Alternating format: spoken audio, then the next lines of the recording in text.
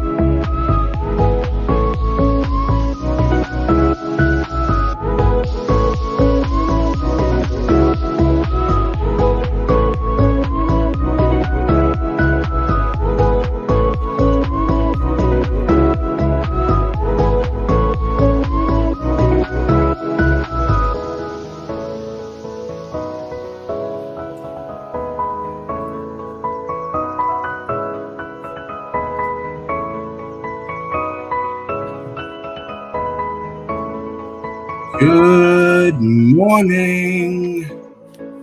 Hey.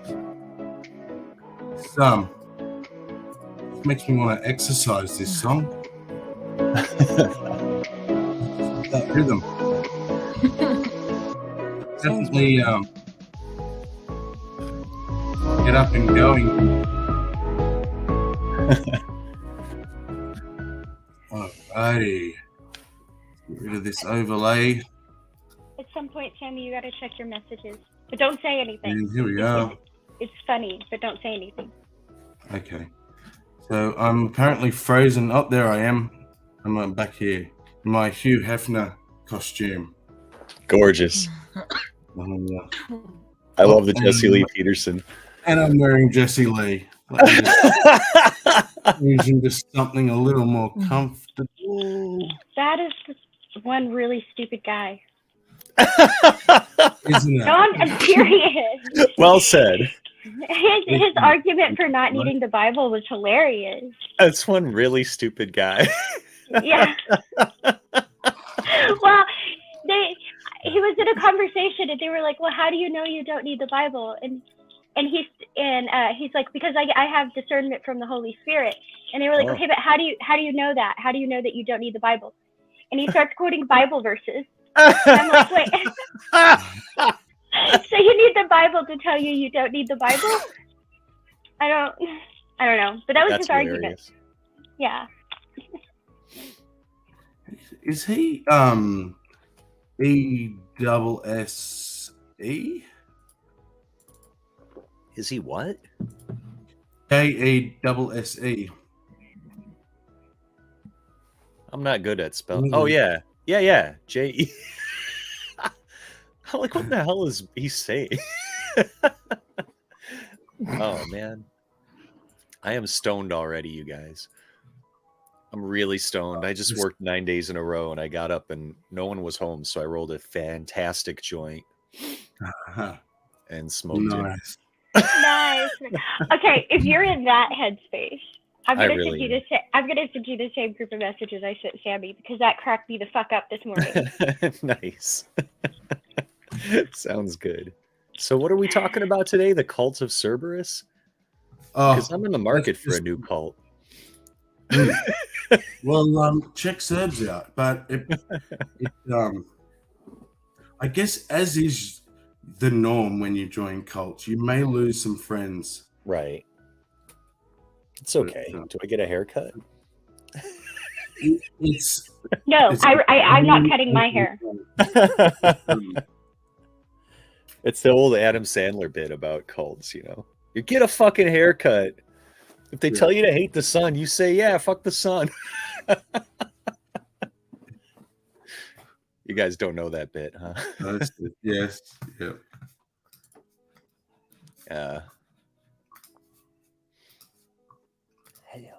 Go away. Updates. Here we are. Share. This should be a little bit of a laugh to start the stream off. Sounds good. You all know by now that Ben Burgess, our guest, is an incredibly smart guy. You should check him out on the Michael Brooks Show. Check him out on social media. And probably check. This channel is the Young Turks. Oh, okay. I know them. So I believe they are a left-wing, I guess you could call them media company, like journalism. I know Young Turks. Yeah. Are they left-leaning? Yeah, for sure. Yeah. For sure, left-leaning. I mean, a lot of what they do is goof on Republicans. Oh, shit balls. Sorry. I know someone said don't say anything, but holy moly. Just my type. Trouble, right? Anyway. That's my type, too. I know. Jesus. Depending on the video, I'll put the link in the description if anyone wants the original. Ben, you went on Jesse Lee Peterson's program to have a discussion, and much like other progressives who go on his show, discussions are usually not had because he's a child. I'm going to play a little sound and then I want to get your thoughts. Man, you're running like a beta male. Are you a beta male? Beta! Beta male! Enough to believe that the phrase beta male means anything. You are a beta male. I'm surprised you, well, not surprised you're a leftist. If you were not a beta male, you wouldn't be a leftist. Yeah, because a sign of being secure in your masculinity. No, you're beta. I would say, I'm not a beta male. I'm not a beta male. You're a beta male. Beta. Being ridiculous, Jesse. Beta. The fact that you feel to resort to this nonsense. Let me ask you, Ben, shows that you know that you don't have a leg to stand on in the argument. Ben. If you had an argument, you'd make it. You don't have an argument for your views. Ben. So making it, you rely on nonsensical taunts about male. Try to disguise your arguments as questions. It's pathetic. Ben, where does logic come from? That is so Jesse's MO though. See how the whole time the dude spoke is like, Ben. Yeah. And as soon as he can speak, just ask his question. He never addresses anything. He literally just sits there and asks questions. He's ridiculous, and he's stupid, and he's trying to pretend to be smart, and that's what he comes across as. As far as TYT goes, though, they're better when they're attacking the Democrats. Which they do. They attack the Democrats. How he he openly blames women for pretty much all the issues in society, and not having father figures and all that bullshit. Well, seems there might be a little bit more to his distaste of the female persuasion. I think it's current, so I can't really say much about it, but there's court proceedings about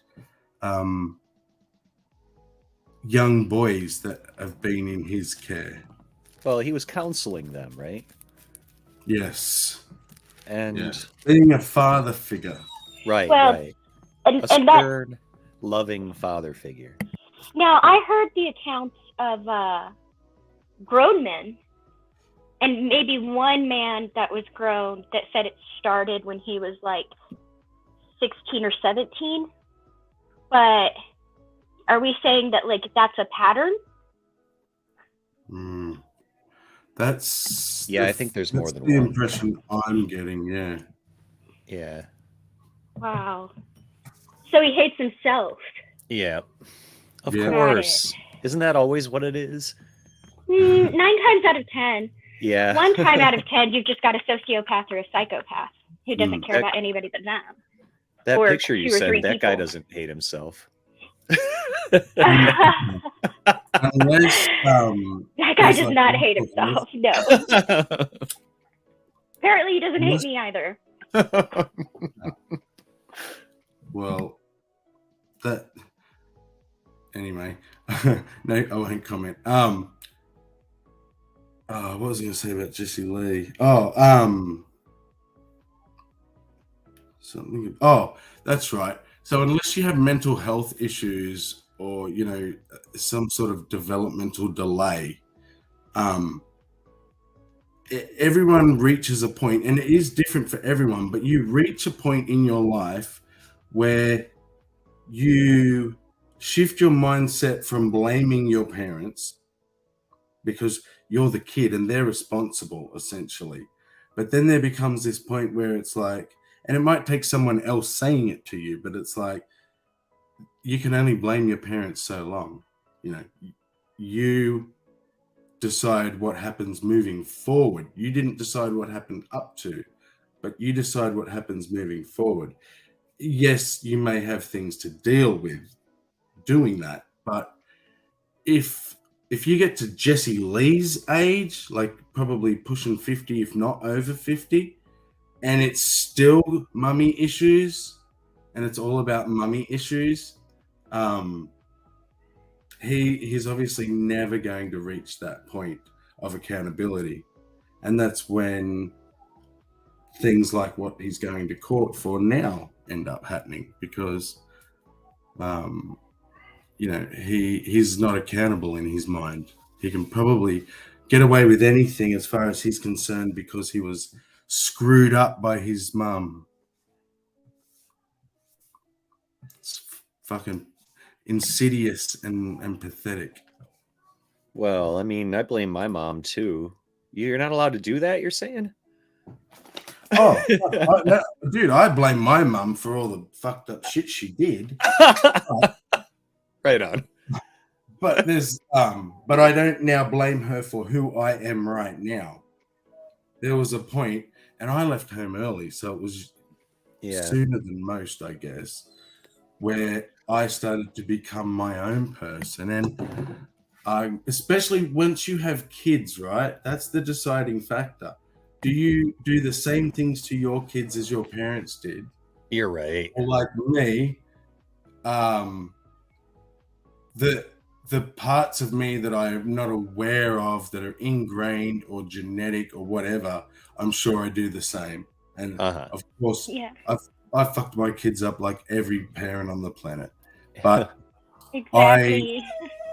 I did it differently than my parents. Things. Exactly. Like, big difference. Like, my family were disciplinarian and capital punishment. Like, you know, we were the house that had a belt hanging in the lounge room doorway that we would have to go and get if we'd done wrong. Whereas I've never smacked. Actually, I smacked my kids once when they were little. And the guilt and the shame I felt, I was like, nah, there's got to be a better way than this. I'm not doing this, you know, because in that moment I became my father and I saw me, little me in my child. And I was like, hang on, you need to stop this cycle now. So, never, you know, disciplined my kids physically. And my kids are fucking good. They turned out better than me and my brothers and sisters. We were all heaps messed up. And not just because of the cult, but because of the shit way we were raised. I get that. Especially us boys, we had no fucking clue how to be a dad. Oh, no, I get that. Going from scratch. I didn't grow up in a cult, right? But, and my parents did the best they could. They're not terrible people. But I would say all of us, every single, all my siblings and me, we all have a lot of trauma, and none of us escaped it without our fair share of trauma to get through. So when I became a mom, I was absolutely terrified, right? Like, I didn't know what I was going to do, how I was going to deal with it. All I knew was it was not going to be the way I grew up. Yeah. And it was terrifying because I didn't know anything else. And you know, I think that alone, right, sets people like us on the path to raising good kids, because we don't know what we're going to do, which means we have to approach each circumstance individually and assess the circumstance and figure out how we're going to deal with it. What's an appropriate punishment? Is punishment appropriate in this case? Whereas, I don't know if it was like this with your parents, but mine, it was like, do a thing, get a punishment. Do a thing, punishment. There was no, I would even say why. Okay, I don't like talking bad about my parents, especially because one of them is no longer with us. I adore my parents, and I hope you guys know that. So I could spend days talking about all their good points, but since that's not the top of the conversation right now, my parents both had a temper, but in very opposite ways. My mom, and she was under a lot of stress, especially when her and my dad, like I said, they were never divorced. They never dated other people. They never cheated on each other. My dad had some shit to take care of when he got out of the military. He had some PTSD. He had some other stuff going on. So they were separated. During that time, my mom was working 2-3 jobs at all times. And my grandparents were helping. And my grandmother was not very fond of me. So, but my mom would get like really angry. She would just like explode, right? And she had these long fingernails, and sometimes she'd just try to pinch you, but she'd pinch you so hard that she'd rip your skin off, right? Oh my God.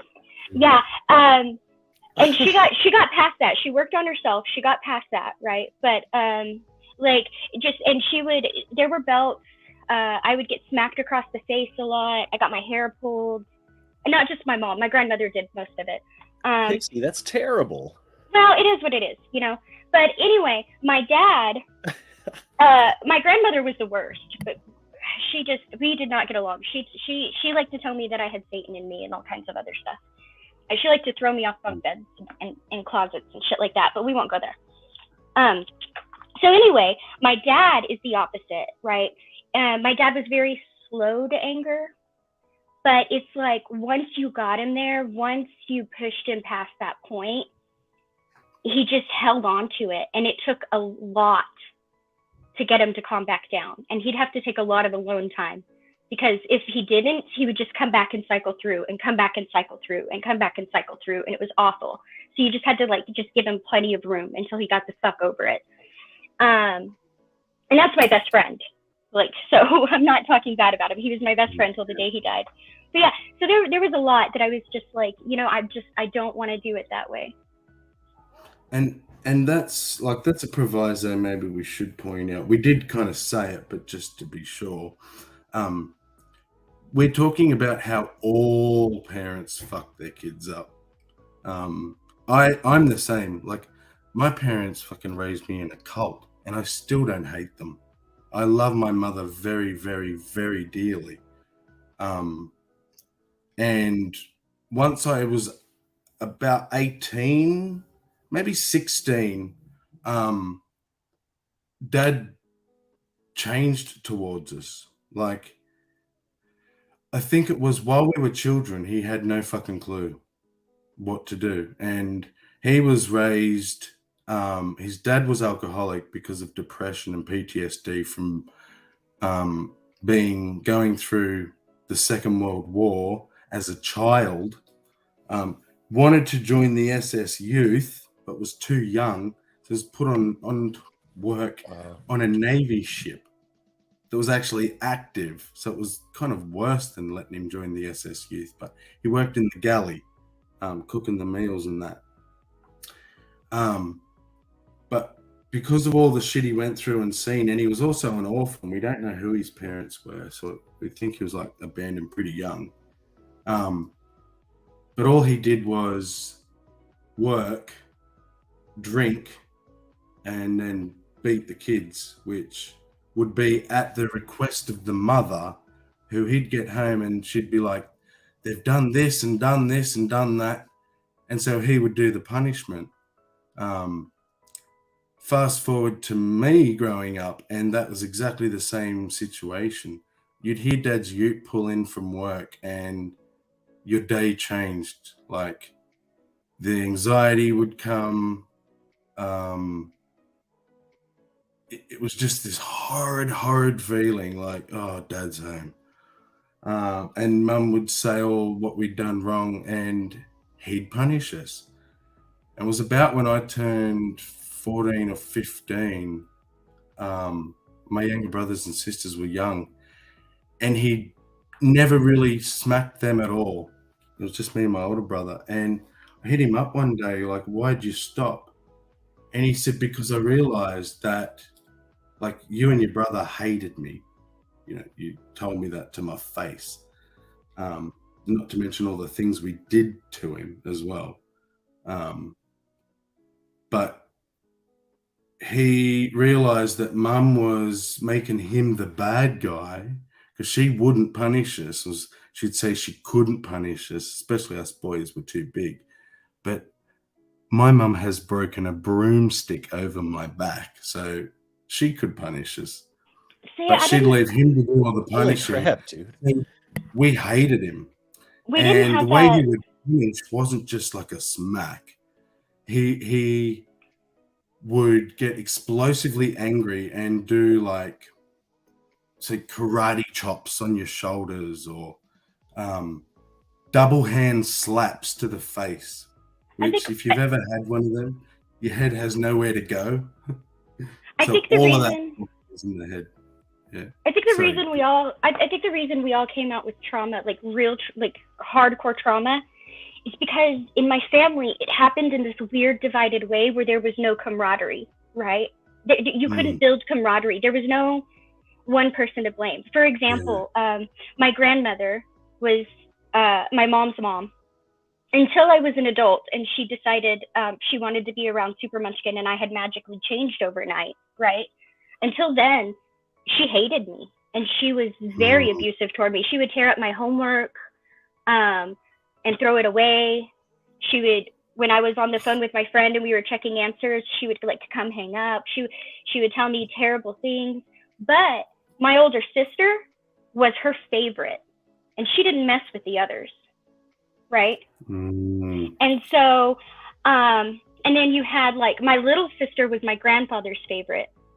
Unfortunately, we lost him when she was pretty young, and so she was kind of shy and quiet for like a long time. She didn't even have a voice, right?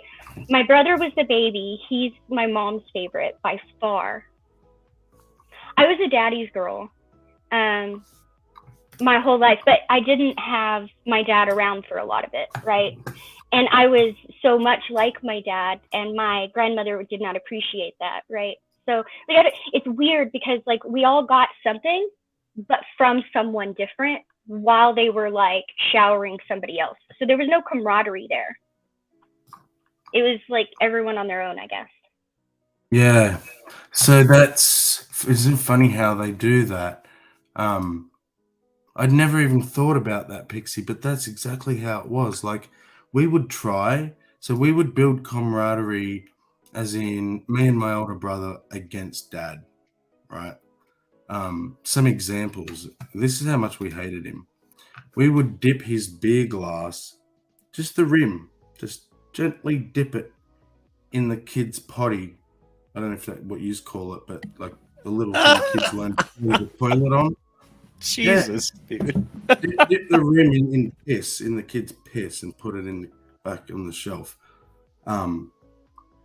Just to try and get revenge somehow, you know, or like. See, I've never done that. I used to tease my dad. The closest. Yeah, I could never do that shit. I was little, but this is the stuff my brother would do. Yeah. And I would never say a word. I think the closest. Because I was scared that I would get flipped as well. Yeah, I used to joke with my dad though, right? I used to tell him, and it's sad because I lost him already, but I used to tell him, I'll take care of you when you're old, Dad. But the first time you hit me with a cane, I'm washing your dentures in the toilet. Yeah. I used to tell him stuff like that. And yeah, and I guess Dad, and like as I said, once I turned 16 and Dad started to open up to me and like really open up, tell me his deepest, most personal things and issues and like shit between him and Mum, which was way, way, way, way too much for a son to have to deal with about both his parents who had been estranged for 20 years. You know, hear him complain about Mum when I'd have to hear Mum complain about him. Sorry, I'm just sharing a link and I can't think. And but it was like we were all treated the same, except for the fact that I think, which is what happens in most families anyway, each progressive child was treated a bit easier. So my older brother, he copped it. I remember being young and seeing him flying across the room, smacking against the wall and his hands going back against the wall and him slumping down, but his hands staying up in the air because his hand had impaled on the back of a nail. So not the sharp end, obviously, because it was half nailed in. So on the thick end, but it pushed through his hand. Whereas I just mainly got like smacks that were beyond smacks. So slaps karate chops and shit like that. Karate Oh, chop. I've had welts Yeah, and yeah, stuff to the to the point. shoulders, like, I drop had welts and hitting.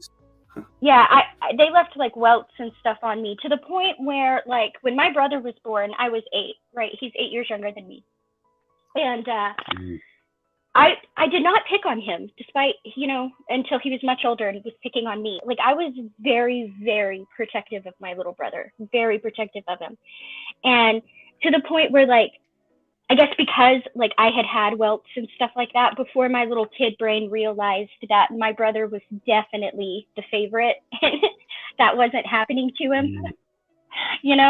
My mom always wanted a boy, and he's the baby, so the only boy and the baby. So she was in the other room, and she was like popping the belt, making that popping noise with the belt. Oh, yep. And I just remember like sitting in the other room, and I'm crying and I'm screaming at my mom, and like I was literally screaming at my mom. I was like, stop it, don't. My brother's crying, and I'm like, don't you think you've done enough? Just stop it. And my mom had to like pull me in there and show me what she was doing, because I was convinced he was getting hit, right? Because all of us were. And so like, yeah, I just remember being like super protective of him, being like, don't touch my fucking brother. Yeah. Well, I wondered, I don't know whether it was the way we were raised, like being scared of cop and floggings, or if it was the mentality that come from the cult of othering and stuff. But we learned to dob on each other, which is actually what you're trained to do in the cult.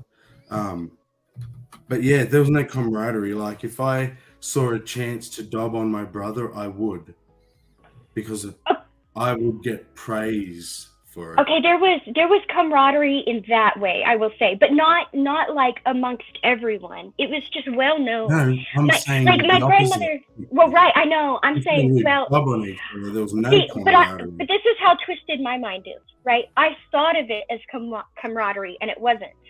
Oh, because yes, here's what was happening. Because here's what was happening, right? Like my dad's side of the family caught on, and his mom would make jokes about it, right? Like she one time I remember my 2 sisters did something, and they blamed it on me, and she had to get us all in trouble because she knew I didn't do it, but I wouldn't say anything, right? And so she tried to convince me to tell her that I didn't do anything, but I wouldn't. I was just like, yep, nope, it was me. And so she started making a joke of things, right? She would be like, oh, I burned the carrots, and she'd be like, Pixie did it, or oops, I did this, Pixie did it. And she would make it a joke to let me know that she knew, But on the other side of my family, my mom's mom hated me. And so I was already the demon child. I was already too much like my dad. I was already a demon, all that good stuff. And so when my sisters, like, I took the blame for everything, right? Like my sister would do something to my other sister, and she'd be like, Laura did it. And there were times my mom had to be like, I saw you, I watched you do it, right? But that was a pattern. And I just wanted the screaming to stop. And I'm like, if somebody gets in trouble, all this will go away, right?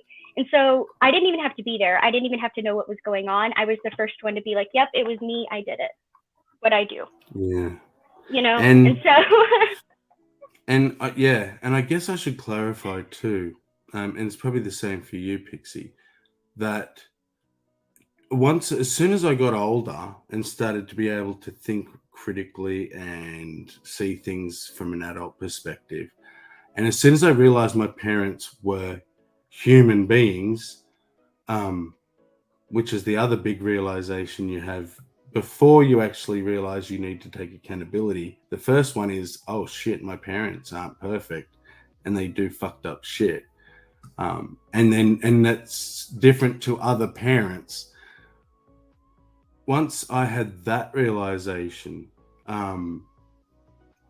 I started to understand that Dad had mental health issues, but grew up in a time and place where the majority of mental health issues were denied as in even existing. So, depression was, you're a sook, basically. You just need to suck it up, get over yourself sort of idea. And it wasn't till 10 or 15 years of chronic depression that he finally went and got professional help. And that's when his life started to change for the better. And as I said, never smacked us again. You know, he became the good parent, as it were, like the one you go to if the other one said no, which was a complete fucking turnaround. And it was his realization of what he was doing to his kids, and that broke him. Like, that was a major part of his depression. Even though he thought that's what he was meant to do, because that's what the JWs were telling him, you know, don't spare the rod. And my older brother was quite a naughty kid, so there was lots of rods. And once I realized, oh, they're not bad, they're just fucked up. They've been fucked up by their parents and shit, and they're just going through the process of trying to figure it out. And that's when I stopped hating my parents and realized they're humans, and it might have been a shit go, but it was the best they could do with what they had, you know. I never hated my parents. I think because I've always been the kind of person that will hold on to something. Right? Oh, like actually, with my mom. Hold that thought. I'm going to do some house cleaning, keeping, because I realized I haven't even addressed the chat. So I want to say hello to Silver, who's also in the panel. Sandy's out there. Will Kincaid, good to see you. St. Ronan's here. Bond, Blake Marshmallow, Brojo, Nerdy, and I think Big Z. Good to see you out there, Big Z. Yeah, if we're still going, we probably will be, because I've had oodles of sleep. So William's working. What's up, everybody? Yes, welcome Q to the panel. And if anyone wants a link, just drop a message here in the chat, and I'll get you a link somehow. So if I could chime in on this conversation. But can I finish my thought? Oh, sorry. Finish your point, Pixie. I interrupted you. Yeah, it's okay. I've always been the kind of person that like will hold on to something, right? So like my mom, as explosively angry as she would get, as much damage as there was, my little brain didn't process how much stress she was under. But A, I knew she was under a lot of stress, and B, I think I just kept remembering things like, Mom is the one who taught you not to give a fuck what anyone else thinks, right? Mom is the one who taught you this. And so I would hold on to things like that. And I've always had a habit of doing that. It could be a coping mechanism, but it served me well. You know what my biological father taught me? What's that, mate? What not to do to be a good person and what not to do to be a good parent. And I'm going to explain why. I've been more of a fucking father to my little brother and sister than that man has in the fucking 16 and 18 years that they've been alive. And quite frankly, when that motherfucker dies, I ain't going to shed a single fucking tear, and neither are they. Like, my biological father is one of the biggest pieces of shit that I have ever fucking met in my life. Because not only like, I hadn't talked to them since I was 4 before I had met him again, because I got taken away by CPS and then permanently taken away a few years later, right? And to this day, the only thing that I can say that I've gotten from that motherfucker is a brother and a sister. That's about it. The dude was a manipulative and abusive fucking asshole to not only me, but to my little brother and sister. And, you know, he would always make it our problem. You know, well, if you guys listen to me more, this would happen. Or if you guys didn't put me under so much stress, this would happen. And it got to a point where I I basically just straight told my dad, I'm like, are you ever gonna fucking take any accountability for anything that you fucking do?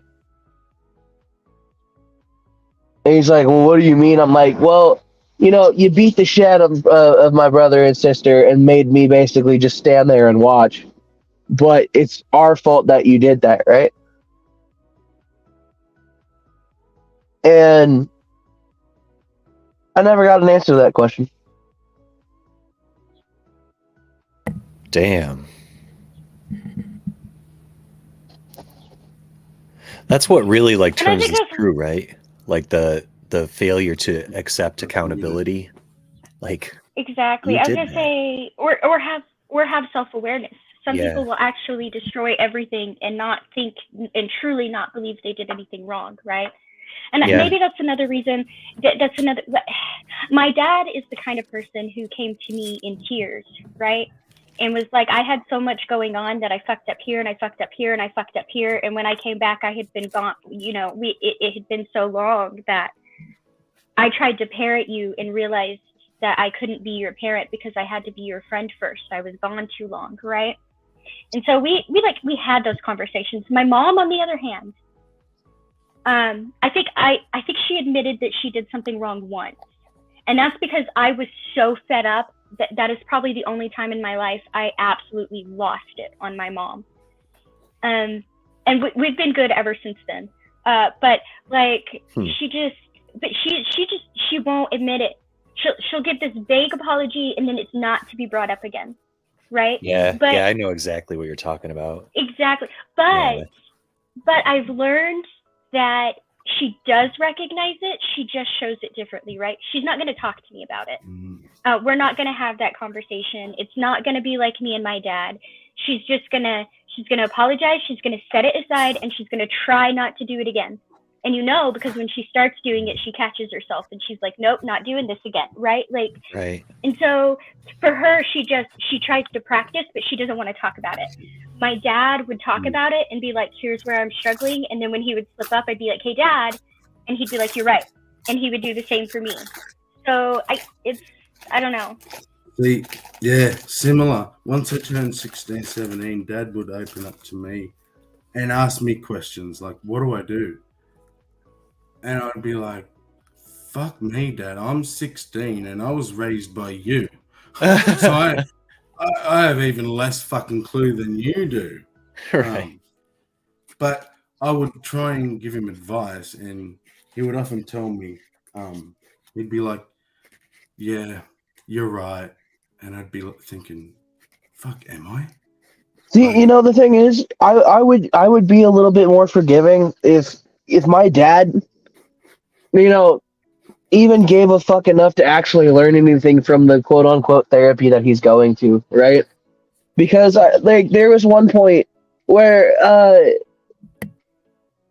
he had made me go to a therapy session with him, and the entire point of that therapy session was to basically tell me how big of a fucking piece of shit of a son that I was, even though at the time I was the only one besides his wife paying the fucking bills, and I was paying 99% of the bills.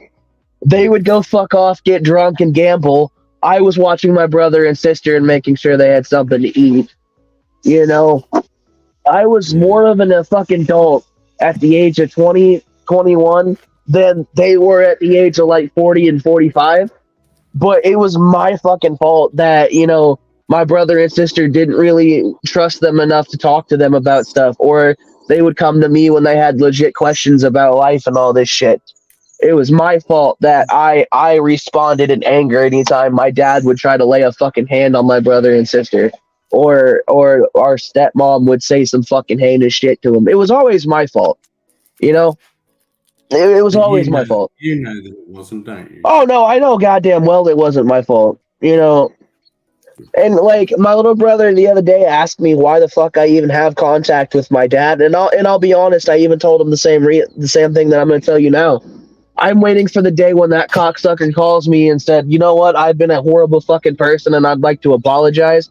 And the only motherfucking thing that I'm going to do is I'm going to laugh in his face. I'm going to tell him to go fuck himself, and I'm going to hang up the phone.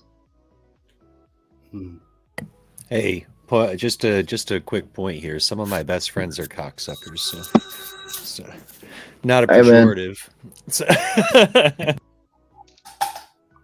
If you pay me enough, I'll become one.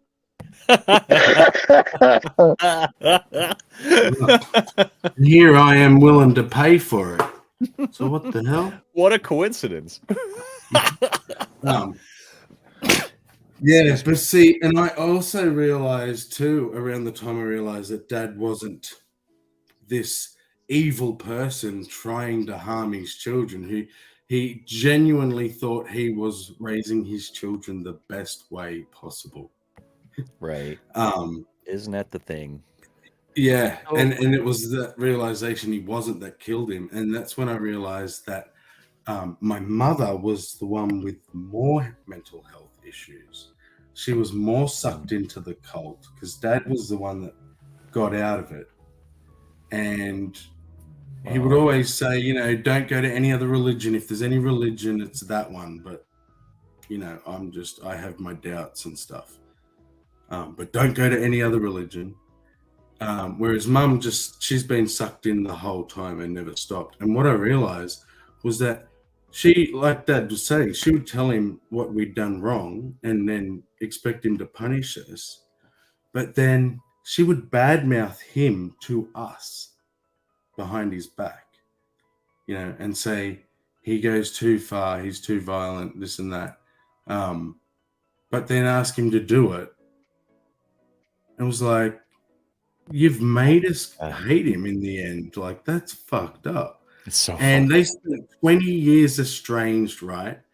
I've never heard them say a kind word to each other in that 20 years. My youngest brothers and sister never knew Mum and Dad together, but they always lived in the same house. But then when he died, all of a sudden, Mum's like missing him terribly and she'll never get married again. And it's like she only now remembers the man she met and married.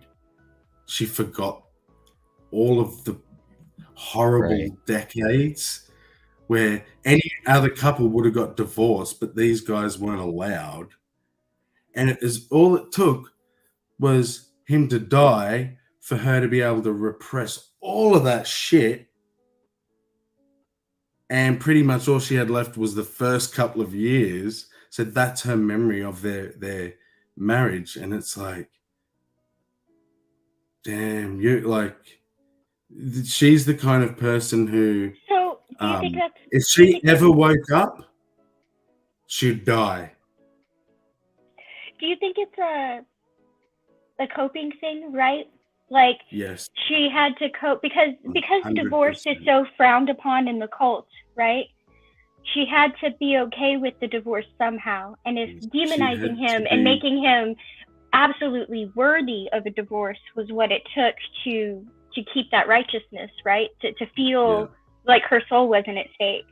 And then when she lost him, well, she doesn't have an ex-spouse that's out there running around anymore, right?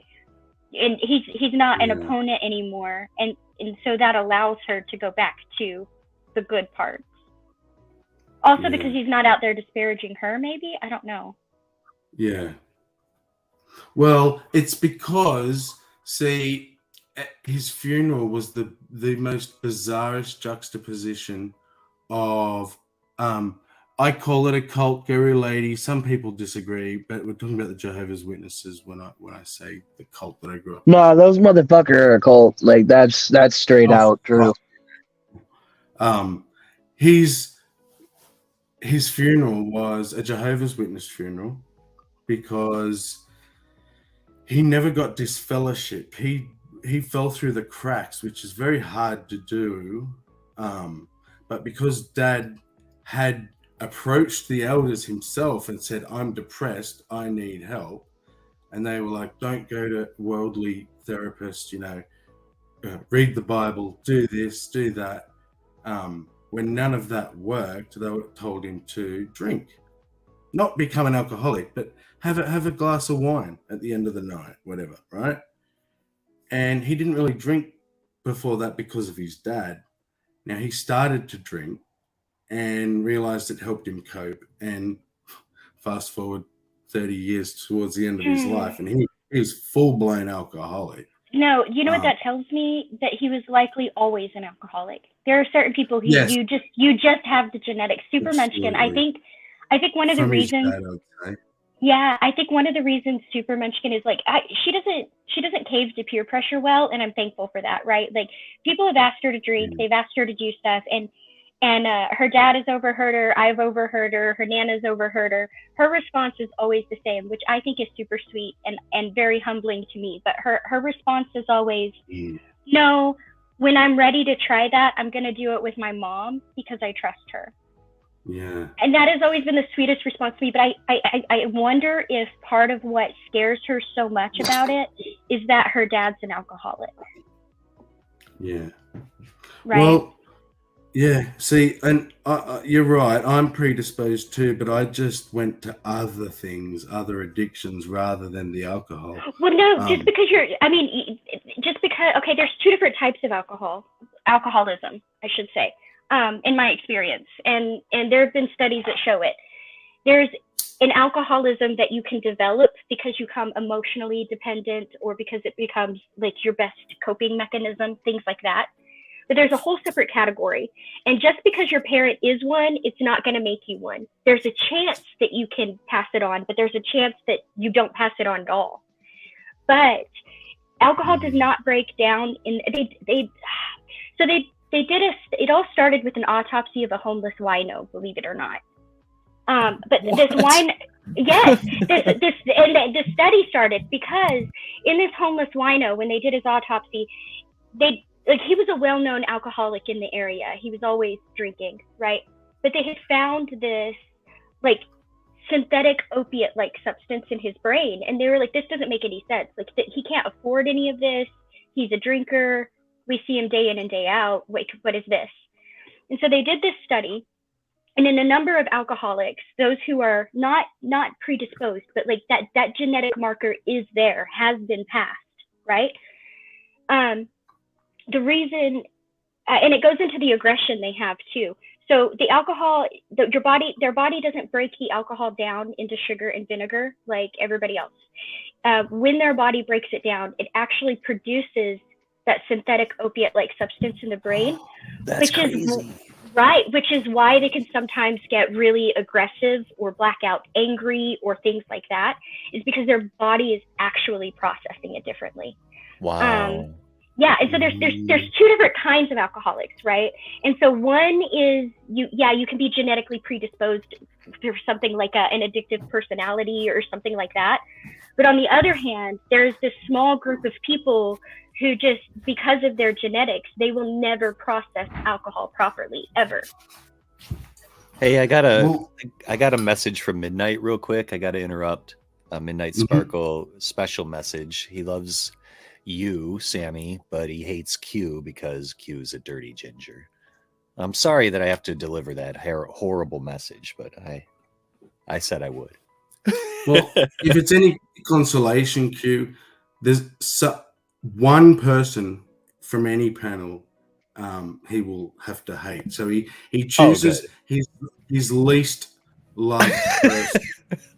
Well, so he only hates me because right up there. You could be in his top 10, but if you're in a panel with the top 10, he only hates me because at least I can go out in the fucking sunlight. I get it. Yeah. Excuse me, fuck. Yep. He goes low, you go low. So, one of the reasons why, I don't drink that much, and, all my friends give me shit for it because, I don't fucking like alcohol, really. Yeah. But one of the reasons why I don't drink is because I had a very distinct memory of my biological father just beating the unholy shit out of my mom because she had burnt a pot roast and he was just fucking hammered. Sure. And I asked him to stop and he backhanded the fuck out of me. And I grew up and I kept seeing how alcohol can turn people into terrible fucking people. And I'm like, dude, I don't want this. I really don't. So I don't even like I haven't really drank that much since I was illegally able to, and I think that's why. I think that's why I really don't have any real interest in alcohol. But I'll smoke a fuck ton of weed.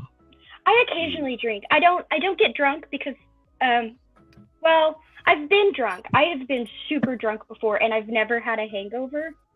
What? But I also, yeah, I've never had a hangover. But I also, what is that? My idea of a good time is also not hugging the toilet bowl. So, honey whiskey. Wow, honey bourbon. So I mean, I do drink, but like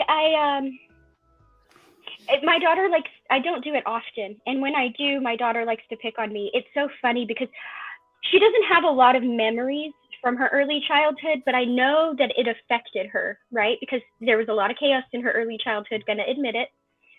Her dad was not sober yet, for one. But because when I would have like a glass of wine or something, she would be very upset at me. She'd be like, well, you're drinking, you can't have another glass, you know. But now she just picks on me. She's like, oh, mom's tipsy, I'm breaking out Cards Against Humanity, or like and she'll just laugh at me, and she'll tell me, do you remember what you said to me yesterday? You said it 3 times. And I'll be like, oh my god, I did not say that. She's like, yes. And she'll start laughing at me. Like, but it's nothing terrible, you know. It's just me being like, I get very well. You've heard my sister's tipsy. Anyway, I'm not that bad. I'm not as bad as my sister's tipsy, but I do get really happy and really really childlike. Like everything's fantastic. The tree is amazing. It's amazing that damn tree exists.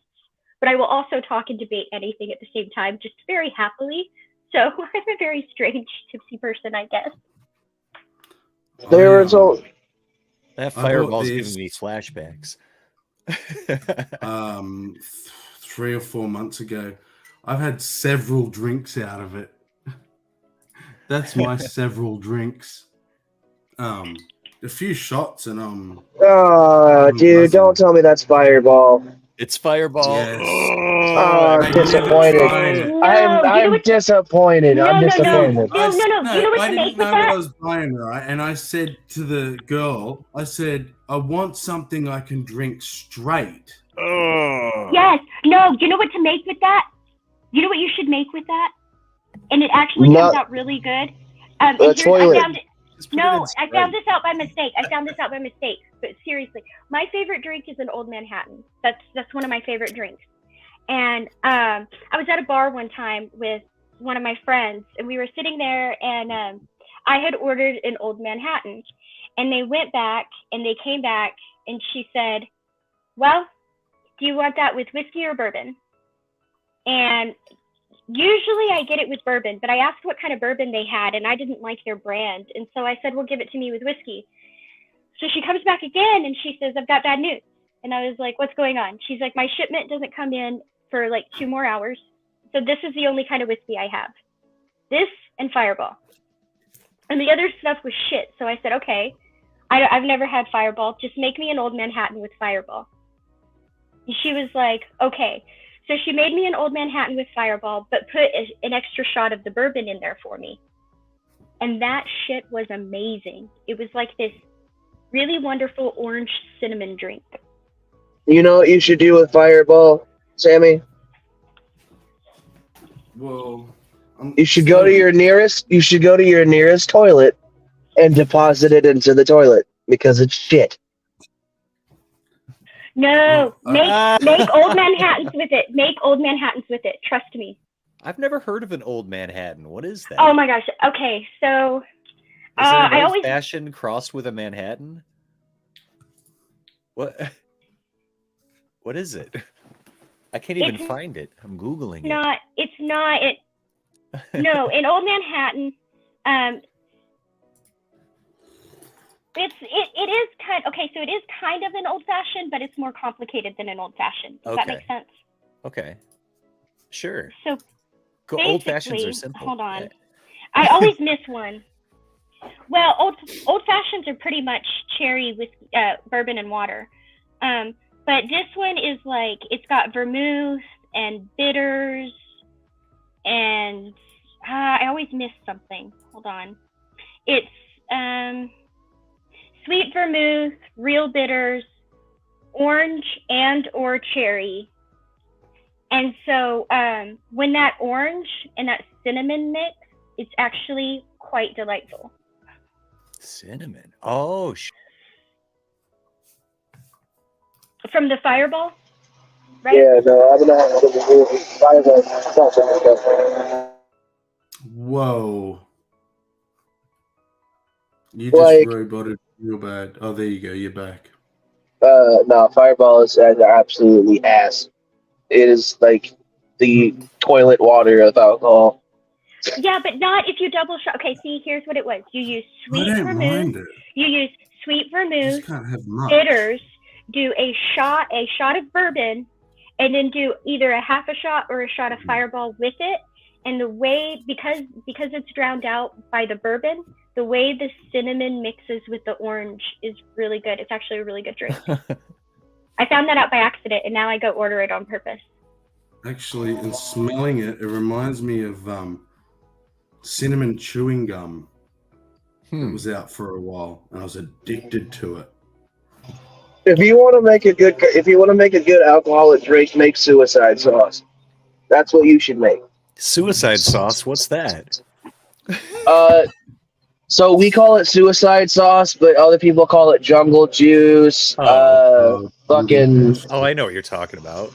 the spit packer, shit like that. But we call it suicide juice because at one point we had like 18 different alcohol, and we dumped it into a bowl, and then we got about 2 giant gallons of fucking Hawaiian punch, and we mixed it. And I drank about, I want to say 3 cups, and I fell down the fucking stairs trying to go to the bathroom. Wait, but is that like trash can punch? Yeah. Everybody calls it something different, but we always called it trash can punch. Like, we filled these coolers full of fruit ones, like these, you know, those huge like Gatorade things that the sports departments have. Yeah. We would we would take multiple ones of those, and we would fill it full of fruit, and then we would just take bottles and bottles of liquor, like Everclear and Triple Sec and tequila. I mean, Whatever all you kinds have. of shit. Yeah, and we would fill up the Gatorade things, and we would let it sit there for like all day and all night, and then the next day, like it tasted so much just like fruit punch that you couldn't even really taste the alcohol in it. And then when the alcohol's gone, you eat the fruit. So my extent of mixing drinks is putting cola with my whiskey when I've had too much. But I've actually started to drink my whiskeys and things straight, because I always see Americans do it on TV, right? In Australia, it's not done. We don't shot whiskey. Like, Y'all don't take shots? I take shots all the time.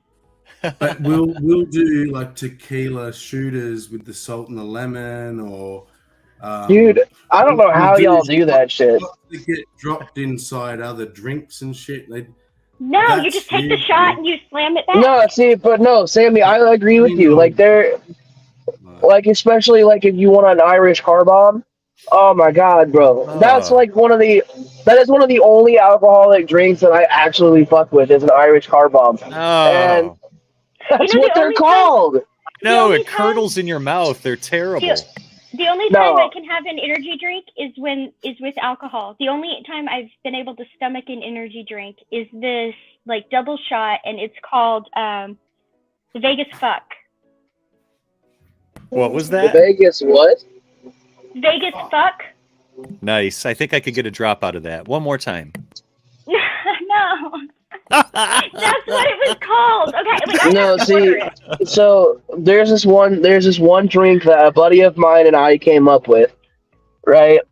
And it was probably the stupidest shit we ever made, but what we did was we took like 3 different cans of each energy drink that we could find at a gas station. And we mixed tequila, vodka, and Everclear. And we had drank about 3 cups of it. My buddy's over there fucking tweaking from the energy drink that he had just consumed. And I'm sitting here like, oh God, I'm going to throw the fuck up. So for like 35 minutes, my buddy's just shaking back and fucking forth, going insane because he's like fucking cracked out on caffeine. And I'm hugging the goddamn toilet bowl like, oh my God, why did I fucking do this? You know what's even better is using Monster Energy drinks instead of fruit punch. Just like just like kick in a bunch of like taurine and Oh, B dude, vitamins seriously. and caffeine too. Yeah. Because like that's why we called it suicide sauce, bro, is we wouldn't always just mix in punch. Like we would find stupid as shit to fucking mix. I know somebody that like we went to somebody's graduation party and they were mixing fucking milk into the bowl. Like, oh no! No, they were mixing milk into that shit. I'm like, I am not drinking that, bro. Like, I'm sorry. I'm not gonna have diarrhea for the next fucking week. Like, nah. Bye, Pixie. No. Come back, Pixie. She's back. Oh, hi, Pixie. It worked. I invoked but dude, so I think my favorite thing that I did whenever I was younger was definitely something called the Blunt Olympics, which was a lot of fucking fun. And if you don't know what the Blunt Olympics are, allow me to enlighten you. I was kind of homeless at the time, so I was living with a buddy of mine on a college campus, and I kind of made friends with one of the frat leaders or whatever. And he was like, "Hey, man, come over to the fraternity and this weekend. I got a surprise for you." I'm like, "Fuck it, down." So always accept those invitations. Yeah, well, no, because like the thing was, the guy was always really cool. He was always really nice. So I came over and like all I saw were like giant fucking bags of weed. And he's just like, "Hey, you don't have to pay, just go right on in." And I'm like, "All right, bet." So there were like 30 fucking people all sitting down in the room, and every single one of us had a fucking blunt in our hand, right? And the idea was to be the last man standing. So either if you tapped out, you were out, and if your blunt went out, you were out. And for a good solid 2.5 hours, all of us were just in there fucking smoking and passing a blunt on. And I remember getting so fucking high, I couldn't say my own name. See, now, this is why I need to quit. Or not quit, I need to get rid of my dependence on it and stop having it as much. Because I had a ceiling on my high from about 14, 15. That high you're talking about, that happened to me like the first time I got stoned, and that's it. And I remember we did like a smoking Olympics one time, whatever you want to call it, to see who could outsmoke who. Nearly all of us got to a point where we were like, "I'm straight. Are you?" "Yeah, I'm fucking straight." Yeah. Let's just you either get a blinding headache or you smoke yourself sober, depending on the strain. Well, see, that's the thing. I can never do that. I have such a low fucking tolerance to pot that legitimately I could smoke about 2 bowls and I will be high as balls. Like, I was born with a low fucking tolerance and I love it. Because, like, all my friends are like, "Bro, how the fuck are you high?" I'm like, "I don't know." They're like, "God damn, I wish I was." I'm like, "Sucks for you." Yeah. But, and the unfortunate every smoker can bottom themselves out. All you have to do is quit for a couple weeks. And then you go back and your tolerance is at like nothing again. Well, see, that's the thing. I've never had to do that. I've never once had to do that. It's great. I love it. Yes, I'm smoking right now, believe it or not. Nice. Well, do you know what I've found, actually? Is that I would seemingly get stoned to everyone else around me. They would see me get more and more stoned. But I wouldn't feel stoned. I couldn't recognize the stone. But every now and then I would be able to sort of step back and think about what I'd said or done, and I'd be like, "Fuck, you are stoned." See, like you're acting stoned, but I don't feel stoned. That's weird because like I think almost every single time you guys have seen me, I have already been smoking. I think maybe twice in the entire time I've known you guys, you have seen me not smoking. So Maybe like here twice. And so like for me, every now and then you can tell because if I smoke more than usual, I get a little gigglier, you know, like a little happier. But like other than that, most people who know me can't even tell. So I don't know. So like these right here, right? I don't have a problem, by the way. I don't have a problem.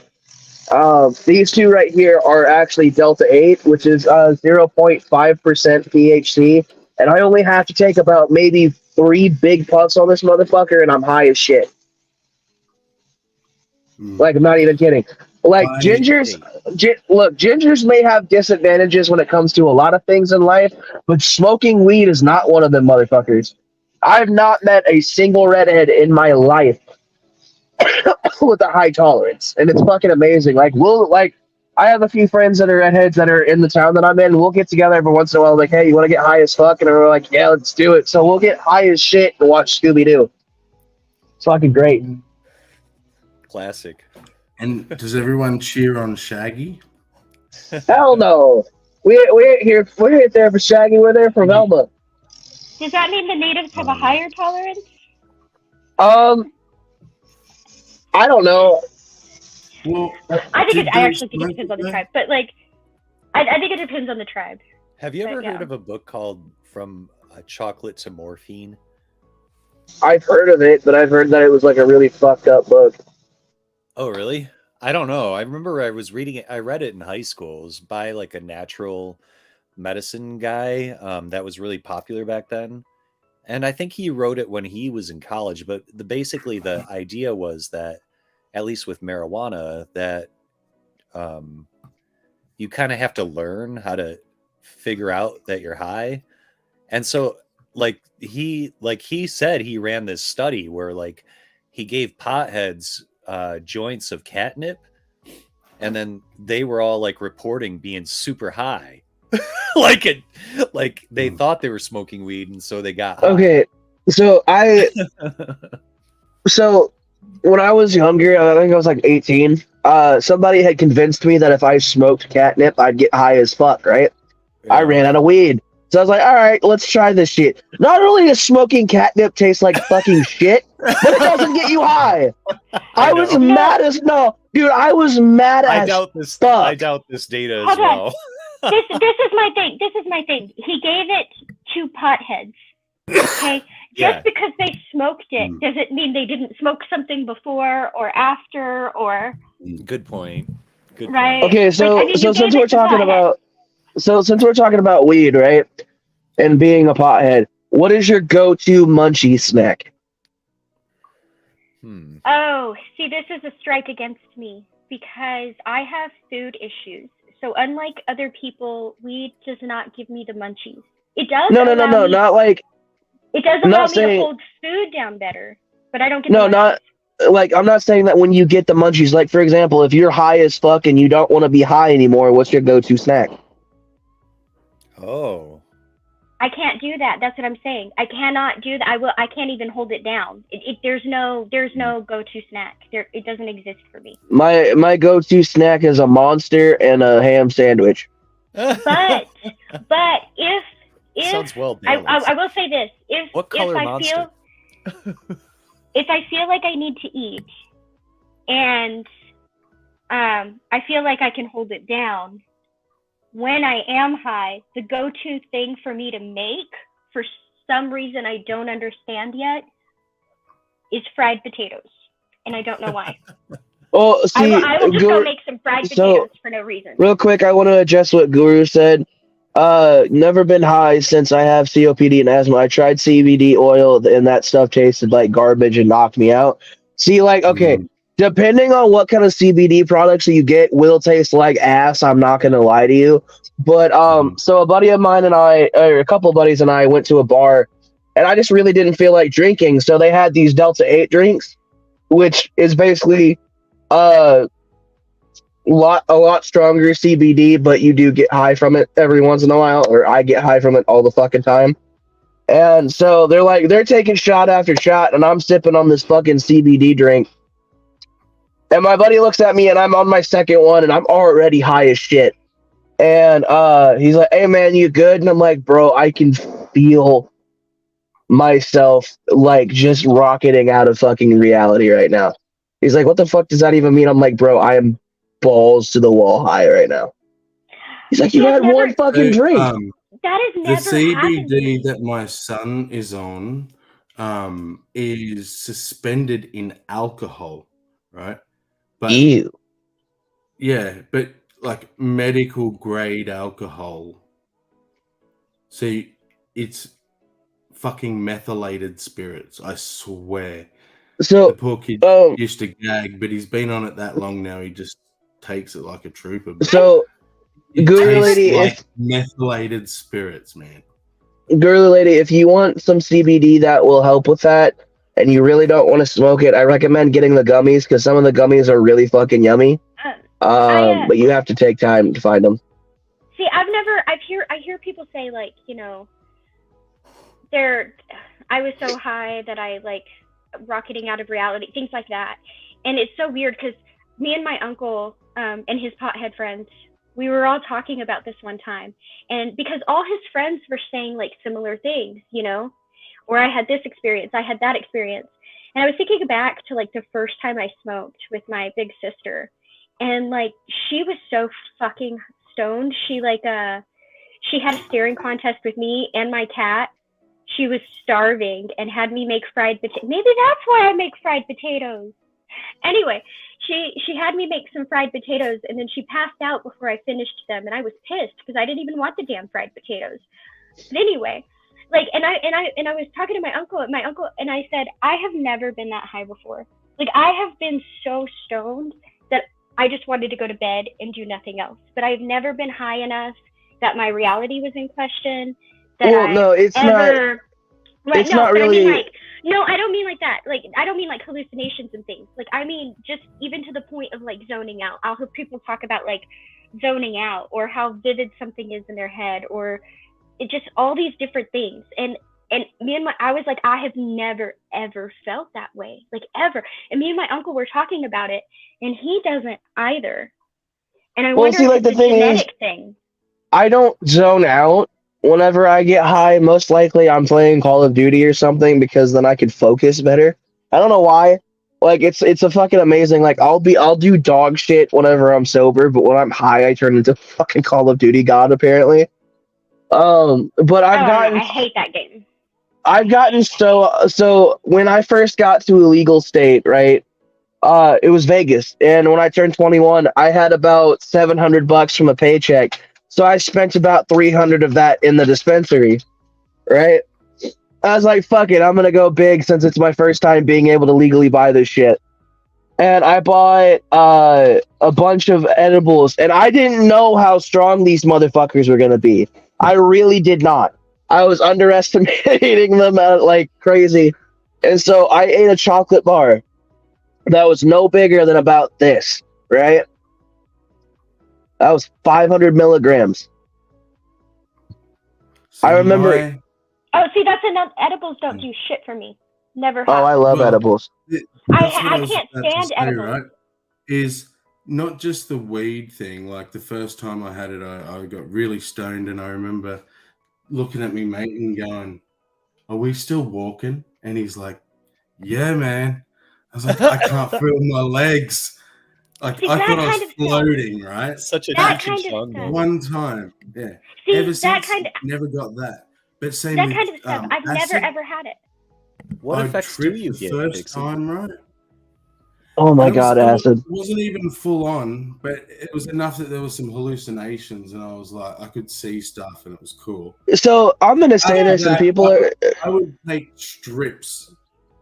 Right, but what I'm saying, yeah, but that kind of experience, that's what I'm saying. Not even my first time did I ever experience anything that's even remotely like that. Not even a little bit.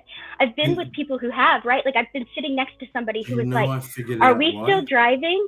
And I was like, "Yeah, why?" And he's like, because it feels like my arms aren't attached to my body. And like that freaked me out because I was like, do you need to pull over?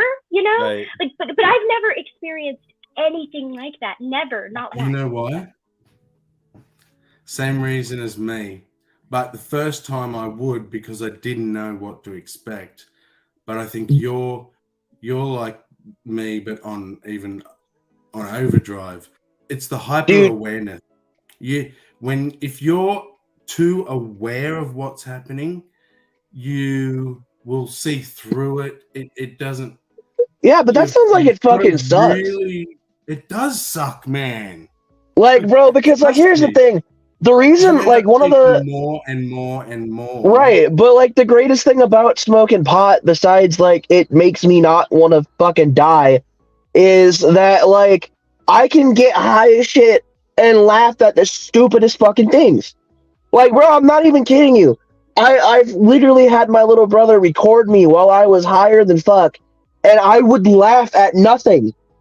Literally, I would like start just randomly fucking dying laughing. That's what I'm saying. Like I'm quicker to laugh at something funny, right? Like I'm quicker to laugh. I'll probably laugh harder, but I don't just laugh at nothing, right? Like I don't, and I never have, not once. And so like I don't have those experiences. Well, I think the reason why I have these experiences is because of my ADHD or because of my autism or both. Because, like, here's the thing. My brain never stops running at 100 miles an hour. Never has, never will. Even when I'm a fucking sleep. So, like, when I... Well, I get that. Mine does that, too. My thoughts race and race and race and race and race. And that's another reason I actually don't like edibles. Because if I smoke, or if I dab, or if I vape, all of those seem to work really well, right? Like, they don't stop my thoughts. But they slow them down a fraction of a bit, right? They slow it down just enough that everything's a little bit better, a little bit clearer. And but edibles and drinks and gummies, things like that, they don't do that. For me, eating gummies is like drinking a cup of valerian root tea. And what that means is like it's gonna go from nothing to my body's really relaxed and I'm falling asleep. And that's it. Dude, there is nothing else.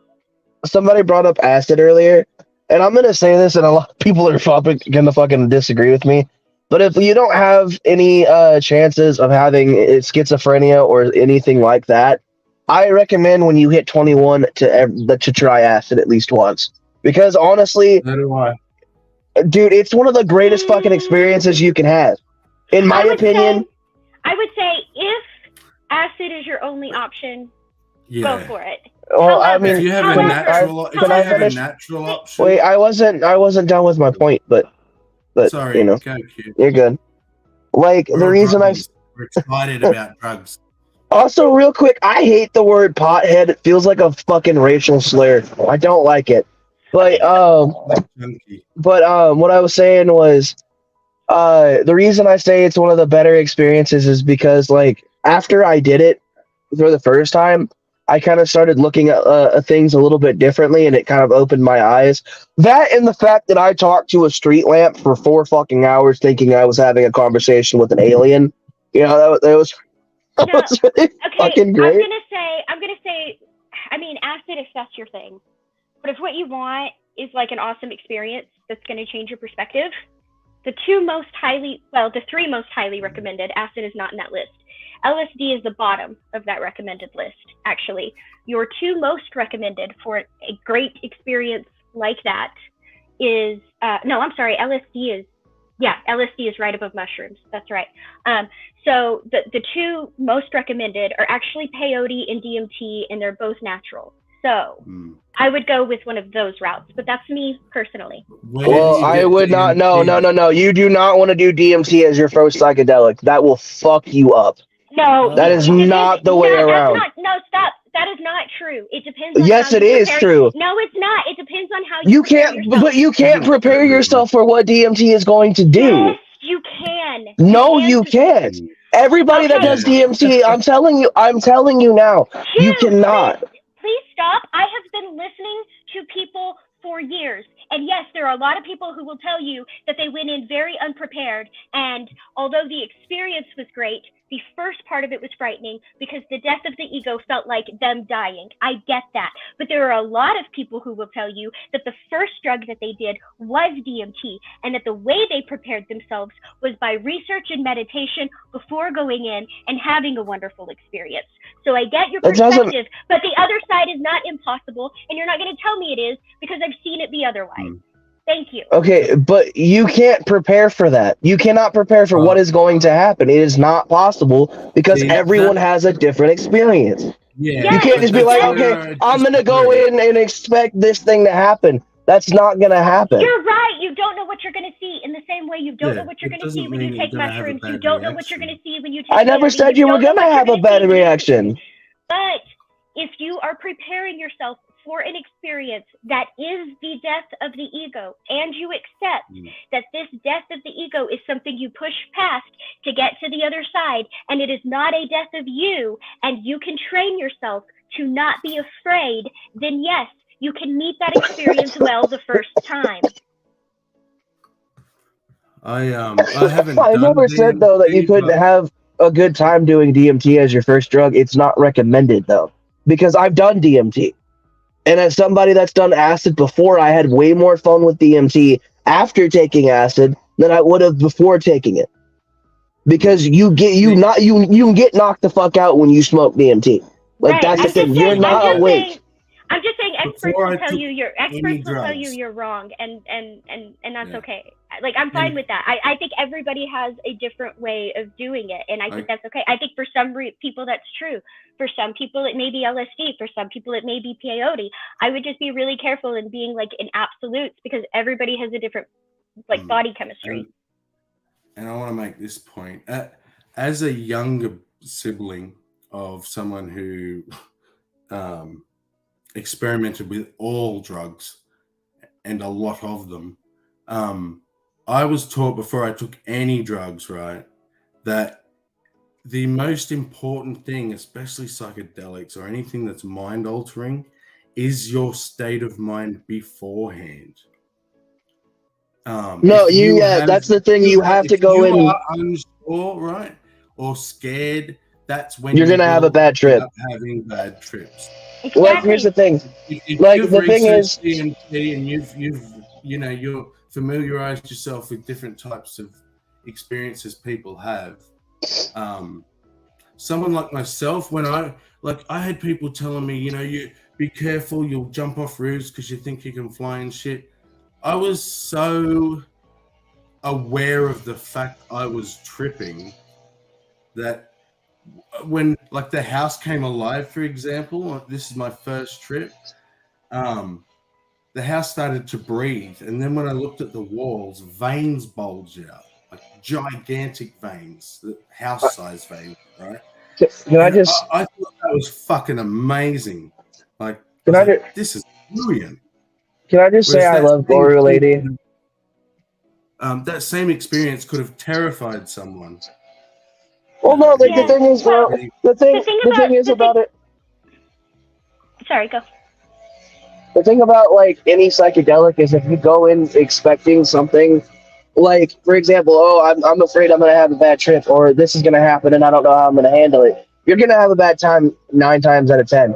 I've never once had a bad trip on any psychedelic that I've ever had because I took the time. I always I take acid. Maybe I haven't done it in a while, but I'll take acid maybe once a year. I'll do shrooms once a year. I haven't done DMT in a while, mostly because where I'm at, it's expensive as fuck and not a lot of people have it.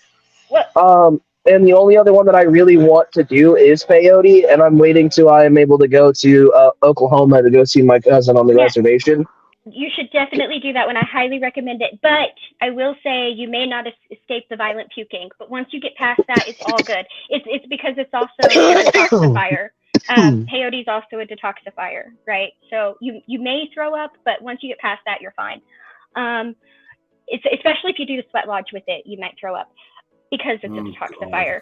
But it doesn't last long, and once you get past that, that's when the fun starts. Now I won't.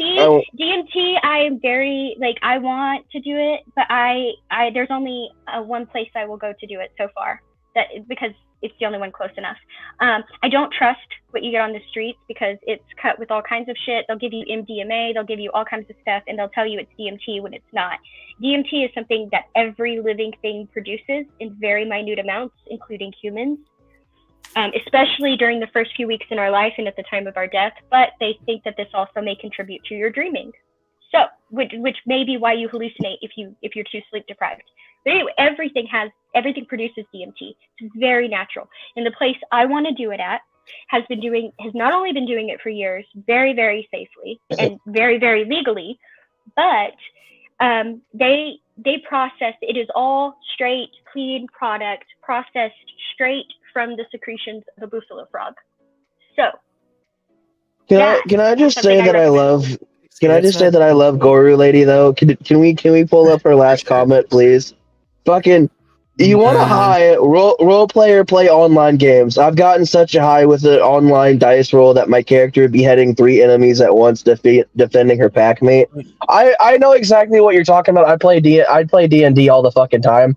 And there is a certain like fucking high feeling that you get whenever you get a fucking crit 20 on just like on the most random bullshit.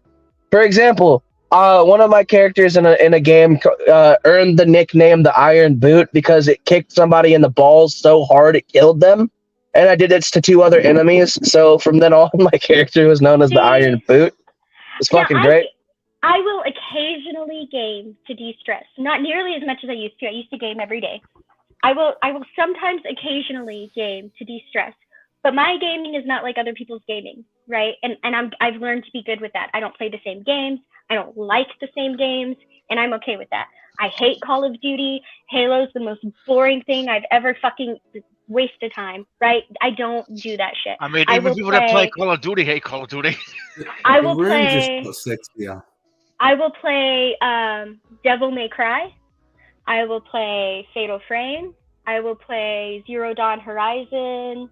I'll play Prototype. Right? But I'm not online gaming with anyone. These are like 1-2 character, like 2-player games at most. Speaking of which, I don't do that. Have you ever played Dante's Inferno for the Xbox 360? Yes.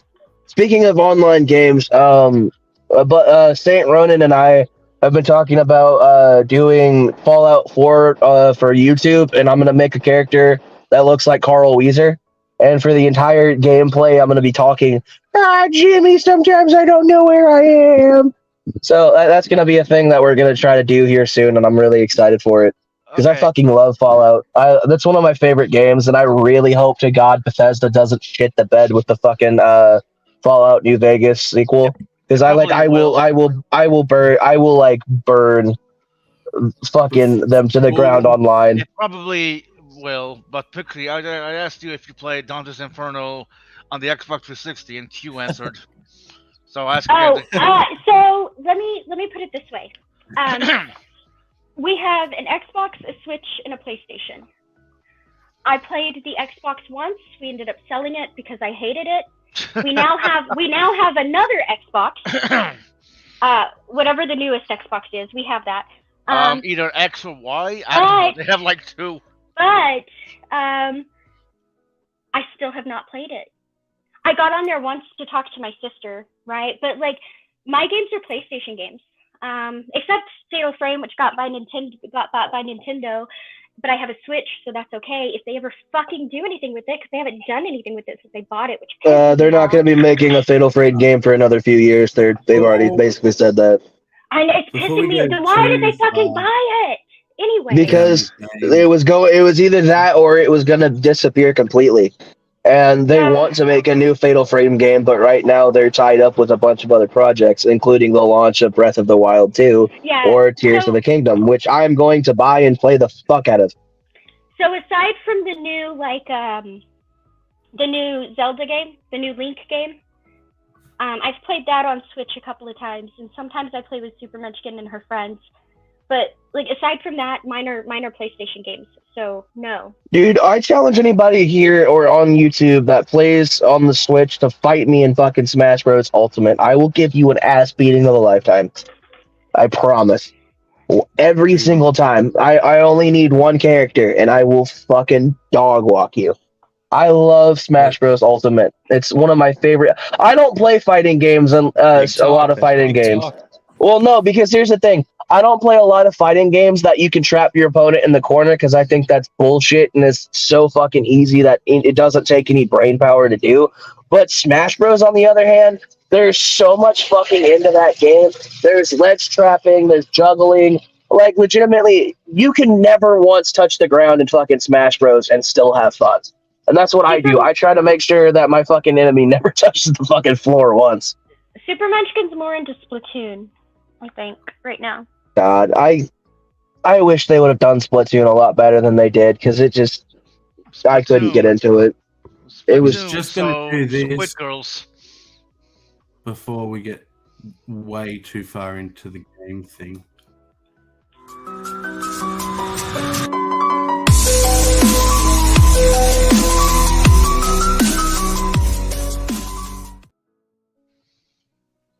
So I want to ask everyone a question. Back on the getting high thing, right? And we'll talk about.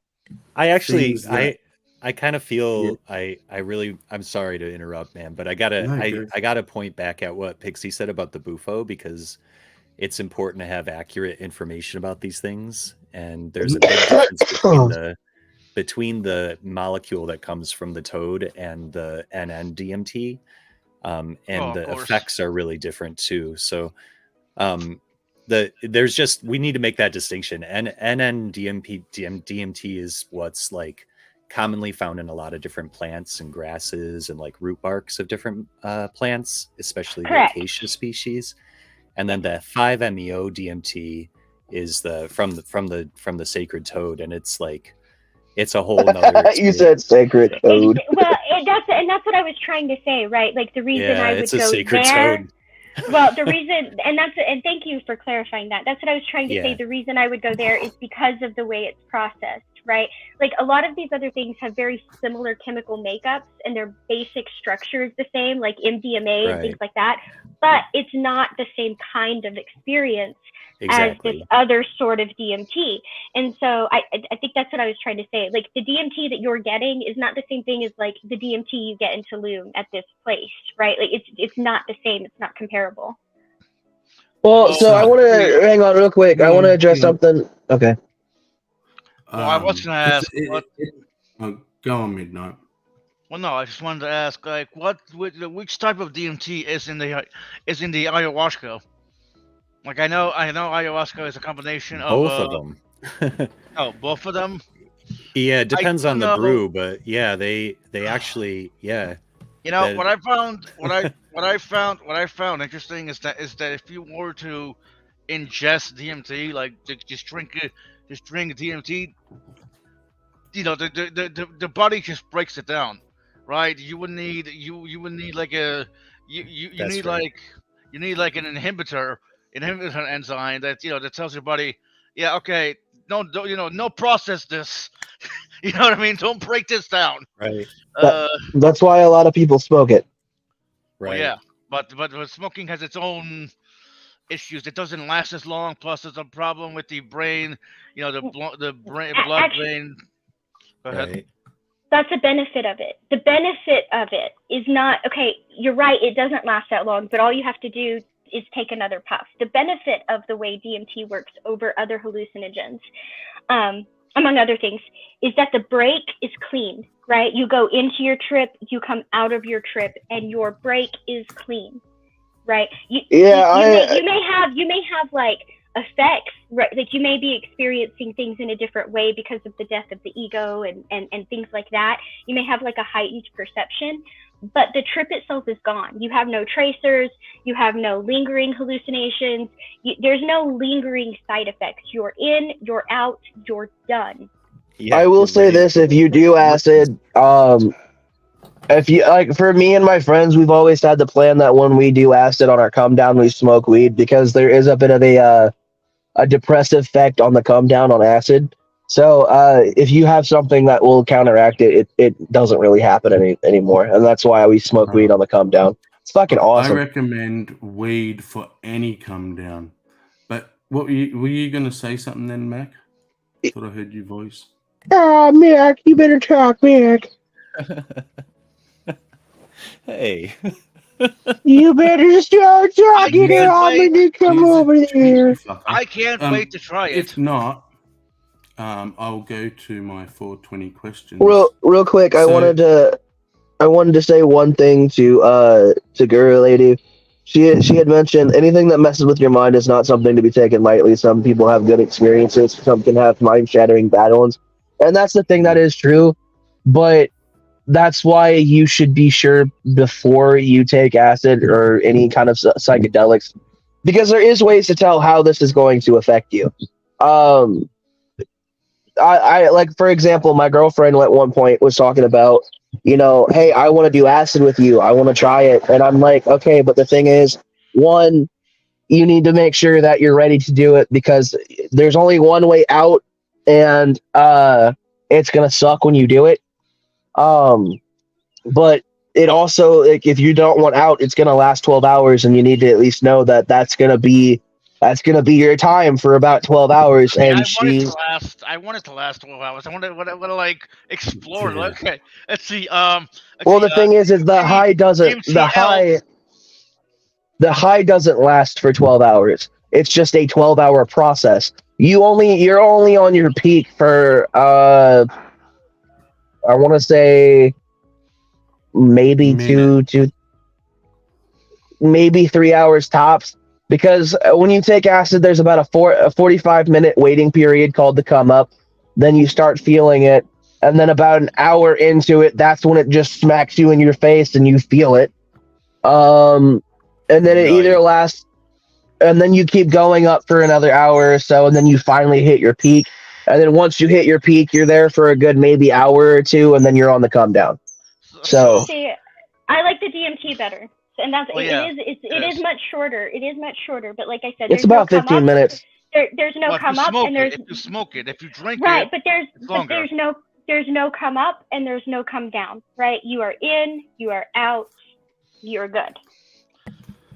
I don't know. I kind of like, but the thing is, I like the come up on acid. I think it's fucking amazing, because like that's when you start feeling the certain body effects. Yeah, but the come down isn't good. So you have to come up. Play the song in the private chat. What was that? The song in the private chat. There's a plant matter. I can't remember the name of it. I think it's illegal in Australia, but it's legal in the States, and I think it's from Mexico. We imported some. And Ayahuasca? No, you just like crunch it up and smoke it like you would weed. It's Salvia divinorum. Salvia divinorum. Yep, salvia. Yeah, dude. Salvia is a weird drug. I'll forget another 10 times, so I'll have to ask you, Mac. I'll remember it was you that knows. See, salvia is a weird drug. Yep. Never done it, never will. My friend did it. She said she saw Lego people. The whole world was a Lego world. Yeah, that is awesome. I pumped like 4 or 5 bombs in a row. Oh no! No! Fuck! No, that's the idea, right? What did you see, Sammy? So I as I blew it out, and I sort of leaned back, and gravity took me, and I laid back on the grass. But as I hit the grass, I didn't stop, and I went through the earth and did a full loop. Oh my God! Yes, you had the out of body experience. Fuck yes, dude. So I quickly sat up and was like, "What the fuck?" And as I'm talking to me mate, right, I can see him. Everything's normal. The minute I stop talking, I feel like I guess it's like a flying, but it's like something was drawing me up out of the top of my body, right? And I was looking down on me and my mate on the grass. And when I went to speak to say what was happening, I got sucked back into my body, would speak, and as soon as I'd stop speaking again, back up out of the body. You know, and so it felt like hours, right? And when I Yeah. came to and was like, fuck, look, this wasn't. how long this was I wasn't. gone? It was like 20 seconds. See, the weird thing is like when you do psychedelics, your sense of time is just fucked beyond anything. Like I Yeah. remember, so like when I did acid for the first time, right? My buddy had taken me to CVS because like you need, like in my opinion, you need something to help you like deal with like how long how distorted time is. So what we did was, back when I was smoking cigarettes, a buddy of mine bought me a pack of American Spirit Blue. Oh, I fucking love those goddamn things. I miss them so much. Anyway, so he had parked in front of the CVS, and if anybody knows, CVS has that fucking weird little red sign. And I was in there for only about 5 minutes, and the whole fucking like area around me was covered in red light. My buddy gets back in the car. I'm like, bro, why have we been here for 5 hours? He's like, what the fuck are you talking about? I'm like, bro, we have been here in this red room for 5 hours. He goes and he points at the CVS sign. He's like, buddy, we've been here for 5 minutes. You're just high as balls. Well, okay, look, my experience I wasn't really high, but I swear to fucking God, last night when I was asleep, I had the most vivid dream I've ever had, right? I went around asking people, hey, how do we know this is reality? How do we know this is reality?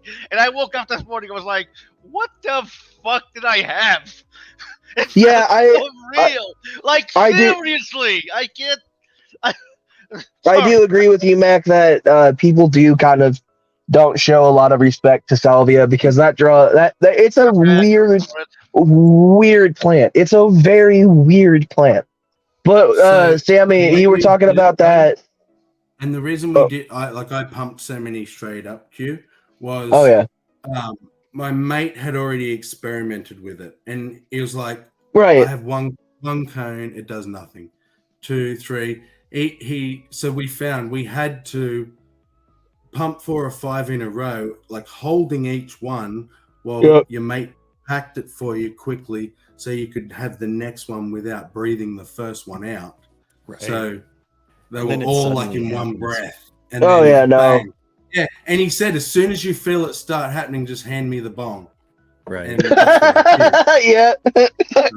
No, dude. So what was funny was with your experience. All the drugs. Dude. Salvia is a fucking amazing high. I won't even lie to you. It's an amazing high. But the fucking funny thing is I had the similar experience that you did. And when we went to go see Doctor Strange, the first one, when he gets like shoved out of his body, my buddy looked at me and goes, "Hey, it's you on salvia." And I'm like, "Fuck you, you asshole." So you had the out of body experience too. Oh my God, bro. It was amazing. I felt, when I got done with my high, I told my buddy, I was like, bro, if I didn't have to go to work tomorrow, I'd do that shit again. Well, that brings us to our 420 question, actually. I'm going to do 2. I'm going to do this one first. 420 questions. So probably that Salvia Divinorum experience out of body, or my first experience where the house become a dragon, were my best ones, but I've told those enough times. So what was your most spiritual experience on drugs? Ooh, my most spiritual moment was, so I had done acid again. And this time, before I took it, a friend of mine who had been doing it had asked me, like, "Hey man, have you ever written down some questions before you went to take the tab, and then tried to answer the questions while you were tripping?" And I'm like, "Well, what do you mean by that?" He's like, "Don't ask like, will I win the lottery? No, like ask something that's more deep, like, why do I feel this way at certain periods of time? Why does my brain work like this?" And so I was like, fuck it. So I went back home before I took my tab, And for about 45 minutes, I was trying to figure out like what questions I wanted. So I wrote them down. And then I was like, all right, man, I'm ready to take this tab. And by the way, if you do acid, shrooms, or anything like this, don't do them alone. At least have a one trip sitter. That's just my recommendation. Don't do the shit alone. And that's just me. That's how I do it. But As well as so don't do it in groups where everyone's tripping. There needs to yeah, be one yeah. person. You need at least one sober person. Like that's in my opinion. So whenever I was on it, I was trying to answer the question of why do I always feel sad? And I didn't go about the question to make me sad and to ruin my trip, because like you got to be careful with that kind of shit. And one of the first things that like came to my mind whenever I was like tripping balls was, why do I always need to feel like, why do I feel the need to always please those around me instead of just making myself happy? And like that kind of like made my trip a lot better, because then I started thinking about like goofy shit. Not even gonna lie, we started watching the fucking live action version of Scooby-Doo. And when I came out of it, I felt a lot better about myself as a person. So I'd say that was probably my most experience. That, or whenever I tried to eat a waffle while I was tripping balls at Waffle House. Nice. And Pixie. I'm trying to think of one that wasn't meant to be spiritual from the beginning, right? Yeah. Like I don't want to use like my peyote experience or anything like that, because I knew that that's what it was going to be going in, right? Like I wouldn't, and so I wouldn't say that was just an experience, right? Because you could put that down to a bit of self. No, but because I had a goal, because I was focused on. That's what I mean. I was focused on something, right? And because I had a goal, I can't count that. And so I would say, one time, I was dating this Native American kid at the time, and a bunch of our friends and him and me, we went out to the canyon, and his older brother went with us. And his older brother had actually recommended this experience. He had done it with his friends when he was younger, and he was our like designated person. Like he tripped, but not just a little bit, not like the rest of us. But anyway, we were camping, so we didn't need a driver for a while, so it was okay. But he was kind of the leader of the experience, I guess you'd say. Anyway, so we all took a bunch of shrooms, and we went out into the canyon, right? And we're lost as fuck, hiking in this canyon all day and all night. All night, we're just running around this canyon, right? We're all lost as fuck. None of us care. Well, I think in the back of my mind, I knew that once we were sober, the older brother would get us out of there. He knew this place like the back of his hand, right? But like I don't know, it was the weirdest. I remember the stars were just, because you're in this canyon, right? And so it cancels out a lot of the light pollution. And the stars were so bright, and the moon was so bright that I remember it being dark, but I could look around and see like all these beautiful, vivid, saturated colors, right? And it's so weird because it wasn't like I was hallucinating all these crazy things, right? Like I was very aware that it was me and my friends, and that these vivid colors were part of the hallucination, right? But everything was still, it was like a heightened reality, but it was still reality. And I could hear my friends talking about funny things, right? Like that they were seeing, or like animals that they were seeing that weren't there. And I wasn't experiencing any of that, right? Like I said, it was just like a heightened, oversaturated reality for me. But I found myself at one point, we had stopped in this one part of the canyon. And I remember like, it was just sitting back against this cliff wall, and I was just watching them. And I just remember just feeling so peaceful, and everybody's laughing and everybody's smiling. And I didn't have to be the one making there. Nobody was fighting, and I didn't have to be the one making sure that everybody was okay and everybody was having a good time. And I didn't feel responsible for anybody's disappointment, right? So everybody's just laughing, and I'm just sitting against this cliff wall, just quietly watching everyone.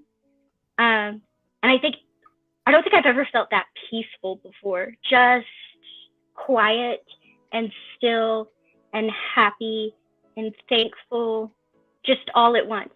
Just sitting there by myself, watching everybody else. And I think that was a pretty cool experience.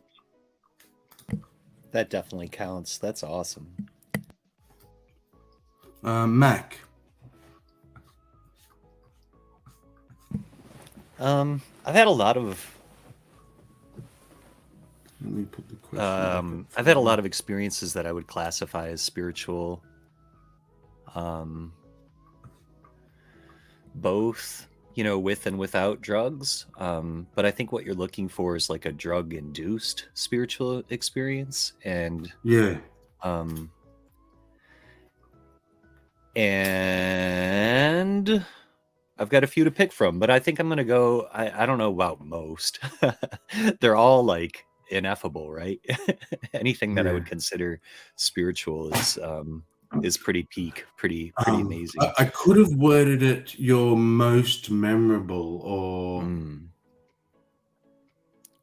I feel like Dude, if we're talking about most memorable, I have a better one. I just mean to make it easier for Mac to hone in. Anyway, so there's a okay. I was gonna say don't do that because my most memorable ones are not spiritual. Anyway, go ahead. I'm gonna tell a story. I'm gonna tell a story I haven't told before. It's so I once upon a time went on a mountain climbing adventure when I was young and in Colorado, and somewhere near Durango, Colorado, and we took a train out there. Me and a couple of other guys. Here, I'll cam up. You guys could stare at my beautiful mug while I tell the story. Me and a couple of other guys took a train out from Durango and got like dropped off in the mountains, and we did this whole like epic journey. I mean, you know how it goes. The thunderstorms rolled in, and we had to hide under boulders, and there was, a snowy, like, I forget what it's called, but just like a huge snowy field we had to cross at one point that was at a really steep angle, and all kinds of like little adventures along the way that resulted in some severe exhaustion and, feelings of triumph and, experiencing lack of oxygen and all kinds of stressors like that. And it was actually on the way back down, like after we did the peak and we were going back down, and had crossed the timberline where we were starting to see trees again and things like that. And we stumbled upon some other mushrooms, the Amanita muscaria mushrooms, the red ones with the white spots, which are not technically psychedelic. I think they're classified as deliriants, but they're really cool, really like ancient medicine mushrooms, and have a lot of like folklore and history associated with them. And so we were really excited to stumble upon them kind of in our already heightened state, blissed out state. And we picked a couple of them and left most of them, but we each picked one. It was me and two other guys. We each picked one, and we put them into a pouch that we made out of a bandana and hung them on our belt. Right. And we had them there for the 2-day journey back down the mountain. And so that meant that we slept with them there, that night. And we were all talking about how maybe we'd make some tea on our final night there out of these mushrooms, and maybe we'd see if we can have some kind of experience from them. But that night we all had very, very intense dreams, like lucid dreams, where we were having conversations with these mushrooms. So, and they were like they were wisdom conversations, you know, they were like they had to do with like, you know, personal growth and stuff like that. And it was upsetting. Like none of us felt like we had any rest that night. Like we were all kind of haunted by the like conversations that the mushrooms were offering us. It was really weird. And we were all kind of confused and, you know, found it kind of daunting. But anyway, that's not the experience. The experience was that night, like after, you know, waking up and then doing the final hike down to the last campsite, where the next morning the train would come and pick us up, and where we had, with a lot of foresight, stashed a case of beer in the river there. So it was nice and cold. Nobody else knew about it. It was still there. And we had beer, a whole bunch of beer for that last night. And that was actually the drug, I guess. It was a combination of everything. But that night, there was a full moon. There was crystal clear skies. I know Pixie has seen these skies in Colorado. Oh, dude, that sounds awesome. Fucking choking up just thinking about it, frankly. And we were quiet, and we had a small fire. Most of the trip we weren't building fires. We were just using our little cook stoves. But that night we built a fire, and we sat there quiet underneath all of that majesty, and still had those mushrooms hanging off of our belts.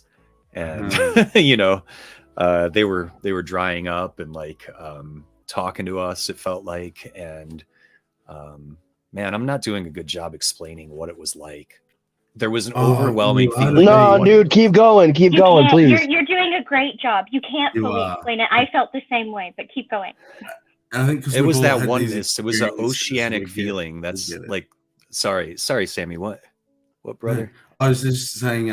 I think because we've all had these experiences, it's making more sense than you probably think it is. Right on. Bro, you're kicking ass. Keep going. You're kicking ass. Yeah, I mean, that's how I felt against that cliff, right? So keep going. Yeah, that was it. It was just like, I mean, you would expect that to feel sort of dwarfed by all of that magnificence, but we were part of it, you know, and we were like singing the same song that the stars were singing. We were out there vibing with each other and with the experiences behind us, and you know, the expectations before us, and it was all just like symmetrical and synergized. And you know, I don't have a better idea of who God is, except for that. I don't know. Right. Like that's God damn. Sammy, do you mind if I change my pick? Because the more I thought about it, there was one that I found better. Yeah, absolutely. I just want to see if Silver's with us. Are you with us, Silver? Yeah, I'm still here. Hold me now. No, you're not a huge drug user. No, I'm not. I've never done drugs. Oh. Have you ever held your breath and spun around real fast? Well, we'll let you go first on the next two questions because you'll be able to answer them then. And before you change your answer, I'll give mine. It's pretty quick. It was going to be one of the two that I mentioned briefly, but I've thought after hearing Max, this experience I think was much more spiritual, and I didn't really see it that way at the time, and we weren't expecting it. We weren't trying to do it. So it's probably the most unexpected and profound. And what it was this whole barrage through the day and night of coincidences, synchronicities, and me and this dude reading each other's minds. I swear we were reading each other's minds. And now like, we're talking. I would turn and be like, and answer a question, and everyone would look and be like, no one said anything. And old mate would be like, no, I just thought in my mind, I wonder if blah, blah, blah. And I've answered it out of nowhere. And when those moments would happen, like, you just get this huge, profound feeling. I can't really describe it, but I think that's what you were trying to get at, Mac, about man, harmony. It's like everything was in line, right? Because we were so far removed from our ego, right? That it was just like we were connected to everything. Dude, no, like that's the thing. You come to a couple of days later, and it's like, oh, it was just the drugs. But no, like here's the yeah, go Q. I don't think it was just the drugs, man. Like here's the thing. I understand that there are times where, like, when you're like if you do acid, if you do shrooms, if you do things, some of the things going through your mind, yeah, it's just the drugs. But like, dude, I hate the fact that the word spiritual, it basically, a lot of people chalk it up to be some kind of religious experience, right? But like, I want to give one quick one that kind of shows the similarities to you guys, right? And I'll explain why I say spirituality is a whole different meaning to me. So my best friend and I, before he moved out and, you know, like moved away and started having a family and shit, we were like, fuck it, we're gonna, like, this was our senior year, we went out camping and we're like, fuck this, we're gonna do shrooms, right? And so when we got to the campsite, my adopted parents had let me use their camper for the weekend because they weren't going to use it, and then it was like, all right, bet. So it had been fucking raining for 2 days straight, right? Didn't have anything to really do, and a buddy of mine's like, my buddy was like, hey, you want to do shrooms now? And I'm like, fuck yeah. So when the trip hit, like, dude, it wasn't just lightly fucking raining. No, that shit was pouring down. And me and my buddy are like dead ass quiet listening to the fucking rain. And my buddy asks me, he's like, hey man, do you ever just like, and this, it sounds like a sad question, but he's like, do you ever just feel like you're lost in like a thunderstorm? And I'm like, what do you mean? He's just like, they're like, sometimes whenever like a thunderstorm happens, like I'll get like really, really happy for no reason and I'll become more peaceful. And I had never really thought about that. And for like 30 minutes, I'm laying on this fucking like makeshift bed, thinking about what it would be like to get lost in the fucking thunderstorm. And as I'm doing this, my buddy starts like laughing and laughing. I'm like, dude, what are you laughing about? He's like, you started thinking about it, didn't you? I'm like, how the fuck did you know that? And he's like, I can read your mind. And I'm like, what? He's like, dude, you have like this was the part that the fucking shrooms was taking in. He's like, I can feel your energy and I know what you were thinking. And I'm like, and that's why I say it's the most spiritual for me, and here's why. When spiritual things don't have to be chalked up to like some weird phenomenon or like things that like to happen outside of nature that you can't explain. Like all of us right now telling these stories, we felt like we couldn't make sense of it to other people, but to everybody else in this fucking panel, it made sense to. And that's what I think spirituality is. Because absolutely. I think a similar thing that I think, it's a hope, I guess, that we will discover that there is some way that everything is linked. Like so many different beliefs and cultures and peoples have thought throughout time, and that it will become science. Well, it's only supernatural while it's make believe. If it becomes a reality, it's science and it's not religious anymore. When people talk about their spiritual experiences, right? Even mine, and I'm a non-believer, right? But like I said in the private chat just a second ago, it was the one time where I felt like all life could see each other and words weren't needed anymore. You know what I mean? Right. Like So the thing. I think if you look at the common thread in all of these stories, which is another reason why I think a DMT trip is something I definitely want to do in the right way, of course, is because DMT is described as the ultimate death of the ego trip. And if you look at these spiritual experiences that people have, every single one of them has some component of dropping the ego. Ego loss. Exactly. And I think that's so much why I'm compelled in the DMT direction and why I've been researching what I've been researching, is because every spiritual experience ever described has been a death of the ego, and DMT is supposed to be the ultimate death of the ego. So trip. Pixie, if I could give some advice as someone that's done DMT, make sure you're again we've clarified you have not done the same type of DMT I am researching. These are different. No, I've done different types of DMT.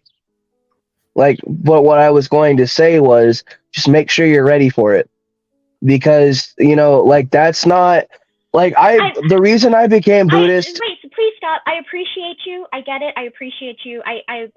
Your concern is very much noted. It's not a concern. I'm not concerned. I'm almost 40. I think I've got it covered. I wasn't showing concern.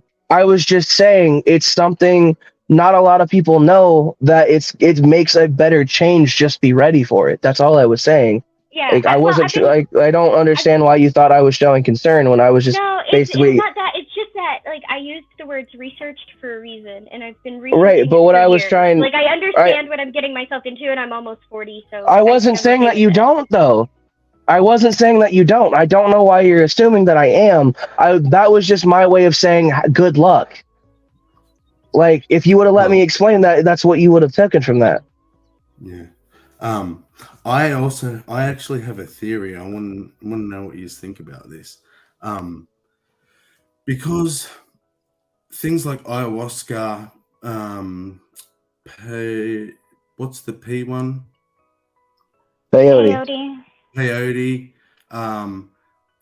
Basically impossible to get here in Australia. Like, I think there's people out bush who grow it themselves, like have the cactuses and stuff, but it's not like I can just go to my dealer and get some or whatever, or go out into the bush and find it myself. So with things like hallucinogenics, it was pretty much acid, which isn't LSD. People call it that, but it's not. Whatever the fuck acid was. And who knows? Yeah, exactly. And then some of the more natural ones like the salvia and mushrooms. But everything else was artificial stuff, like speed or meth, heroin, cocaine, all of that.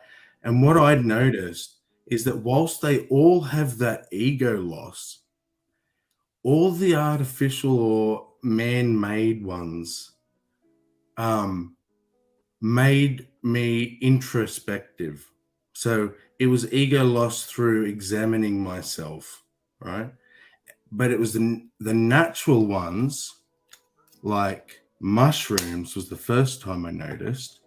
And then with the salvia and stuff, that it was about nature. When I did mushrooms, I didn't trip very badly, but trees and living things glowed, had this glow. Yeah, for sure. And so it was like I got more drawn to the outside world, same with the salvia, drawn out of my body, like into the bigger whatever. So it's like the natural ones make you existential, and the artificial ones seem to make you introspective. First, my apologies, Q. I've been defensive because I have people in my real life trying to talk me out of this, and it sounded remarkably similar to the way you started, so my apologies. It's still...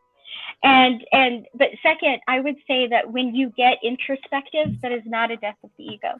That is an inflation of it. And I'm not saying that that's bad, right? Deciding who you want to be and the kind of person you want to be and how you want to represent yourself in this world is not a bad thing. That's about the ego, not about the loss of it. And there's nothing wrong with that. You should work towards self-betterment through self-examination. Yeah. But that's an examination of the self, of the ego, right? When you let go of that and it's about the connection with everything else, and suddenly it's not about you and you are not the important thing in this matter, that is the death of the ego. If I was gonna say something a little bit ago, but honestly, DMT was a building stone to me becoming Buddhist, to be completely honest with you. Because during my trip on DMT, I didn't have the same trip that everybody else seemingly has, because I didn't see like a bunch of shadowy figures or try to talk to them or anything like that. And that's when, like, anybody that I know that's done DMT, that's what they saw. I saw myself. Well, I've heard people see like blue people and people that looked like people but weren't people, and winged people and people with three eyes. And I just call them shadowy people, like shadow figures, because I didn't really want to describe every single different one. Oh, so shadowy just means like figmented almost. Okay. Exactly. I saw myself, and like I don't really know how to explain exactly the conversation that myself and I had, but when I had got done with the trip, I started researching Buddhism and trying to get a better understanding on ego death. And whenever I saw that was actually a part of Buddhism, I'm like, fuck this, that's where I want to go. And that's what I'm aiming for. Now, that's something I appreciate in Buddhism. I have different problems with Buddhism. First of all, I don't think anything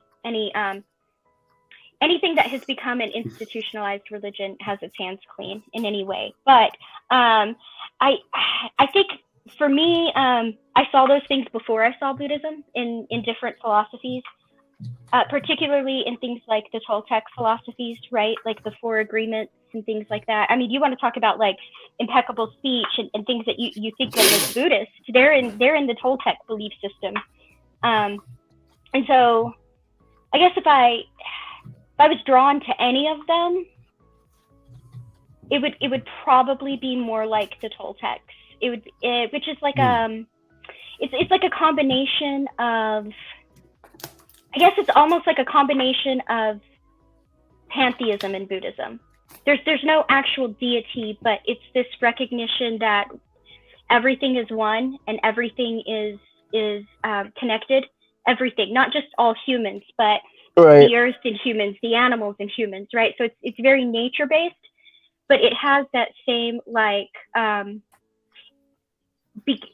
be mindful of who you are kind of path that Buddhism has. It's kind of a combination of the two. Let me give this example, and this will actually bring it back to my point about the introspective versus the nature spectrum. I love you, Mac.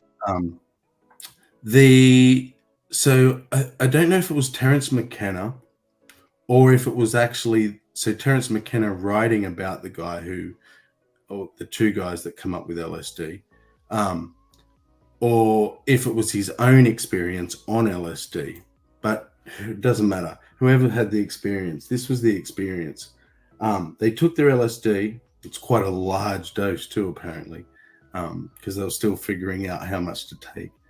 And he sat on his lounge and he saw get up from inside himself and stand up another version of himself, or another him. But it was like holding his son's hand, right? And this vision of himself with his son blew away like dust till it was gone.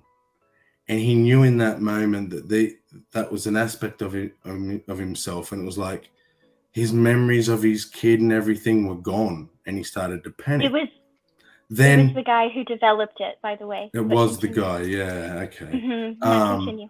So then he, sat there. He's like, oh, I'm still here. So I guess, you know, even if I've lost that part of myself, at least I'm still here. Then another part of himself stood up, and it was him in his lab coat. And that started to disappear, like blowing away like sand. And once that was gone, he was like, he couldn't remember, you know, anything about his career. It was like he knew he was a scientist sort of thing, but that was it. It was all gone. And this happened like 5 or 6 more times, all different aspects of him the lover, like the husband, the father, all the different parts of him, until he knew that all of who he was gone. And he's like, at least I'm still here. Like, I can see my body, I can touch the lounge. And as he's looking at his body, looking down at himself, his body started to disappear like sand, blowing away in the wind. And he really started to panic. And he's like freaking out, trying to, you know, think hard to stop it happening or whatever. And he's like, you know, this trip needs to stop. How do I stop it? But he couldn't, and he disappeared. And in the moment of sheer terror, he realized all of a sudden, I'm still here and I'm still scared. So the body isn't me either. And all this thing that's left that has no memory of all of those extra parts that got added through my life, this is me without the ego. And that I read that when I was quite young, and that was what my drug taking journey was all about. That I had that aim. Whatever drug I was on was ego death and seeing what the mind is capable of, right?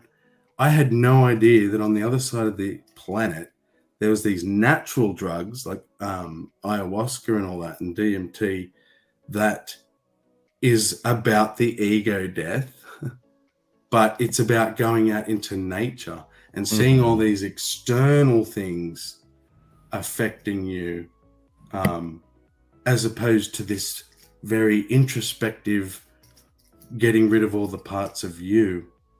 I'm describing it very poorly, but do you see what the difference, what I mean about I do, one's but the inner and one's the outer? I completely get it. I see what you're saying. And I get like the outcomes are similar, but I would still say the difference between the two is he was still searching for himself in that, right? Who am I without this? Who am I without this? Okay, if all of this is gone, this is who I am. Still, it's not related to the ego in a bad sense. I'm not saying that that's bad. It just is ego, right? But when you go to these other things, when you lose yourself, you're not wondering who I am, right? You become part of everything, and everything is as important or more important than you, right? And so it's a complete, that's the death of the ego that I refer to. And that one guy who, he did say he struggled with it. He said he was not quite as prepared as he thought he was going in, but he was actually thankful for that, because he describes his trip this way, and I'm thankful for him describing it this way. I think it was very helpful. Anyway, he said when he first got in, and he had to come out and take another hit actually at one point, but when he first went into his trip, he everybody talks about seeing this like kaleidoscope of light in front of you, and it gets bigger and bigger and bigger, right? And all of a sudden you're going through this tunnel. Well, he said he saw the kaleidoscope in front of him, but it like stopped. It stopped moving. It wasn't getting any bigger. And he kept staring at it, wondering what was happening. And he felt this feeling inside of him like something was building and he was going to explode, just explode and not exist. And he kept panicking, and he would fight this, like it would be like right before he exploded, and he'd fight, he'd bring it back in. And it kept happening, and it kept happening, and he kept freaking out. He was like, oh my God, I'm going to die. Finally, he comes back out, he takes another hit, he goes back in, and he lets it happen. He lets it happen. He's like, all right, I'm just going to focus. I'm going to let this happen. And so he does. He goes through the explosion thing, right? But when he goes through the explosion thing, everything got better. The tunnel's now rushing toward him again, right? And then he gets through this tunnel and he starts talking about the other side. And some people do see a reflection of themselves. One guy described it as something, he saw something slightly threatening that didn't want to harm him every time he went in, if that makes sense. Something that could be perceived as threatening, but that in no way wanted to harm him, be it giants, be it whatever. Blue people, something that would catch his attention and know that this isn't me, or something that would catch his attention, but also like, it's like a balance between confrontation and healing, kind of. The way he described it. But like, yeah, so he did. You did well as well. Him. You've took it to the next step. That what I noticed doing natural drugs versus sort of artificial drugs was the artificial ones just about the mind, and in like you can lose the ego, but you don't gain anything. Whereas when you have experiences in nature, you gain that oneness with nature. So my point was going to be, and my suggestion to people is, if you want to experiment with your mind and what you can do with your mind and where you want to go, like acid, dare I say it, meth, the artificial ones will really get you in your head, whereas the natural ones, I noticed someone in the chat said that they saw forest as red. When I was on mushrooms, certain trees were red and certain trees were blue, had red and blue energy. And as we walked past, it swirled like we interrupted it. You know what I mean? Dude, so you would say that synthetics pull you into your head and naturals pull you out of your head? Yes. Yeah. But both will cause the death of the ego, or not necessarily the death. You know, not all. I think one's exploring the ego. One's exploring the ego, and one's exploring everything outside of the ego. Yeah. So Sammy, what's really crazy, dude, is the last time I did acid, we did it at nighttime, right?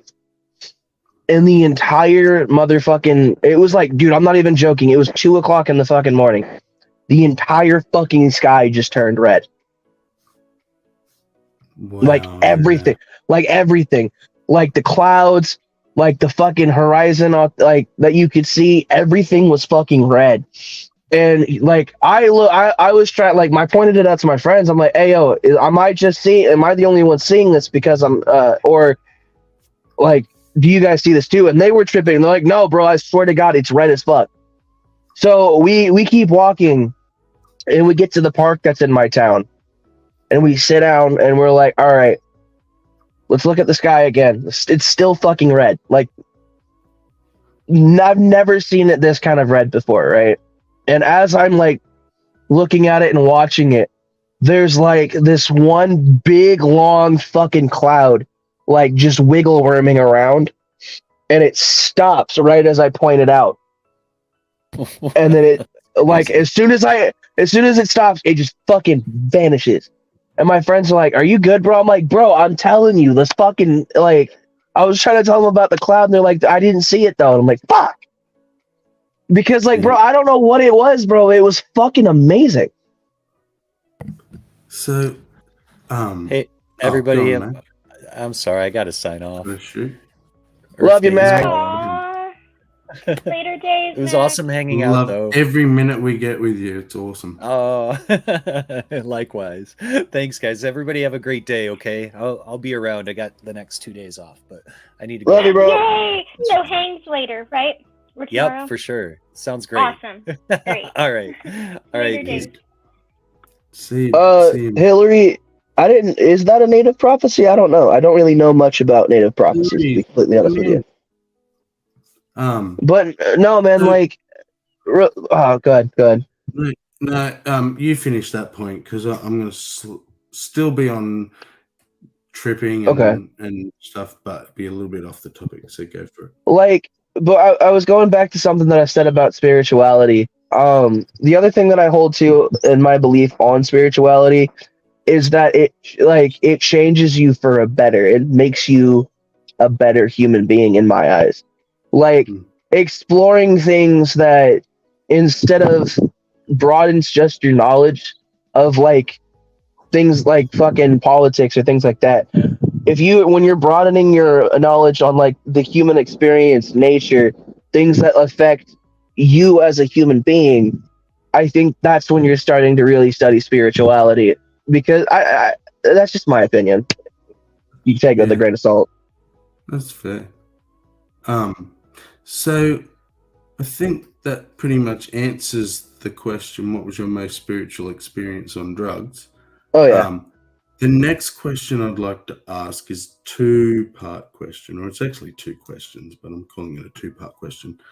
And I'll go first to give examples of what I mean, might get you thinking. So what gives you the biggest natural high? We were talking about gaming and stuff before, and your non-drug spiritual experience, if you have one. So for me, probably the biggest natural high, other than the cliche one, which, you know, any half decent parent connected to their child in any way, it's going to be interacting with their child. Like, and not always, but there's moments, like say if they're sick or when they're asleep and they're that extra bit precious. There's, you know, we obviously have evolved to pump drugs into our brain when we see our kids, so we love them and don't eat them and shit. But I think everyone should get that high as a parent. But the biggest one that's not that the cliche, you know, when I look at my wife or when I look at my kids, is these conversations, right? And not just specifically conversations, but learning in general, or getting a new point of view or new information, even if it's false. Like, even if I learn false information, as long as I know it's false, I'm like, oh, I know this new false thing, you know, so I know not to believe it in the future or whatever. For whatever reason, I get I think, an abnormal amount of dopamine or whatever it is that's released from these sorts of conversations. Absolutely love it. But as I said, learning in general, and what that did was, growing up, I got to this point where playing games with, like, video games with mates and that, watching movies, so many things I could not see the value in because I saw it as a waste of opportunity, even to the point where I developed, I thought, because of this reason, insomnia, because sleep was a waste of time. Like, there was more important things to be doing. And I think I was addicted to that learning rush. So I'd have to be reading something, or if I was watching something, it's been a documentary. You know, that's it. Oh, I was the same way for a long time. I was the same way for a long time. I used to say, sleep. There's plenty of time to sleep when I'm dead. But yeah. To Hillary's point earlier, because Q pointed it out, a red sky is you're kind of there, but you're not there. The red sky is a part of a prophecy. It's the third out of 4 signs in an Apache prophecy, but it's not just a red sky at night. It is known as the night of the bleeding stars, but the prophecy makes very, very clear that it's going to be there. It's going to be there in the night and in the daytime, that it's not going to stop. And it also makes very clear that this red sky is noxious, like it has a vile smell, and that this red sky is a hue that has never been seen before, not even in a sunset, and that it is clearly man-made and not natural. And that is the third of 4 signs in a prophecy. Real quick, Mick, I wanted to throw something at you on the answer. I technically have two because you said the cliche one. Let me finish Okay. my second part then. So that's my biggest natural high is learning in general, but specifically these types of conversations where people actually get along and don't just scream at each other. And my non-drug spiritual experience, I want to put a proviso out there that everyone remembers that I am an atheist and I don't believe in anything spiritual by the normal definition. I don't believe in supernatural or woo or anything like that. This is just describing an experience that I had that I may have put some value to at the time, but now just think was like a really bizarre series of coincidences. But at the time, it was what I could describe as the most spiritual experience I had. Was after a big life shift and shake up, I was about 17 and wound up going to a college. I think I just lost the microphone. You're back. I'm back. Yeah, went to a college in a town far away. It's actually where I did philosophy and went down that path. But I was just in a really flux state of life and didn't know what I believed, what I was doing, what the point of anything was. And I went into the library there, and from trying to convert it into feet, let's say 150 feet. It was a big library. There was a book on a shelf, but turned outwards, so like on display, but obviously couldn't read it at all.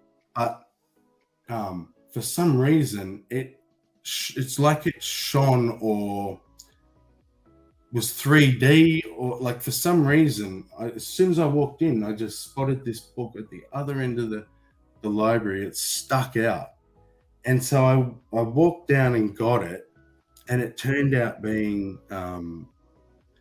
this book about synchronicity, and it explained how the example it gave was you might walk into a bookstore or a library and a book might fall off a shelf, or you might be able to see a book clearly in the distance when all the other books aren't clear. And the fact that that's how I found that book, I was like, man, I got to read this book. And that led to months of bizarre synchronicity that I won't bother with because that's not the experience. But this, and as I said, it's a coincidence. But at the time, man, it was so profound that it steered the course of my seeking for the next couple of years at least. So that's my non-drug spiritual experience. So go on, Q. I know you. Yeah. So I had a question for the spiritual experience. I know that you said that the state of the art or the corny reason is like family, but I have two of the most spiritual things that were not drug related. And the first one was when I met my mom for the first time after not seeing her for almost like 17 years. And getting to talk to my little brother and my little sister, like finding out that they're real, was definitely a journey for me because it was the day after my 19th birthday. And at the time I was dealing with a lot of shit, like being like couch surfing and all that shit, man. It was just fucking me up. And I got back to my friend's house and I hopped on Snapchat and a few things led to another, and I got a call from my mom on the phone, and she's fucking crying, and I'm like crying too because I don't know what to do. So it sounds to me like you, which I'm not disagreeing with. If anything, I think it's not a bad idea. But the way, because like you said, you don't believe in sort of religion or anything woo either. So spirituality to you is a more tangible thing. Yeah, like changes who you are. It sounds like you kind of, not in a bad way, but you're conflating it with existential. The word existential. So something very profound that makes you either question your existence or understand something new about your existence, or you somehow change your existence. I think, well, it's not just my existence, it's hers too. well, no, like here's the thing. I do believe that there is existential things in spirituality. Because think about it, man. Like when you and other people can share similar experiences and change each other, or like if you like like another good example is nature. Like my other example was there was one day where my adopted dad and I went camping, or not camping, hunting, sorry. And I really just didn't want to go hunting. So what I did was I unloaded my shotgun. I put it on the safety, and I tied it to a tree. And then I got right back up in my tree stand, and this was like right before daybreak. And I started just sitting in my tree stand looking at the woods. And like one of the things that I still remember to this day was the minute that like the fucking entire woods just woke the fuck up. Like I'm not even kidding. Like for like 2 solid hours, it was nothing but quiet and just me sitting in this tree stand. And then all of a sudden, in the middle of fucking nowhere, the whole ass forest just woke up. Like you could hear the birds waking up, the squirrels started moving, you could hear turkeys in the background calling. It was just a fucking amazing moment, and like when other people experience that kind of thing. You're using it as existential, and I'm using it as supernatural. Yeah. Well, we're meeting in the middle, but we have that slight different view on how we use the word. Go on. To the concept, yeah, and to the chat, I wouldn't say synchronicity is spiritual. Like I don't really have a concept. It's hard for me to have a concept of spirituality because I'm a non-believer, right? I don't believe in any of that. But the one thing I can agree seems to be a spiritual thing to me, right? Is not synchronicity, but harmony. So I've never had an experience where I felt like I was reading somebody else's mind or like they were reading mine. What I felt when I had my back against that cliff and I was just peaceful and happy and thankful was not any of that, right? Like I had no idea what these people were experiencing that I were watching. They were laughing. They were having a really good time. Some of them were interacting and some of them were on their own having a really good time.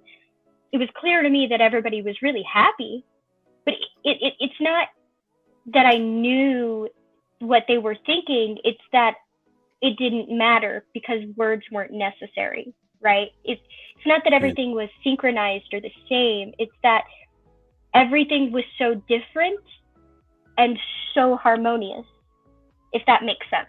Yeah, it's like words are the ego, and we don't need them as such at that deeper level. But you're spot on when you said about harmony, and I think synchronicity is a more focused specific part of harmony. And most people who believe in or follow the idea of synchronicity believe in a bigger harmony, and that synchronicity is kind of the physical expression that you are becoming harmonized with the greater thing. Here's why I don't like the word synchronicity, though, right? Is because when you think of synchronicity, you think of things being timed. You think of different individuals or individual things acting in the same manner at the same time. Synchronized swimming, synchronized gymnastics, you know, all they're doing the same thing at the same time. The reason I prefer harmony, right, is because it's much more like an orchestra or a band. Nobody's doing the same thing. The drummer's not playing the same as the saxophone. Half the time the saxophones are playing, the flutes aren't playing, but the flutes will join in when the triangles come in, right? Nobody's doing the same thing at the same time. Everything's different, but there's harmony. Yeah, which I agree, and I like that idea. But would you say, obviously remembering that I don't think neither yourself or myself hold to any of this, but just within the context of it, would you say that you would say there is harmony with coincidences rather than, like, what would you use instead of synchronicity to express the same idea? Or well, no, I just think I like the word harmony over synchronicity, because synchronicity implies a conformity. Everything's done at the same time in the same way, right? All the way across. It implies a uniformity that I don't think is necessary for harmony to exist. Yeah. But what I'm saying is, like, it's actually referring, especially New Age spiritualism, it's referring to specific events, so coincidences that happen in your life. So those events are just a part of the bigger harmony you should be having with the whole of the universe. I'm saying, how do we differentiate between the events of synchronicity and harmony in general? Well, I think you tell the difference by the demands placed on one, right? I think synchronicity is demanded by ego. I know the right way. Everybody should do it my way. We should synchronize, and do all these good things together, and this is how things will be perfect, right? I think harmony is much different. I think harmony gives room for differences. It allows people to have their own paths and that be accepted, right? I'm not saying we should accept any sort of harm, right? That's not what I'm saying. But I'm just saying, like, when you let go, when the ego's not making demands and you can see somebody who disagrees with you for who they are rather than a couple of beliefs, you know, I think that's more harmony than synchronicity is, because it doesn't matter how clean and pretty synchronicity looks. If it's because uniformity is demanded, I don't think you can claim harmony. Yeah. So do you think it would be a better way to term it as, hopefully you can still hear us, Pixie, wherever you are, personal or individual harmony and universal harmony? I find it fascinating that two people who don't believe in any of this stuff can have this discussion. So you didn't need to run away. Nerdy. I didn't run away. No, not you, Nerdy. Oh. Where is it? He said, the experience of synchronicity is real. Oh, that's not it. But it only happens in your brain network and then runs away. You don't have to run away. Well, I don't know. It happens in North Korea pretty well, but again, it's forced, right? That's why I said I don't think harmony demands synchronicity, and I don't think synchronicity is a sign of harmony. Synchronization as opposed to this spiritual New Age idea of synchronicity, which is this idea that if you can get yourself closer to your true path, which obviously implies some sort of predeterminism, but the closer to your path you get, the more coincidences happen. But they're not just any old coincidence. They will be like ones that steer the course of your life. So say I need a new job. I just lost my job and I don't know how the hell I'm going to get a job. And this bizarre coincidence happens that you're back working the next day. Okay, I get what you're saying. Yeah, I think it's the same, right? I don't believe in any of it. I don't believe in fate or destiny or any of that nonsense. But I think the way you would tell, if it did exist and I did believe in it, I think the way I would tell would be the same way, right? Is this presenting as an opportunity, or is this presenting as easy, or is this coincidence there? Like, it's there, right? It exists, but what is it demanding of me? And if it's harmony, great.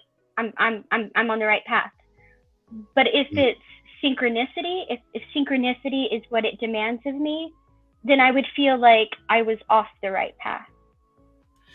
And I have to agree wholeheartedly. Harmony describes better what synchronicity is trying to describe anyway.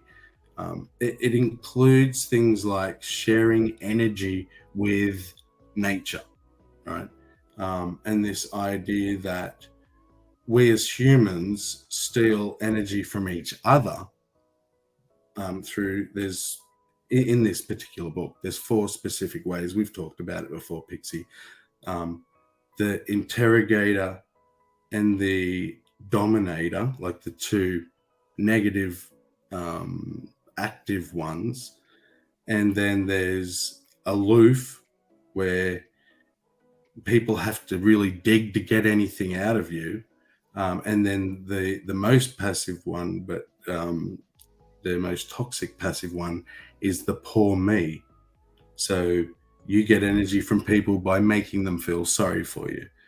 And we all fit into those 4 categories. And that's how we steal energy off each other, through those 4 ways, where we should be going out into nature and re-energizing ourselves with nature rather than stealing shit off each other. All of that, as much as I don't believe in any of it, it would be better described as harmony.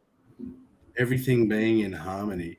We're in harmony with nature, getting energy from nature, which, has endless amounts. And then we're all full of energy and just giving each other more energy, rather than trying to. Nerdy in the chat. I don't know this Jung's version of what the hell synchronicity is supposed to be, right? Synchronicity to me implies that things are synchronized. And when you look at the word synchronized, it means things are operating on the same time scale and in the same manner. And I don't think harmony requires synchronicity. And I don't think because synchronicity is present that it implies harmony exists. I think they're 2 separate concepts.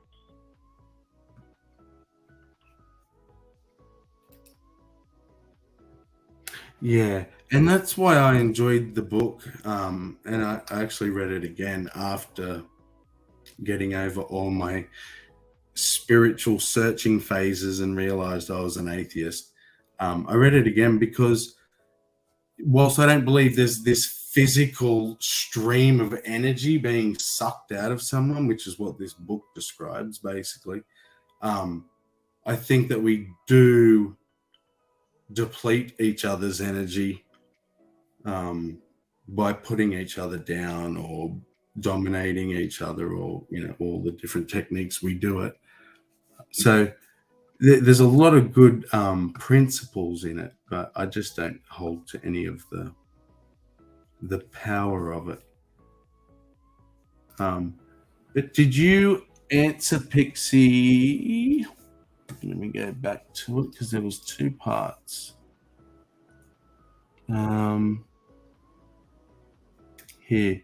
What gives you your biggest natural high and your non-drug spiritual experience? So, no, you haven't. We were talking about synchronicity. So, well, what is your biggest natural high? Like, and you can't see, that's hard because it's a tie. Because it's what? It's a tie. You don't believe in a natural high? No, it's a tie between two different things. Oh, a tie. Sorry. Yep. Yeah. You can say both. If it's a tie, that's 2 first places. Okay, I really love helping people. So anytime I'm able to help someone, that is like the best thing ever. And also, I love exploring and learning, and there is nothing better than being someplace new and learning something new. And my all-time favorite thing is when I get to do both of those at the same time. And so I think that's my biggest natural high. Nice. And thanks for shaming me. I should have thought of that, actually. Because I too, and I think most people, all people, genuinely get a high from giving. Yeah, exactly. And I think that's my favorite. That's one of my favorite ones. And I love to explore. I'm very restless by nature. So anytime I get to explore and learn, especially like if I get to immerse myself in a new culture, love that so much. I'm all about, hanging with the locals when I go somewhere. I really enjoy that experience. I mean, when I travel with work, the same thing happened. Day 2 at the hotel, and half the valet and staff were already hugging me and calling me by name every time I walked in or out of the building, right? Like, I'm that person. So anytime I get to do both of those at once, that is like, there's nothing better than that. Nice.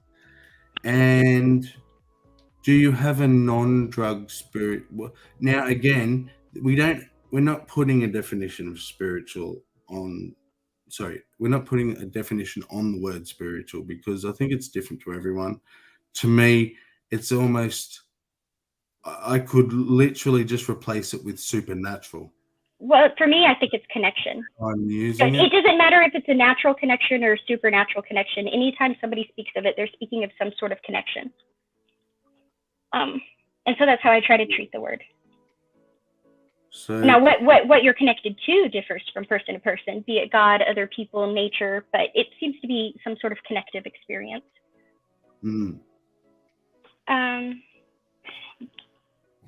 So non-drug induced version of that experience. Okay, let me not go down that road, because that one's sad. Let me think of a different one. I don't want to tell a sad story.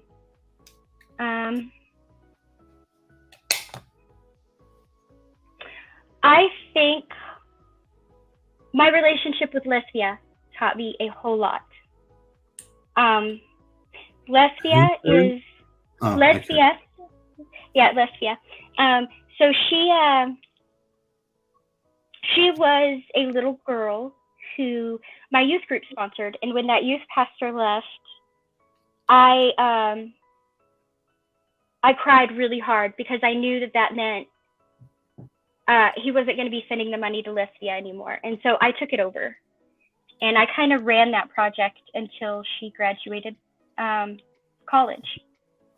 And I only got to meet her in real life once, but after years of sending letters back and forth and sending her money and all of this stuff, right? She got to come to the United States once. And I was so excited to meet her. And and it was so weird, because I was very poor, right? I was really, really poor. Me and my friends were sponsoring her off of pocket change. And I had one friend who came from a wealthy family who contributed more than anybody else. And I still adore him beyond words for that. My project would have died without him. But anyway, so here she is, and she's staying in my shitty little duplex right? And I'm very poor. And she is all smiles, right? And she's showing me pictures of her house. And she's so proud of everything she's showing me. And when I tell you that her house was cardboard and plastic, I'm not kidding. When I tell you they had dirt floors, and out of the 8 children in that house, 2 of them had a mat they could roll out to lay on, I'm not kidding. And she would show me this like hand-me-down, super used dress. And she would be like, I got this with the money you sent me. And she would show me the school books she got. And she would show me just all kinds of things. She finally had a new pair of shoes.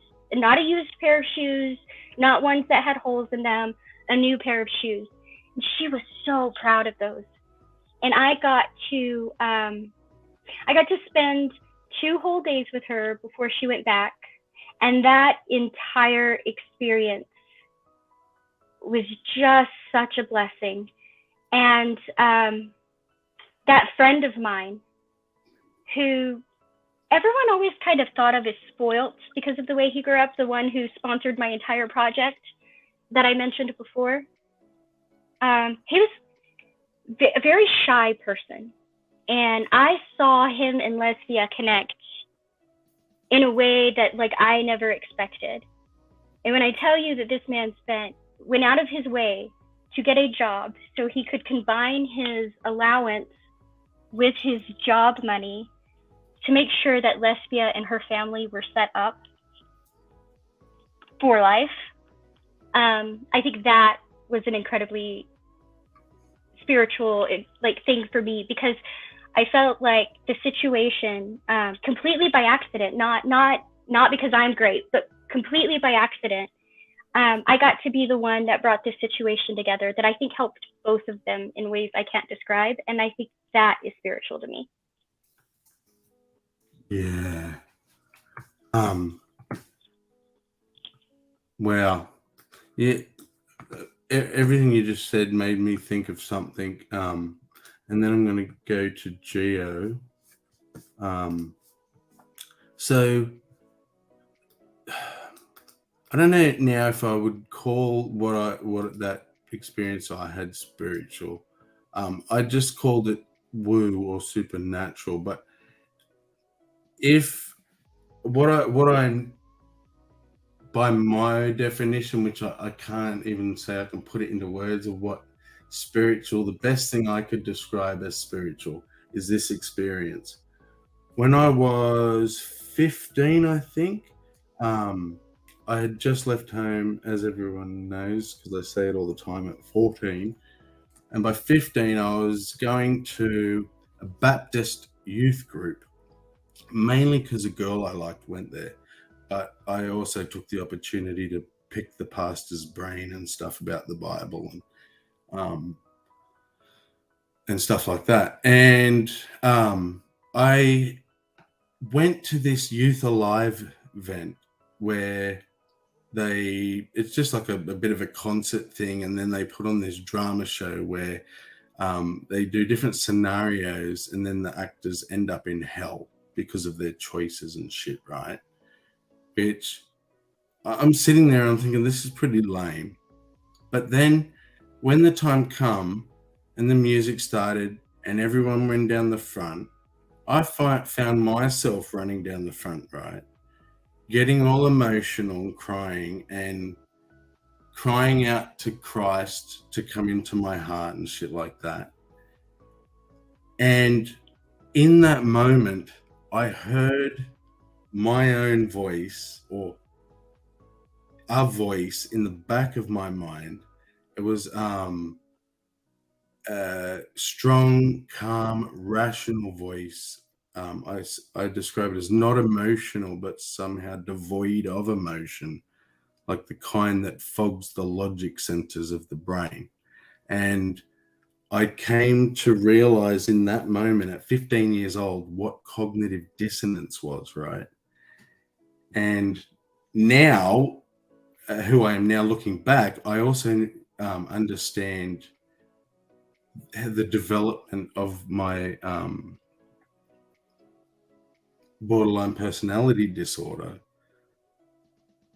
is because of this having to compartmentalize and the cognitive dissonance that ends up happening. So like my emotional self was there, accepting Christ into my heart, but at the same time my rational brain was going, Sam, what the hell are you doing? Even if Christ was real, he would not want you to come through to him through emotion, through not thinking about it, just accepting whatever you're being told. He would want you to be logical and this and that. This is not that. Remember what you're doing. You're trying to figure out the truth, not what feels good. And so that voice is happening at the same time as the Jesus come into my heart voice. And cognitive dissonance is when you shut down the be reasonable, be calm, think it through voice and go with the emotional or traditional or what's easier or whatever multitude of reasons. That's cognitive dissonance. When you start to reject the more reasonable, let's say reality, let's just say it. And you no. Cognitive dissonance is when you hold two contradictory beliefs. That's cognitive. Well, yeah. So I say get rid of, but they don't get rid of because it's like it's still there. But they'll turn their back on one. Do you know what I mean? Until you press them, and that's when you'll get both out. Realize that they have cognitive dissonance, but they don't see it that way. They'll think that they only think one of those things. Does that make sense? No, like, but they can't think. They have to think both things. They have to. Yeah. That's part of the cognitive dissonance. They have two beliefs that are contradictory. God is good. God kills people. Exactly. Yeah. So how do if you can't suss that out in your head, then you have cognitive dissonance because you believe both things. Exactly. But what I'm saying, there's no in your mind. That's not a contradiction. That's what makes it cognitive dissonance. Exactly. I see what you're saying. That's not a contradiction to people who believe that. They just accept it. I see. Whereas I was thinking it's because if you ask them, right, they will say, oh, no, of course, Jesus is real. I don't have any doubt. They do have fucking doubt. That's the cognitive dissonance. They believe but have doubt at the same time, but they will tell themselves and others, no, it's just I just have the Jesus belief. I don't have the other belief. Well, that's where you have to compartmentalize. You have to put the God that kills people in one space and then the good loving God in another space. And then you have to kind of meld them together somehow in your mind to create. And that's the cognitive dissonance. Yeah, that's the cognitive dissonance that you can't get through to. It's like this wall, What I was calling cognitive dissonance was more compartmentalization, basically. Well, you were describing something that I don't know what it was, but it wasn't cognitive dissonance. It was something else. I don't know what it was. It's when you have the two. Well, that's why it's kind of the same. You have the two opposing thoughts or beliefs at the same time. Yeah. But I think the difference of what I'm describing is I didn't hold both. I saw both options and chose one, which is what everyone does. Well, they flip-flop, though. That's part of the cognitive dissonance. You can believe them both, but simultaneously it makes you fucking nutso, right? So you have to pick a side depending on what the argument is, right? So when people say to you, hey, God is terrible, he kills people. Okay, now you go into the good side and you go, well, no, but God killed because of this. And then you make up reasonings that justify in your mind the good God and the bad God all in one fell swoops. It's just like,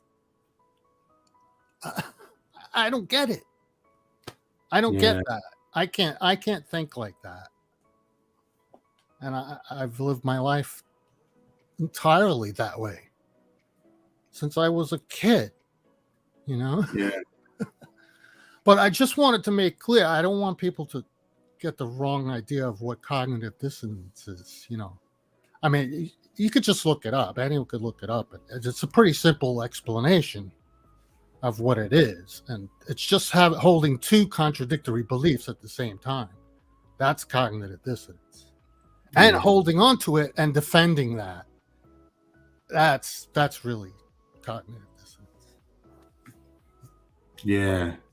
So But the whole thing about your questions, Sammy, they're interesting. A lot of people have different experiences, you know, and you know, I have my own experiences just like everyone else, and because I have my own brain states. You know, when I take an aspirin, I'm trying to affect the brain state in myself because I have a headache, right? So I take an aspirin, and I could sit there and I could feel the effects of the aspirin changing my brain state, right? Yeah. Now, is that spiritual? Am I connecting with the universe when I take an aspirin? No, I'm taking it voluntarily to affect some change in my brain. Knowingly. I'm doing it consciously and knowingly to affect some kind of state in my brain. Now, that's how I look at it. Now, when I take an aspirin, I'm not looking to find Pinocchio somewhere or some pink elephant or some strange planet I've never, you know, I'm just looking to get rid of a brain state that's now present that I would like to, you know, recycle to get a different brain state, right? Yeah. So you would say that it's, which is what something I held for most of my life actually, is that all drug use is a form of escapism. Well, I look at it like this. Some of it's beneficial, some of it's not so beneficial. And I should clarify, non-medical. I don't mean medical drugs, like, you know. Yeah, well, medical pain and shit's one thing. Like all these recreational stuff, the mushrooms, the peyote, the LSD. Exactly. No, nobody's going to prescribe that to you for anything, right? They're starting to in microdoses. No, but I mean realistically. Yeah. If you walk into your doctor, tripping off your head. If I walk into my doctor today and say, "Listen, I'd like to get some LSD. Can you help me out with that?" You think that would happen? I mean, no, but at the same time, it depends on who you know. Because, like I said, no. But at the same time, because of people I know, I could walk onto a reservation and go straight to the peyote church and be like, "Hey, you know what? I'm thinking I'm there." And it doesn't matter if it's depression, if I want a vision quest, if I'm detoxing from something. Hell yeah, they're not just going to prescribe it to me. They're going to take me through the whole process, sweat lodge and everything, right there with me. It depends on who you know. I mean, haven't they started doing that though? Like, you know, they have started using psychedelics psychedelics clinically. Well, it's been off and on. Some of these drugs were actually developed for clinical purposes. Ecstasy is a good example of that. Ecstasy was originally created for couples therapy, believe it or not. None of these drugs are being used in pharmaceuticals to treat anyone for anything. Not right now, but that actually, yes, not and there have kind been of, studies. Not in the U.S. I will give you that. Not in the U.S. outside of reservations, because yes, that still happens on reservations. Wow. As a matter of fact, when somebody's detoxing, the peyote church is the place you take them. But there are other countries that, yes, are starting to treat things like depression and stuff like that with microdosings of LSD or with shrooms or with other things in therapy. So it is catching on, just not in mainstream US. I will give you that. Yeah, you won't be able to get prescribed peyote, mushrooms, LSD, mescaline, or anything from any doctor in the US for any ailment that you might think you have. No. Fortunately not. No. So I'm fascinated. I would love to ask someone who makes me, as an atheist, look like a bloody Christian. Geo, the hardest atheist. You make me look like a Christian. You're such a hard atheist. What would you? I don't consider myself This should a be hard pretty atheist. easy to describe. What gives you your biggest natural high? When I was more capable physically, running, anything that would up my heart rate and get my endorphins going, and get my flight response going. That would last for hours afterwards. The euphoria in my brain would just last for hours. I would be so calm and collected. It was just unreal. And there's no drugs involved. It's just drugs that are present in my own body. So you had a runner's high. Well, I've had highs from just doing sit-ups, doing push-ups, but I used to train like crazy, because I didn't know what else to do. I would do hundreds of push-ups in a row. And I would actually get high from that. And I would do the same thing in the gym with weights. I would do the same thing. I'm high on life. But the most recent one was walking in the grass in my bare feet and just looking down at my feet, and it was just freshly mowed. And I just stopped my bike and I got off, and I don't know what made me do it. I took my shoes and socks off, and I just started walking around looking down at my feet. And I was sort of mesmerized, and I was not on any drugs or anything. And I was walking around smelling the grass, and my feet, it felt so good. You were one with the universe. I don't know what it was, but it felt great. And then I finally sat down, and I was just like, and I laid there in the grass. I was like, wow, this is really great. And then I laid and I look up at the sky, and then I was like rubbing the grass and smelling it. And then I just was like, okay, let's get back on the bike and get to the store, It's like something snapped. You say, Gio, that was that experience was like purely tactile, and it was the experience you enjoyed of touching the grass and saying, or was it the realization you had about it? Well, the biggest thing was when I laid there and I put my hands flat out on, and I closed my eyes. I could I was picturing myself on the globe, like you could just see me flat out on the globe. And I was like, wow, I'm so tiny. I just thought I was so tiny. It made me feel so tiny. And the reason I asked that question, and your answer tells me I'm on the right track, is it's that we describe it sometimes, or Pixie described it as learning, exploring, doing something new. I put it down to learning and having conversations and getting new points of view on that. But there's one word that describes all of that I think we all get really high from, is epiphanies. Yep. When the brain gets new information or thinks a new thought for the first time, has a new realization, it rewards itself. But that's why I go back to connections, right? It's connections. You make connections in your mind. You make connections with people. And for a believer, they make connections with God, right? That seems to be the thing being described, is some sort of connection being made. Right. Or you make connections with yourself. Evolutionarily, it makes perfect fucking sense that our brain has evolved to reward us for thinking deeply and getting new information.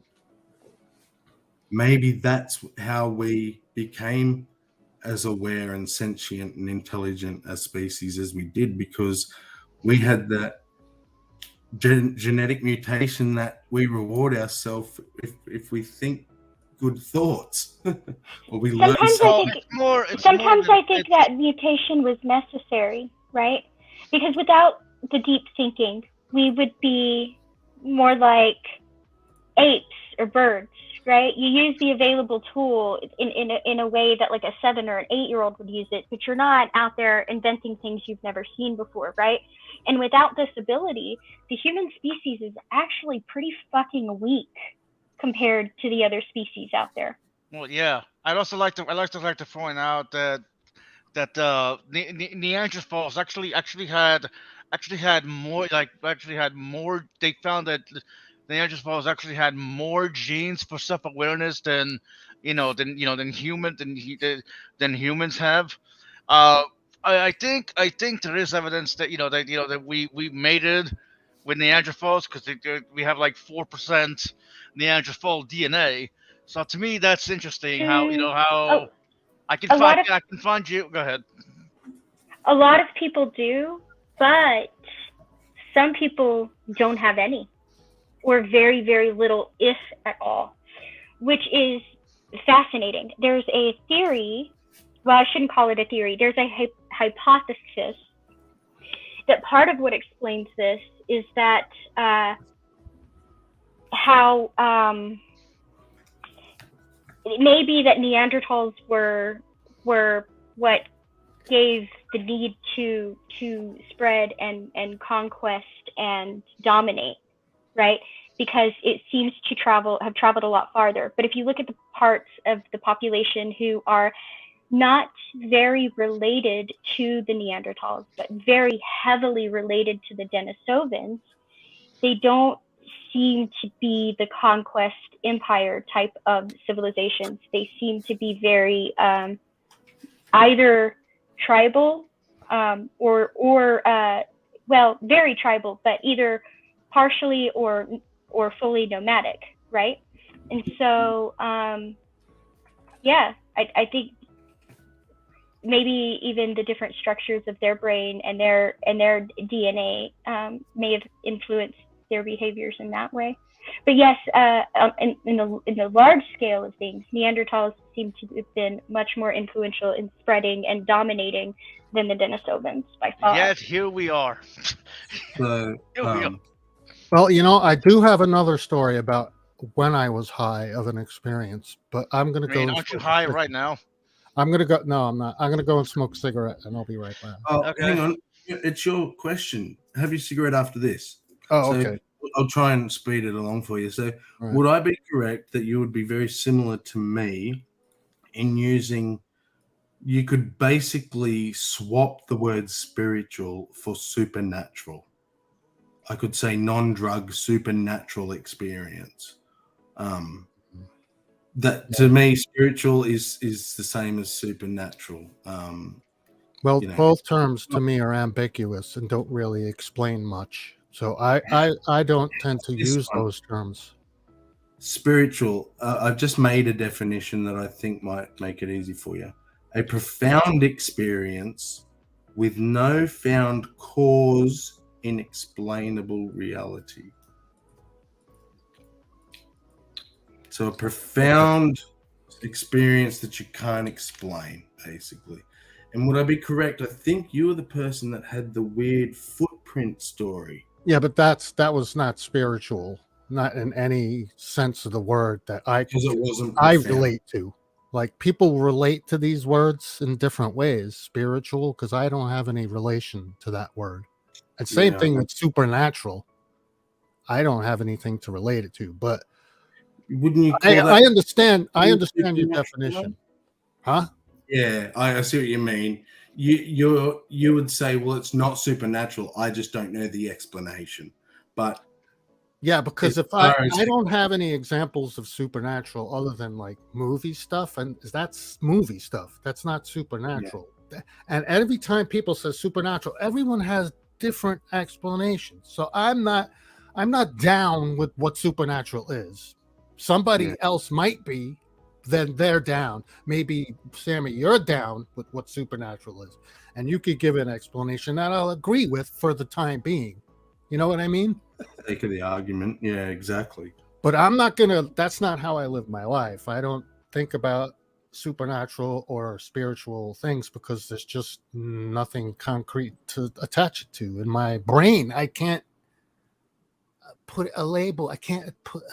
It's nothing. It's vacuous to me. You know what I'm saying? But I could still agree to a definition and still argue for or against the definition. Sure.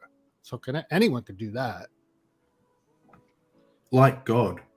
Yeah, exactly. Yeah. So I get what you're saying. I don't see it that way, though. I see it differently. I see it as like when I take drugs, I'm doing it for a reason to affect some brain state, either to enhance or to take away or to something is either you're looking to add or take away. That's the way I'm looking at it. Precisely. That's what I was saying. I don't know if you were here yet, but my whole drug taking journey was on the foundation of seeing what I could do with my mind. Yeah. Like it was never a spiritual thing or is there magic, or it was just, what can these drugs do to my mind, basically.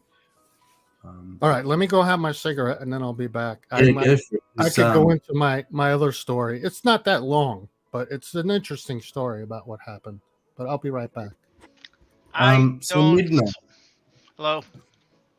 your turn. First of all, easy one. What gives you your biggest natural high? What gives me my biggest natural high?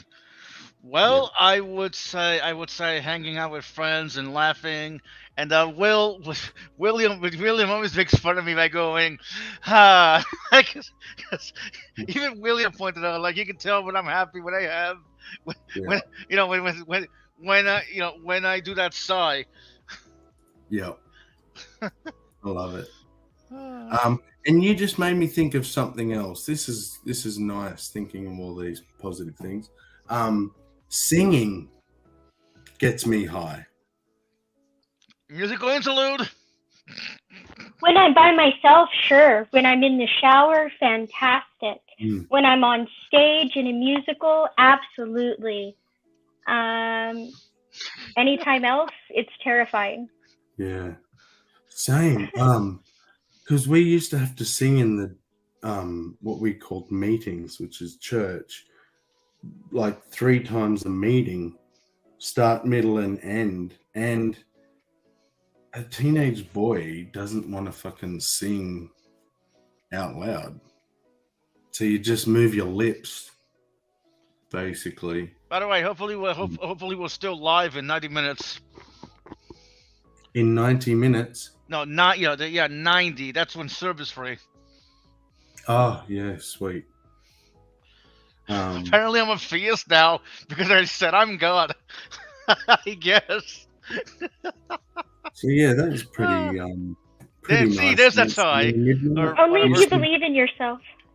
Well, I do believe in myself, so there you go. I'm trying to remember, you said friends, hanging out. Yeah, laughing, mucking around, yeah. So social interaction. Well, yeah. With the right people, of course. With the right people, of course. Yeah. And now you're free to define spiritual as you please, but do you have a non-drug induced spiritual experience? And if you have multiple, your most profound. I mean, I wouldn't call it a spiritual experience, but last night I had the most vivid dream I've ever had in a while, to where I was walking around the office asking people, "Hey, do you think this is a dream? How can you tell if this is reality or not?" And it was so fucking vivid that I woke up this morning. I was like, "What the fuck?" Yeah. Did you have that moment or two where you sat and thought, "Okay, did that happen in reality?" Yeah, I mean, I always wonder about that. Like, we can, we usually dismiss dreams as, as just dreams as being created by the mind, right? Which, okay, sure, you could do that, but at the same time, it always makes me wonder as to whether, there are certain, there is something that, hang on, it does make me wonder whether, like whether the mind, I don't know, like finds a way to click into another into an alternate, like, you know what I mean? Like, yeah, we could we could say that the mind creates it, but it's like, okay, there are some dreams that are so fucking vivid, it's like you're living someone else's life. In another world, in another reality. It's like, okay. or even your own, man. Do you know? Because I rarely dream, and the last couple times I've dreamt, it's just say I go to the fridge and I'm just standing at the fridge looking what there is to eat. That's the dream, and like I'll wake up. So mundane, but it is mundane. The detail is phenomenal.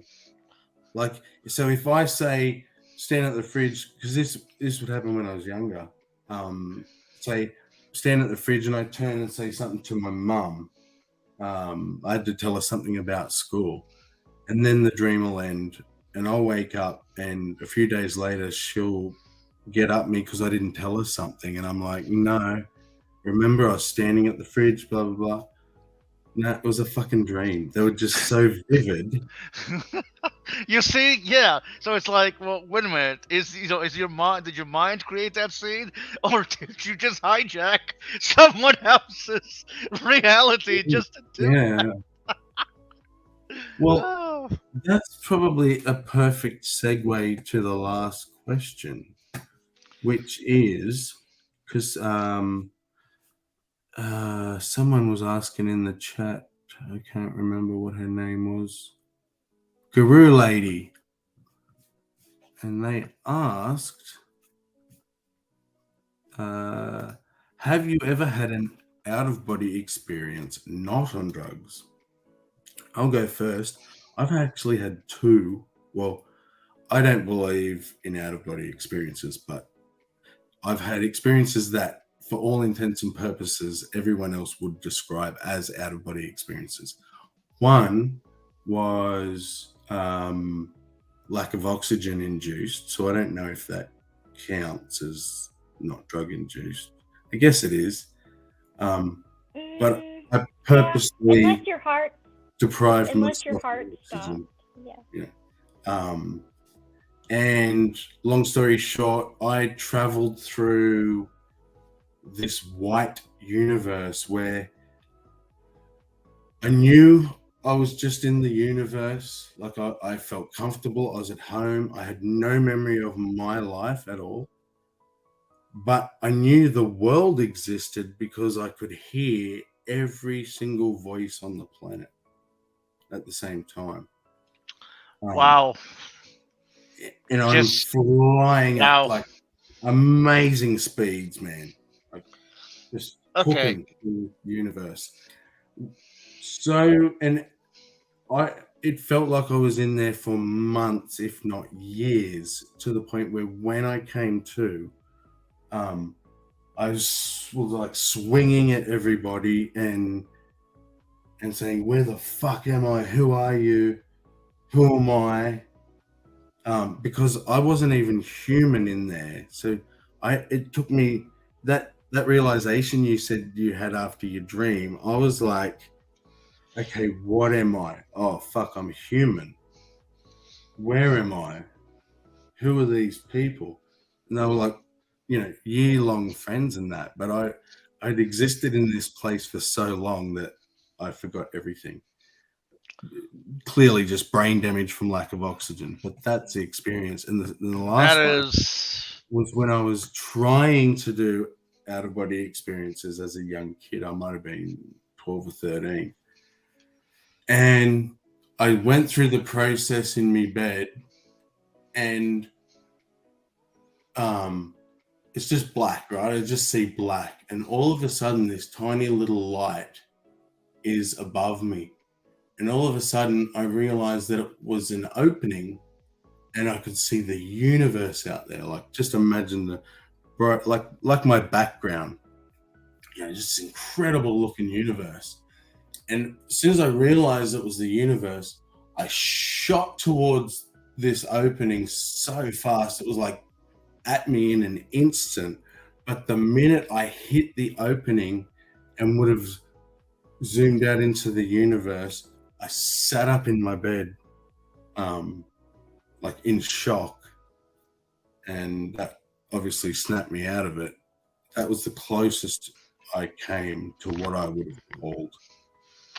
Wow. An experience. But it could be just, you could say it was a dream, or like a waking dream where you're half asleep. So it doesn't say or mean much, but that's my experience. So I wanted to let Gio go next because he had another experience to tell from the last question.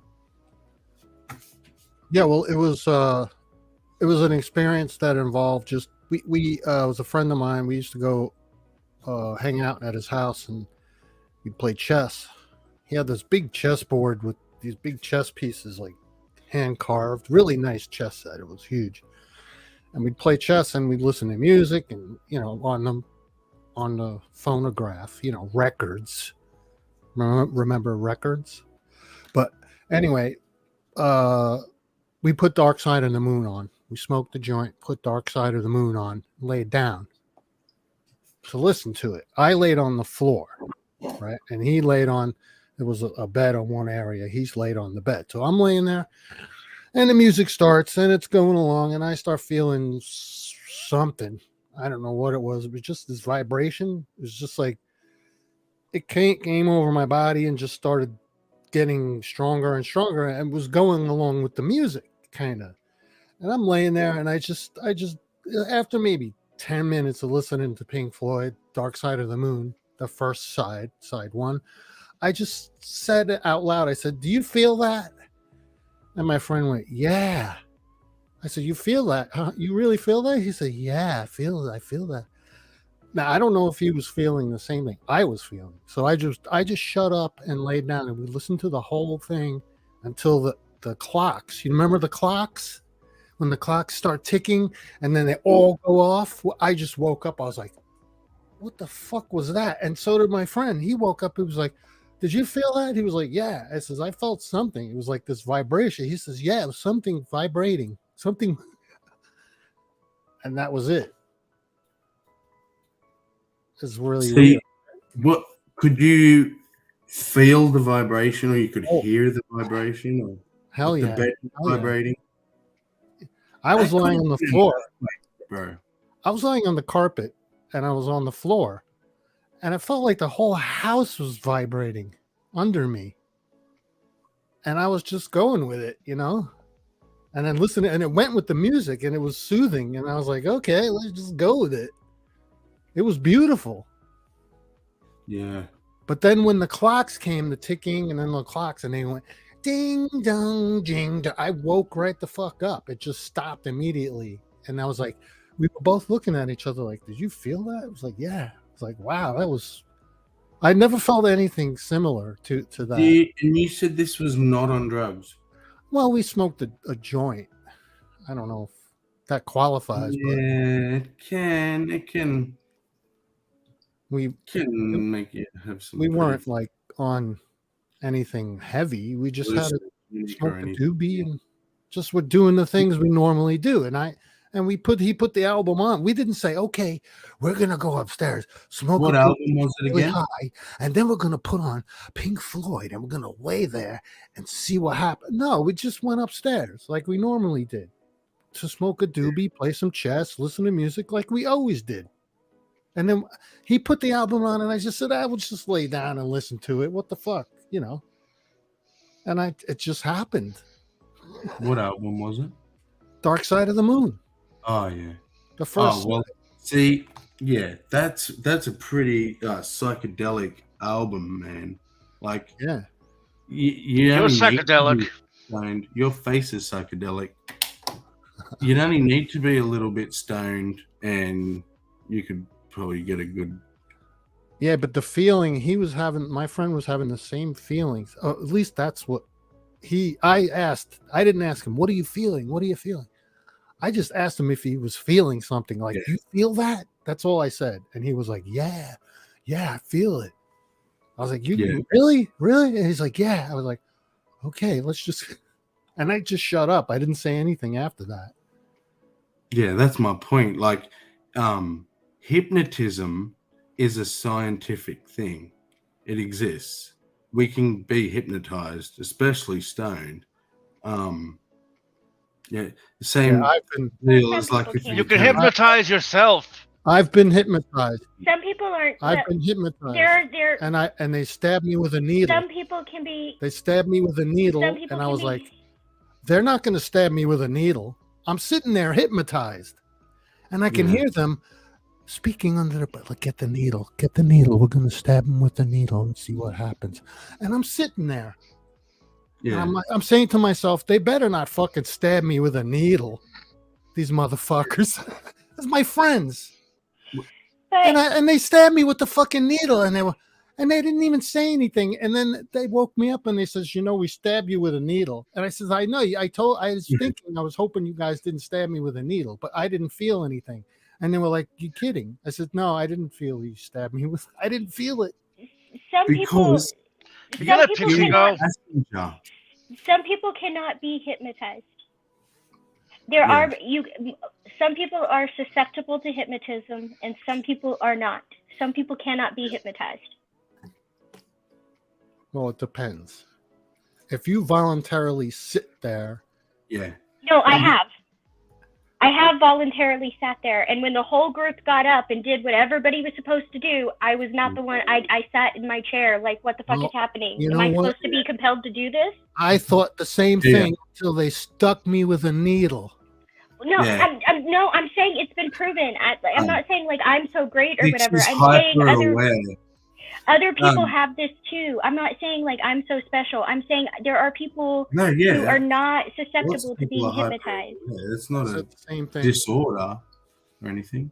You're just really aware of stuff. I sat there thinking I was not hypnotized until they stabbed me with a needle and I didn't feel it. Well, I mean, that's fine. But when I have actually been to hypnotherapy that does not work because professionals cannot hypnotize me.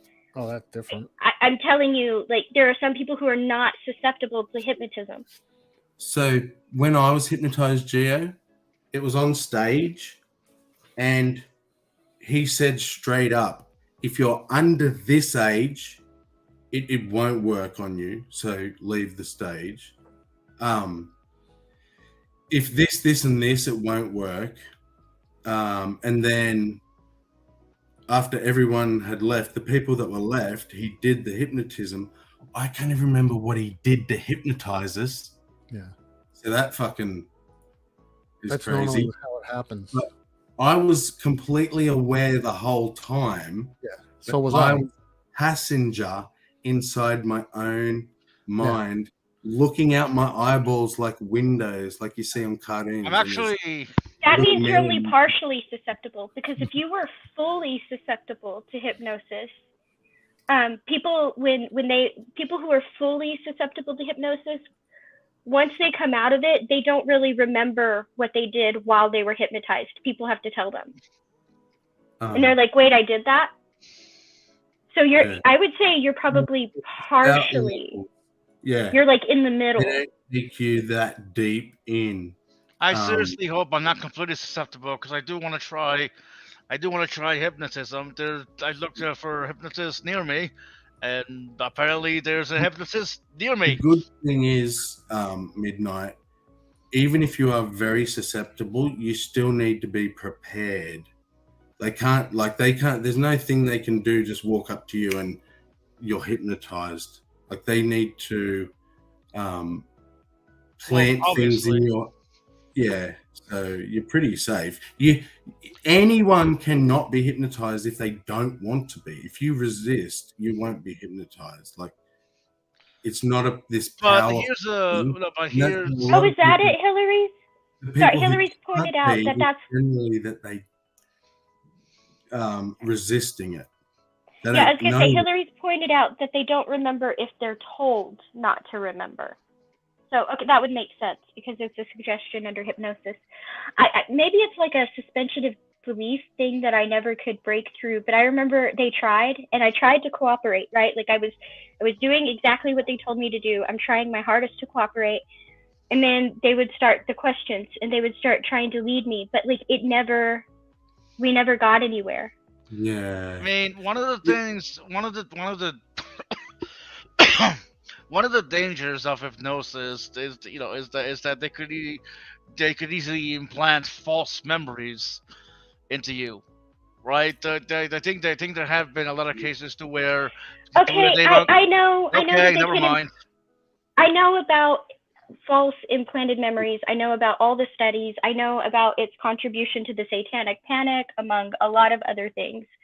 But it wasn't scary because this happens to be one of the few people in this world I trust very wholeheartedly. I wasn't saying anything against the person you were. Right. No, I was. Yeah. Plus, it wasn't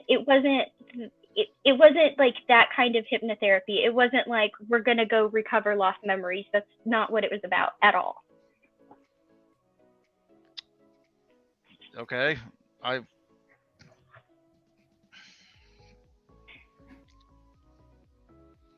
What were you going to say?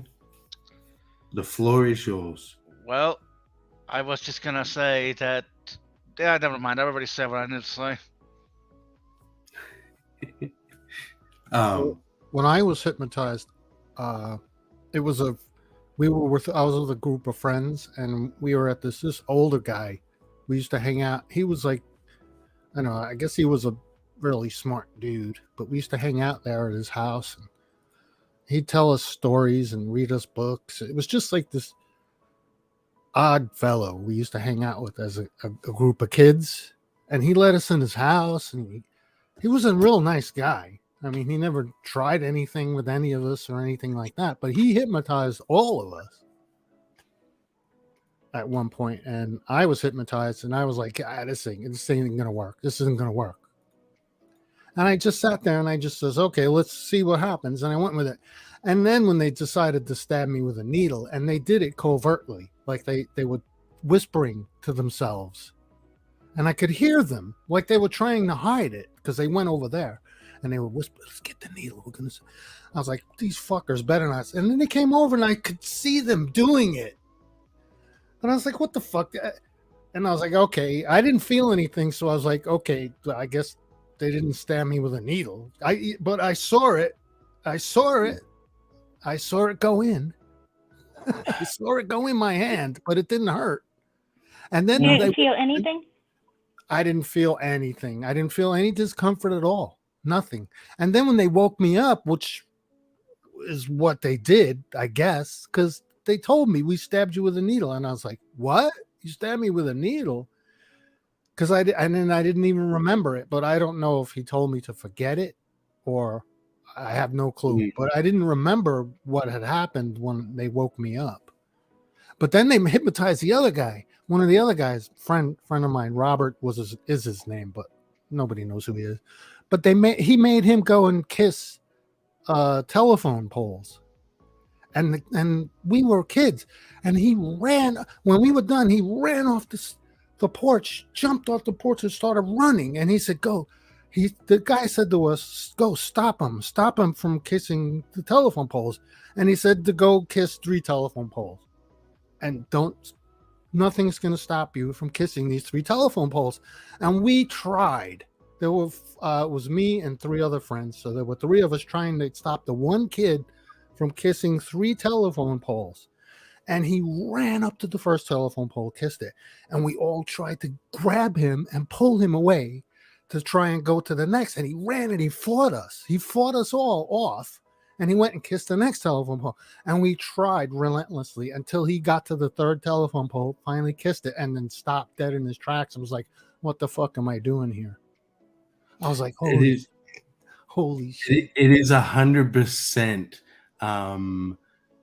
What's the term they used here? But listen, I was a big kid, and I was a football player. I tried to tackle this guy as hard as I could, and I could not.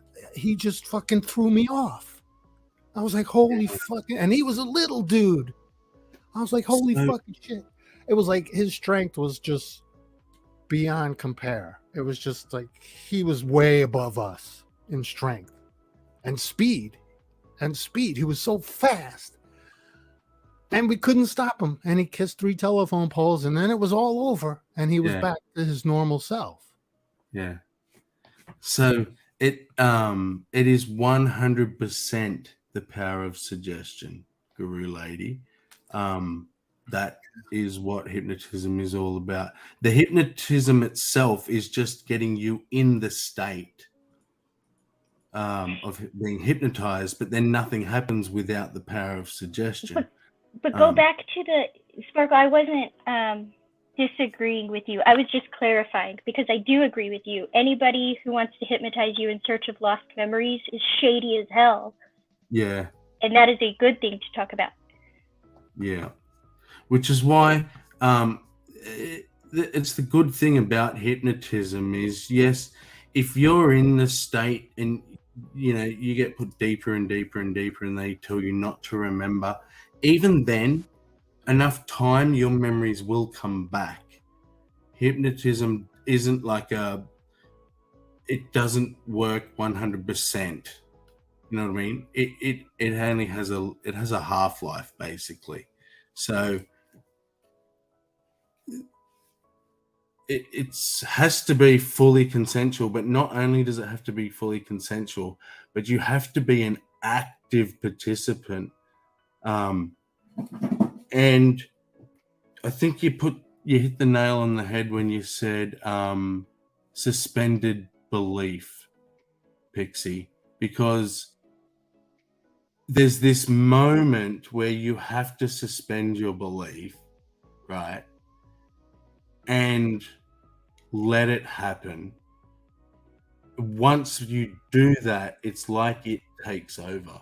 But if you don't do that initial letting go. Do you think maybe I have a subconscious fear of things like Sparkle suggested, right? Because I know, like, when it's done well, it's very helpful, but I also know, like, the amount of damage it's done. Do you think, like, I'm just subconsciously, like, unwilling to let it happen? Understandably, because I'm not a huge fan of it. I don't know enough about the professionally used medical stuff to know how helpful that is. I'm sure there's anecdotal evidence, but that's all there really is, unfortunately, in the field. It's helpful. It's helpful in behavioral therapy. Is what it's helpful in. It can help reduce panic attacks. It can help people. It can help people with stress responses, like smoking. It can help with certain phobias based on trauma. We have everywhere. And I still have issues with eating. That's why I want to try. I want to see, I want to see whether the insurance will take it. Doubtful, but we'll see. If not, how much it is, and what I can do. Yeah, because like I said, I wouldn't trust any hypnotherapist who says they want to go like exploring your past and remembering things, because that's shady. That's how you get those implanted memories that Midnight was talking about, which are horrific. He should expand on that in a minute. But outside of that, it can be helpful, right? In particularly with trauma or stress related habits. Yeah. In fact, I'm surprised I didn't think of it. So this friend who sent me all this information, a few books, and some videos that if anyone's interested in this at all, I'll send you these videos. They are a great watch. This dude is an incredible hypnotist. Just really knows the human mind and where its susceptibilities are. So he can often hypnotize less hypnotizable people as well. Ooh, I should look up him. This video is, it's secret apparently. You have to be in the Magician's Guild to be able to get it, but I got it on the premise that I wouldn't share it around, but I'm happy to share it around because it's not like you can use it for evil. But anyway, this same person who showed me all this, because I was skeptical, even though I've been hypnotized, I was skeptical to the benefits and that. He just walked me through what you could almost say was just a guided meditation, but with like getting yourself into a prepared state first, which is the hypnotism part. But this guided meditation, so I wasn't even really hypnotized or anything, just relaxed. I went through this visualization of turning my anxiety into a physical object. I won't go into all the details, but then getting it out of my body. And for about 2 weeks, I didn't suffer any anxiety.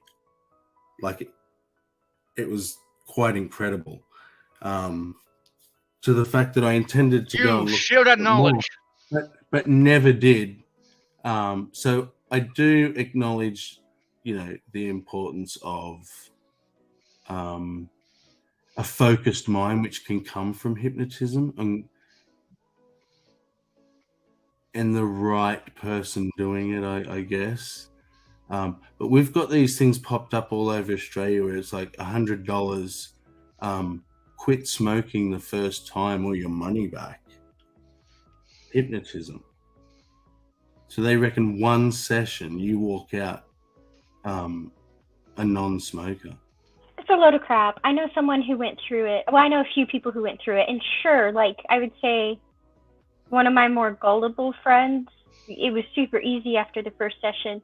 So I would say most of my friends had to who went that route to quit smoking, because it was real popular for a while. I would say they had like 5-6 sessions, and one it didn't work for. So yeah. So what I mean, it varies. If you bit worried about it, watching this guy will probably just make you even more aware of how it's working, so you would be even less hypnotizable. But I would suggest don't seek it out, but if someone comes to you in a pub or something and says, I do hypnotism, do you want to get hypnotized? Let them, do it for fun, right? Because the time I got hypnotized, like I said, it was on stage, and it was this dude called Steven Spellmaster, and he made us lay eggs. Me and a bunch of big burly blokes were ballerinas dancing around the stage, and I would pay to see that. Yeah, and it's all about the suggestion. So he would implant this idea that I only remember now, thinking back. The more you dance, the more the crowd will clap and cheer. But the more they clap and cheer, the more it will drive you on to dance. And so you hear that, you acknowledge that, you know you're under hypnotism, but the music starts and you just jump up, and there's this massive crowd, your family, everyone's there laughing at you. You would normally be embarrassed, but you feel nothing. You're like, this is what I have to do. And you hear them clap, so you'll jump even higher. And it's so bizarre, because I'm inside looking out my eyes thinking, wow, this is absolutely bizarre, and paying attention to other things. One of the things I remember noticing from inside my head was he has all these girls standing along the front of the stage, And when I danced too close to the front of the stage, they just like shoulder barged me back into the middle of the stage, like quite violently. But I didn't even miss a beat. I just like turned it into a pirouette or something and did another big leap. Because I thought at some level I was a ballerina, or not that I was, but I just knew I had to do it. But it didn't feel like I was being forced to do it. Like, you know, he even says, you know, you can choose not to do these things at any time, but you don't choose to. Okay, And the Sammy, other I have thing a I remember was everything was yellow from inside, looking out my eyes. It was like the world was bright yellow. What's up? I have a quick question for you. Are you trying to hypnotize us with this background music? Yes. See, and that is the place I could never get to, right? Like I try, I cooperate, I do what they tell me to do, but then I don't know if they'll like. One time they started, I think they thought I was there because they started asking questions, and I guess by the way I was answering, right? I guess I like hesitated too long, or I like moved my head or something. But they were like, "You're not there," and I was like, "Oh, okay." So Yeah. I don't. Yeah, they can tell, like they know instantly who's hypnotized or not, because you completely compliant. So That's probably what it was. Was I showed some sort of defiance or something? Like, I don't want to talk about that or something. I don't know. But she was just like, "You're not there," and I was like, "Okay." yeah. No, there's heaps of people on the stage that like, you know, were old enough and susceptible enough and all that, but just doesn't work for them. And I remember hearing someone, I was under, but like I said, you're aware, and I remember hearing someone, "Oh, see, it's fucking bullshit. They're all faking." But I didn't, and it's funny because you're under, there's no reaction. Like I didn't think, "Oh, fuck off, I'm under," or like anything. I just, meh. It was bizarre. And what you made me think of something I was going to say. What it's like, I described it as being a passenger in your own head, but a better way to understand it, the guy who sent me all the info was like, hypnotism is a way of bypassing the filters between your conscious mind and your subconscious mind and getting straight to the subconscious, and that's what it's communicating to. So here's a question. Wouldn't you want to be the driver of your own mind rather than a passenger? Yes. Not so. Who doesn't? Generally. But I guess there's times when letting someone else take the reins for therapy or whatever could be useful. Mayhaps. It's an absolutely fascinating phenomenon to me. I was really interested with it for quite some time, as you can probably tell. I'm interested in DMT. Well, see, there's your drug-induced mind experimenting, and then your non-drug induced, which is like hypnotism. And I remember there was a period a mate of mine and me were experimenting with hypnotism on drugs, and I didn't know shit about hypnotism at this stage, but my friend did because he'd gone through hypnotherapy due to quite a traumatic event in his young life, but he was allowed to record his sessions, and rather than, you know, benefit how he was meant to and listened to his therapy, he concentrated on learning how to hypnotize. So are you looking at this?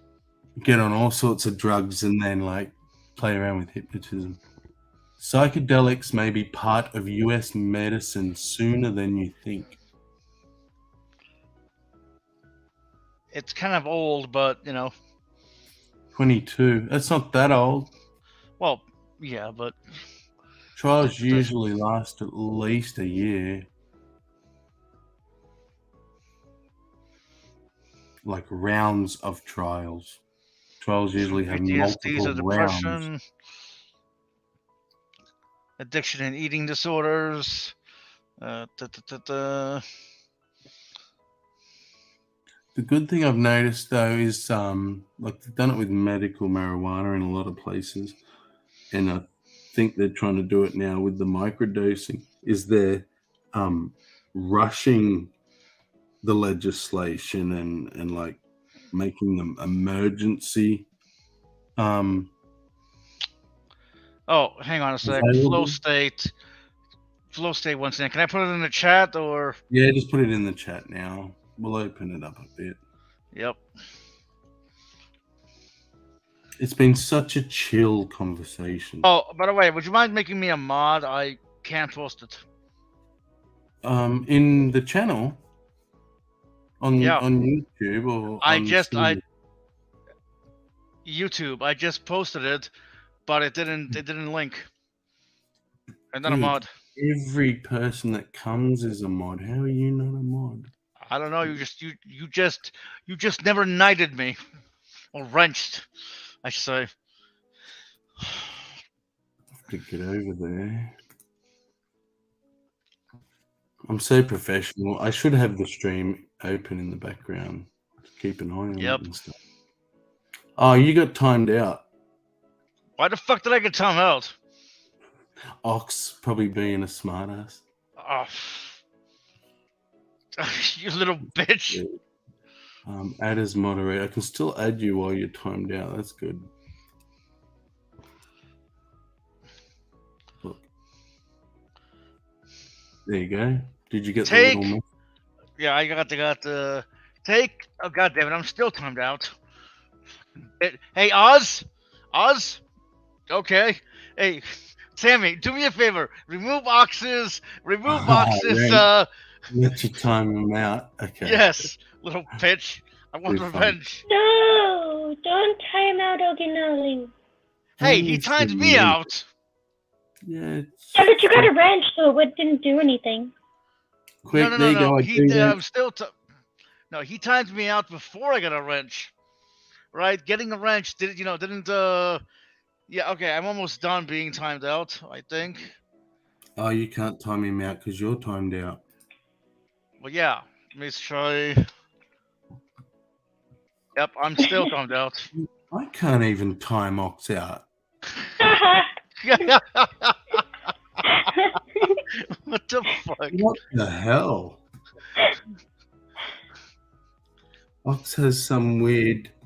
All right, you know what? Then you post the fucking link to get flow stated here. Hi, coming in a sock. Look, I'll add your sock as a moderator.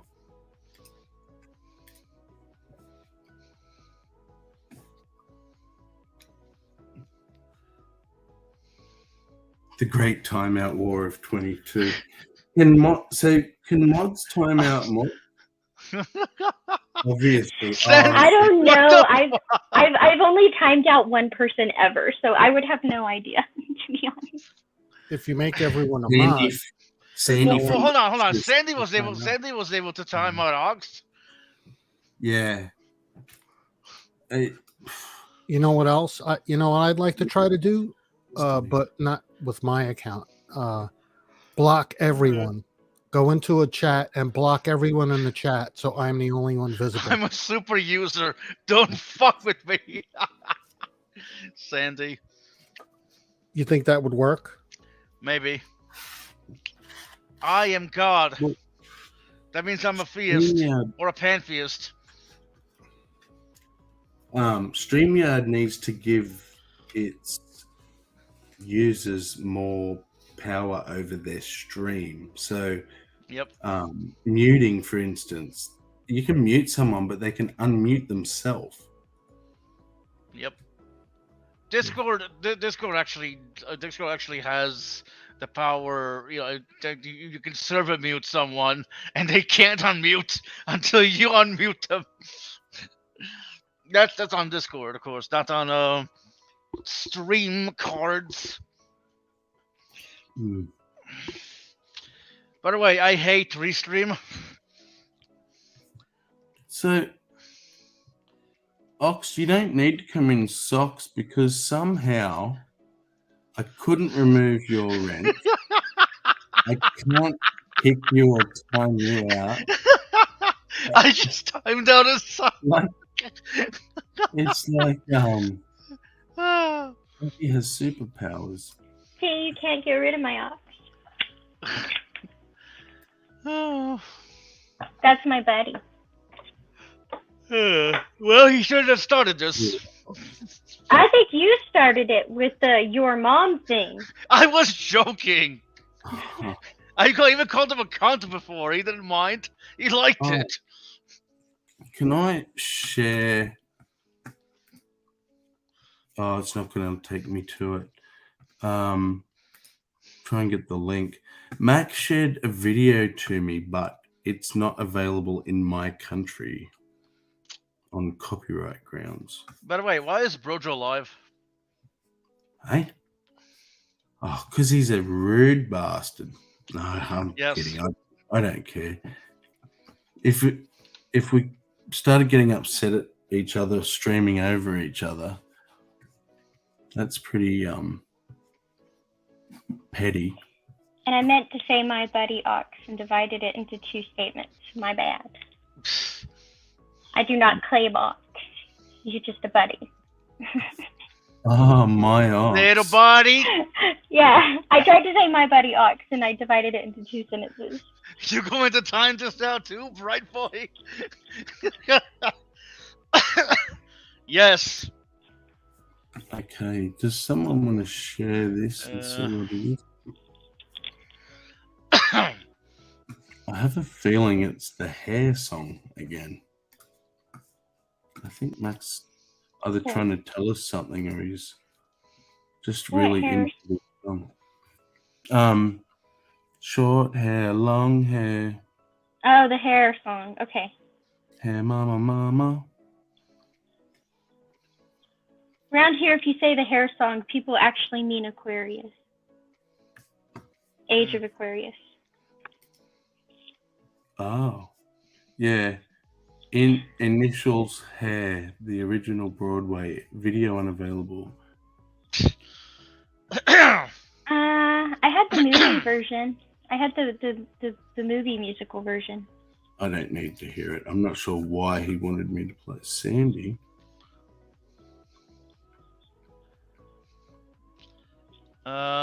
What's going on in a land of the world? Hang on, I have to mod the Roo. Oh, too slow. The Roo is a mod now. Who? Roo Gang. Anyone with a name like that's gotta have a wrench. That's ox. I know, I only just figured it out. I was gonna say I finally have a sock named after me, after my show. Yay. And it's a nice one, a nice troll. Oh, so we got a little bit distracted there. So you told us you're high, and did you tell us a non-drug spiritual experience? You did, that's right. I am God. So that means silver. Yes. What gives you the biggest natural high, other than looking at pictures of me? Wow. Yeah, damn, that just got smacked in the face a little. Honestly, really nothing much at all, actually. That's all I have to say. Do you get a bit of a buzz from like doing spirit hunting and stuff? Okay, I guess you can really say that, yeah. Yeah. Pretty much. I think it's important for us to realize what gives us our natural highs, and whilst you don't want to go and get OCD or obsessed with them, it's better than turning to alcohol or. Yeah. Oh, I tell you one that I'd forgotten about. That I actually have to do again soon because I've got a voucher that's about to run out, is jumping out of aeroplanes. Dude, there's not even been a drug that has got me as high as that has. The feeling that remains afterwards lasts like days. Has anyone here done it before? Nope. Oh. I'm afraid of heights. Done what? My mind was elsewhere.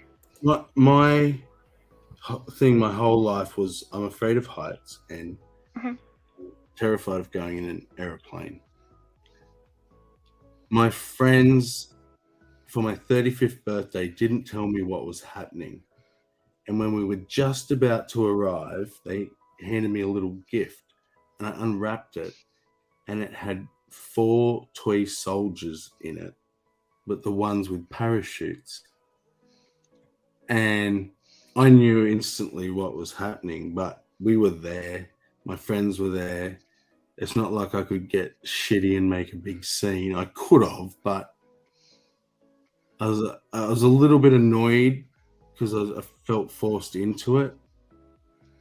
Greatest thing they'd ever done to me, because I went back and done it again for my 40th. And like I said, I was terrified and I had to be tricked into it, but I'm glad I was, because I never would have done it ever in a million years. And this will be my 3rd time coming up. And I can't even describe how fucking amazing it is.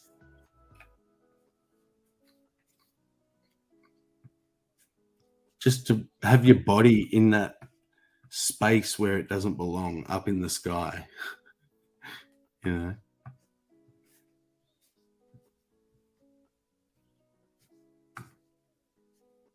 So yeah, to this point, I've Okay, have I done? I don't know. Taken off in 2 airplanes, but I've still yet to experience what it's like to land in an airplane. That's funny. I've flown in an airplane. I haven't jumped out of one yet. But I guess the closest I would come to that is when I was a lot younger. And I loved to climb as a kid. I was always climbing, and I could hold myself in these really weird positions for ungodly lengths of time. And I don't know why or how I discovered this. Probably because I was always climbing trees and playgrounds and walls and buildings. And anyway, yeah, I was jumping off the roof before I was old enough to be terrified of it. But I loved to climb. And when I would climb, if I couldn't find a way to like sit comfortably, I would literally just do like a pull-up and then just hold myself there, just watching everything.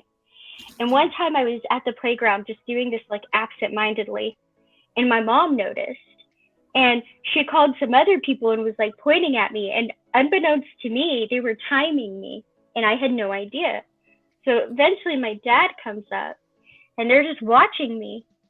And then I got really uncomfortable that they were watching me, so I got off. I climbed down, and I was going somewhere else. And I didn't know why they were timing me. Well, come to find out, my dad thought it'd be fun to take, like, because I loved to climb. He thought it'd be fun to do some, like, amateur rock climbing and cliff rappelling and stuff like that. He said I could practice, and if I practiced on the side of the school building, we would go. And at first I was like really excited about it, but then when we got there, and like there's like a lot of loose rock and like, you know, stuff like that, and I was young and I was pretty terrified. I was like, holy shit.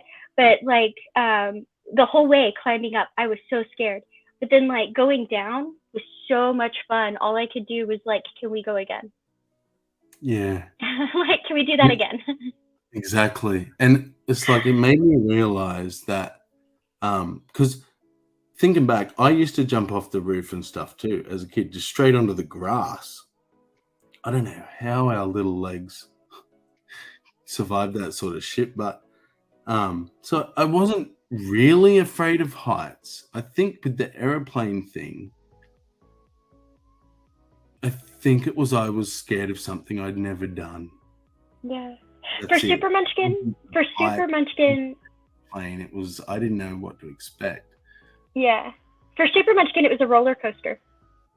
The closer we got to the top, the more she didn't want to do it. She was terrified. She was like absolutely terrified.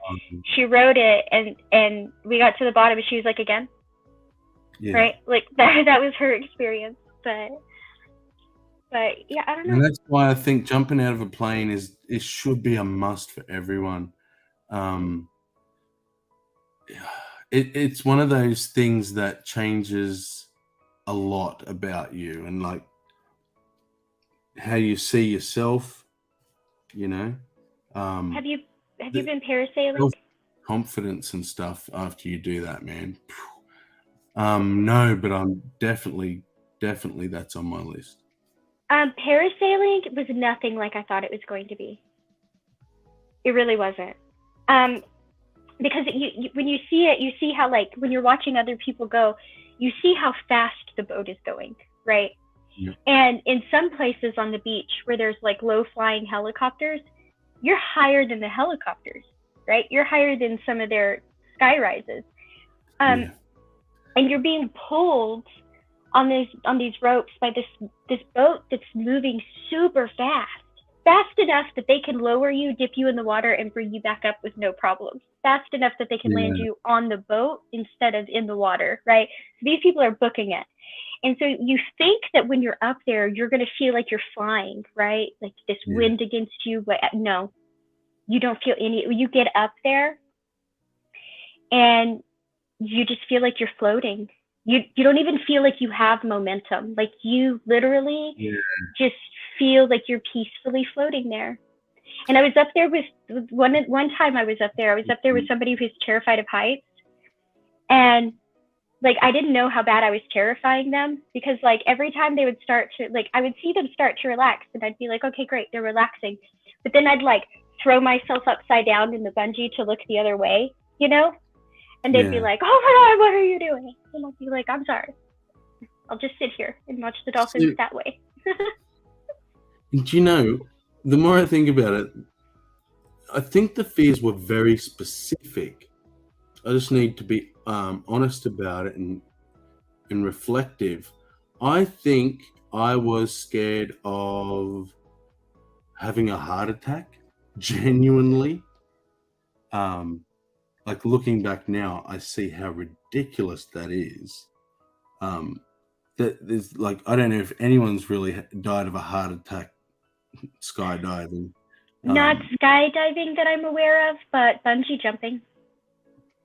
Yeah, which I think is actually, now that I've done skydiving, I think bungee jumping is going to be more terrifying. Like just falling off something. You don't have a instructor strapped to you. Like skydiving, you just put your life in their hands and just enjoy the moment. Bungee jumping is like, you're going to have to push me because I don't know that I'm going to be able to jump. Plus, flying in a plane is different from skydiving, because in skydiving, you know you have a mechanism that that's been proven to work over and over again, even though it occasionally fails, right? And an airplane is the same concept, but if this airplane fails and it crashes and I don't have a parachute, there's a whole different scenario. Exactly. Up there in the sky. Is the backup for the plane, which was one of the things I kept telling myself is at least I have a parachute. At least I have a parachute. Because the aeroplane you go up in is like this tiny little tin can. Barely 6 people can squash in, sitting on each other's laps. And so every air pocket you hit, this little plane just drops and your stomach is in your throat the whole way up. You just like spiral higher and higher and higher. And it, like you said about not realizing how fast and all of that, terminal velocity, I know it's fucking fast. I know we're like hawking towards the earth, but it just feels like a strong wind. And it takes that long. Like, it's not like the earth is flying up towards you. It doesn't really change much size at all. In fact, until after you've pulled the chute, really. And the other thing is, the first time I jumped, I had no memory of seeing anything. So, but I didn't shut my eyes, but I just can't remember like looking around going, oh, this is awesome. Like, I was obviously just in survival mode.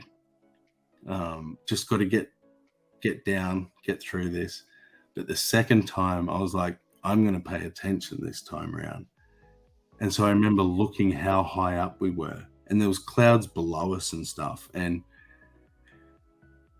even having paid attention, it wasn't until I watched the video back and you see how high you are. It's like you just have no understanding of it in the moment.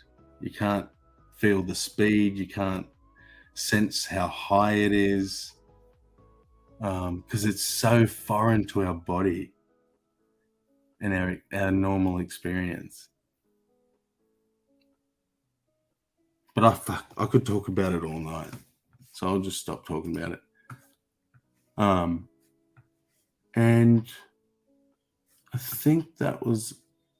Oh, no, we didn't ask you, Pixie, or you,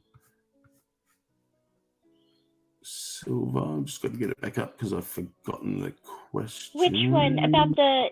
Yeah, we did. Did you tell about us what? Let me bring it up here. So Guru Lady said, have you ever had an out-of-body experience that wasn't on drugs? No. Actually, I don't think have I ever had an out-of-body experience even on drugs? I don't...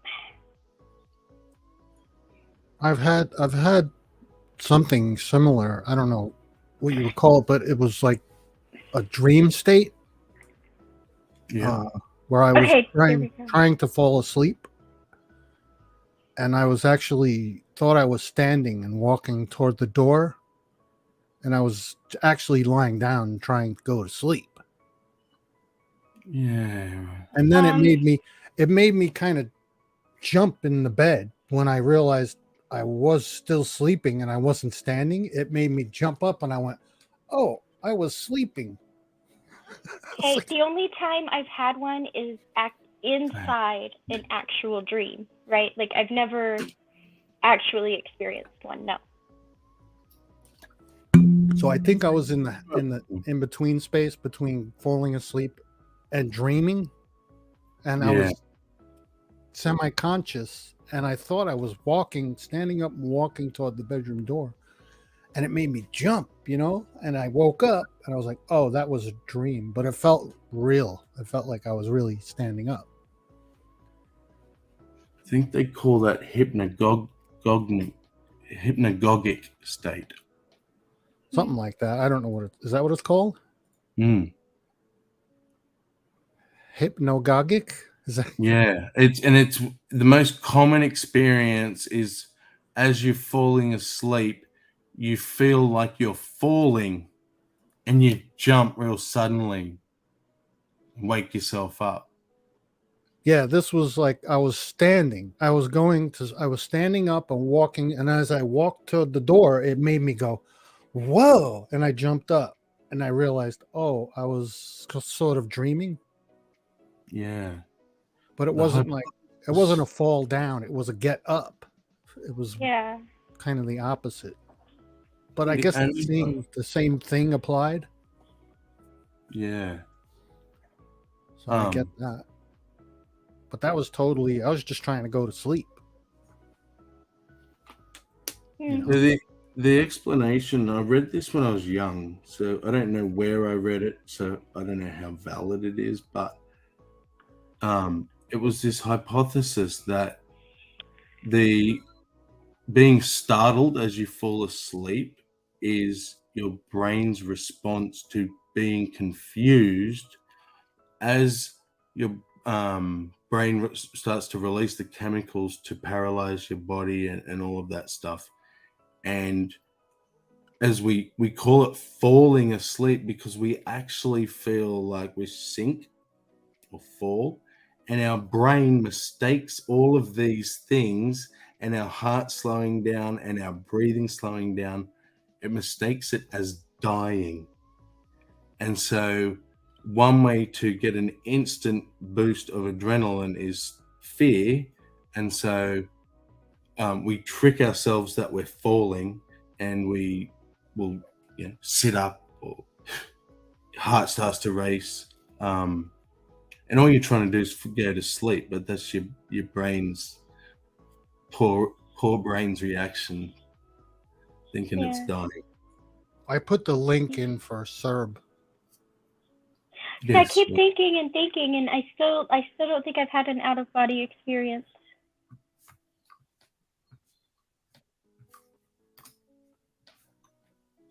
The glorious leader has arrived. All bow. Yes, probably. Yes, sir. So you've come in for the last question, and it can be on drugs too, because drugs are fun. Have you ever had an out-of-body experience, or what people know as an out-of-body experience? All on drugs, not on drugs.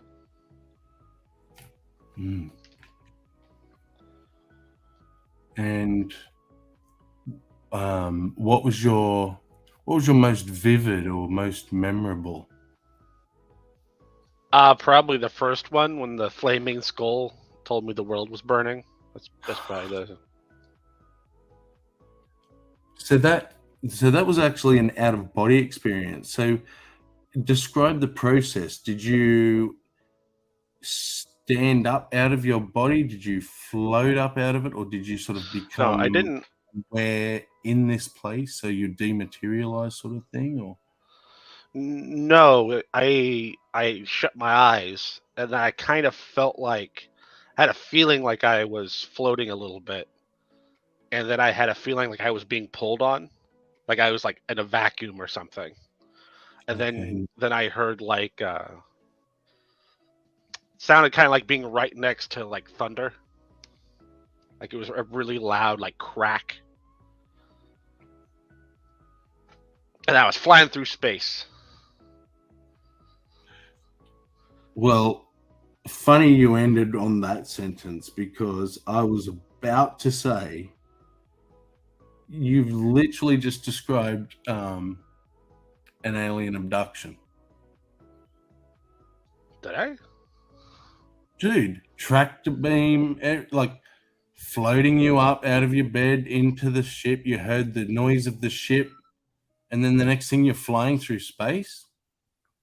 Yeah, but myself was flying through space. Your body was flying through space. Okay. It was the middle of the day. Did you have an inkling what the thunder was? No, it was just a sound. It sounded like it was inside my head.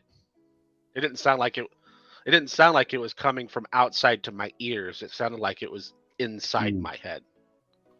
That's like where it originated from.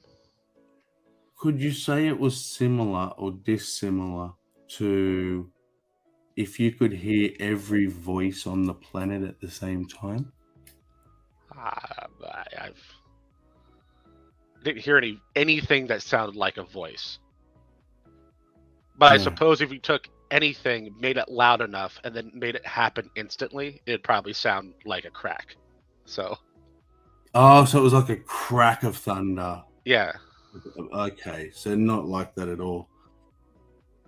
But see, very similar to my experience, but the noise that I heard was I perceived as hearing every voice at once, like all of humankind's thoughts. I could hear them, but I couldn't make out any individual one because it was just this great noise of all of them. While I'm zooming through the universe at like, I don't know, light speed, or just under, obviously, because time was a thing. Shit was moving and stuff, so. But, yeah. But that was induced by lack of oxygen to the brain, so. Which is why I've always been skeptical of the near-death experiences. Like, you know, I was on the operating table and saw light and this and that, and I floated above my body and, you know, could see everything. I suspect we can often still... No, I don't suspect. I know because it's happened. I've had noise come from the outside world into my dreams. So we can hear conversations of the doctors operating on us and stuff. I don't think it's that big a stretch to then be able to imagine the room, you know, and you're above these people.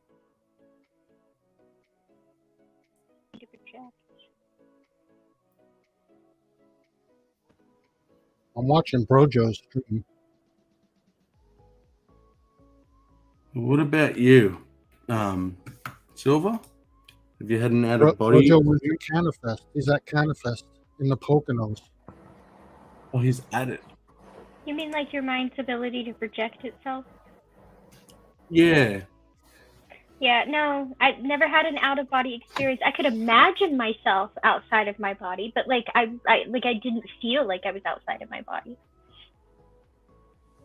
So you never went through a phase where like you tried to, or you never had an operation where... Well, I mean, like, sure, as a kid, I would try to, in the same way that you try out everything you hear about, right? Like, but like, I've never had an actual like out of body experience. Not ever. Not even on drugs. I just had, like I said, like even when I was lost in the canyon on psychedelics, right? Like, you can tell by the way I described sitting against the cliff and watching everybody. I was clearly not sober, right? There was nothing about me that was sober in that moment. But at the same time, I understand that I was not experiencing what everybody else was experiencing. My world was very bright and very vivid, which shouldn't have been a thing, especially because it was the middle of the night and it was all stars and moon in a canyon. I understand that, but even then, it was just an oversaturated, overly vivid reality. I've never, like, I have friends that will describe like colors melting off the TV and they're playing in a color of puddles, or these things that they see, and I've never seen anything. The closest to seeing anything was probably due to sleep deprivation, and one time I was so sleep deprived that I saw like lights. I would call them tracers. They were like just streams of light that would go and it would like leave a trail. You know what I'm talking about? Or something that looked like falling glitter. And one time I was so sleep deprived, I saw a shadow, like shadow people almost, but I knew what they were.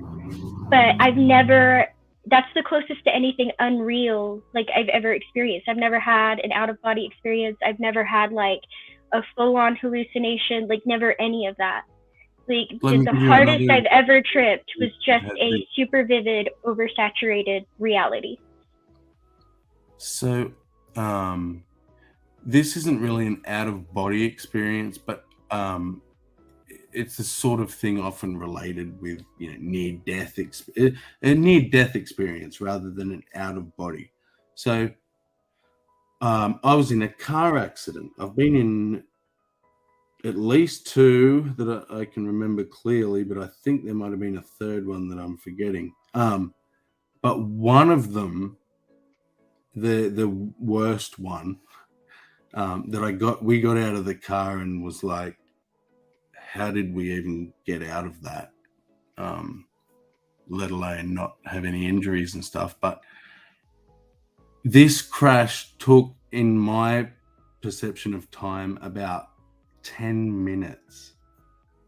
Like, it was such slow motion that I looked around the car and, like, I see my mate there in slow motion, just like almost not moving. It was that slow. And I had time to put things down and get in a better position, and I like check my seatbelt, and the inside of the car was bright and yellow whilst this is happening. I couldn't hear any sounds of the crashing or anything, and I felt no impact or Adrenaline response. feel the crash. Yeah, like pure adrenaline and whatever else chemicals are being pumped into my brain. That, like, if that had been a situation where I could have done something, I was like a superhero because time slowed down. You know, I could have fixed the problem or defused the bomb or whatever. It's like I had minutes in what took seconds. And I know that's, you know, quite explainable scientifically, but that's, like, for me, the closest thing I have to that sort of near-death experience or out-of-body or whatever you want to call it, is whatever the fuck our brain does when it thinks you're about to die. And it's very pleasant. You trip balls, apparently. You know, yeah, it's like, fuck, I'm probably about to die, but fuck, this feels nice and calm and relaxed and quiet, and it's a nice way to go.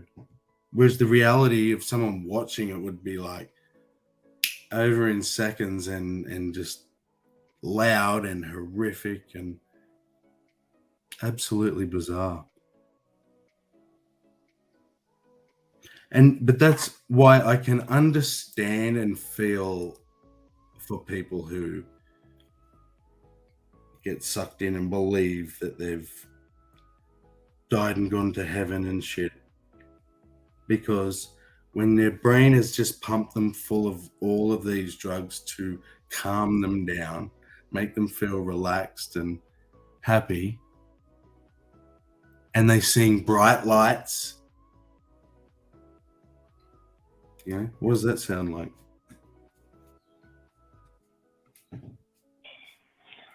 I was just showing a bit of Brojo's stream.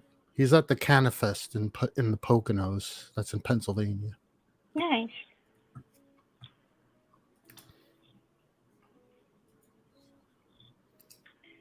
I know. I think. Have you ever had sleep paralysis? I've never had sleep paralysis, but the idea of it sounds not fun. It sounds absolutely terrifying.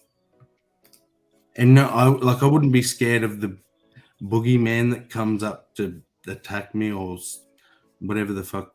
I would be terrified of the fact I was now paralyzed, and I'd be. And sometimes they feel like they can't breathe, right? Like something's pressing on their. Yeah, like something's come up, but that you actually get visual hallucinations, which is why people will say they see something walk in and sit on their chest and stuff. I don't think that would scare me as much as the, oh my God, I can't move. Like, to me, that's claustrophobia inducing shit.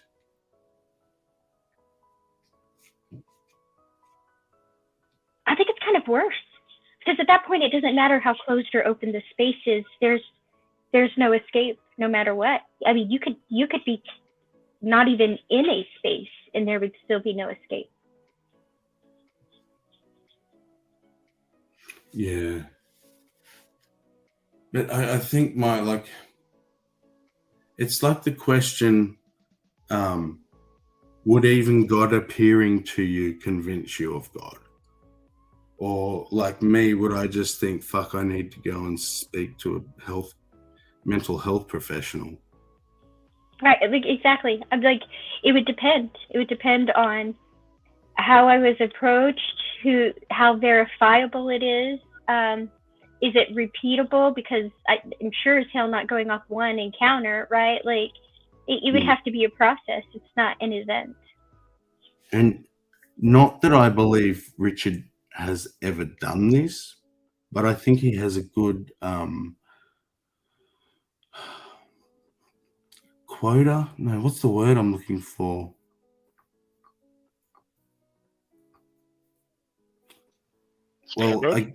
Standard to decide, and that's, can you gain information you don't have or couldn't gain?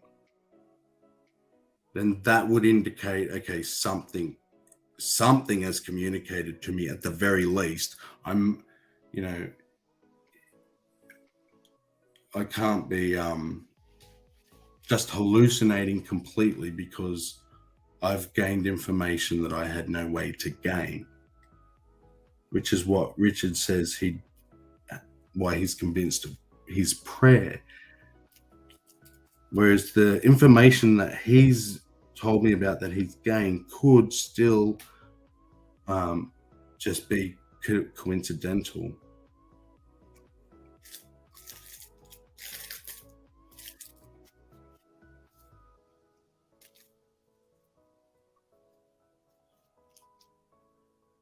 What questions would you ask a god, sir, to try and verify if it was real? I don't think there is a question I could ask to verify that it's real.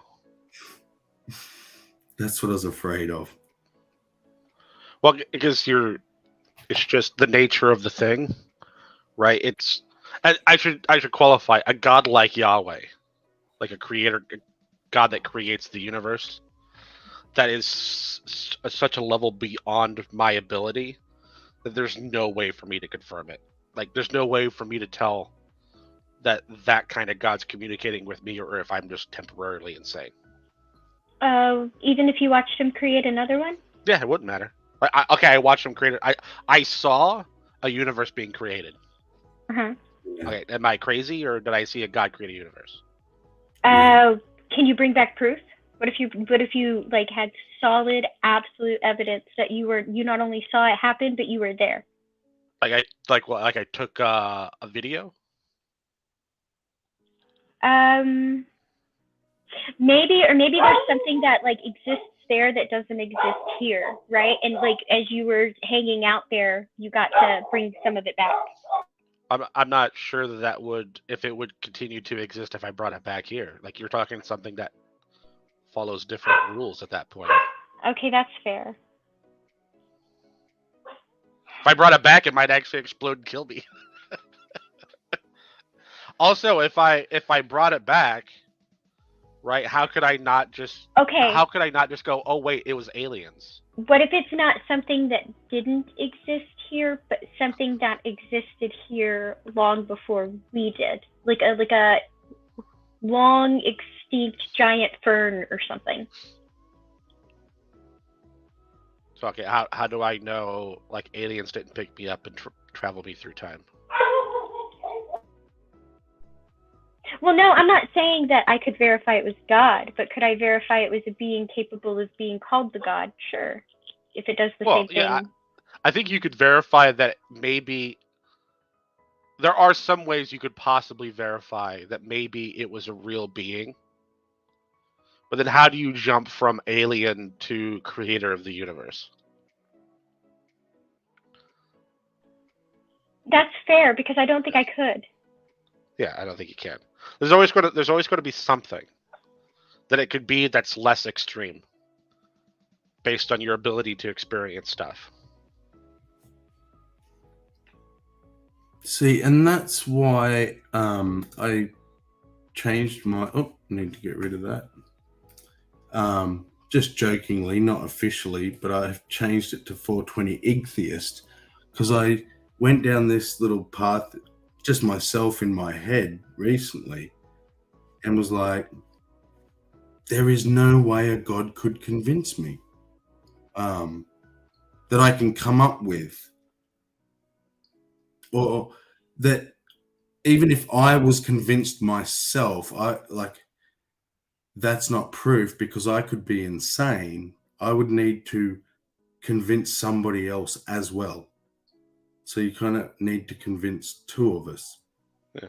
Well, I think you're talking about a being that's on such a level beyond your ability that it might actually be more reasonable to expect you were abducted and put into a simulation. Yeah. Which is so that why you can go about convincing all the people you want. It still wouldn't. Like, yeah, you have to solve solipsism. Yeah. But that's what Christians, Christians specifically can't understand why people would say, and fucking Geo distracted me with the hippie chick on the screen, and I've totally lost my point. I'm trying to figure out what the hell. You didn't have to stop. Hey. That's Brojo at the Canifest. Yeah. I used to use this as an argument, as a reasoning of why God would never try to convince anyone that he exists. That's right. It was that a God, that kind of God would be so far above about the only way that we would be able to be convinced is if he forced it upon us somehow. So right, he could make you believe. Yeah. But he could never make it verifiable. Yeah. I don't know who that is.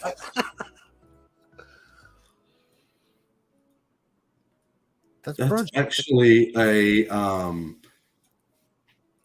weakness, a flaw in their God that they obviously wouldn't agree to. They would say, no, he has showed you, he can show you. You're just you just don't want to. You deny it. Like they say that he wrote morality on our hearts or whatever the fuck they say. More unfalsifiable rhetoric. Yeah. It's 5 o'clock. It's 5 o'clock. He's doxing himself. So that came through the mic. Yeah, I think it was just loud enough. Stupid Apple.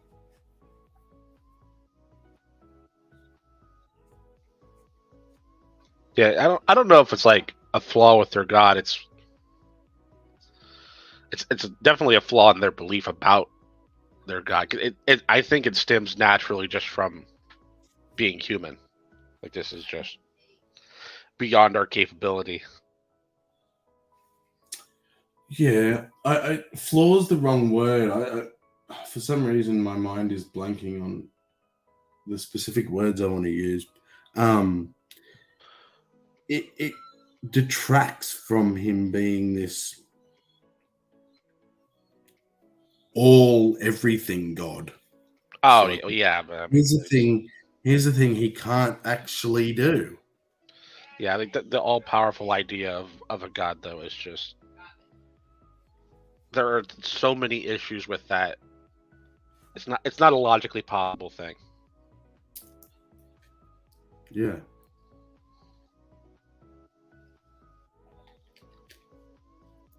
But again, they would just argue that I'm just being dishonest that God has shown himself.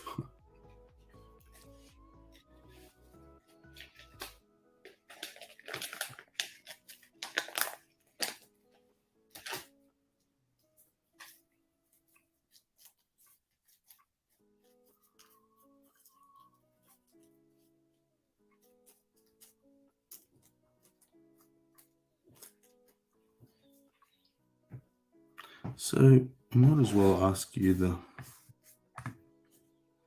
other questions. Oh, were there a bunch of questions? Yeah, so there was originally, I think the first one we did was, what was your most spiritual experience on drugs? And because like myself and Gio don't really believe in a spirit realm or spiritual, you can swap that word out for something what's synonymous.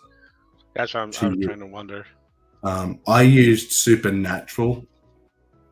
I just swapped it with supernatural because the spiritual is the supernatural. To me, you can pretty much use them synonymously. Well, I equated it to brain states, which is how I described it. Yeah, that's right. So you didn't really have an experience, whereas I just tried to find one that like people would understand or describe possibly as spiritual.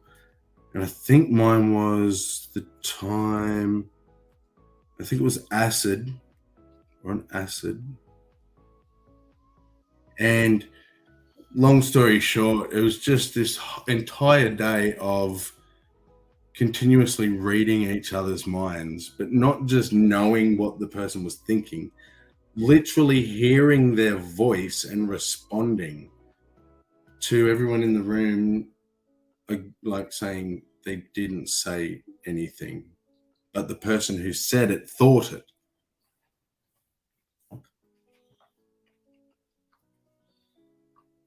Oh no, because I don't think I've ever experienced anything supernatural.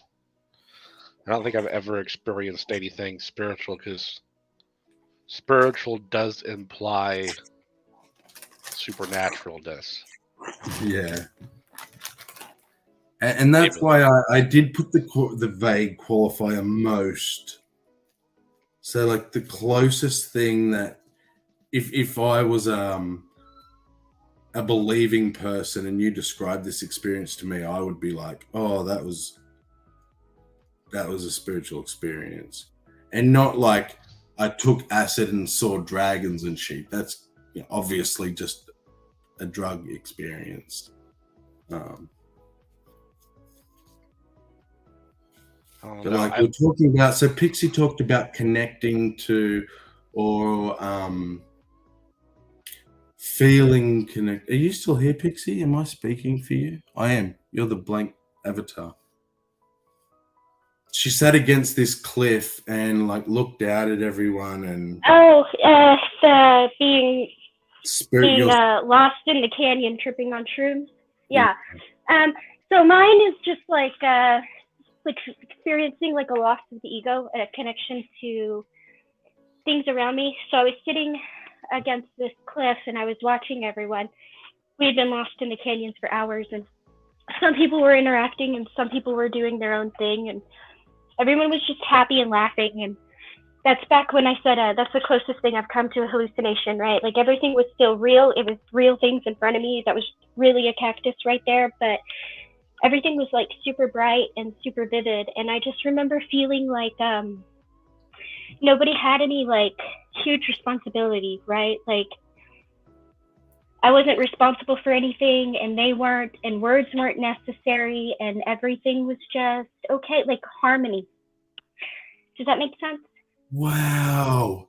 And that's what I was trying badly to describe to Sir, but so it wasn't just that, we read each other's minds. it was like everyone that was there on acid was connected on some deep level, and everyone who wasn't on acid was not connected into it. And like it was when you said there was no need to talk, that's what sort of triggered my memory.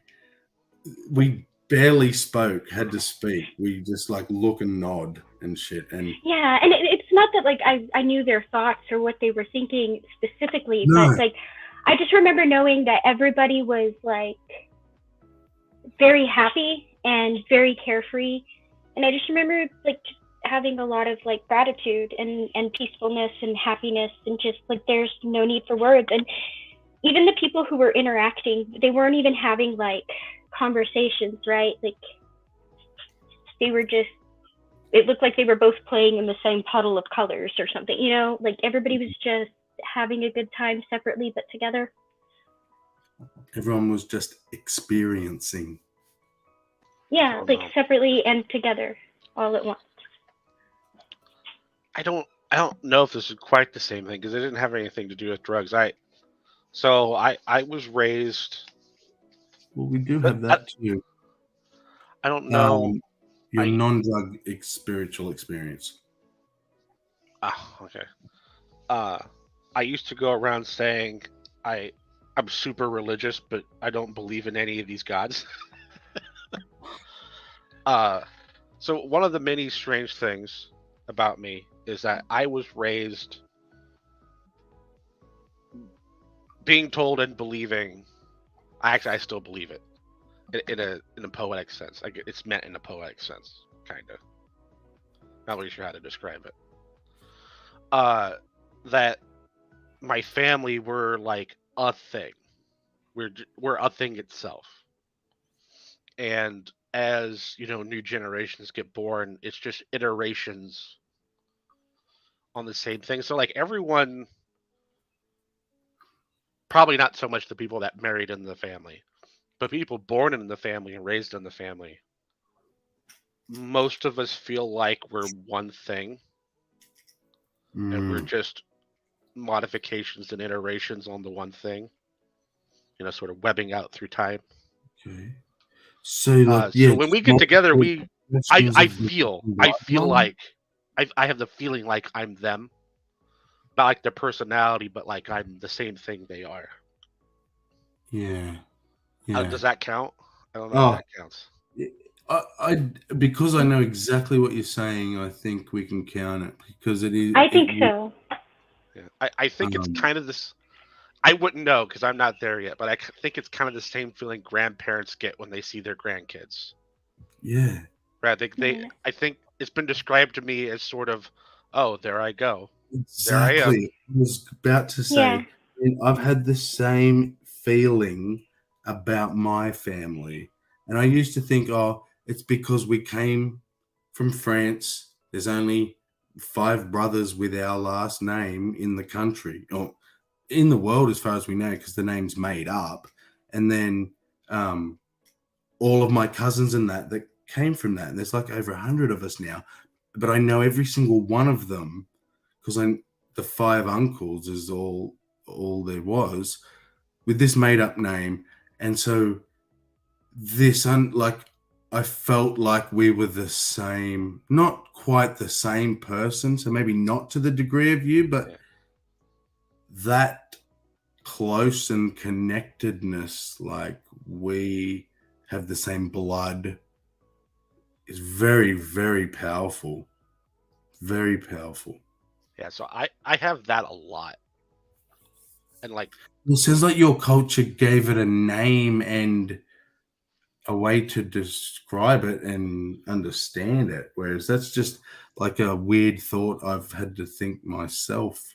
Do you know what I mean? Yeah, or it's like built up because we have all these rites of passages and these holidays and these planned get-togethers, and we work together a lot.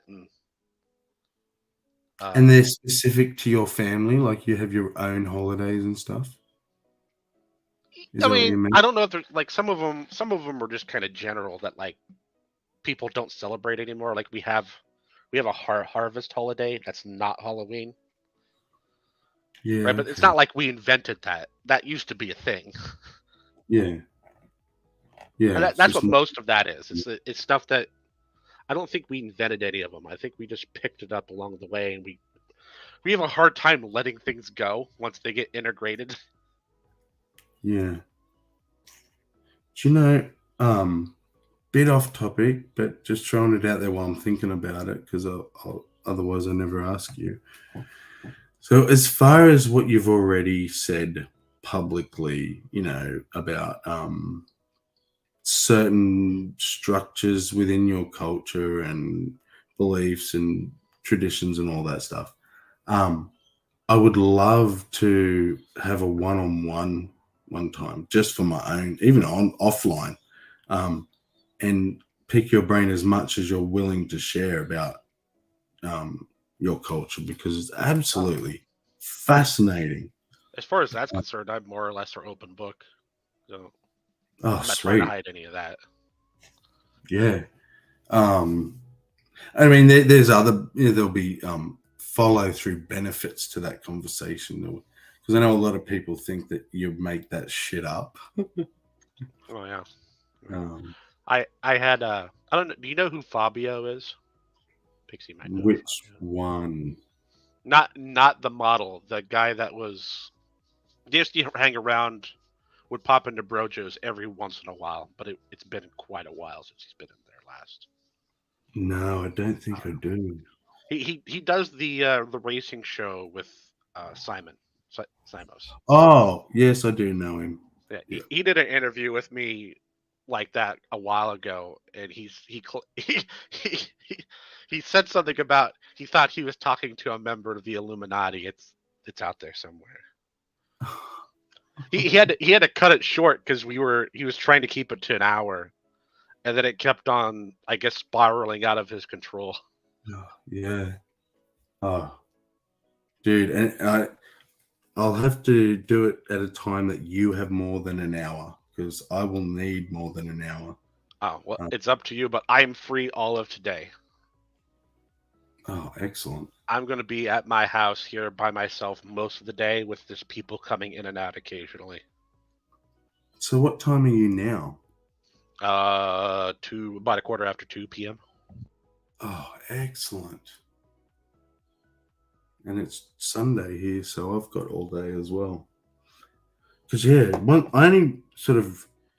I've heard you speak about it twice in total. Once was just a brief mention and people dismissing you and saying you're trolling and shit.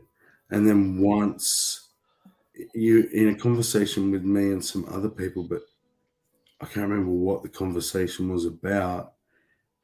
And really, I just learned about a woman is someone who has given birth. Yeah. And you have very clearly defined woman, female, or you can be girl if you want, but a woman, and I imagine there's a traditional language with this culture that's not English. Would I be correct? Yeah, come see called by sea. Yeah. So right there, people need to realize it's a fucking translation. So yeah, I think were you part of that conversation when they thought I was trolling, and I was kind of I kept on trying to iterate that there isn't an implied gender in those words when I'm translating them. Yeah. But you just wanted to have the what's a woman conversation. And no. I didn't even.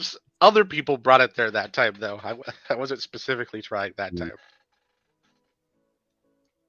It's what they don't realize is how bigoted it is against your culture to not even allow you the space to ask the question. Well, in my culture, this is what a woman is. So not what is a woman, but whatever the question was, how do you define a woman? We define it as this. You're not even allowed to ask Well, that? it was touchy before, and then Matt Walsh did a documentary, and now it's a dog whistle to be a Nazi or something.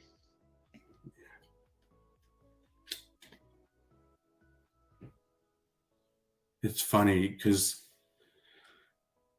you know, I'm pro whatever. I don't give a shit. Like, just people should just do what they want and leave everyone else alone. But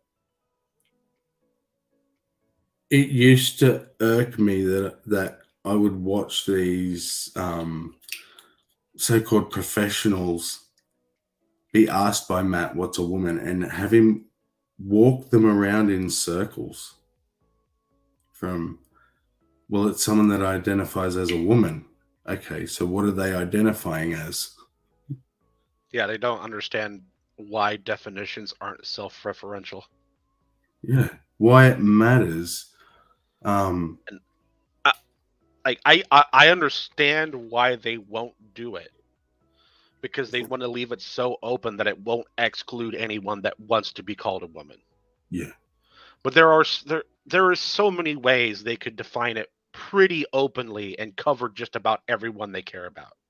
They just won't do it because there's a trigender pyrofox out there that's going to get very angry with them. I was about to say, because they don't want to put any single limit. Yeah. And this is why they get upset about the attack helicopter argument, which if you just come into the conversation at that extreme, it does seem provocative at least. But if you start at the thin end of the wedge and it's like, say, for instance, you know, are you okay with someone chopping off a finger if that finger is in any way detrimental to them? You'd be like, well, with medical advice, yeah, of course. But if they want to chop their genitals off, then all of a sudden it's a problem. That sort of thing, you know, you can't cherry pick which parts you're gonna jump up and down about and which parts you're gonna be okay with. Or you can, but you need to be honest about it. I don't. And it's not. This is kind of an issue for a few different things, but if people just thought for a second and understood that creating a label for something is inherently exclusive, it has to exclude something, otherwise the word has no meaning. Right? The word ends up being replaceable with another word that we have, thing. Right? If you say woman and you don't define it and it's just open, but it's clear that you're referencing something, like you're pointing at something and saying woman, but there's no properties about the word, just thing. Yeah. You're saying the word thing, but you want to say woman.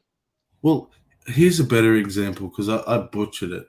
The they, them, right? Now, I want to preface this with, I have no problem. I'll call anyone anything they want. If I can remember. If you want to be called Z, Zay, Zungu, then I'll try my best, but I'm probably going to forget or fuck it up. That's all I can say, right? That's the only real argument I can have against it. But I understand the argument that if you want to be allowed to identify as they, them, and then Zizou, and then a cat, how can you dare have a problem with an attack helicopter? It's like, because it's an argument. These ones are reason. Sorry, what was that? I said it's because an argument that it's an argument ad absurdum, right? You're taking their logic to the extreme where it absolutely fails, and it's so obvious that it fails it offends them.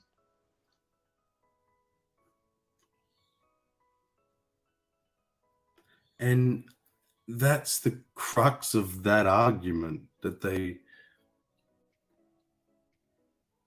can't see that it's just a sliding scale. It's on the same fucking scale. Yeah. And like I honestly don't want to pick at anyone that has like a mental illness. Right? And by that I just mean dysphoria, right? It's not like they're actually like really crazy or something. They just don't feel right in their body.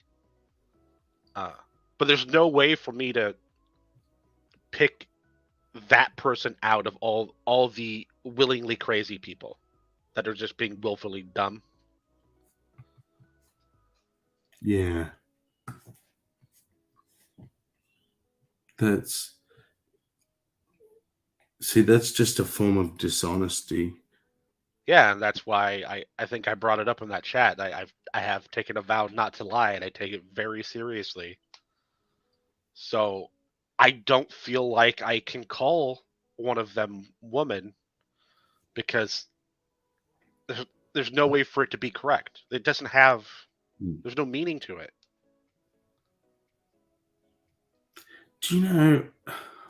But wait, but if someone wants to identify like as something that we generally don't regard as personhood, you know what I mean?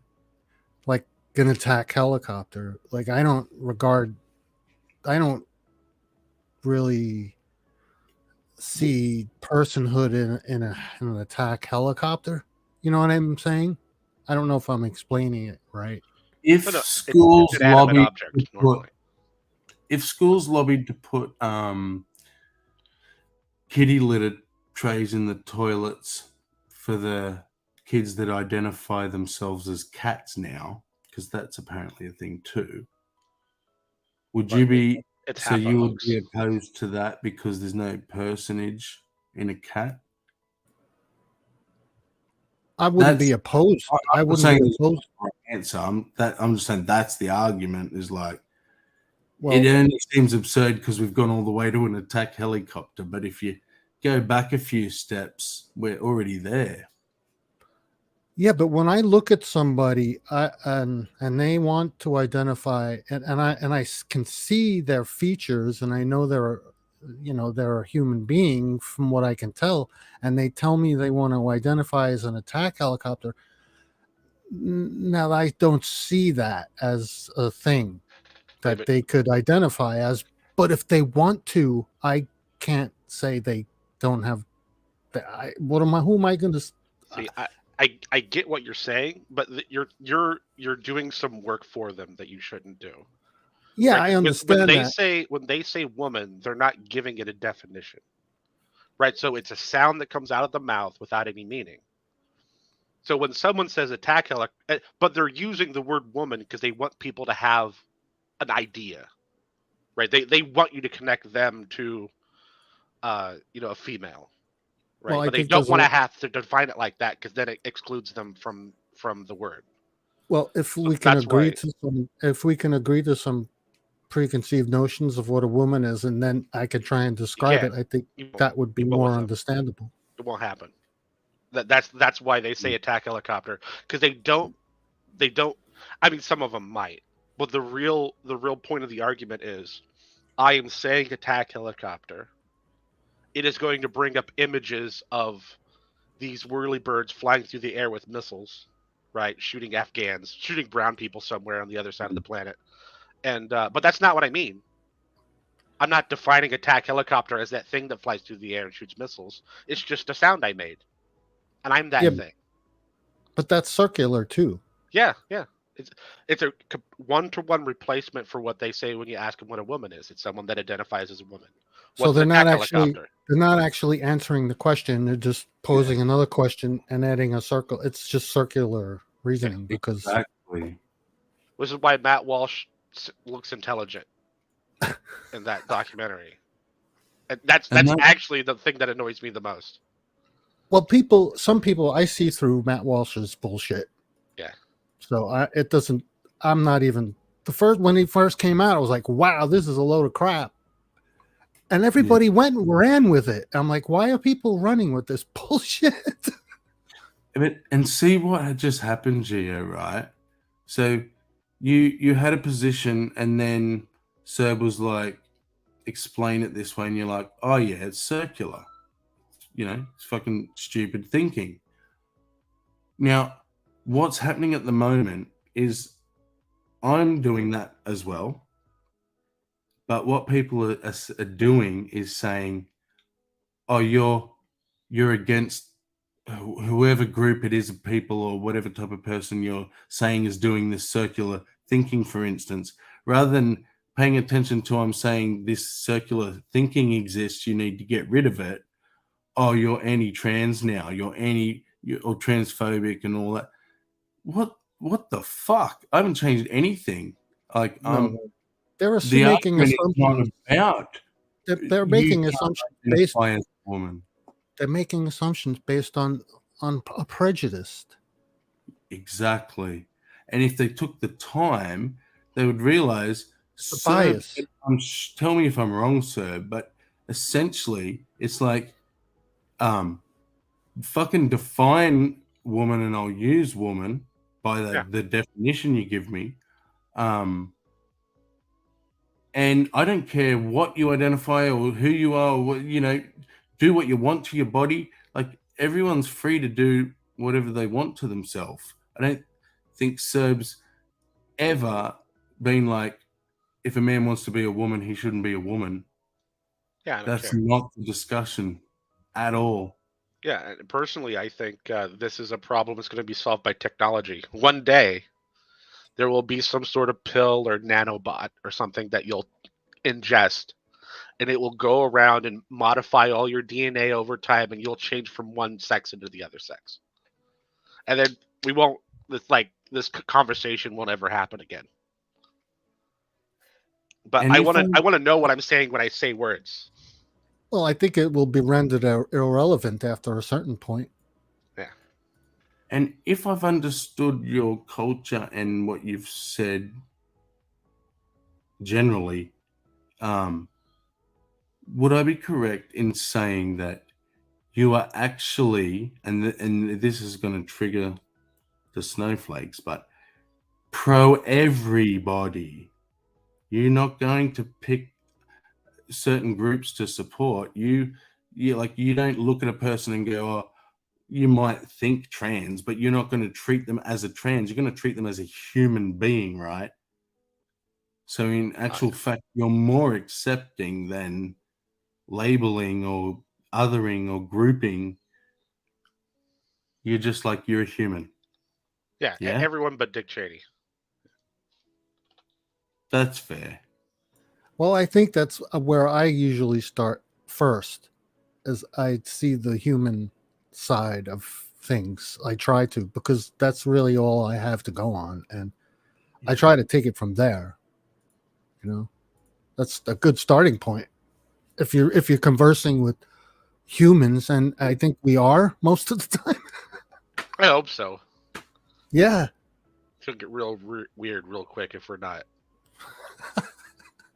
If it's to do with concerning or about humans, then humans are the best source.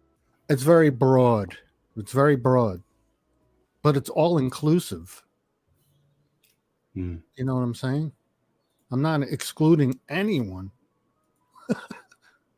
Yeah. And the saddest part, I guess it's sad, like, to me personally, is that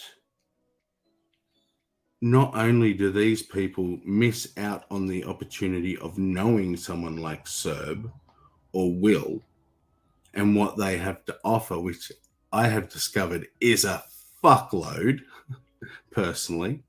But they'll also lose friends over Serb and William. So it's like they lose double. for the sake of, I'm not sure. I know they would tell me feeling safe for the sake of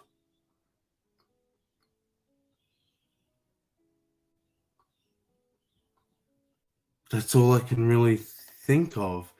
And that's why, you know, people are going to think what they're going to think and take it the way they're going to take it. But I realize that I am a humanist. I'm pro-human.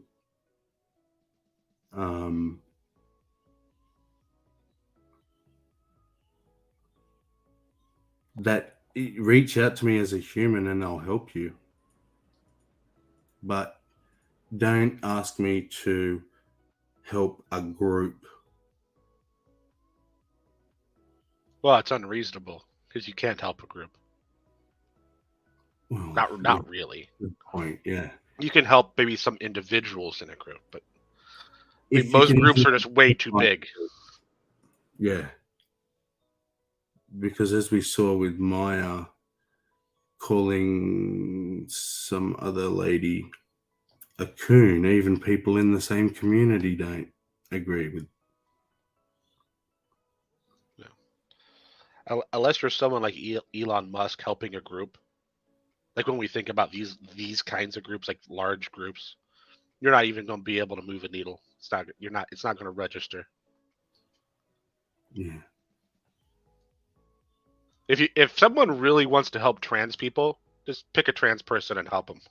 Like forget all the social warrior nonsense. Just pick one of them out and go, look, you have shit going on. I want to help you. What are we doing? And then that's your thing. Exactly. If I can't say, which I've said from day one when I started this channel, and I was thought very differently. I still said I will never. I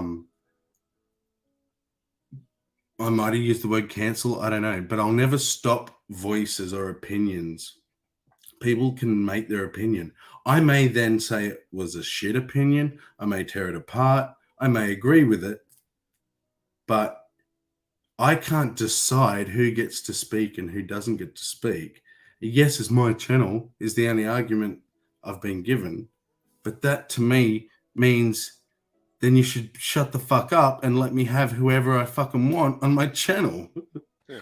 You've argued against yourself. Yeah, it's unfortunately unfortunately for people that think you shouldn't, they're really worried about an idea spreading, right? But actually hiding the idea just lets it spread silently. Exactly. So you have two options. You can bring it out and have a chance to cut off its head. Right, so it's a little bit of a gamble. Maybe you're not ready for it, and maybe it gets out of control, and a few people start believing the bad idea, right? Or you can hide it, and the people with the bad idea will spread the bad idea in areas where it won't be challenged, and it will spread anyway. Yeah. So you have to interact with it. You have to interact with it, figure out its weaknesses, and then spread the good arguments around, so it gets pummeled into oblivion. Well, and this is the problem people have with whatever people are calling critical race theory, is the confusion between talking about it perpetuates it somehow, and so we should not talk about it, right? But if we don't talk about it, then it's dismissing it somehow. Both of which are fallacious. And it's kind of odd to me because in Australia, we still obviously probably cover up horrid things we did in the past and whatnot. But when we did like Indigenous studies, which was every year from kinder through high school, we do Indigenous studies, and there was no hiding the genocide. Like we were taught quite young the things that were done, but we had Indigenous kids in the same class learning the same thing, and we weren't sitting there feeling ashamed or guilty. None of us kids thought we did it. We all thought, holy fuck, that's horrible. Let's never do that again. But we then went out to recess and played with our Indigenous friends. So, like, I don't understand where people think that learning about history perpetuates it. Whether the history being told is the right history or what actually happened is a different argument. My argument is this don't talk about it idea. And I'd like your thoughts on that, panel. My thoughts? Yeah, I don't think children start out like learning about it, right? I don't think does anything as far as like preventing prejudice or creating prejudice, especially in kids, right? Kids are going to be more concerned about who has the new shoes, like what skin color someone has, until some adult makes them care about skin color. Okay. So I see, now you've said that, I can see how people get the other side of the argument.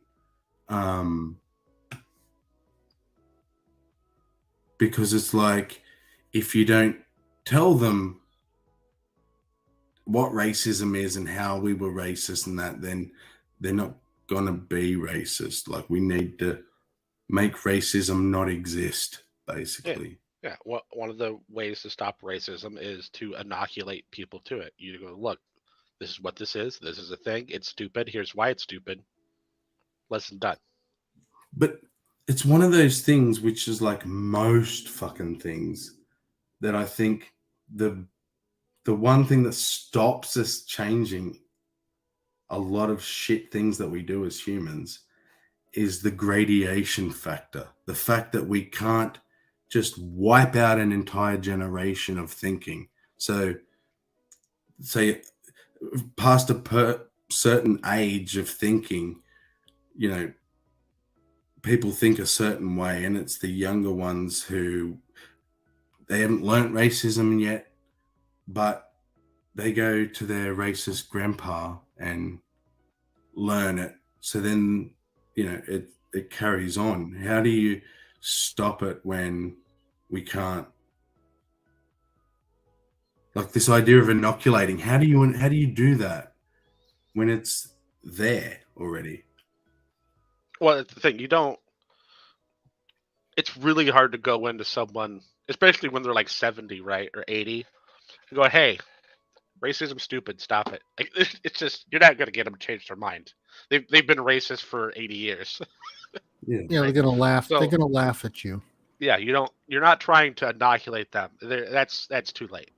What you do is you teach their grandkids what racism is and why it's wrong and why it's pointless and how it hurts people, and don't do it. And then when they hear the racist thing from Grandpa, they just go, "Ha, Grandpa, forgive him, he's old." So, to clarify, because that was the point, was learning about it as opposed to not learning about it. So now we've gone to if you don't learn about it, then Grandpa makes the kids racist.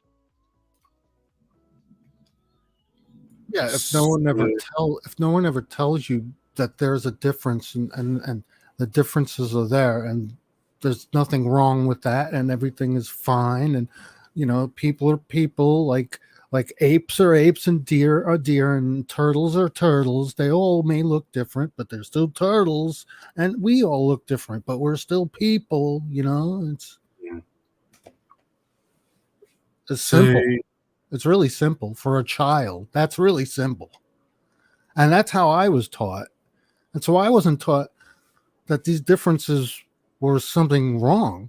The differences were just inherent. It was just something that I expected. then it was exciting to me. Yeah. I was like, wow, look at that person. I want to talk to that person because they look different from me. And I was excited to be with people because of that. And it turned me into a person who I didn't look at it.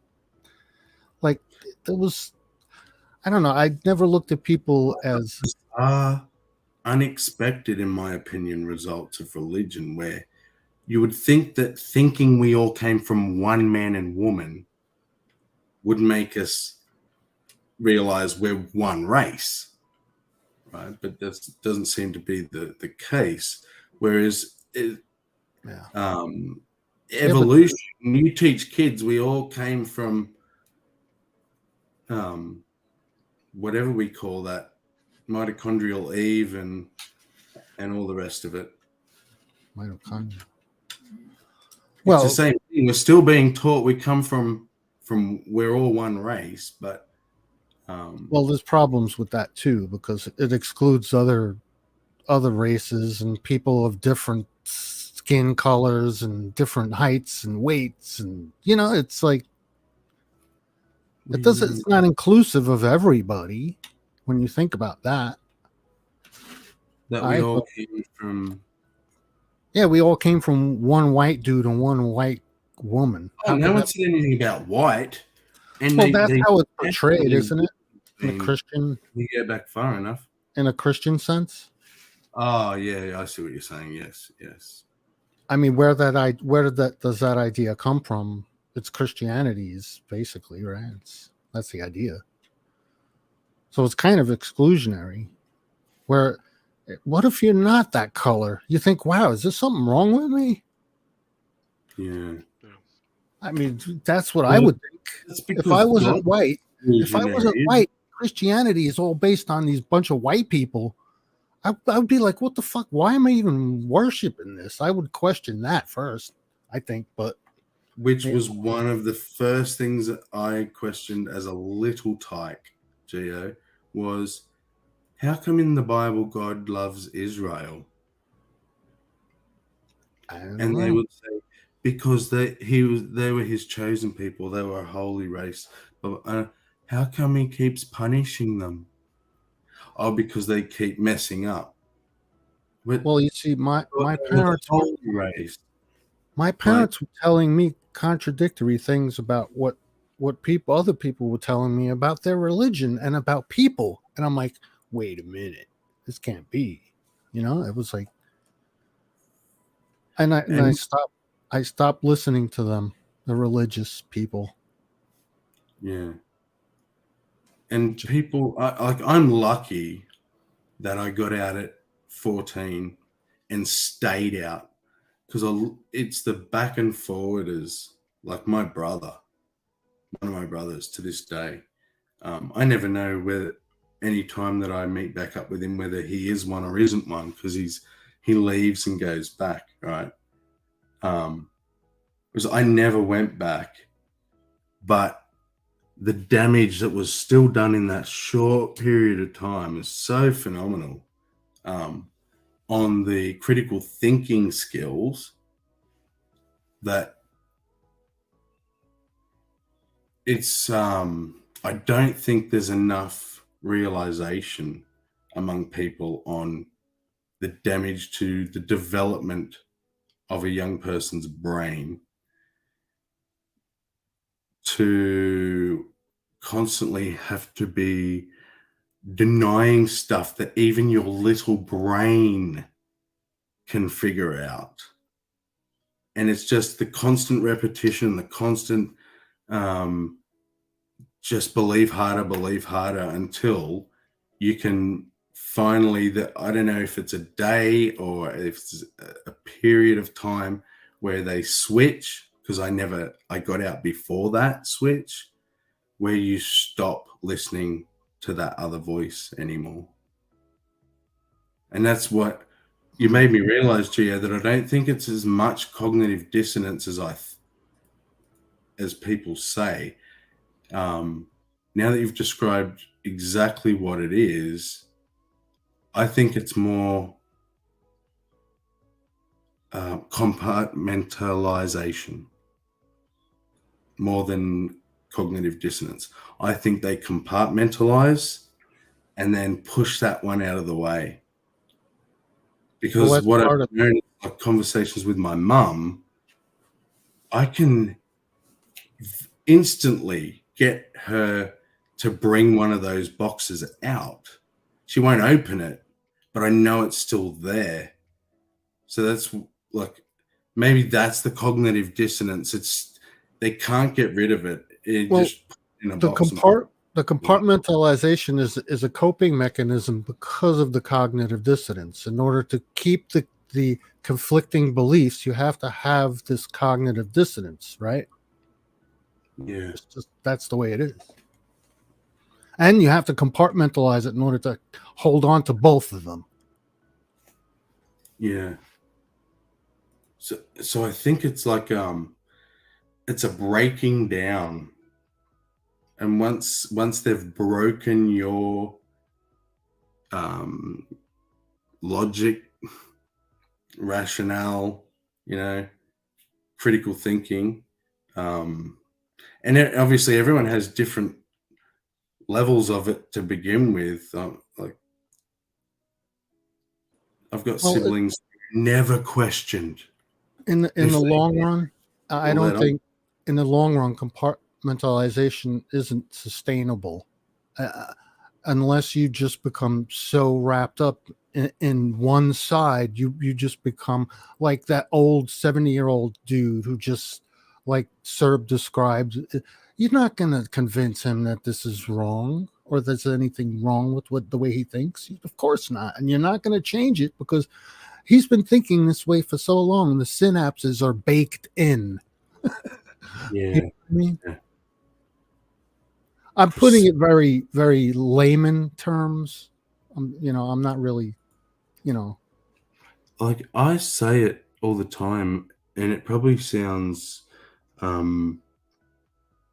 exaggerated, but I this is no exaggeration at all. I truly believe that if by some means it was put into my mum's head that what she'd believed all these years was wrong, she would die in that moment.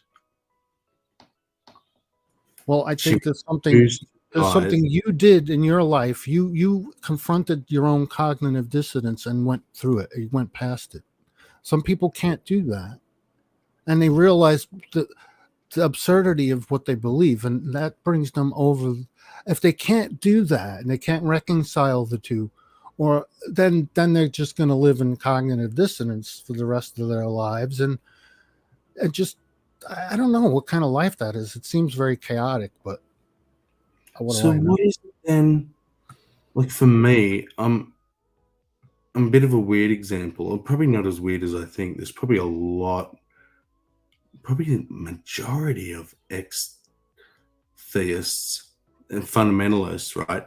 I, for 20 years, believed wholeheartedly I was atheist. Not realizing that at the same time, well, I guess it wasn't that contradictory. I didn't at the same time think there was a God, but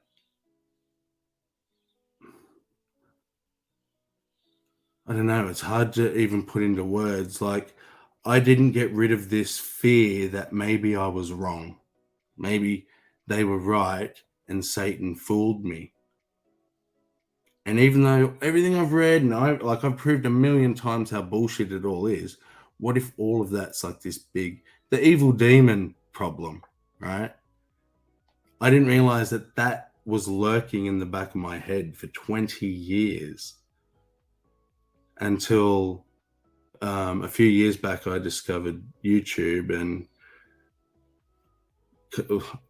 12 months later I was completely deconverted, and for the first time in my whole life I actually felt like me.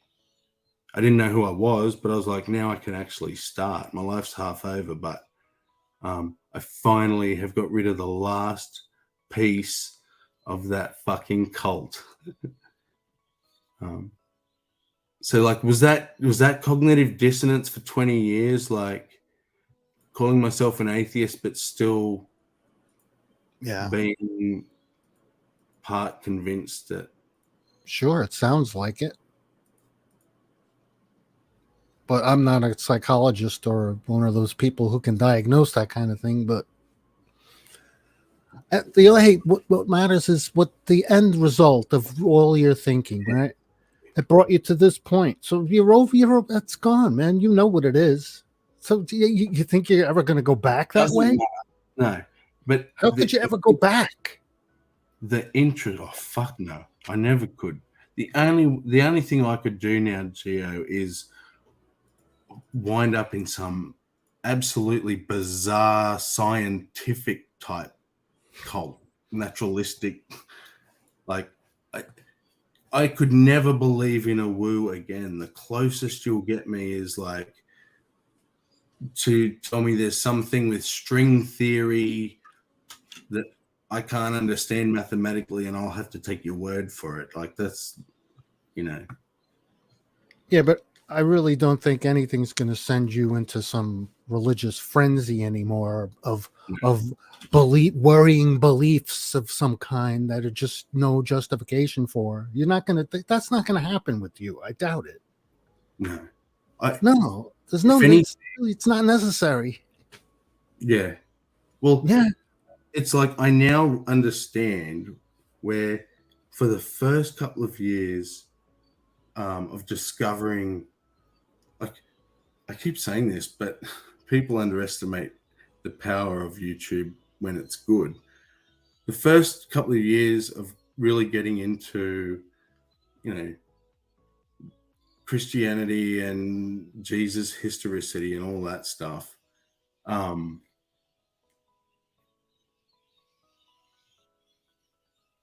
Fucking lost my point. I shouldn't have looked at the chat again.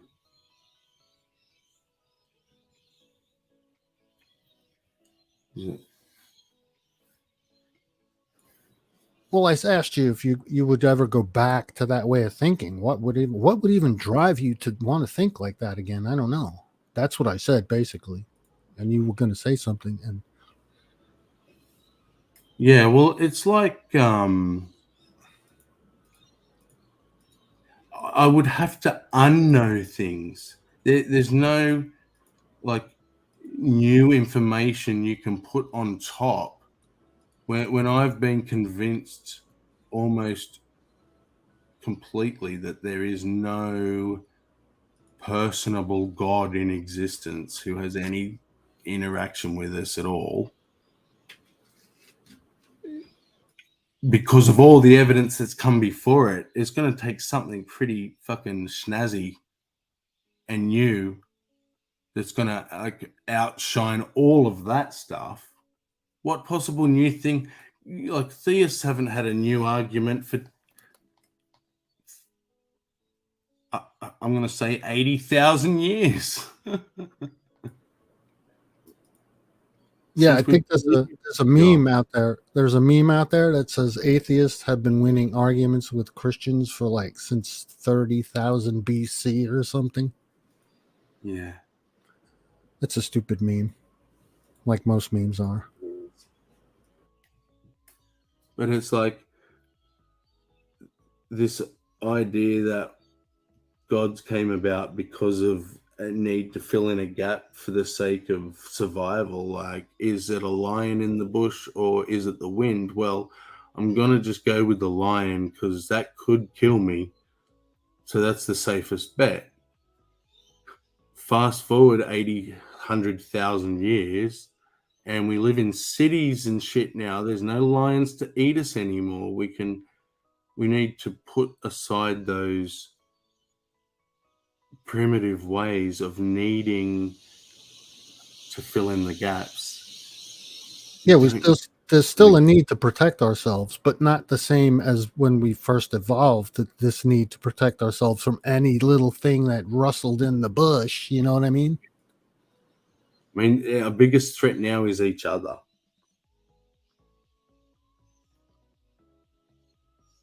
You People will say, "Oh, disease," or this or that, but it's not the disease; it's the fact that we will give it to each other, and by our social nature, like. Well, I think education is the biggest equalizer. 100%, Gio. And if people keep getting educated and the more they learn, it's going to be a great equalizer for everyone, because I don't see how it couldn't be. So I've seen this video. I'll see if I can find it later, if I can be bothered. That is, TikTok's owned by China. So is Snapchat. So is WhatsApp. Fuck, the list goes on. I don't really give a shit. I'm no fucking threat to anyone. They can have my shit. But what this video was about was nothing about, keeping data or this or that. It was the stuff that they will push with their algorithm, like, because it's like anything else. You just scroll and shit comes in your face. You don't choose what you see, really, right? Other than what you're subscribed to. But what they choose to put in the algorithm everywhere in the world is dance videos, just nonsense, pointless shit, right? What everyone knows TikTok to be. But if you look at TikTok in China, the algorithm pushes science, maths, engineering. Like, they keep the good shit for themselves and give the nonsense dance videos to the rest of the world. And again, it could be just a fucking conspiracy, but that's a cool conspiracy. Well, they are basically secular, China. Yeah, but they're like, they see the rest of the world as the enemy, basically. Why would they? I would say China does. They're secular in the sense they don't worship a god. They're religious in the sense that they have a cult of personality. Oh yeah, they're loaded with all those cults and personality and all those people that they send them over here, and it's like, oh, I've seen Confucius. I've seen that. A lot of Chinese people go to Canada and they try and they're on the streets of Canada, like, praying with people and stuff. It's weird. WhatsApp. I said WhatsApp, didn't I? Is owned by Facebook, i.e. the US, i.e. the CIA. CIA. They don't even try and hide it at this point. But Facebook they just canceled. They Facebook eliminated my account and didn't even tell me. And I didn't even do anything that was worthy of being torn asunder, or what do they call that? Banned? Ripped to shreds. Ripped to shreds, thrown away, put in the trash. I try to get in my account, which I had for years, and I get this message: sorry, this account, this is no account, but this is no account. You have to create a new account. I'm like, what the fuck? What is this, for Cash App or Facebook or Facebook? And I my Facebook account gone. Facebook gone. No account. No longer have an account. And I didn't do it. I didn't close it out. They did. This is a great question. What? And I don't think that I don't know the answer for sure, but what I can say is the difference between the States and Australia is we only have 7 states, so we don't have as much difference across the board in our laws. 7 states? Wow.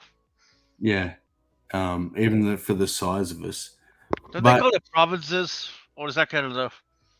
No, that's Canada. But for instance, with phones and stuff, right? It's kids have to lock their phones in this lockup thing that only opens at recess and lunch and at the end of the day. And if they don't like it, or if they, if you have special needs, like a kid needs a phone, if you can find a reason that the kid needs the phone, then they'll let you have the phone. But otherwise, nobody has a phone. You don't like it, find a school that's going to let you in, but the next school has the same fucking rules. So kids can't take their phones in and sit on their phones and stuff. So they're more engaged just because they can't be as distracted. And our teachers don't seem to have the same trouble controlling the classes in general. We still have kids play out. We had fucking kids do all sorts of shit forever. But like watching docos on only certain states in America where there's like 6 or 7 kids in the front row listening to the teacher, and the rest of the entire class is just doing their own thing, talking, playing music, dancing, doing TikTok videos. And the school's thing is like, we just teach the ones that want to be taught, because they can't punish them. They can't control them. How do you control a kid that knows you can't touch me? Can't do anything. Yeah, but then the schools aren't allowed to kick them out. Well, I don't know about where. Around me, the schools kick people out. They're allowed to. They can do it. So then so it sounds to me that it's a state problem. Because if other states don't have the issue, then... Yeah, when none of the schools around me have this issue, you will be removed if you do that stuff in class. Yeah. Right? Because a lot of people think the public education system's a right, but it's actually privilege. The law requires kids to go to school or have their equivalent of going to school. So if your kid just basically gets removed from the only school that's around, either you're paying to send them to a private school, or you have to home teach them, or you get fined and thrown in prison. Right? So you better make sure your kid behaves.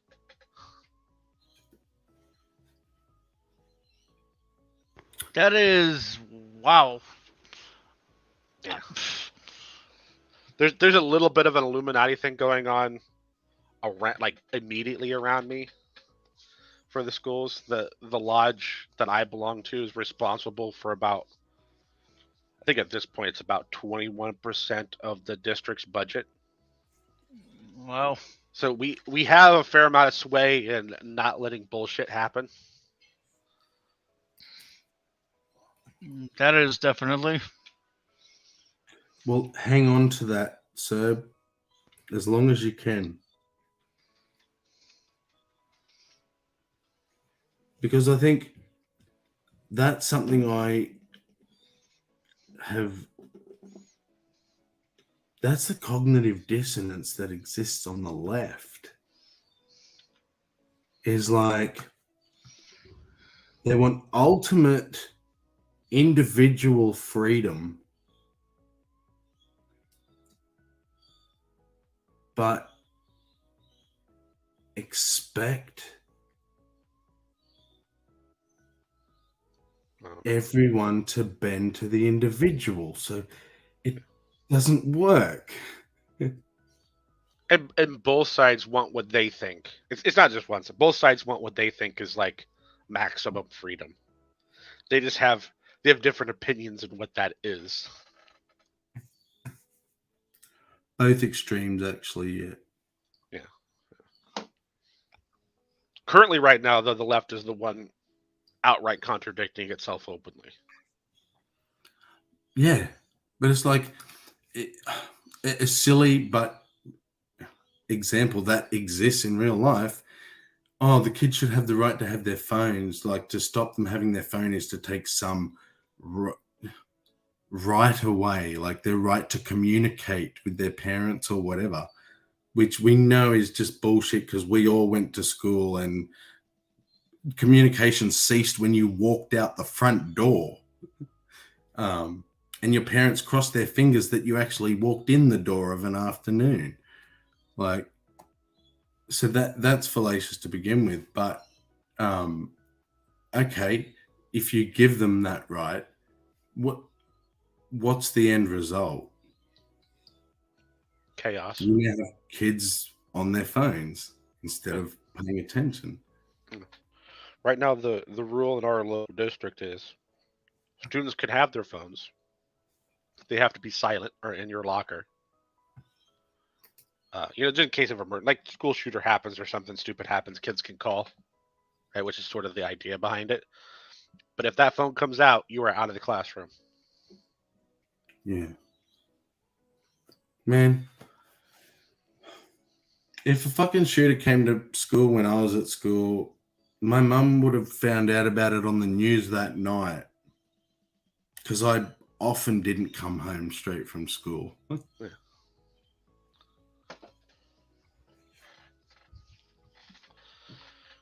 Yeah, I'm trying to think. And is that old of me? Am I getting old saying like in my day? I mean, a little bit. Like, I remember school being like that, but by the time I was graduating high school, smartphones had just I think they just became a thing. But most kids had some type of cell phone by the time I was graduating. See, your intellect belies your age. It does. Yeah, well, I didn't know you were that young, that you had smartphones before you left school. Well, I didn't have one, but I think then we got the Nokia. Let's see. The brick. I was like 19 or 20 when I got my first Nokia. I'm going to make sure I'm remembering this correctly. No, you know what? I'm wrong.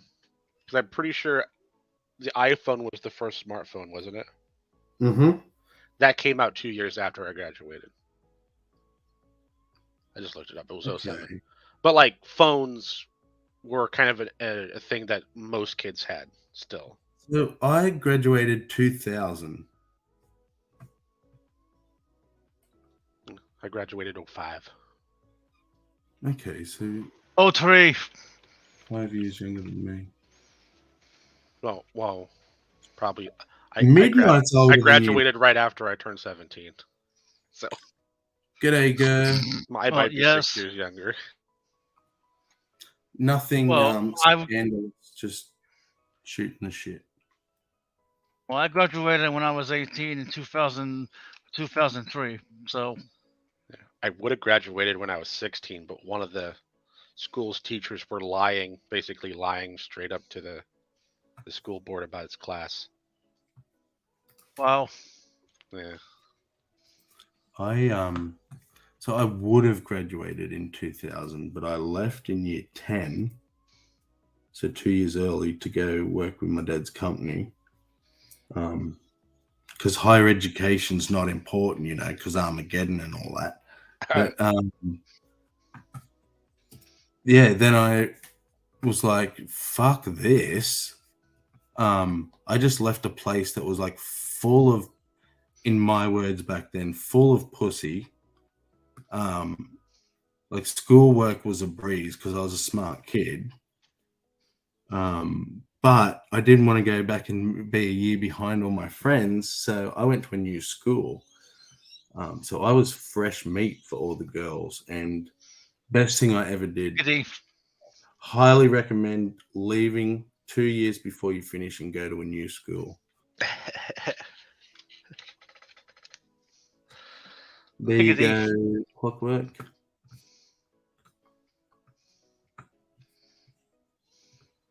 Yeah, and the fact I was a year older than all the kids I was now in class with, Shit, I mean, I turned 18. I was only in year 11. I had a year and a half left to go. So I was buying smokes for people and alcohol for the parties. And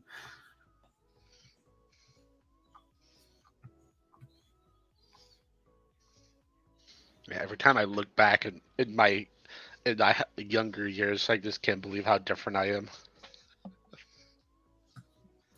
Yeah, I very rarely ever acted on it, but I used to have a real short temper. Really, I didn't notice. Well, I graduated back in the early 80s. Wow. So that was when I 80s was man, born. Geo. there were no cell phones. There were big, giant cell phones, like Yeah, suitcases. and suitcases and stuff, but that was Yeah. ridiculous. So my older brother was 77, and he didn't have a suitcase, but he had this thing was like 2 house bricks. I'm not kidding. Yeah, the first commercially available to people were like these big bricks. Yeah, were really expensive. But like if I wanted to know something, there was no Google. I had to go to the library. I mean, the library is Google. I had to go to the fucking library, and that's the only place. That was the only, or some museum or something like that. There was no other way to get information or go to get a book. I had to get a book. I remember in the 90s, my friend got a computer, and he would do all his assignments on this fancy computer, and he even had a disc which was Encyclopedia Britannica. I was so fucking jealous because I had to go to the library, and the one I'd want would already be out, and I'd get some dodgy old book that's out of date. And I used to walk 15 miles through the snow. Uphill both 15 miles. Who are you, Stu Pickles? And I put an onion on my belt, which was the style. That fucking dates me. Referencing Rugrats. But that's when, like, I used to get a lot of information from magazines and stuff, So, like, magazines are not what they used to be. Now it's all online magazines and stuff like that, but it's not the same. Like Popular Mechanics, the magazine. That was a big deal back then. Yep. Hello, everybody. How you doing today? Hello. We're hanging out with a bunch of kids. I mean, they didn't graduate until 2000 and up. I graduated in 91. And I'm sure Geo Sam graduated before me. So okay. I guess Clockwork Rex wants a medal. I've got a couple of medals because I was in the Army. Yeah, I've got a couple of those. I was going to ask, wait, are you racing to the casket? Is that why it's an issue? Don't worry, Rick. Some days it feels that way. I mean, seriously. I'm the last generation that respects their elders. Yeah, sure. Which means no one respects me. That's okay. I mean, people talk all over me, so no one respects me either. So you're in good company. Yeah, you're nearly my age. You're in my generation. Yep, 38. I'll be 39 this year. December 2nd. I'm gonna have you jump out of a plane before you're 40. Nope. Oh, they wanted me to do that in the Army, and I was like, "Fuck that noise." If the plane ain't going down in flames, I was like that too, Rex. And now I've and I wouldn't even get in an aeroplane. I've now taken off in 2 aeroplanes. I've just yet to land in one. Oh, really? Okay. Yeah. Hey. I jumped out of both of them. Healing goes up.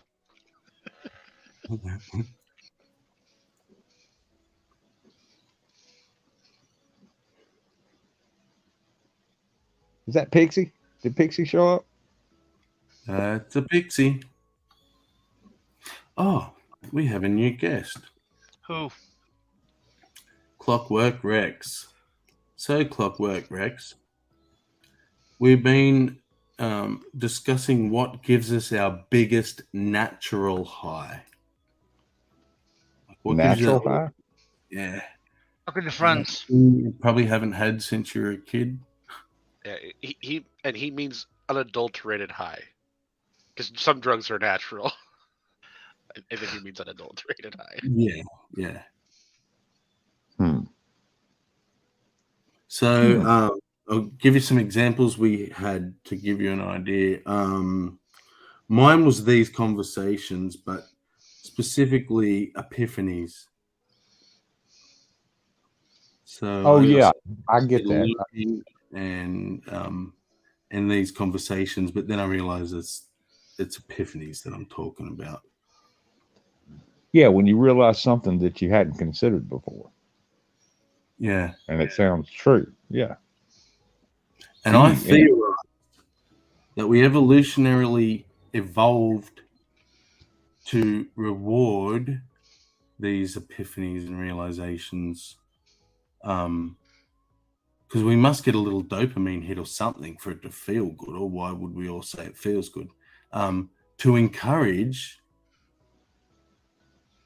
and I say that realizing it sounds like there's some sort of drive behind evolution, but to encourage the growth of intellect.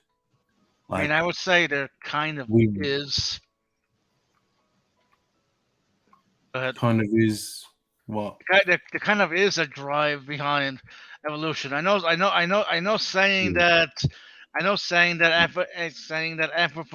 anthropomorphizes evolution, but yeah, there are pressures, at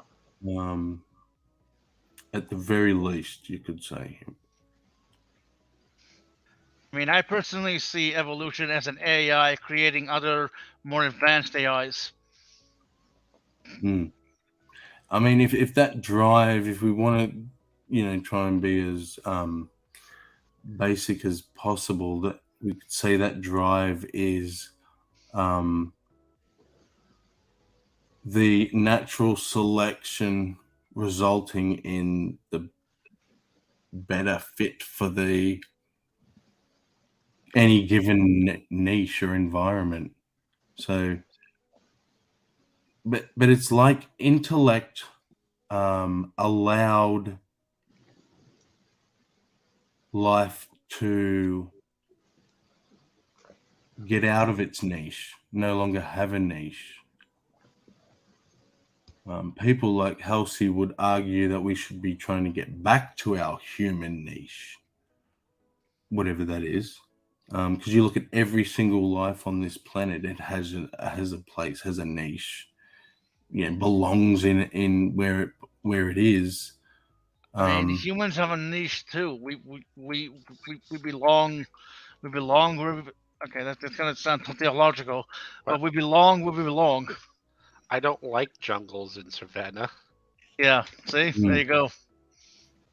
And that was the sort of where the discussion went, because I thought maybe that's why we like camping and stuff, because we're getting back closer to our niche. But then someone said, I also like the fact that camping ends. And I thought, that is like the best part of camping, actually, is going home to it's modern. It's because how to explain that? Studies have shown that nature is good for one's mental health, particularly females. For some reason, particularly females get a lot of help from being in nature for some reason. But I think that part of that study, right, was not just like camping, wilderness, whatever.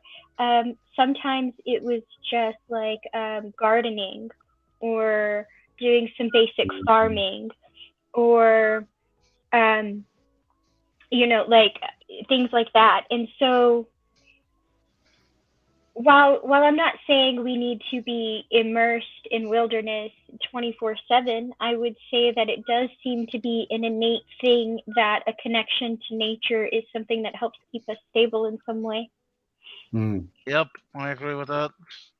While I definitely agree, I wonder what that then would mean for the people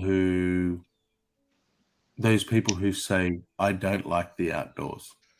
I don't like nature and bugs and, you know, would be happiest in a city Right. and never see a There are green. those people, and I know those people, but you know what's interesting about those people? When you go to their house, they still have a green lawn, they still have trees, they still have a flower garden, and they still have things that they prize, right? They still have plants. They don't want a yard full of dirt before they walk in the house. They want something green and living and pretty. So they may not want to be in the wilderness, but do they hate the outdoors? Yeah. So I guess I'm thinking of more extreme cases, which are probably too outlierish to mean much. But like I know people who will cement their lawn rather than have to mow a lawn or deal with nature. Like they would happily be surrounded by concrete. But Oh, yeah, every I think society has those. is my own question. Maybe that's just their laziness overriding their desire to have. Well, it could be, or it could be their lack of comfort. Or it could be that they are a more sedimentary person who spends more time in their mind. They may be a thinker rather than a doer, right? And you know, society is always going to have those people, but I think as a whole, we all want some connection to nature, whether it be the aloe you're watering or your grass, or, you know, like there's something that about nature that helps us for some reason, even if it is just gardening, even if you never go camping. Yeah. And I think the answer to my question is I think people have just forgotten that they like nature, because even those people who concrete their lawn, I guarantee there's some animal that they see and go, oh, that's cute, or that's a nice sunset, or, you know. Or they still appreciate a bouquet of flowers every Valentine's or birthday or whatever. Yeah.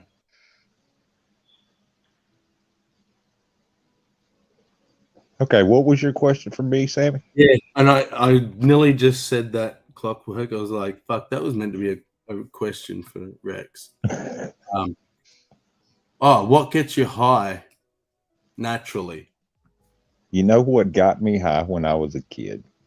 I was in a garage band, and we would practice and play songs.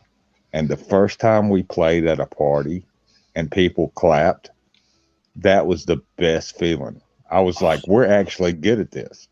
Yes. I was like, wow, I like adding this. my list as people remind me of things that I've got that buzz from.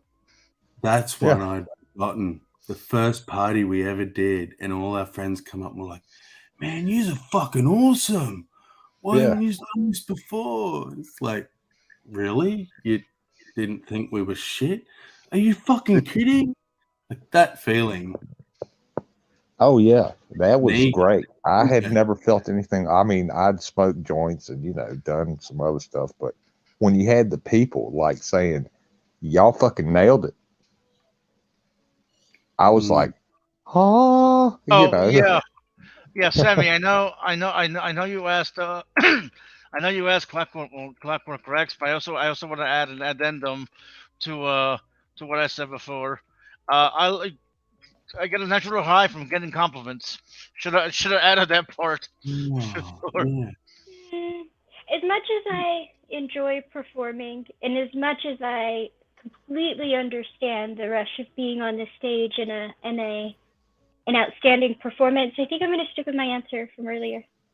Which was it again? The things that give me the two biggest natural highs are helping people and exploring something new. Oh yeah, or why the somewhere new. fucking make that? And so, anytime I can combine those two, that is the best experience ever. Because yeah, I've gotten many natural highs from helping others and have them tell me, "Oh, you know what you did really helped me," and I was like, "Yay, I did something." Yeah. Well, even if I'm not like a direct help, right? Like the example I gave, I wasn't the direct help. I got to, because I happen to know two different people, and both were teaching me things in different ways. I got to bring them together and watch them help each other more than anyone else could help either of them. Wow. And just being able to be in the situation to bring that together was amazing, right? Like, not because I'm great, not because I did anything, but because I liked these two people, and these two people helped each other. And like that stuff, that is great to me. Yeah, definitely. Yeah. That's like you, Midnight, and Clockwork made me realize. So when I was younger, that was very important to me. That validation and like when I started singing in the band and that, having people tell us we sound good and all of that stuff. And then I spent the next however long taking drugs and working on destroying the ego, or this idea of, being caught up in yourself and stuff. And so now that sort of thing's not that important to me. You can probably tell I don't really give that much of a shit what people think about me. I'll get on and do karaoke on here. Like that ego, whilst it can be a positive thing sometimes, like you think back fondly, Rex, and so do I, of that time when all our friends were like, "You're awesome," but yeah, they didn't throw people and shit. Yeah, thing. We shouldn't need that validation. We shouldn't give a shit. We should be, in an ideal world, we would be raising our kids to be, you know what else? self-aware. Go ahead, finish. Sorry. Oh, that's right. And like, especially you can see it with Midnight. How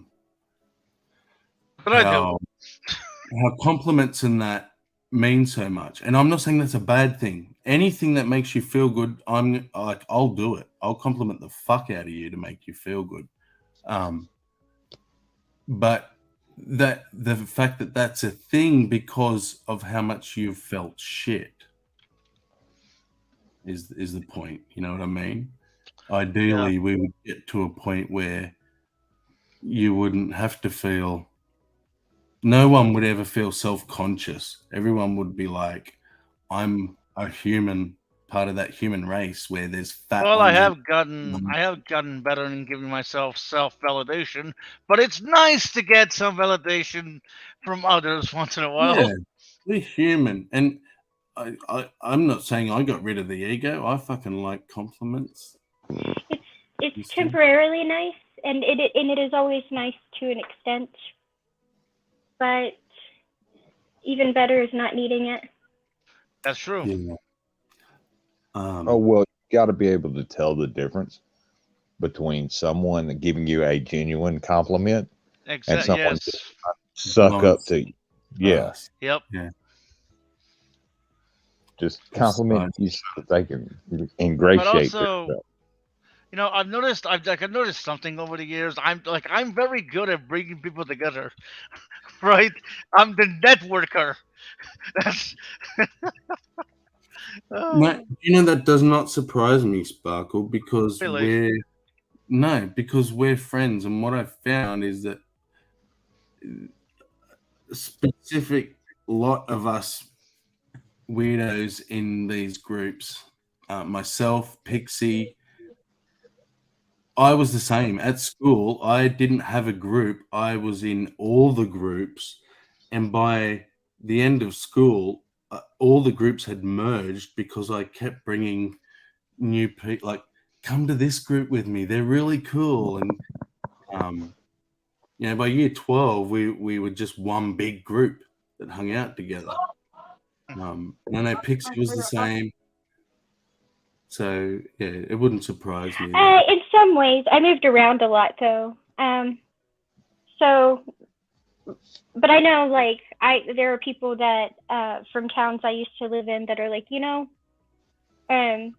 that I keep in touch with, and they're like, to this day, you introduced me to my best friend, and to this day, that's my best friend. And I'm like, that is awesome.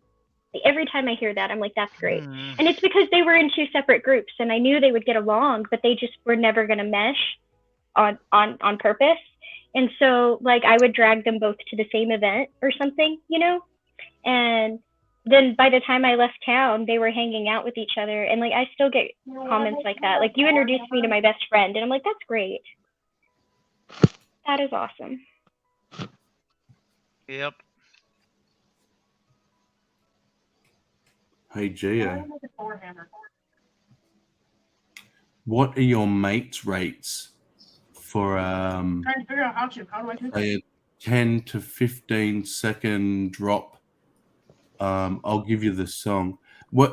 It's got to be short enough that we don't get copyright for using the song. But I just need I need a 420 video for when it hits 420. Smoke weed every day. I mean, if you want, I can probably write you a little jingle. Oh, great. The jingle's back. Well, oh, great. It's the filthy albino. Yeah, I mean, fuck, if you write me a decent jingle, I'd use it. At least I have a soul. At least I can go outside. Well, if you write a jingle, I can put it to some kind of video, if that's what you Well, want. see, because, like, here's the thing. I'll do yours for free, Sammy, because we're bros. But I've been being commissioned to start writing jingles for people. Jingle bells, jingle bell, jingle bell rock. Like right now, a friend of mine has me recording like a little intro to a segment he does in Carl Weezer's voice. So, oh, that's it. I'm getting cancelled. Will's here. ah, fuck! It's the Will Kincaid. You know what gets? You know what a really good natural high for me is crushing my enemies. Yes, there's one too. Yeah. You know what? Other people who don't like the people that I don't like, they also get high off of it. I know. I want to crush your head between my thighs, Will. Jesus fucking Christ! What the fuck does it matter with you, Quentin? He's married. I don't mean shit. Come here, big boy. He's Put a fucking shirt on. What do you drag? Hey, fuck you. I don't need no shirt on. I'm in my own room. I'm sorry, you live in Texas and your AC is broken? What's the matter with you? Nah, bro, it just feels nice to have my shirt off. I'm that fucked up right now. Yeah, well, if you don't put a shirt on, I'm gonna see that as a challenge, and then you're all gonna have to suffer. So yeah, I'm making it a challenge, bitch. Let's go. Give me 5 minutes. Hold on. You guys do not want to see me with a shirt off. Show me them titties, Will. Definitely not. If Will's, I love when Gio popped back on camera when I said that. If Will is ripped and has like a 6-pack and oh yeah, dude, he's got cum gutters for sure. Okay, Rick and Morty. Fucking Daddy Will Kincaid over there. Alpha Chad Kincaid. I don't want to take my shirt off and put all you youngsters to shame. Well, you I might. mean, shit, bro, do it. Well, do you it. might have to get a restraining order against Ginger because this is sexual harassment. To Q, he's a daddy. To me, he's a twink. What the fuck? Oh yeah, look at that. Hang on, It's got a large Sexy. Oh, yeah. You're muted, dumbass. We can't hear you. Oh, thank God he had pants on. Stand up then and... shaped like a rectangle. Yeah, we don't. He's need, going we don't super need a Jew. Gavin. Okay, we do not need a Gavin. Who else remembers? Hey, oh wait, Will. When you go Super Saiyan Jew, does that mean your hair turns like super curly? Oh my God, Pixie's so. I just do one of these. I just hit him with the fucking ha. I mean, I could compete, but I'd automatically win. I was going to say, it's your turn, Pixie. Why the fuck? No. Oh, speaking of which, Will, I've got something written out for your show if you need something, by the way. I don't know why I would, but okay. I've just been writing I actually just got done a little while ago recording something, so. Why? Okay. They clip that and I'm on that shit? What is it? What? Sandy's comment was on the screen. I need diamonds. Ooh, I got a fart brewing. I don't even know if you highlighted it. I might have accidentally did it. Nipple challenge!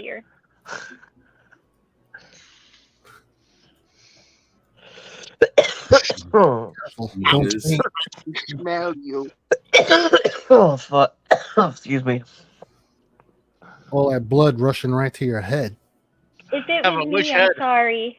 I swiped my phone earlier and I was like, did I do something? So I might have accidentally done that. It might not have been him. Sorry. You got a hairy body there, Will. Actually, it wasn't that. Pixie, aren't you like 50 or something? I was actually astonished by your age. I don't remember what it was, but you're like old or something, right? I'm 38, yeah. Oh, yeah, so old, but not like, like Geo Sam or something. Yeah, she's ABC. Almost birthday twin. Shut up, you're 48. Shut your fucking No, mouth. I'm not. I mean, I 38. sound It's- 12, but I don't understand why it's surprising. You see all the gray hair, all the white, all the silver? See it? I have straight talk, I can't see.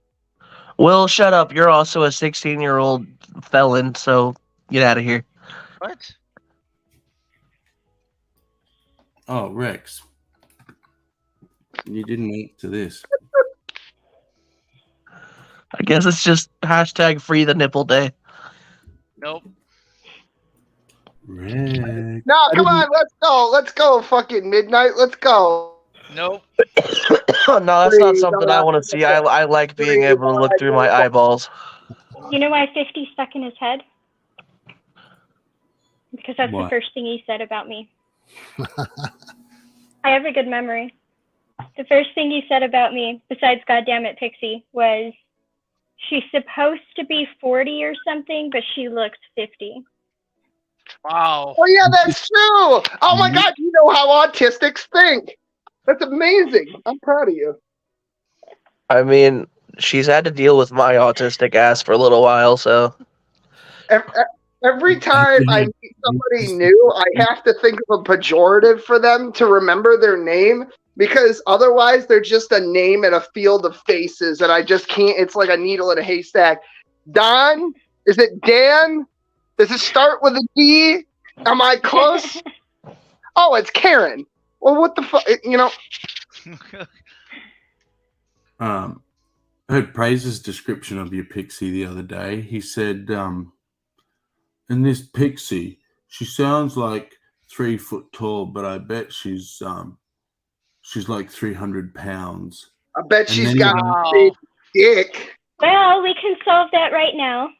I am 5'1.5", and despite your belief, I am all of 106 pounds. But God thank you. Damn. Yes, but do you have a penis? That's really the only thing that's important. I do not. I pushed out a child, which means I have ovaries. Hey, watch it with that transphobic shit. Watch your mouth.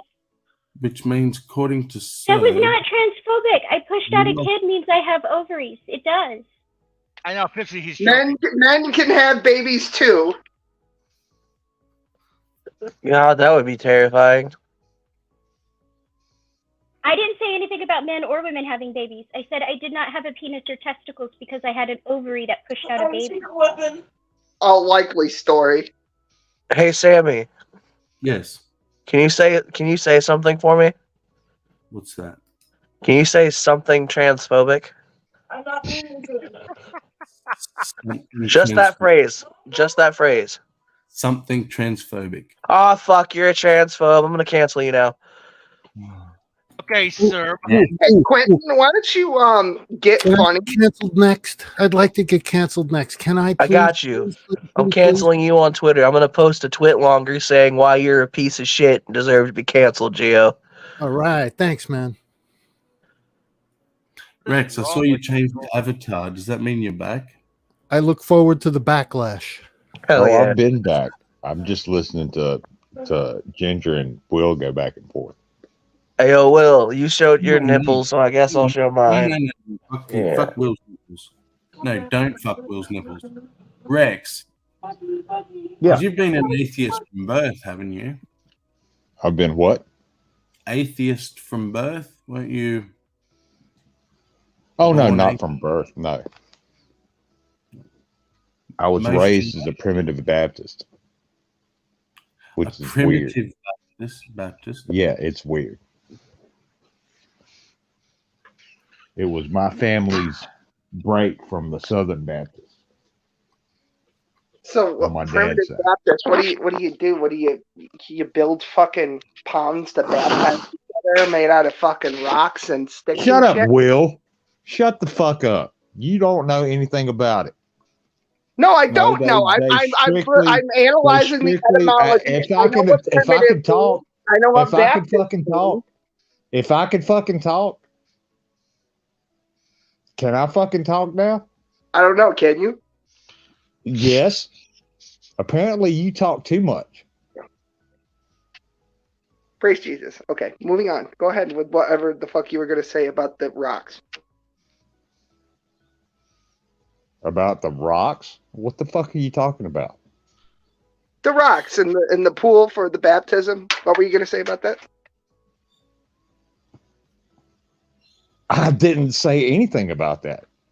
So do you like baptize in dinosaur skulls? Christ. Never fucking mind. I As just said long as you know Will's what here, I won't be able to Baptist say anything. means. I won't be able to say anything. We want to know what a primitive Baptist is.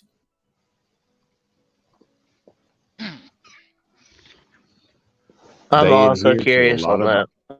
Well, they adhere to a lot of the Old Testament stuff, and they follow in the footsteps of Jesus. So if you get baptized, you are baptized in running water. It's not like a lake. You don't get it sprinkled on your forehead. You got to go into like a stream where the water is actually flowing and get baptized in that. And you wash people's feet and you do all kinds of other crazy shit. I mean, Do they it's out follow? there. Go look it up.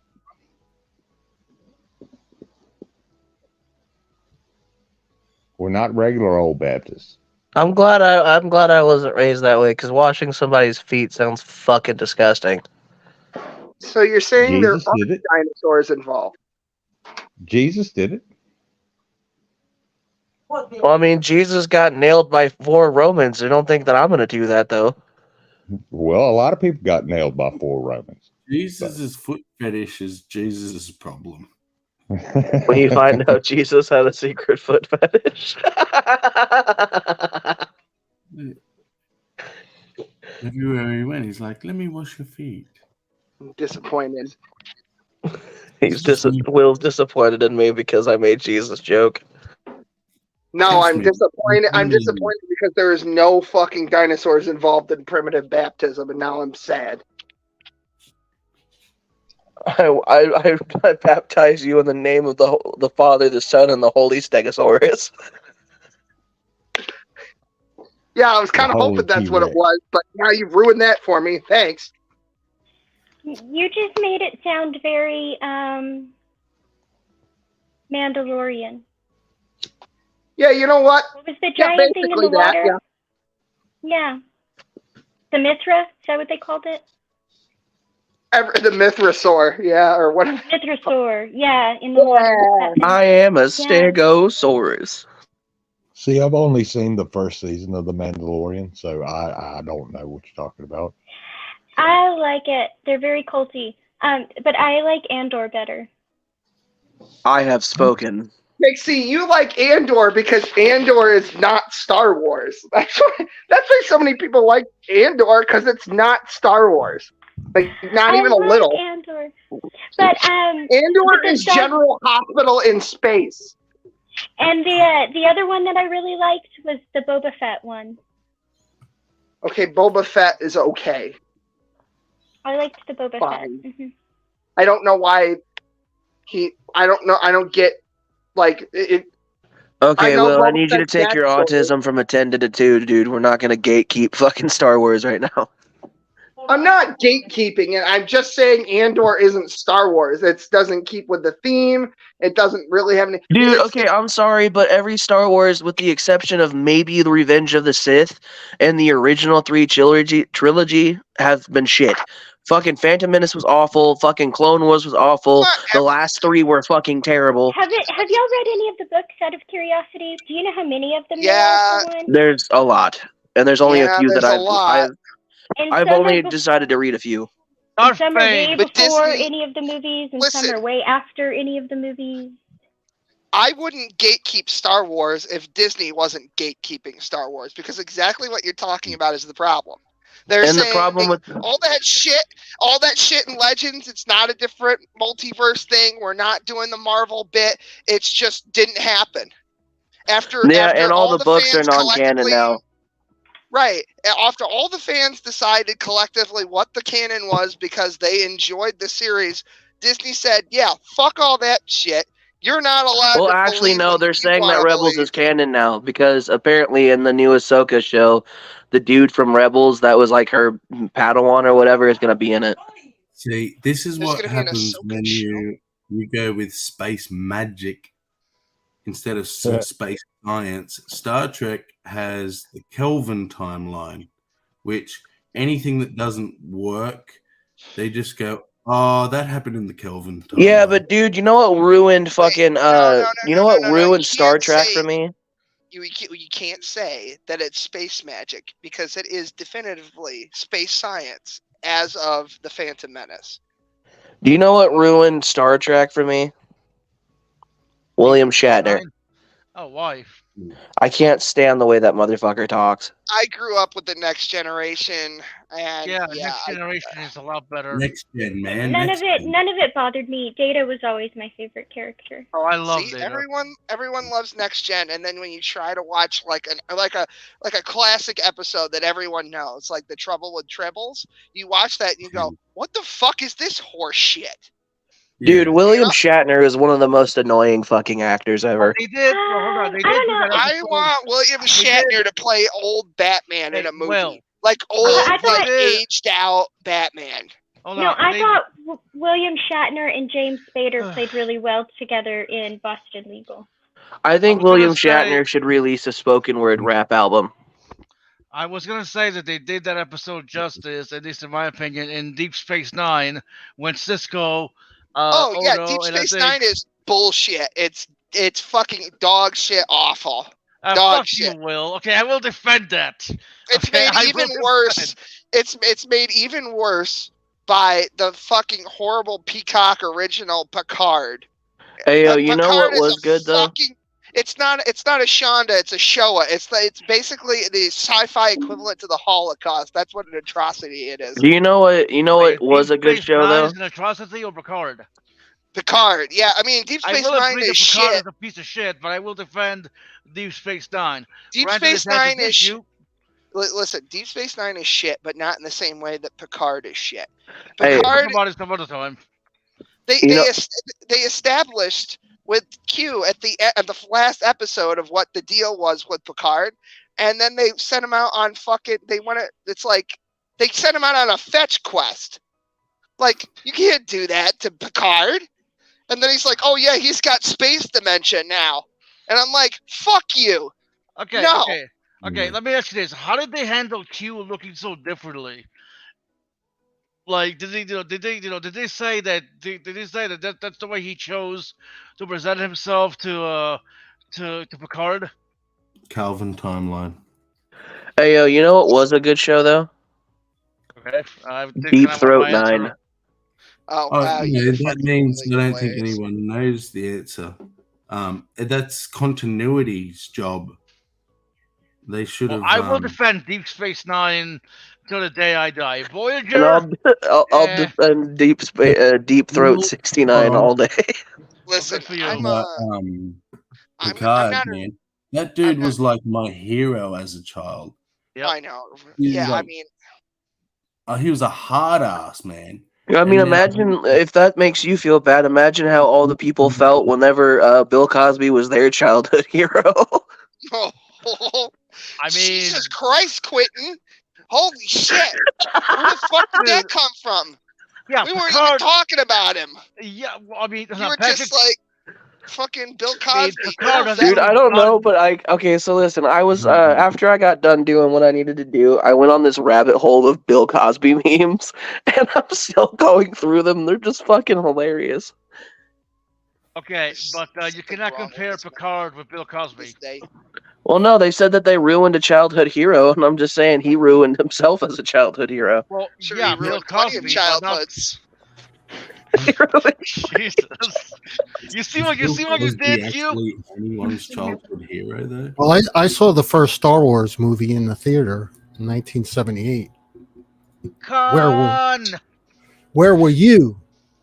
I Oh, wasn't even born yet. So Yeah, me either. quickly, speaking of childhood heroes, Pokemon the animated series just ended. It's 25-year long run, right? So they just retired Ash and they're going with new characters in a new place with all the new stuff. It doesn't matter. So they retired Ash and everything on Facebook was like people posting, "Oh, Ash was my childhood hero." And I was just like, "Oh, really? Is that why you still work at fucking Walmart?" Because that Hey, dude I'm was just gonna Ash. say this now: the ending, the last episodes Ash were in were all fucking terrible. Yeah, they were. I don't understand why they brought his Pokemon girlfriend into it, that Latias from like the Yeah, they were really pushing that furry fetish. Yeah, they did. There was no reason for Latias to be there. It doesn't make sense. It's a Pokemon, right? Or how like they were like hyping up that Ash's dad was gonna be in the episode just to kick you in the nuts and be like, haha, nope. Yeah. So in episode 2 of Pokemon, they're like, "Oh, your dad was just at that Pokemon Center. You must have just missed him." And then at the second to last episode, they pulled the same thing. 25 fucking years we've been waiting to see what the fuck this guy is doing.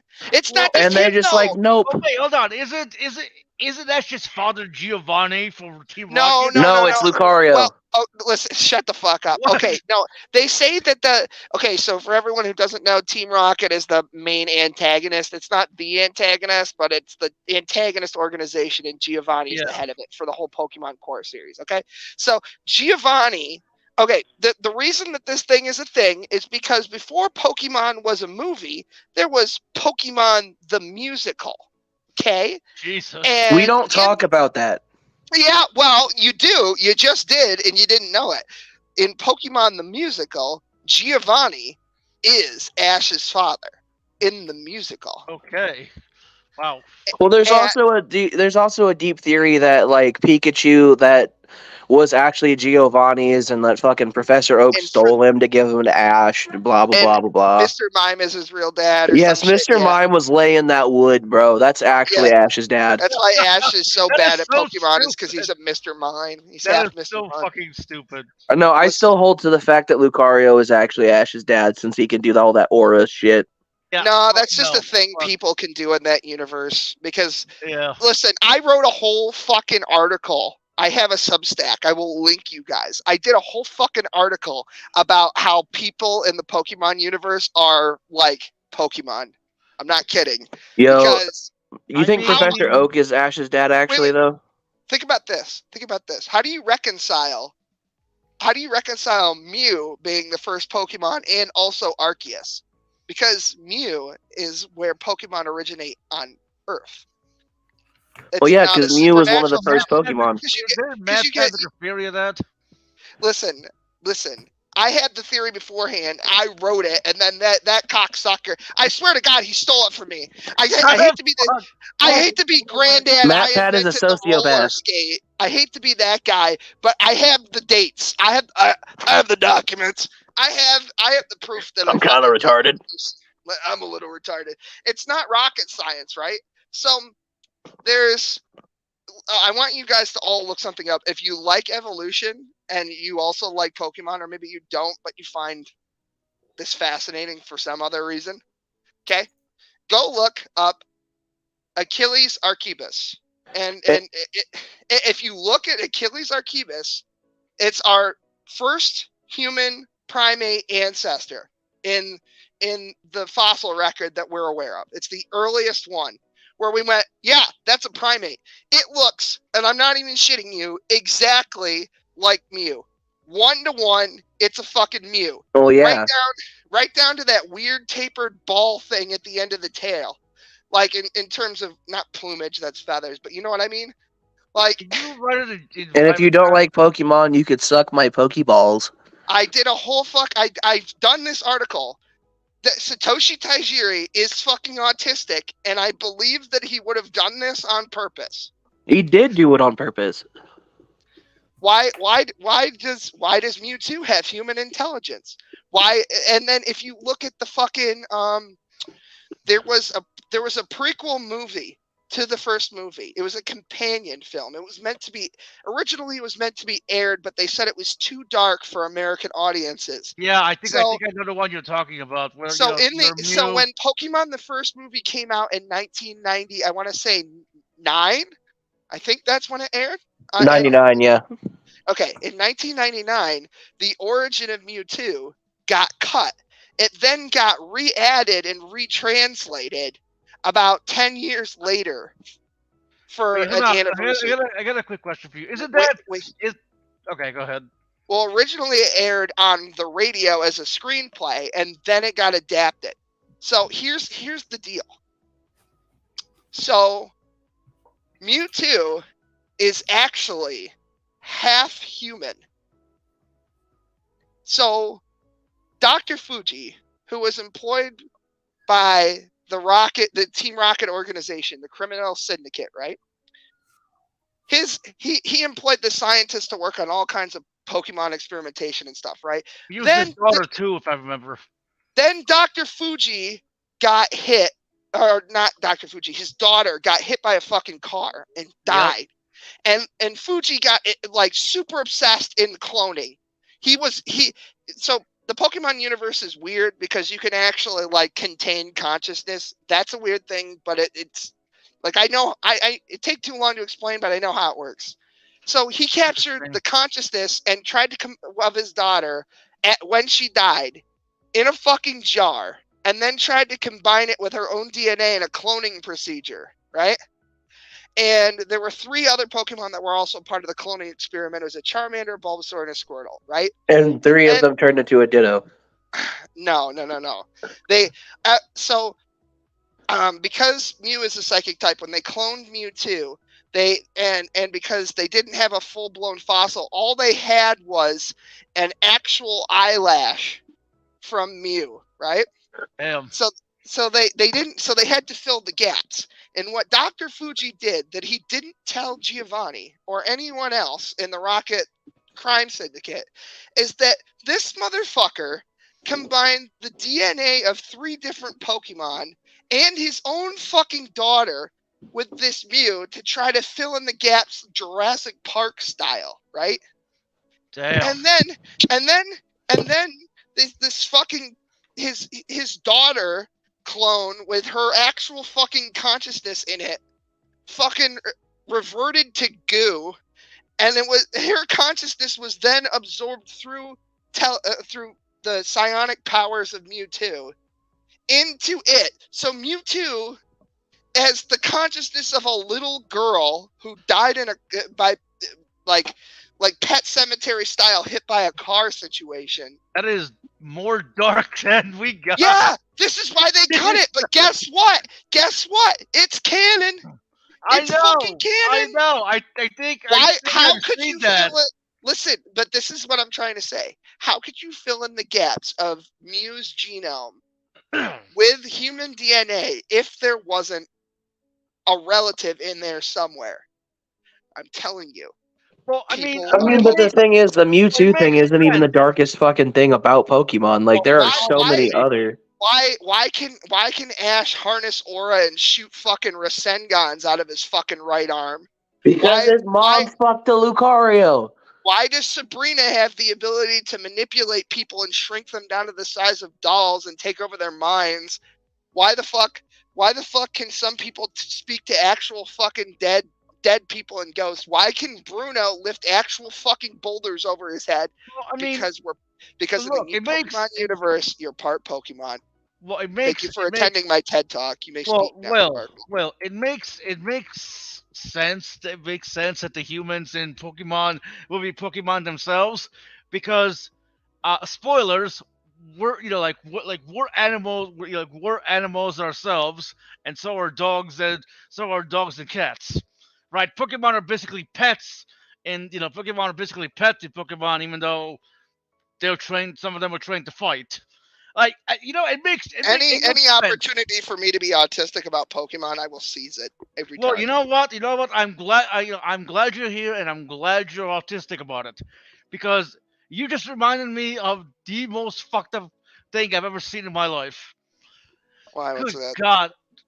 Now I feel bad because we did get rid of a lot of viewers. Yeah, we did. Oh well. It's like who farted? Well, hang on. You reminded What me of primate am that. I supposed to look up again?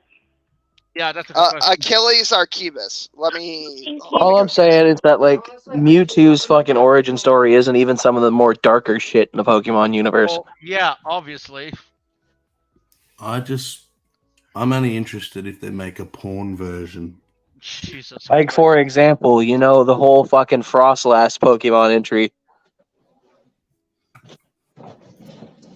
A bitch died on a mountain, froze to death, and now she's literally luring other people to fucking murder them. She turned into a ghost Pokemon, and by the way, in Legends Arceus, you learn that yes, in fact, a person fucked a Pokemon and made more people. That's a real thing that happened, and I don't know why they put that in the game, but that is officially 110% fucking canon now. Just like it's 110% canon that Drifloon kidnapped children. Yeah. All the time. Like, all the time. Like, you can watch him try to fucking kidnap somebody. And fucking, what's his name? Drowsy is the Bill Cosby of Pokemon. Hey, Pixie. It's Hypno, but whatever. Would you mind posting the image in the private chat? Because I do really want to see what this ancestor looks like. Because I really want to see if it looks exactly. Okay.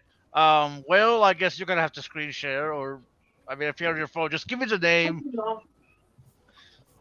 And welcome. It looks like a little. I'm doing it right now. Hold on. All right.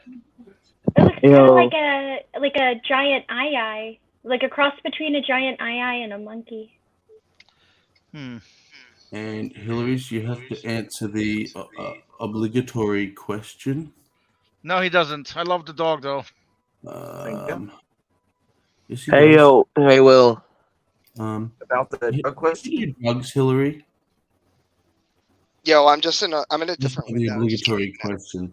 Have you done drugs in the past, is what I should say. I have, and I don't believe I've ever had a spiritual experience on drugs. Would you like one? I would. Have you had one not on drugs? Yes, I'd say closest to not on drugs would be a sexual experience.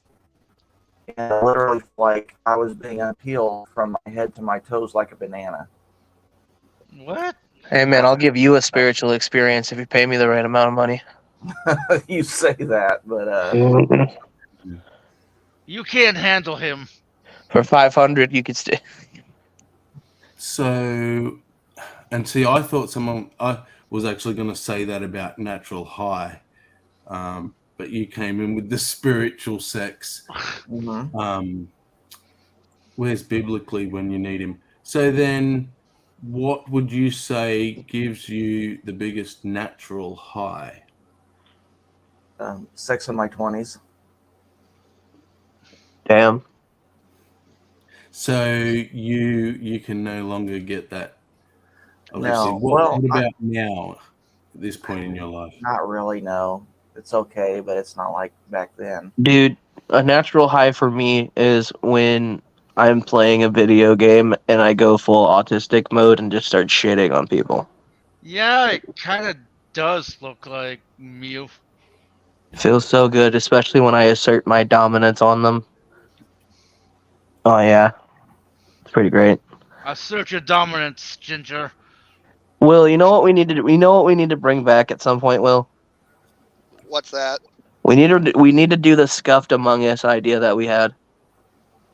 I don't really remember it, to be honest with you. It's when we get as drunk as we can get, and invite a bunch of people to play Among Us. So fun fact about Achilles, right? This is the other thing, is that originally when because there are diaries in the first Pokemon game in the abandoned burned mansion on Cinnabar Island that detail the whole expedition for Mew, and originally they had planned to make it China, but apparently Masuda is a fucking racist, so they changed it to Brazil because somehow that was better. That is also a 100% true fact you can look up. It was supposed to be China. And Also, to this day, they don't reference China at all. They've referenced France, India, they've referenced the Americas, yet Wow. Spain. They refuse to acknowledge China. They only refer to it as a faraway eastern land. If you see that, it's China. 110%. And they take from Chinese mythology all the time to make new Pokemon. Oh yeah. And they don't reference it. They won't say what it is. In fact, with Ho-Oh in the second generation, this is 1999 that the games came out, September of that year, I believe. They just called the Firebird what they called the Fang Huang from China, the Japanese name. It is literally just the name. Ho-Oh is a literal it means Firebird, and that's exactly what it is. Because the people at the Pokemon Corporation are really fucking racist towards Chinese and China and everything China. I thought we got away from the fucking Pokemon shit. No, now we're just talking about Nintendo and racism and China. I have never watched or played Pokemon. I'll play with your Pokeballs, big boy. It's the highest grossing franchise in the world, and Pikachu is officially more recognizable. Wow. Hey, Mickey wow. Mouse. He's more recognizable than Jesus. Yeah, I'm pretty sure that more Pokemon World. Do you think I give a fuck? No. more Pokemon or more people have owned a copy of a Pokemon game than have owned Bibles. Yeah, that's true. It's a sad fucking fact, but it's true. I said Islam. Actually, that's not as sad as you might think. I'm quite happy with that. No, it's not. It's not sad in the sense that we should feel bad. It's sad that because there are people that are claiming that America is supposed to be a Christian country, and there's more Pokemon players than Christians. There are more active players on Pokemon Go at any given time than practicing Christians in the world. Yep. That is hilarious and depressing. I call it deprarious. You're saying there's over 2 billion Pokemon Go players? Yes. That is correct. Shit. That is correct. Dude, Niantic is coming up on grossing up almost $1 trillion a year in revenue from Pokemon Go. Oh yeah. Well, that's because they started doing the championships and shit. Well, that's not true. Well, technically, it's like 400 billion, so almost half. But anyway, I mean, besides that, bro, there's also been Pokemon entries where people have literally turned into Pokemon. Alakazam is one of them. Yamask is another. Yeah, and then Crawfagrigus by association. Crawfagrigus. Who else? Spiritomb is technically isn't Spiritomb like 126 dead people? Yeah, it's 100 and something evil souls. What is this? What is this? What is this? Full Metal Alchemist Brotherhood? You kill people to make fucking Philosopher's Stone? Dude, there was a legitimate Pokemon game that was supposed to come out in Japan, but got the can because it was too dark, where they were literally ritually sacrificing actual Pokemon to bring back Harvest and shit. It's Kadabra, by the way. I said it was Alakazam, but fun fact about Alakazam is Alakazam and Kadabra are based off of a famous spoon-bending Jew. Kadabra used to have a Star of David on its head that then converted, when it evolved into Alakazam, into a pentagram. Not a pentacle, a pentagram. And if you examine Kadabra closely, you'll notice that its fingers aren't bent to make the Hail Satan sign. The fingers are actually malformed to permanently represent that symbol. But because Uri Geller sued for a whole lot of money and was like, you can't depict a Jew like this, and more specifically me, they were like, it's not, it's just spoon bending in general. And he's like, no. And he won because, Kanye West stuff. Anyway. How the fuck does Kanye West... Gotta catch 'em all.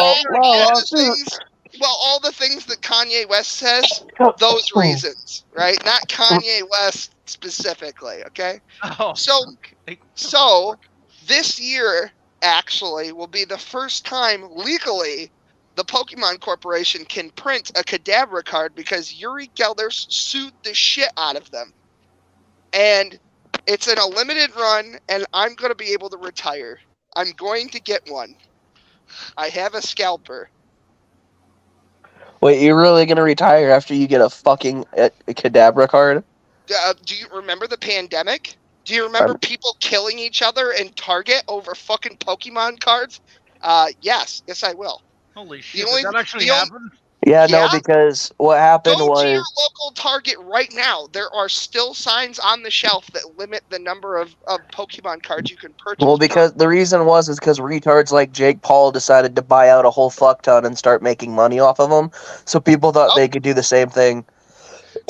Some kid sold a Charizard. Some kid sold a rainbow holographic VMAX Charizard, and he got $20,000, or I think it was either $20,000 or $30,000 for it. Yeah, it's a real fucking thing, and people actually. And now it's continuing because of TikTok. Oh yeah, no, there's a Charizard card right now that's up to $5,000, right? Like going on and going up. Like it's fucking sad how much a piece of cardboard costs.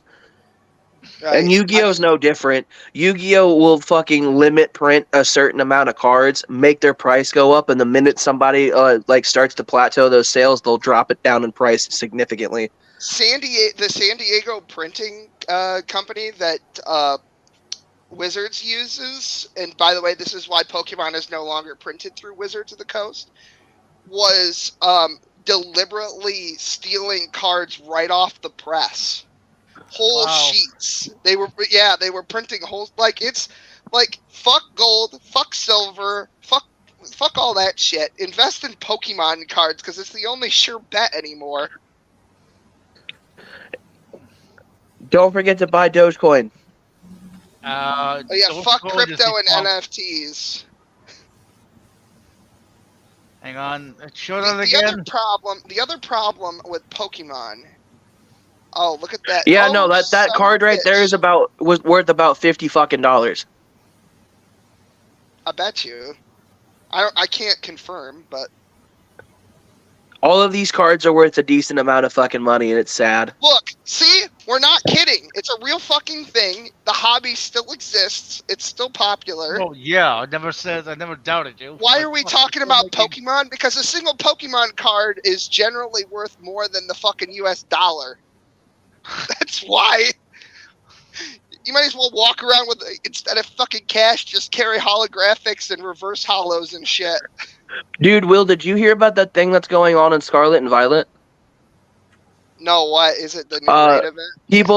People are getting their accounts banned because they're paying people to do fucking raids for them to get perfect statted Pokemon. What? Oh, everyone just gens anyway. Everyone's using those fucking bots on Discord. I'm not. Yeah, no, everyone uses those bots on Discord. It's yeah. Hey, yo, like, how far are you into the game? Oh, I'm done with it. I'm just waiting for the DLC. So, would there be a chance that you could save your favorite Pokemon, restart, and do a Nuzlocke with me? I don't know if I'm gonna do a fucking Nuzlocke. If anything, I will pick up Violet and then I will do a Nuzlocke with you. Fuck yeah, because I have Violet, so we could do a Violet fucking Nuzlocke and see how fast we die. Okay, now I'm lost. Okay, now just freaking gibberish. A Nuzlocke no, hang on, let me explain it. A Nuzlocke is whenever you play a Pokemon game with a certain set of rules, such as if you visit an area, you can only catch one Pokemon of that area. If a Pokemon faints in battle, it's dead and you have to release it or keep it in the box.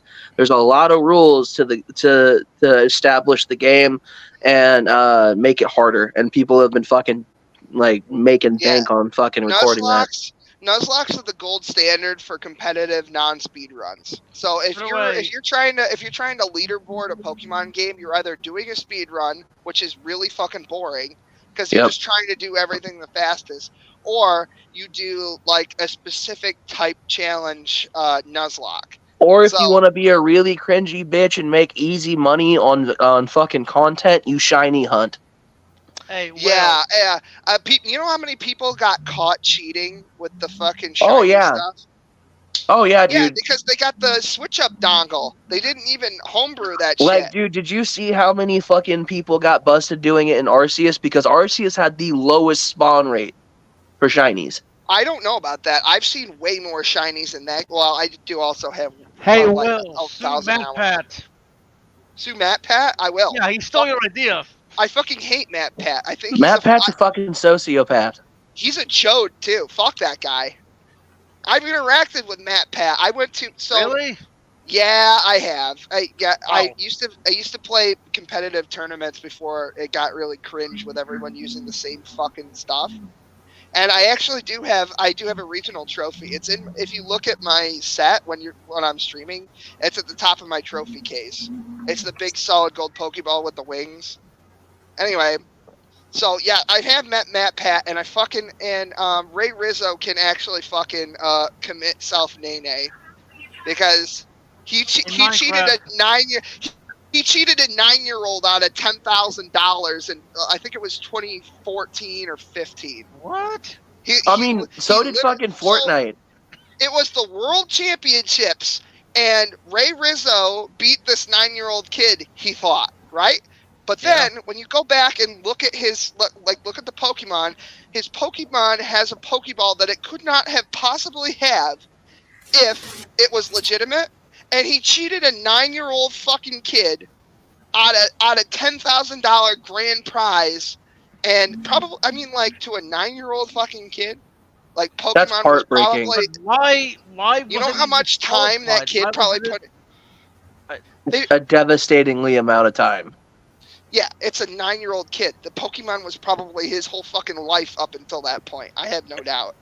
Dude, did you hear about, I know not a lot of people fuck with Fortnite, but did you hear what they did to a kid a couple years back, though? No, I didn't. So he accidentally got into this streamer cash cup, right? And he fucking won. He beat everybody. Look at all those sheets, dude. Look at those sheets.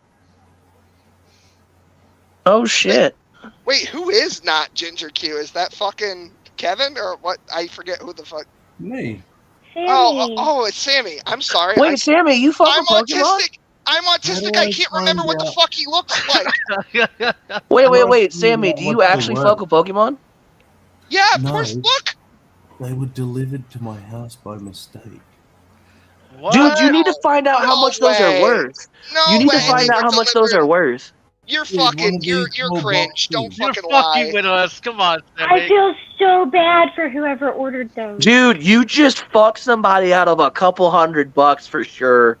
What do I do? It was my. No, dude, sell those shits. Make some fucking profit. God isn't doing everyone favors. Just fucking Australians.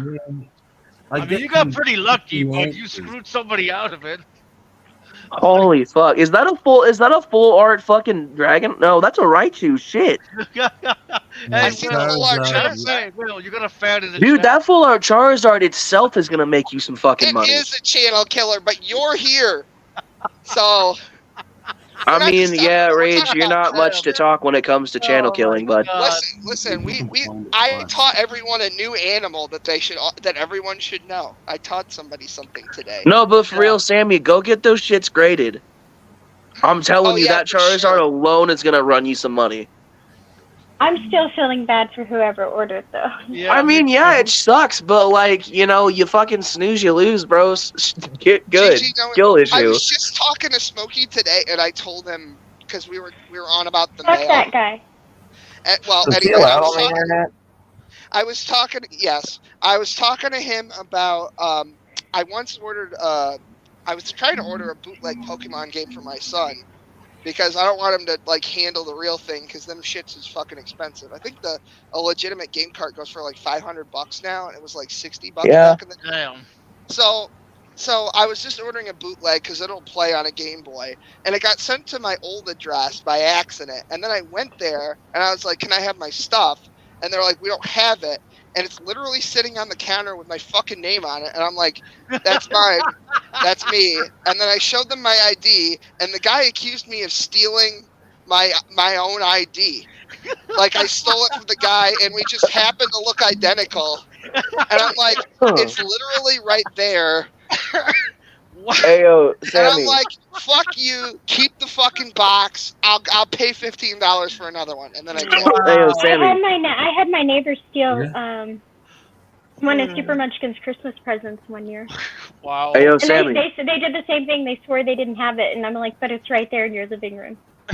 Hey, Sammy, when you should get those graded and go over what you're gonna make off those motherfuckers on YouTube. I think he's fucking with us because I'm pretty sure that doesn't happen every day. I'm pretty sure he collects and he just doesn't want to like get canceled. You know? Seriously, that's why I had no clue if they're even worth anything. But as far as I can tell, that one there is $125. Yeah, Yeah. probably. One. Dude, you probably have about $300 worth of fucking Pokemon cards right there. Is that what a box would cost? Like a box like you see on the counter in the store? That depends on how what's the name of the pack, do you know? Brilliant Stars. Oh fuck, that's Brilliant Star? Dude, Guru Lady sent me a bunch of fucking Pokemon cards. I'm finna open these. Will. I feel like this is a good time. Yeah, if the topic doesn't change, I'm gonna bail pretty quick. I separated the yellow ones from the black ones and then the shiny ones. That's as big extent I know. Hold on. Let's just destroy the channel even further. Give me 1 second. Jesus Christ. Fuck it, I'm rich. Screw the channel. All right, how long till we move on? I still feel bad for whoever ordered those, but yay, Sammy. I mean, So do I. couldn't happen to somebody better. Hey man, what you could do is if you get all of them graded and you make some money off of them, you could donate to a charity or some shit. Yeah, this is true. Yeah, his daughter. Yeah, his daughter. Yeah. I keep forgetting Sammy has a daughter. I don't know why. Yeah, I was gonna say his little one. That's what I still love the fact that Knock had to take time out of his day just to shit on a stream and then leave. Like, that's pretty sad. I'm sorry. He's so well in here, so. But Sammy, no, for real, like, do you have any unopened packs? No. I even thought about opening them on have YouTube. the same But I was like, blood I don't know what pattern that I do. I don't know what I'm saying, so I'd just be like, oh, look, another one. Oh, look, another one. Dude, okay, are those all the shiny? That would be me, Sammy. That's what I would do. I'd be like, I don't know what this is, but it says. Did you say that those aren't all the shinies? Oh, fuck, dude. There was like a shiny in every pack. That is See if I can do awesome. this right. These Well, you have the same you have the same floor That that I. is Hey, Sammy, put your stuff on full screen so I can see it a bit better. Cinderace. I thought you weren't blind. 1, 2, 3, 4 to the back. I think I remember how to do this correctly. Hey, Will, Right, hang guys? on, Will, real quick. Take a look at this one. Oh, hold on. I'm on a thing. Give me 1 second. Oh, fuck Wow. me, dude. I don't know how much. I feel like I've seen that before. On Leonhardt, is that it? Yeah, I think so. All right, I'm about to flip this and do this poll. Hey, so how you can find out how much they're worth, Sammy, is type in Pokemon cards, like how much one Pokemon card is, and it'll tell you what grades they are, like full marts, things like that, and that'll tell you how much it can run you. Yeah, okay. Oh, you didn't get shit that pack. Oh no, it'll be in the back. I flipped 3, so. Okay. By the way, Sammy, if you want us to change the subject, bro, we're more than welcome to do that. Oh, it's just the. Yeah. Well, cheapers, guys. Well, that's 1 anyway. Hey man, how upset are you, Will, right now that like Sammy has over like $400 worth of Pokemon cards? Yeah, I know, and I have no clue what I've got. Oh boy. I feel like Will's about to go commit a hate crime. I have one of the most expensive collections of Pokemon cards in the Northeast. First, second, and all the other. Oh shit, that's a fucking Honchkrow V full art. So I've got Jungle and Fossil, and I have the Shadowless First Edition Charizard that I got from a fucking thing, a pop-up in the mall. And he was selling all of his Charizards for 100. I'll open another one. All right, you put me on the fucking screen? I'll open another one. Fuck it. I got 5 of these motherfuckers right here. Let's just do it. Oh, Let's just did you out get of your the- fifis hurt, Mr. Nakazuchi? Yeah, this is despite knock. I'm Pokemon despite knock. I mean, I thought you remember- and Nock had a truce. Why are we being mean? I'm not being mean. I'm opening. I mean, Pokemon technically, cards Nock started talking shit first, so. It's okay. Hold on, I'm opening it. Can I be any slower with this? Jesus. I know, right? You're basically B. Well, I mean, you came over here to bitch about us talking about Pokemon, so obviously you have nothing better to do. 4 to the back, and what's our first pull? Fighting energy. Roxanne. I don't know what she's doing in this set, but okay. Curlia. That's nice. Wait and See Turbo. That sounds like this channel. Hisuian Basculin. Nice. And Voltorb. Glameow. Swinub. Chatot. The reverse Duat. Oh shit! Look at that. Oh fuck. Heatran. Nice. I'll get the. I'll actually look and see what this is worth after we're done here. So I'm putting that one aside. I'll get another one going. While you do that, we have. Oh shit, that's an Arceus. Jesus fucking Christ. Christ! I stumbled onto the Pokemon Expo YouTube channel. Oh, you want to hear a funny story? Do you guys remember Mr. Lizard? Yes. Okay, Mr. Lizard and I actually met on Facebook in a Facebook group for Pokemon. Really? And yeah, that's how I met him. And then we just by coincidence. Ooh. Hey yo, Nox, since you want to insult me about telling me to take a fucking Xanax, why don't you take a walk with your legs, bro?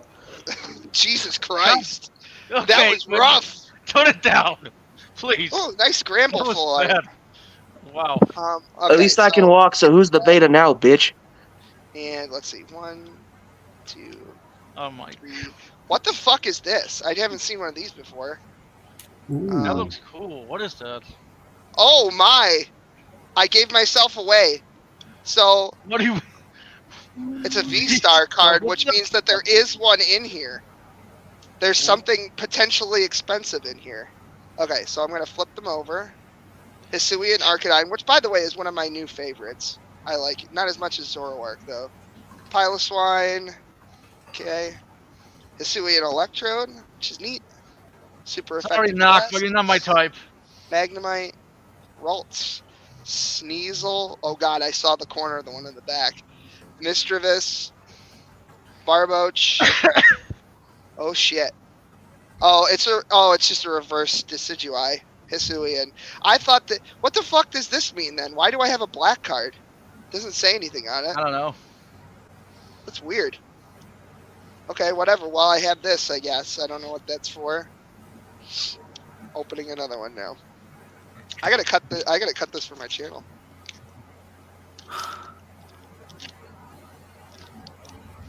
What the fuck?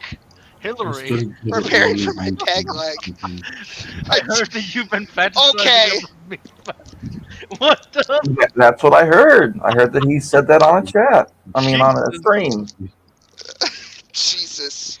Okay, I got the next one out, so we get rid of that. Oh, I mean, hey, you know what, Ginger? At least it's a job. I don't have a job, so make fun of me all you want. That's because you can't go outside, albino. Steel Energy. Grant. Forgot he existed. Piloswine. Hisuian Pile of shit. Yeah. Hisuian Growlithe. Hisuian Voltorb. Dude, Piloswine is probably one of the worst ice-type Pokemon. I'm just gonna be honest. Growlithe. Oh, and the Radiant Holucha. I don't know what the fuck that means, to be honest with you. Oh, Cerberus back. Cool. And Registeel, which I'm sure isn't worth anything, but it was the 4th card, so it might be. Okay, I got one more left, and then we can be done with this, I guess. I'll put this here. All right. This is so offensive. Cooking. Oh no, not for real. Okay. Oh, Rillaboom. Wow, that's got a nice reverse shine on it, doesn't it? Or is that just a regular? Just regular shine. All right. Oh. 1, 2, 3, 4 to the back. All right, I'm ready to go here. Bolton. Is that what is? Oh, the Bolton. Okay. I was trying to figure out what it was. Okay, Steel Energy. Get another Duat. Yon Mega. We got one of those already. Cradinos. Kolava. Okay, cool. Nice. Scyther. Again, another one of my favorites. Another Hisuian Growlithe. Bronzor. Rufflet. Shieldon. And Thievul.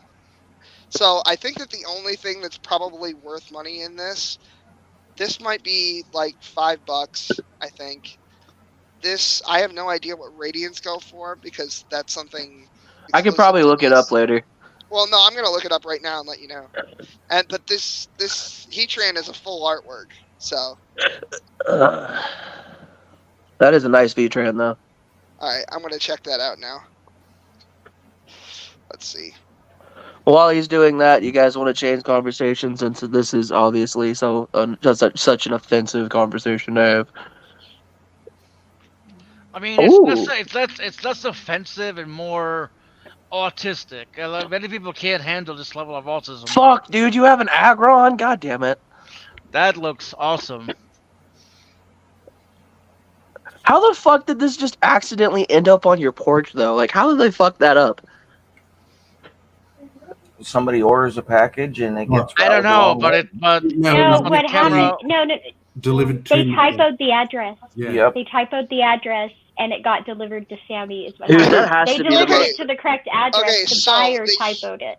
The Heatran is between, depending, if I got this graded and I had it Gem Mint 10 is $95. So I'm going to go sleeve this bitch in like a hot second.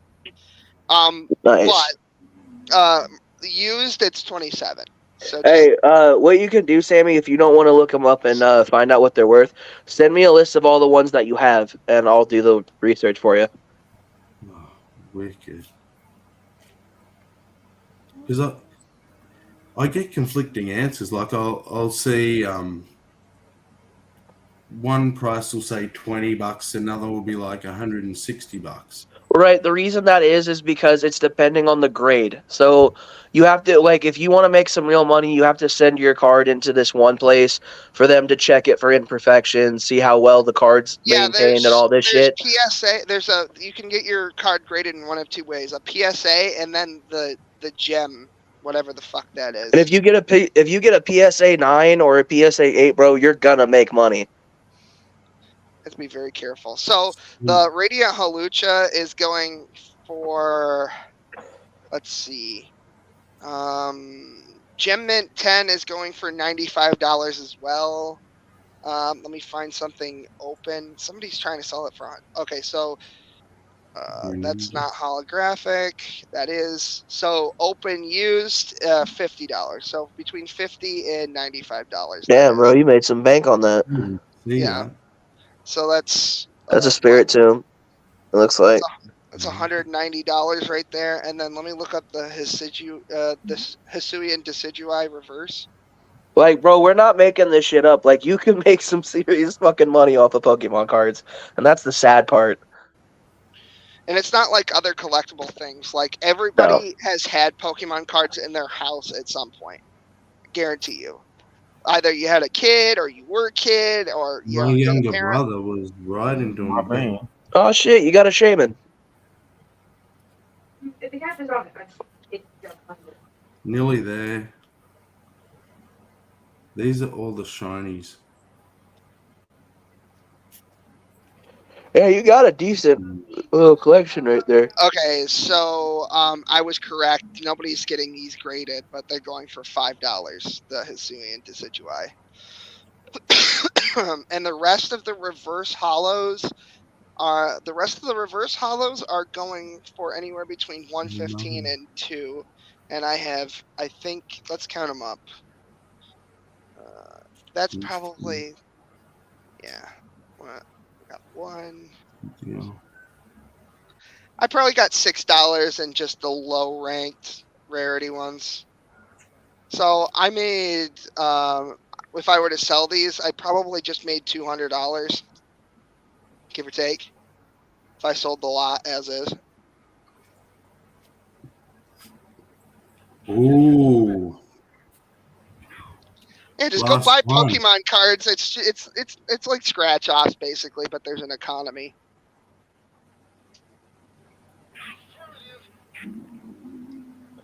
Yeah, man, for real. Like, if you don't want to do the lookup for stuff, let me know. I got you. He probably just asked for $10,000 and list how many. Like, just show the pictures. He could just be like $10,000 for the lot, and he would probably get a payout like right now. Because, Vegas odds, the fucking card values are going to fluctuate, and somebody might be betting on one of those specific cards, and he might just make out. So, people will buy lots. Well, this might make you feel better. What I believe is my most expensive card, I just stood on it. Oh, no. It has a bend in it. Oh. Fucking Charizard. Fuck. Well, clearly money is no issue for you. And I God bless you that you're in a place where you can just fucking stand on expensive Pokemon cards because reasons. We all Let me see what we all aspire to be people who step on Pokemon cards. In a way. The most expensive one. The most expensive one as well.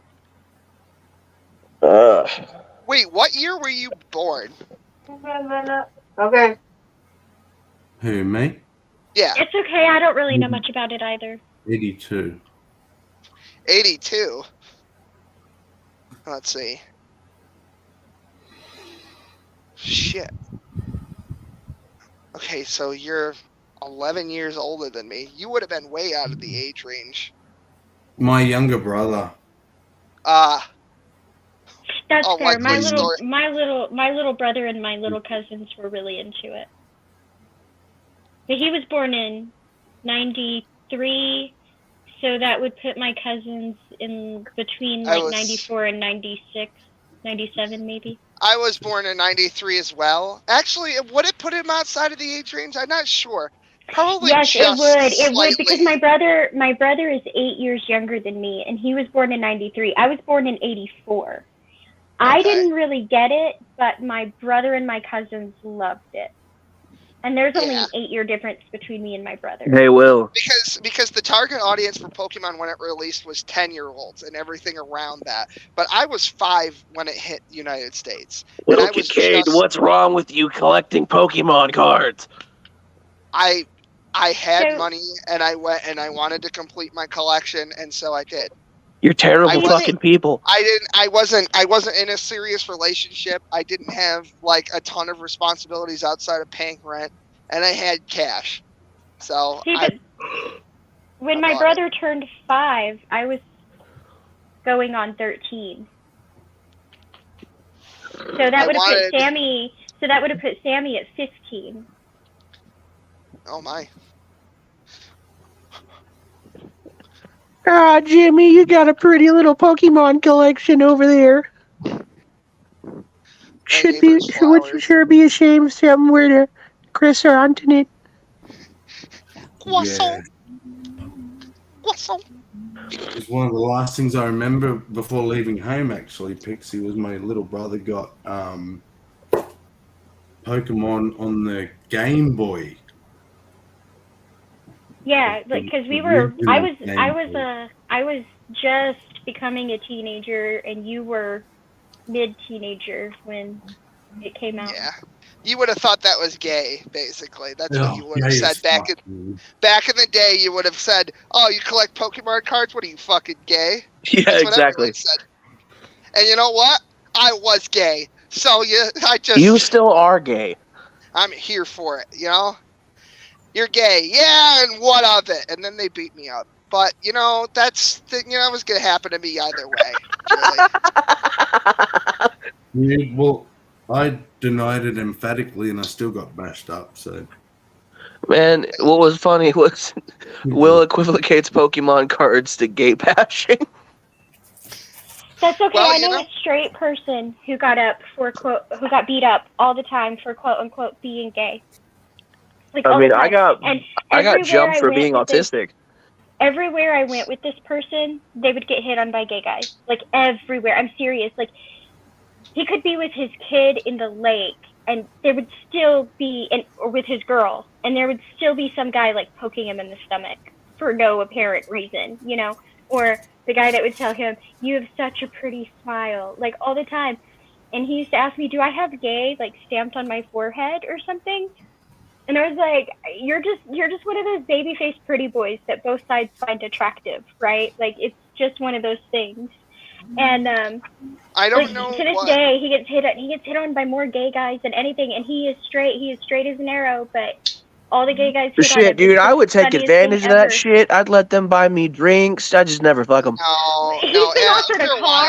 He's been offered a car. He's been offered a house. God damn. But he is like super straight. He has no problem with gay people. He has a lot of gay friends, but they just like feel the need to hit on him a lot. And he's so funny. He's like, it's awkward. I'm like, I'm sorry. It makes it's very uncomfortable. I mean, it is weird, but like, shit. If you're offering me a car, I'm gonna have to consider. I don't know. One guy.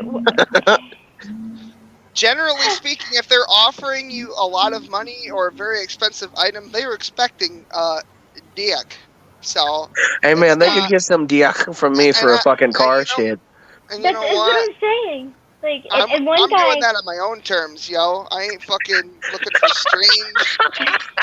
He told me about this one guy that used to beat him up all the time in school and used to call him gay. And I was like, "Oh, he sounds like he has a crush on you." And he was like, "Oh no, he was a jock. He was like really popular. He always had a girlfriend, all these things." And I was like, "Trust me, that guy had a crush on you." And he's like, "There's no way." So we end up at this party, right? And he's hanging out with Justin, and I'm hanging out with Justin's boyfriend.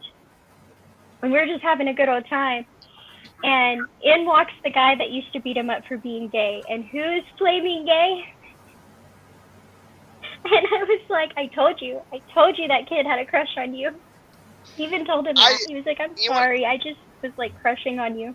Speaking of gay, the thing about grading cards, Sam, is that once you go to have them graded, they are worth more, but you have to spend like $60 a card to get them graded. Yeah, it's a. And it's like, oh, I made $10.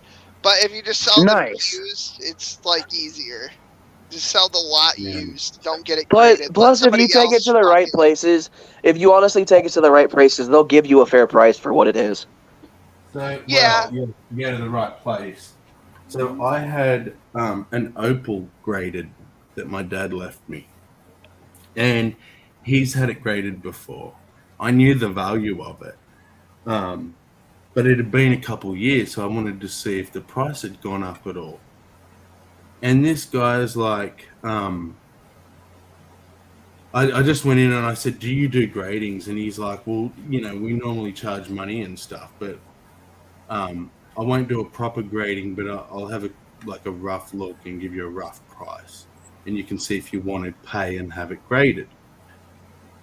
And he come back and he said, you're probably going to be looking at between $2,000 and $2,500 for something this size and that quality. Well, Dad had it priced like 15 years before at $8,000. So it had only gone up. This dude, he was, after he told me this, he then goes, if you're looking to sell it, I'll take it off your hands now. So he was hoping to scam me like out of $8,000 value. Yeah, some people do that. That's unfortunate. By the way, he's not talking about some lingo. He's talking about an actual gemstone. Yeah, no, an actual black opal. Yeah, it's not code for something. Grading it is dodgy. Like, yeah, you could go and have it graded twice, but then like it was like $150 or $200 to have this thing graded. And then I want to get a second opinion, so I'm Pixie, you better pass that shit. Bucks. Like, you can see how they get away with it. Yeah. Pixie, did you bring enough for the whole class? Okay. All right. Dude, Will, do you remember like back when Yu-Gi-Oh was reprinting certain fucking things? Yes, I was there for it. Yes. Am I muted? Hello? No. Yeah, you were right there when they were being. Dude, like, no, because, like, here's the thing. The reason why that pissed a lot of people off was they spent, like, fucking hundreds of dollars on these cards, and they were, like, worth almost $200 at a time. They reprinted it, and it dropped the fucking value of that card significantly. Yeah, I forget what it was. It was really iconic cards like Swords of Revealing Light. Oh, no, dude, I'm talking about more recent, like, fucking Lightning Storm. Because Lightning Storm was expensive as fuck when it first came out. 2 months later, they dropped a reprint.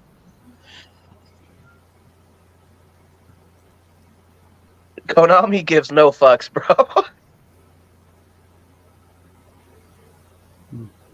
So maybe that Charizard isn't worth as much as I'll be your little Charizard. Arrgh.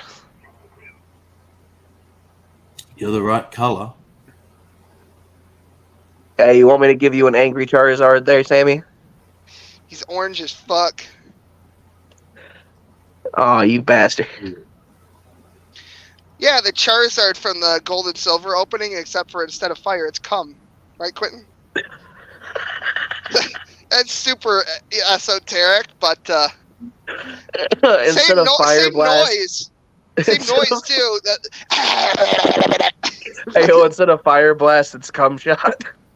Jesus Christ. That's fucking dark, yo. That's fucking dark. That's fucking deep Africa. That's a Pokemon I'd watch. Dude, I almost said something that got us in trouble. Never mind. I'm gonna shut the fuck up. Well, the last season before they went to the special where it's like Ash walking home for 12 episodes, very reminiscent of Dragon Ball Z. Before that, there was a thing where it was like he was that whole last probably 20 episodes actually had an arc, and I enjoyed it. Like, I was finally glad that they gave him a fucking championship. He had to get his Pidgeot back. By the way, spoilers, my bad.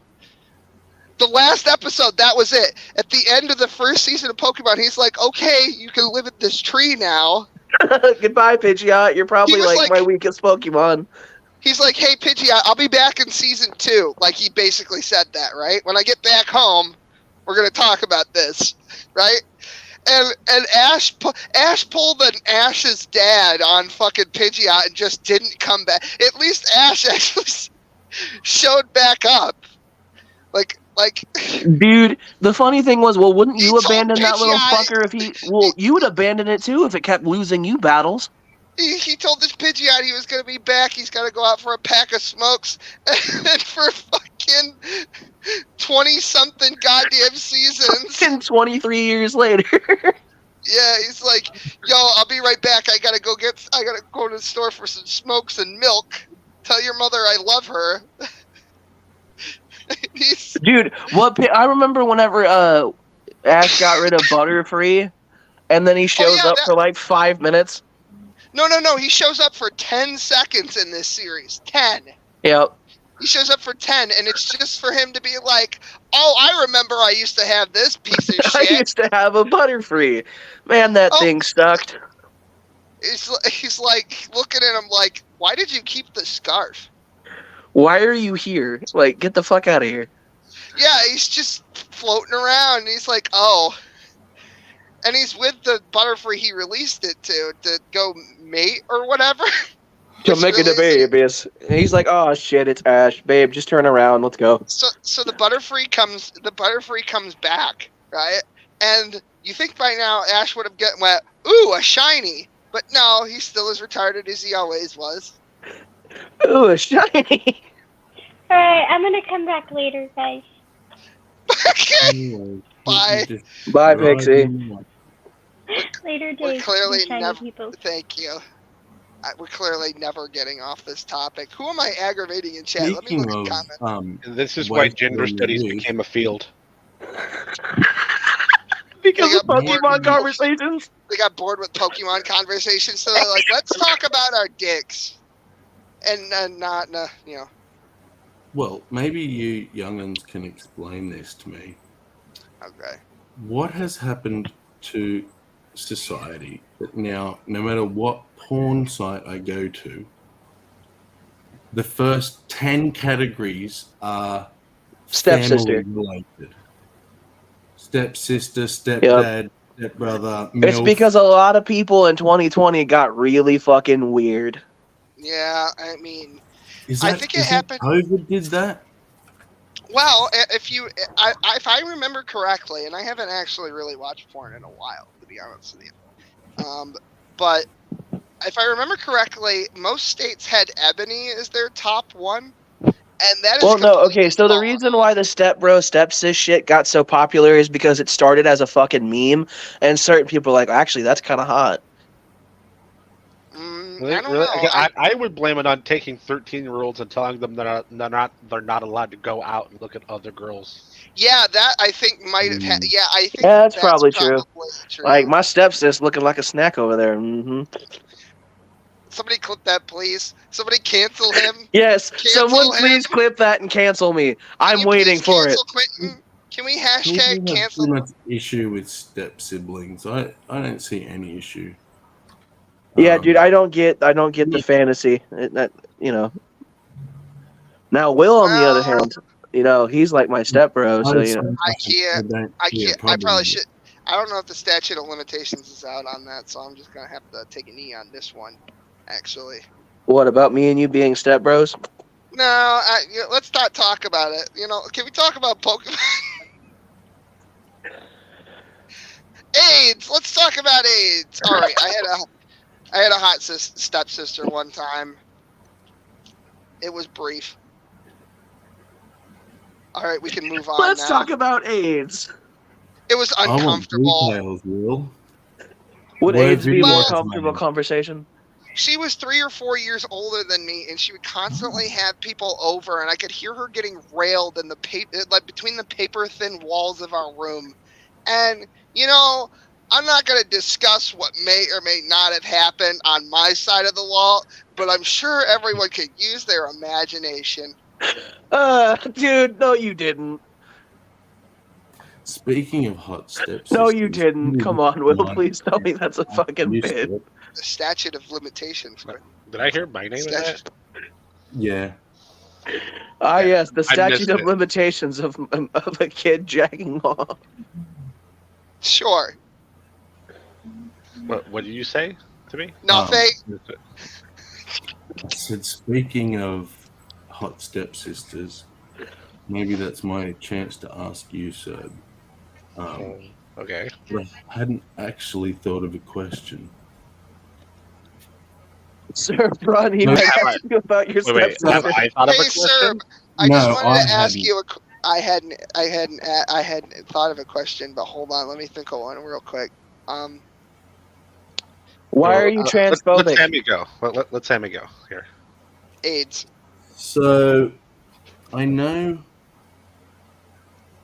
that in your culture, you're not a woman unless you've given birth.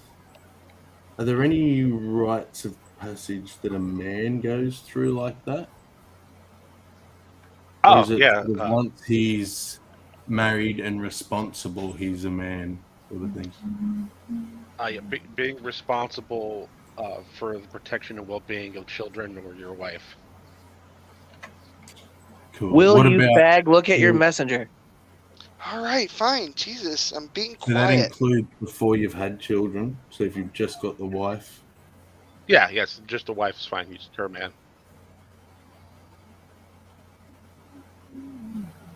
Fair enough. It does seem a little bit out of balance. Like a man's just got to get married, a chick's got to push a spawn out of her twat. But Stop disrespecting. Jesus, bro, that is kind of scuffed. Like, oh hey, look, you just have to push a fucking watermelon out of your crotch. Yeah, I mean, does that. it help that women's considered the most valuable? that does. Like, that helps and considerably. that's the reason why. I mean, I don't know if that's the reason why, but that's kind of why it plays off being harder to become. Yeah, and see, and that's the thing that when people jump to conclusions or have knee-jerk reactions to something you've said, they don't get to that next sentence that says, yes, you're not a woman unless you've had a baby, but women are like the most revered in the culture. So, sir, why are you so transphobic? It's because they make sounds at me that don't have any meaning. How can you not find that annoying? That's annoying. Listen, women are magic wizards to make people come out of them, and I'll fuck anyone's dog who says otherwise. Wait, could you say that they were making Pokemon noises at you?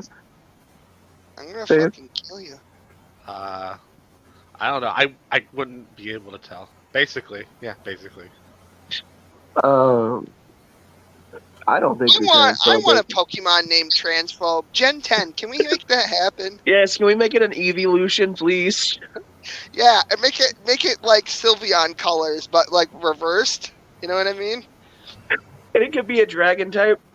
Yeah, it could be a dragon with fairy colors, and that'll make sense. It's called Transophobamon. No, it's ma'am. Just ma'am. That's what it's called. It gets for one of its first moves. It learns is gaslighting. Oh shit! Why isn't that a move now?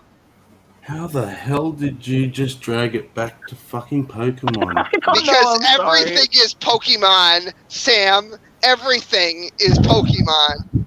Look, Sam, I'm not what you would call sober at the moment. So. I'm not what you would call non-neurodivergent at the moment. Same. Fucking same. What would that be? This is why neuroconvergent. This is why me and Will said that we should not get a group of our autistic friends together and have a hangout, because it'll just be. It'll just be like 6 people that everyone's talking at the same time. Nobody's listening to anybody We're all else. screaming at each other about our Pokemon collection being better than the others. Is anybody else upset about Electrode getting nerfed in Gen 1? Is anybody else? That's what it would be. We would, if we were going to play a game, we would never get off the menu. We would be there for 3 fucking hours and be like, hold on, my mom says lasagna's ready. Hang on, I got a meeting with my waifu pillow. Yo, do you guys like Dojinshi? He gets like big Fuda.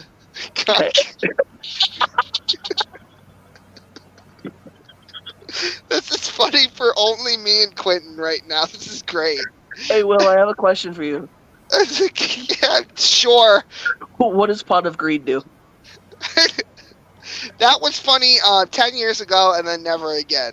It was still funny, dude. No, you know, it's I not counted. funny. It's No, cringe. listen.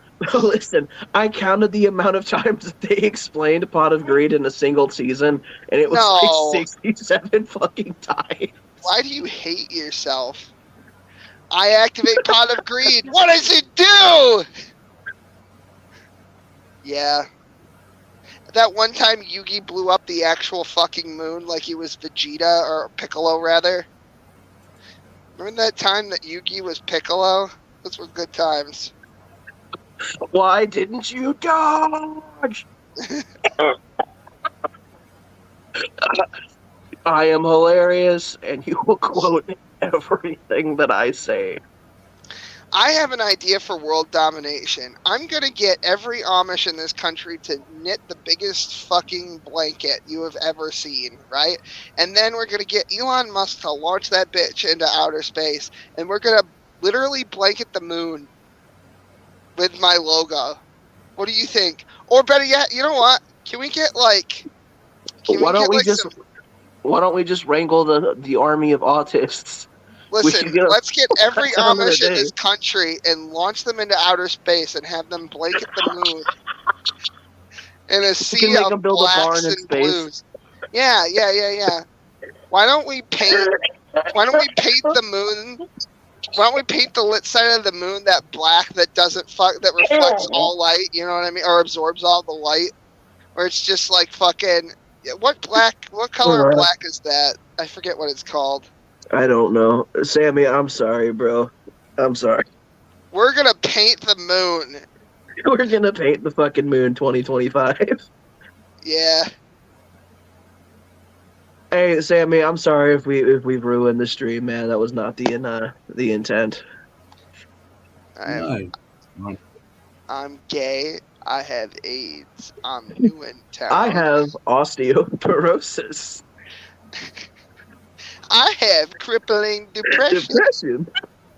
Yeah, back before iDubbbz was fucking cringe. Yeah, what happened to him, bro? His fucking girlfriend happened to him. Really? That's why he's making this stupid fucking music? She's a fucking... She claims to be a Muslim, but she dresses like she got lost in the back rooms. You know what I mean? Jesus fucking Christ. She lived in the infinite IKEA for 40 years. Yeah, it's rough. She looks like a pride parade threw up all over her, and she's like, I praise Allah. Okay, I'm like, I have a question for you though. How excited are you to see the new Super Mario movie? I don't know. I'm not that invested. And also, I heard the stupid Peaches song, and honestly, It's I don't know so good. what. But hang on, listen. I don't know what TikTok is so obsessed over. No, It's listen. not that good. I'm going to do a Peaches cover in a Carl Weezer voice. Oh. It's just fucking Hey, would you mind just feeding you? Would you just fucking feed me arsenic so we can get this day over with forever? Yeah, you unmuted. Say something. Dude, we are filling the chat with autism and stupidity. Man, I feel bad. We're making all these people fucking leave the chat, man. I feel like an asshole. Save us from ourselves, please. You don't feel bad. What are you talking about? I do a little bit because I feel like I ruined the conversation, and now I feel like a dick. Quentin, you've always ruined every conversation. I told you Shut that. the fuck up, you know, do. Anti-Semite. Canceled. Get fucking canceled. L plus ratio plus don't fucking care. Write a fucking twit longer, faggot. You want to knock 30s with me? You want to bang 30s with me, buddy? I know Zoomer lingo, all right? Hey, man, I'm not a Zoomer, you fucking tard. Don't even fucking at me. I'm coming. But anyone younger than me is a Zoomer. Anything Is that your young? girlfriend? Yeah, it's my girl. We're about to start cleaning here in a minute. Oh. Yeah. I would a say costume. alpha, but I think that gives him too much credit. Yes. No, I'm not an alpha. I'm not a beta. I'm just a retard. He is the crying What was apostaya. that, Sammy? Crying people. Crying people. I am the base griper. And You have to are speak like, above the autism, Sammy. Do you have an email that you give out? Yeah, I do. I got a couple of them actually. Hail Hitler 6969 at protonmail.com. Did I get that right? What? No. It's Oh, Hail I'm Hitler 666 at protonmail.com. No, it's Long Live the Führer 1488 at Wait, do MS. you want me to send it to you in like the private chat here or Discord or something or what? If you're happy to put it in the private chat here, Yeah, these two trolls have access to it. This is the email. Is it for... real women give birth at gmail.com? No.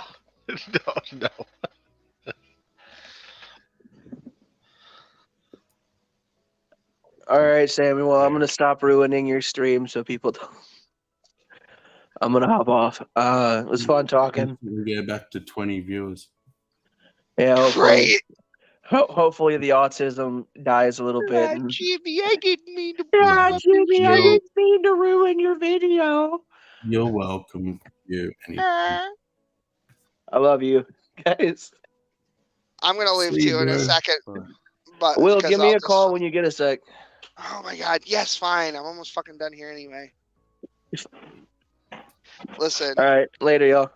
later. Hey, mate. Knock is one to talk about what's fucking boring. He played Civilization 6 not once, not twice, but 3 times for 10 fucking hours a session, and he has no right to tell me what's boring. Okay, I'm just saying, you know.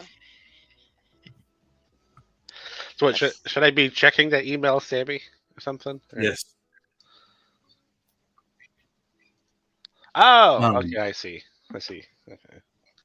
Knock and Midnight are on Math Pig's stream. Talking about what? How gay I am, or Quentin? Or... I have a feeling they were talking about the shit that's been going on lately. What thing? Well, so Will has apparently become a cult leader, and he's turned a whole bunch of us, including me, against the trans people and the black people, and I'm it's the a only whole one here with a legitimate cult, and Will Freeman gets blamed for it. Okay, sure. Yeah, well, what they don't realize is that Cerb is actually the cult leader. Yeah. Will's just Nobody. Well, here's the thing: is it's like I'm out here waving the flag, saying yes, we're a cult. No, you can't leave. And then he's like, "Well, Will Freeman and Cerb," and it's like, "No, I'm right here. We're a cult." Hello. This isn't exactly Yellow Deli. It's like it's not really. Did you not? The two streams that started the whole thing, which, if I'm honest and think about it, is no different than how it always goes. I think Cerb might have got to speak twice, and Will might have spoke once, and the rest of the time was people assuming every fucking word that out of their mouth was an assumption. Okay. Well, no, I spoke a lot, but and what started it, but I wasn't I wasn't the one driving. I was being asked questions. Yeah. How dare you Yeah. be asked questions? You fucking Nazi. And honestly, I didn't think they really knew what to think about my answers, except for Pocket Locker decided it was somehow racist or something. I can't believe we're all still talking about, like, not this specific thing, but the trans thing in general. Like, the idea that anything lasts for longer than a day in this cycle of information is astonishing, to be honest. Because everything is just moving so fucking fast these days. It's like, you know, it's not like the normal fast moving thing where once you hit like your 20s, all of a sudden you're like, oh fuck, I'm a dad now. Oh Jesus Christ, a mortgage. What do you mean I don't have insurance? You know, not the normal fast. I mean, like we have televisions. Oh look, Game Boys. Was that a fucking robot? Jesus Christ, where am I? That's how fast we're moving now. Oh, we have right fucking.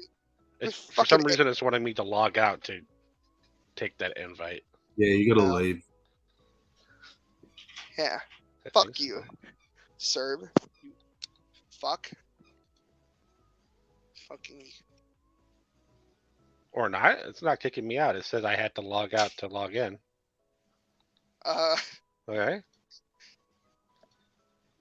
Let's see how this works out. Twister is the greatest movie of all time, and you can't convince me otherwise. You should just leave StreamYard. I mean, like we have a Discord. Yeah, but I'm going to leave just in case. We'll be right back. All right.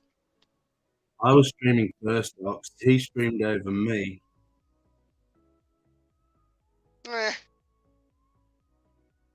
And he smells like bacon. Yeah, fuck that guy.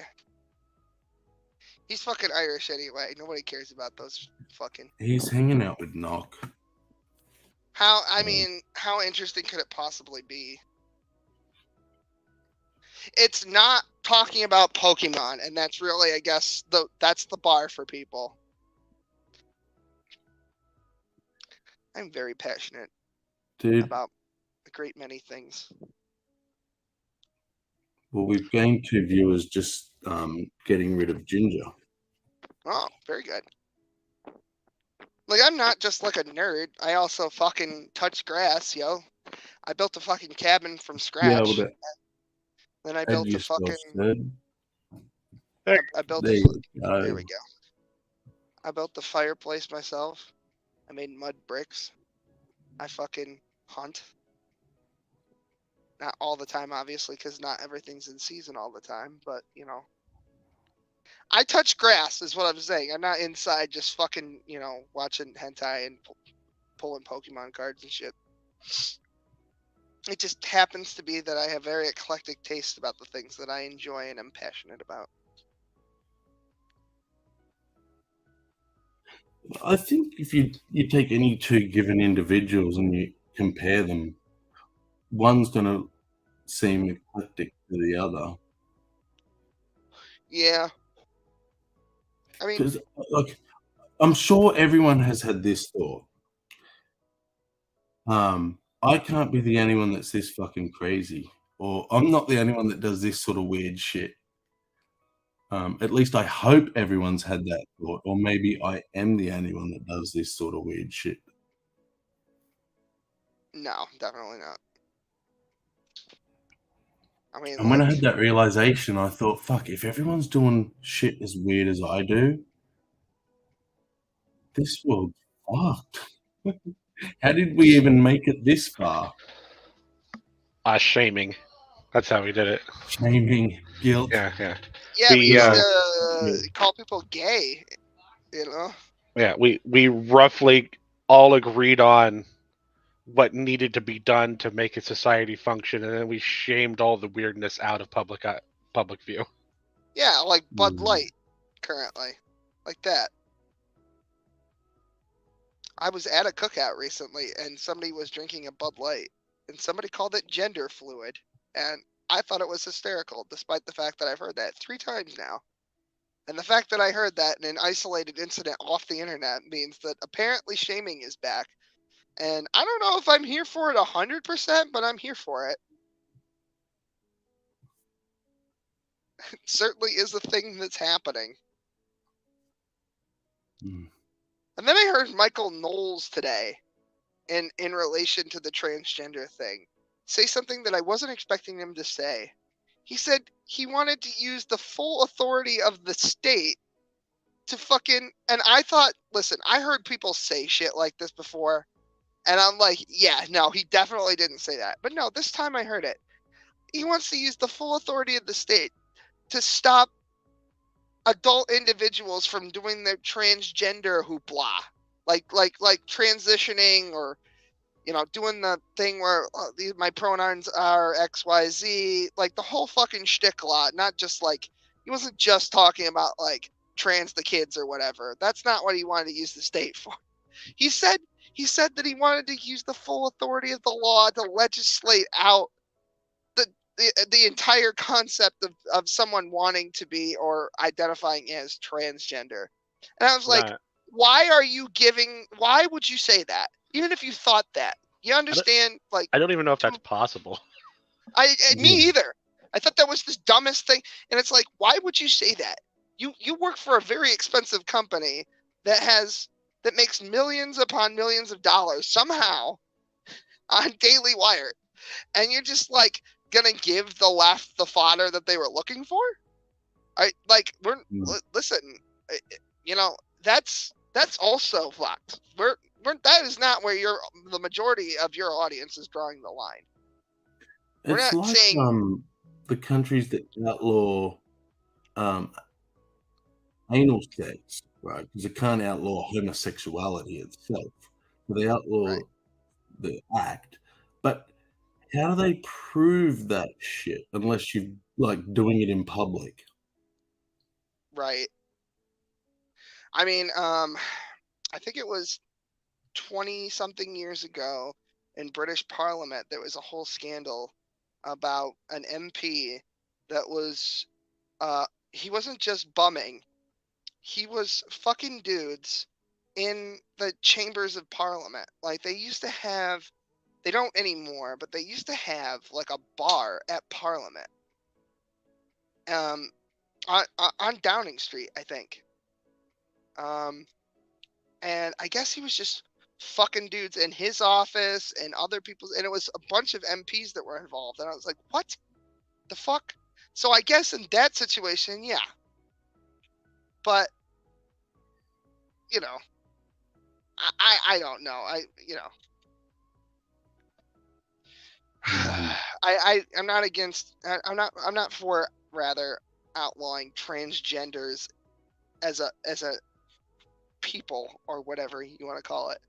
I just, like, hey man, fucking, can you maybe tone it down a little bit in public so that I can like eat this fucking sandwich or whatever? Or like, hey man, maybe don't fucking go into public libraries and do the fucking weird drag shit with your fucking camel or not camel toe, but I guess moose knuckle situation out in front of God and everybody. Or like, hey man, let's not give fucking hormones or hormone blockers to fucking kids, like fuck. I mean, like I'd say 18, but I'd be willing to break bread with you at like 16 or 17, I guess. You could hypothetically, for lack of a better word, Jew me down to 16. But that's as far as I'm going. Exactly what I did. I said I would say 18 because that's adult. You can vote, drink, all the rest of it in Australia. But I would even push as far as 16. Well, the age of consent in a lot of states is fucking 16. So, I mean, if you can fuck somebody, then I guess, fucking genitals, whatever. I guess hormones, whatever. But they're like, no, we have to catch it early so their bodies will match better what they feel on the inside. And I'm like, I can see why you're making that argument. However, we're talking about a group, like people who stay transgender into adulthood. There's diminishing returns on what you're asking. And not only that, I'm not willing to gamble the life of somebody else's kid because of how high the suicide rate is. I'm not willing to gamble that on a handful of fucking people. Now we're just fucking robbing Peter to pay Paul at that point. And that's not right either. So, I mean,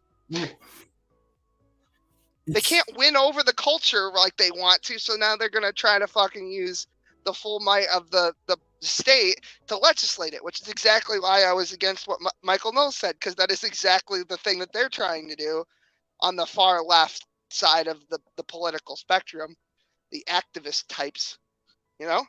So no, we're not doing the same thing they're doing. We're supposed to be like, I don't know, better than them, I guess, is what we're being told.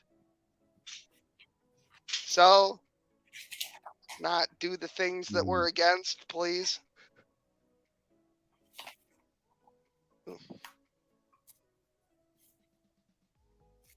My cat is being annoying. But it just, as someone who grew up, right, non-American, but in a country whose leaders have been up the American president's ass as long as I've been alive, at least. And to see America like it's the big brother of the world, you know, stands for freedom and will go in and protect the little guy. And it's like the older I got, the more I realized that wasn't the case. And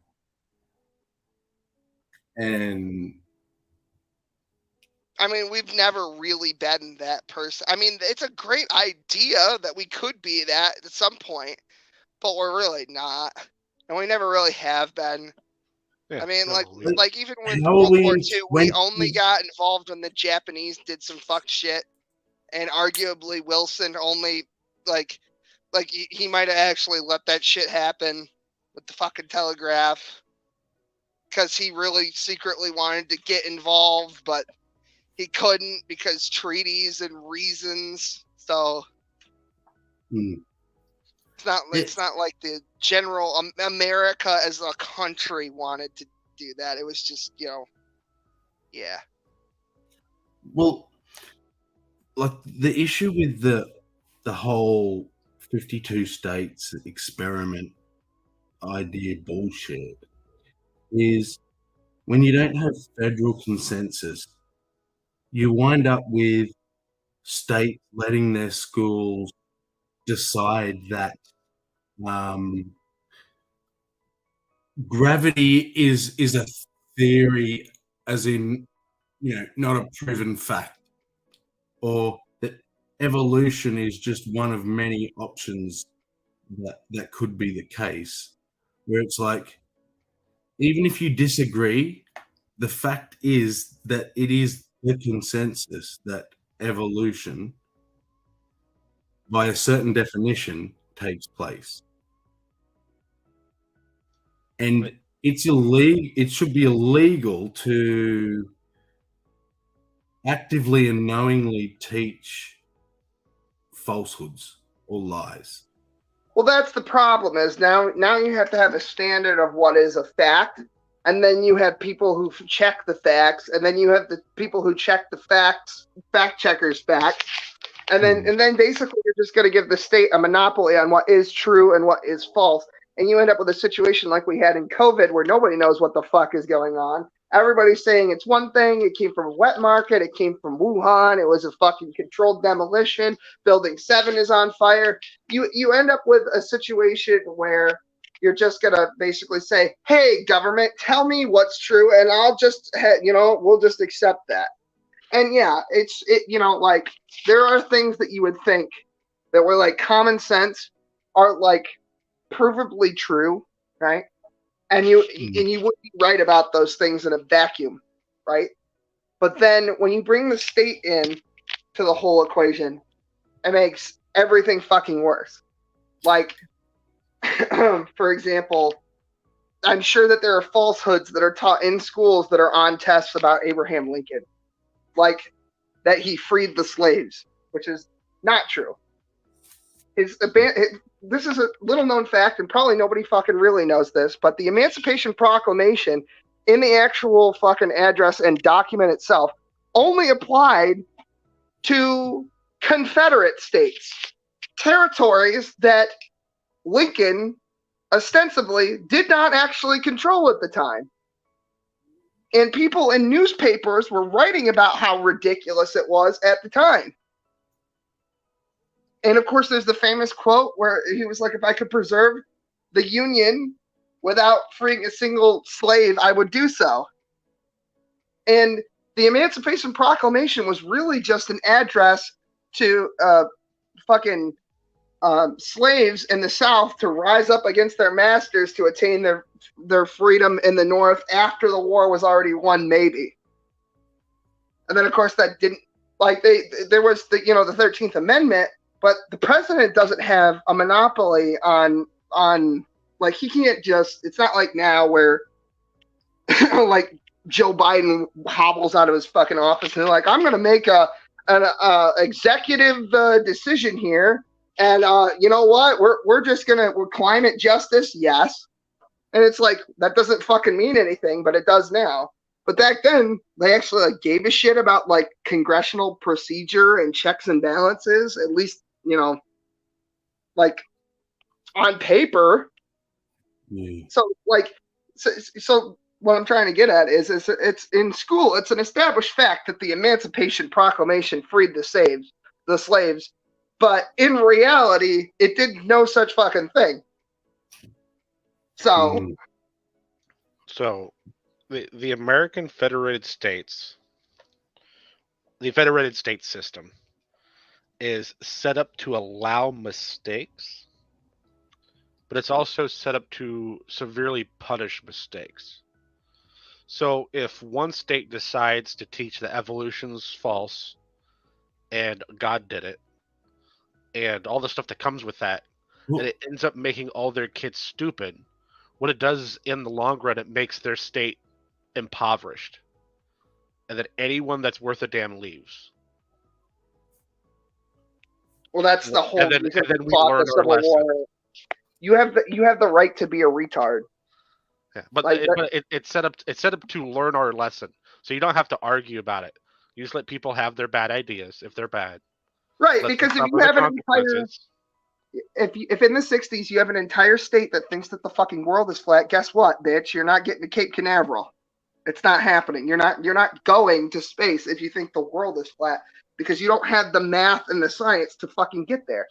The fact that people believe wacky shit doesn't really affect anyone in any meaningful way. If it's true, it'll all come out in the wash. If it's not, then that guy's going to look like he's a fucking genius. Yeah, and this is why our Constitution, our protection of our rights in the United States, the Constitution is so strong and hard to change, because we want to let those stupid mistakes happen, let those people be punished for it, but we also want to protect people, like people outside of those states, from having to suffer the same consequences. But so they can't enforce that upon everyone else. And that system's been adulterated quite a bit. There's a lot of things I don't think in the long run we shouldn't have fixed. Such as? I mean, how spicy do you want me to be? Go straight to women's rights. Dude, I'm all but cancelled at this point anyway, sir. Fucking even Ginger, that red cunt, just went over to Math Pig's stream. Oh, my girlfriend needs me. My girlfriend needs me to help clean the house. I'm sorry, guys. I gotta go.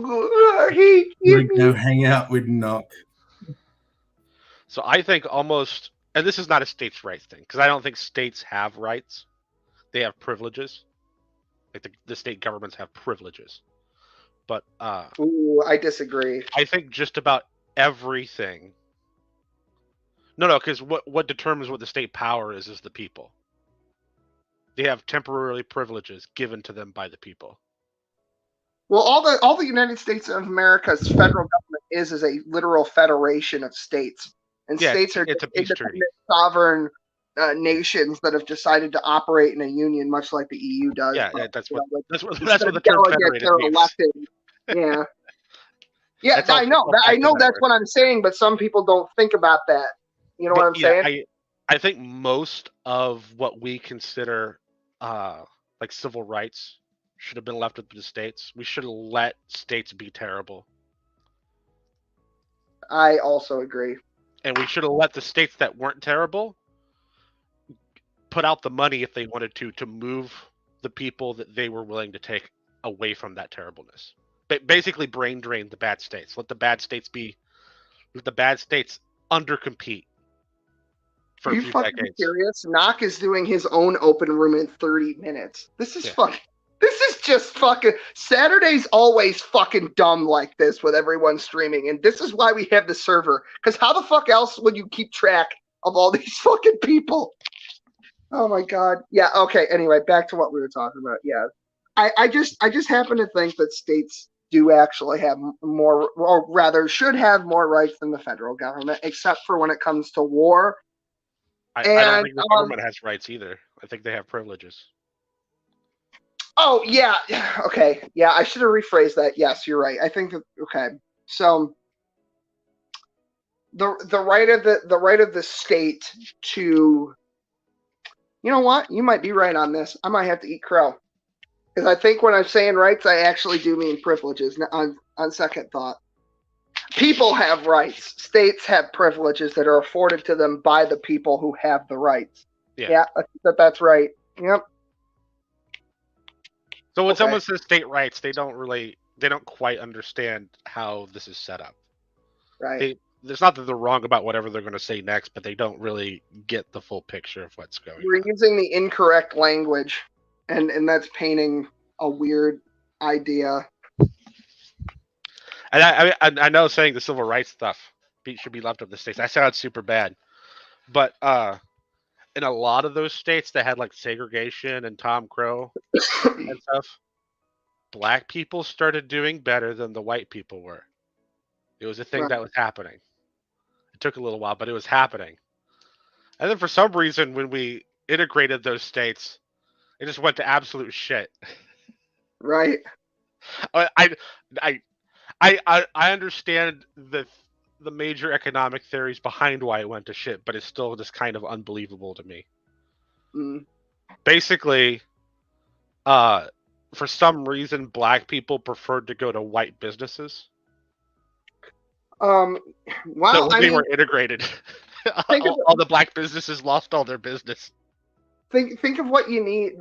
There's 4, arguably 5 key things that you need in any community for it to function.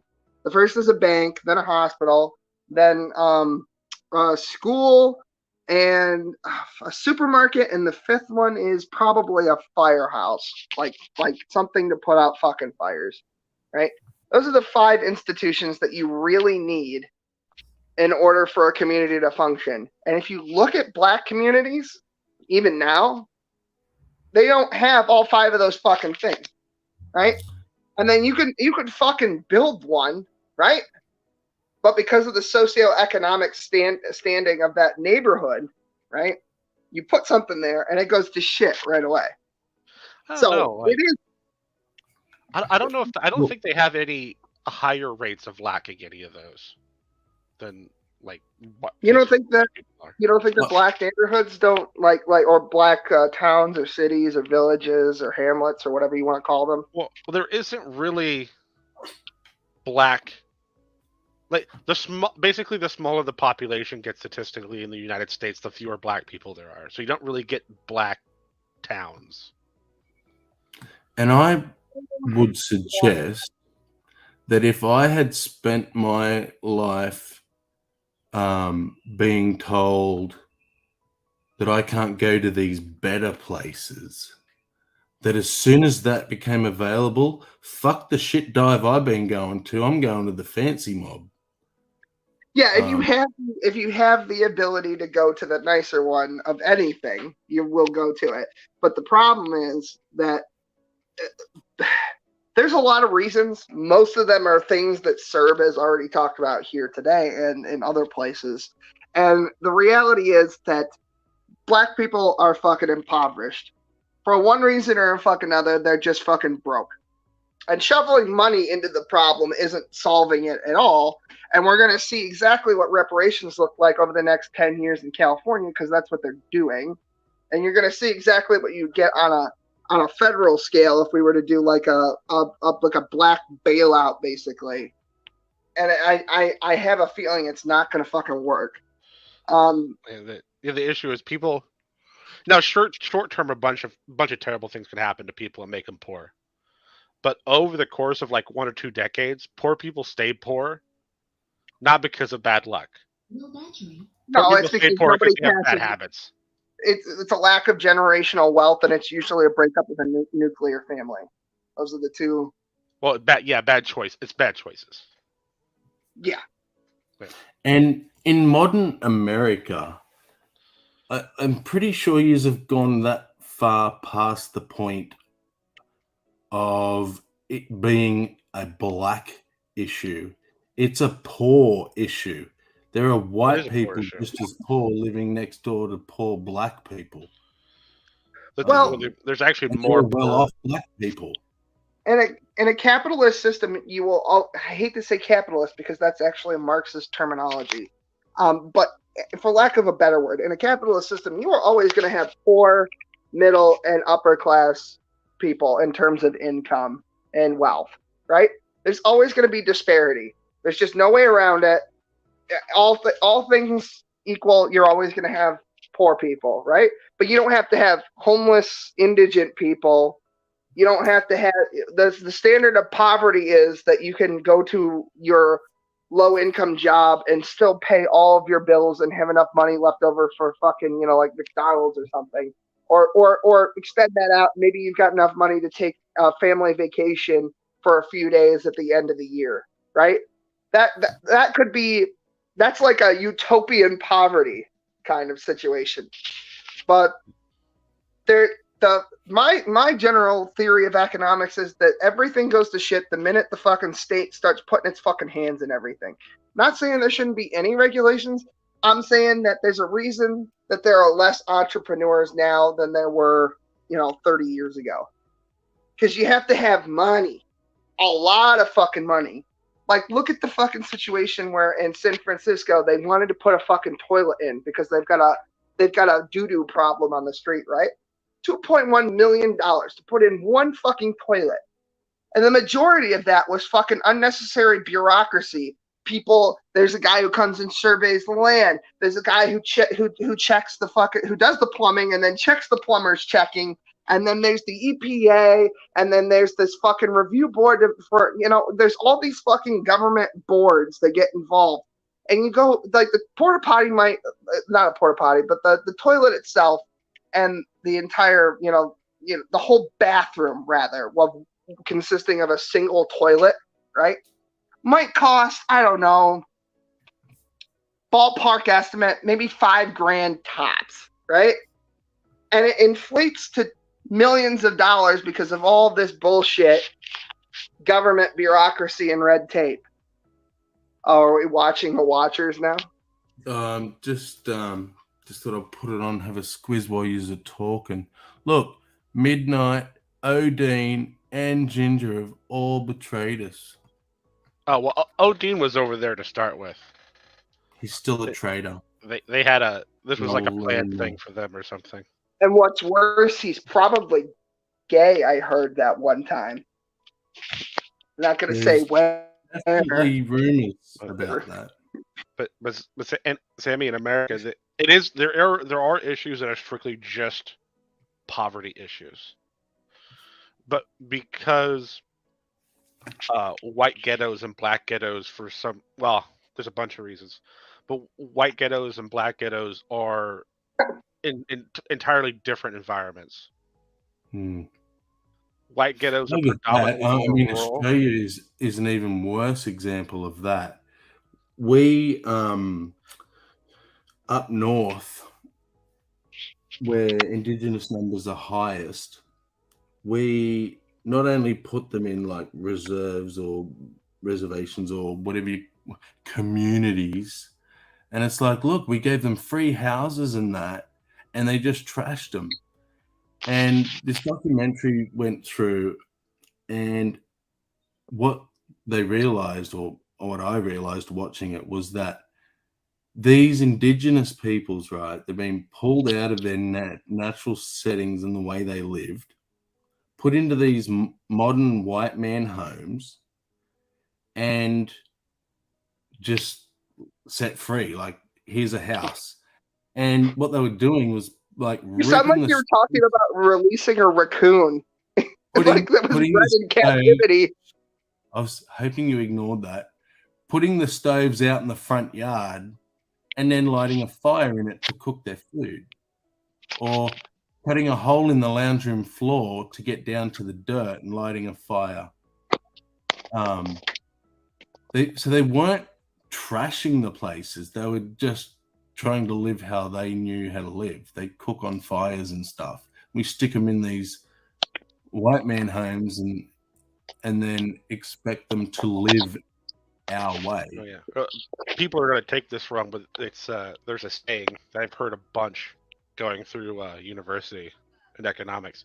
It's like giving a dog a chocolate bar and then thinking he's been well fed.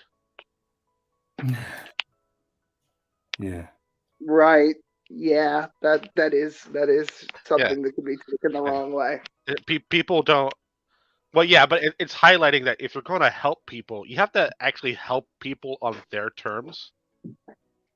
Yeah. Because if you just go in and give them what you would want, that doesn't mean it's going to work. It's probably not going to work. Right. I mean, that's why they say you shouldn't give homeless people money because they'll just spend it on drugs. And on the one hand, it's like, yeah, whatever. But then also, like, that's not actually helping them if they're going to go do that. It's probably a good portion of the reason that they're like that. It's not all of them, but, you know, it's a lot. Yeah. And the thing, the way I see that sort of thing is if you are a legitimate homeless person in need, you're not going to say no to food or clothing. If you're spitting on people who are trying to give you food or clothing because they won't give you money, you can just about be assured they are going to spend it on alcohol or drugs. Yeah, like if you gave Kat money, that's a good bet that she would spend it on something she actually. Well, there's also the chance that she'll spend it on stokers, but other than that, I don't think she's buying drugs, to be honest. In fact, Kat can't really fucking smoke weed because she's got COPD from that Mississippi River fungus.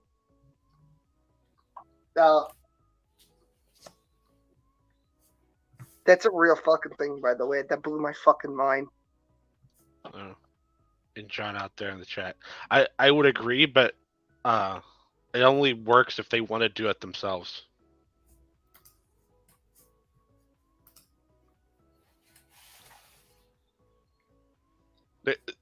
Like, I get the general sentiment people have of trying to prevent people from making terrible mistakes, and like to keep races from segregating themselves from other races and all sorts of stuff. But you really, in the long run, you really need to let those people make their shitty mistakes and let them fuck up their own lives.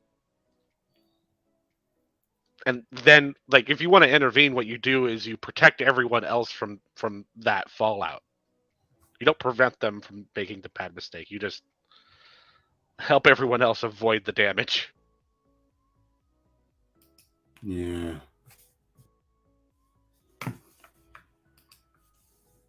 Oh my God, I just realized he even put a bloody shirt on for them. We had to look at his sweaty tits.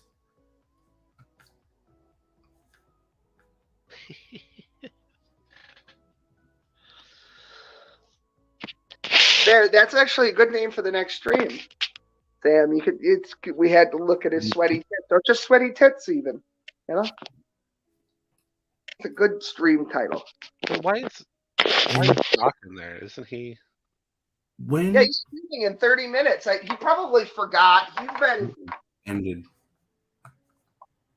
Pardon me if I sound racist, but he said he's off the wagon again. So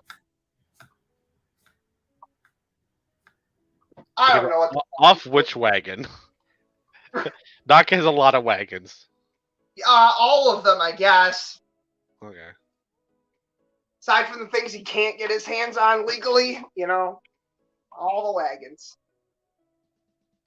And it's at the beginning of his. I'm not surprised you didn't know this because he opens his Civ 6 streams with what's going on in his life, and then he spends the next 9 hours and 55 minutes playing the game.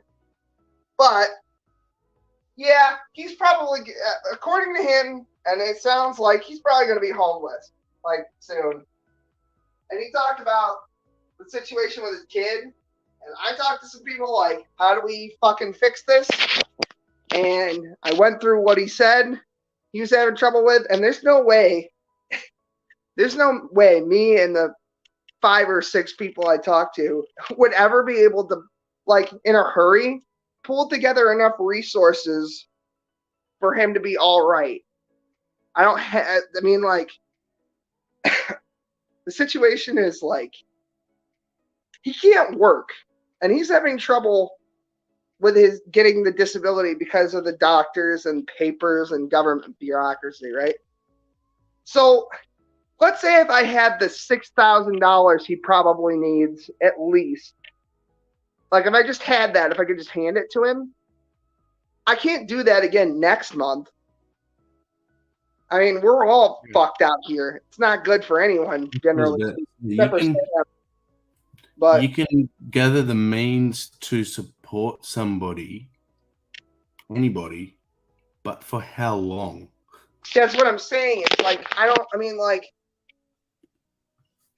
he's gonna, well, the situation is like, he's fucked. I don't know what else to say. It sucks, but he's just completely fucked.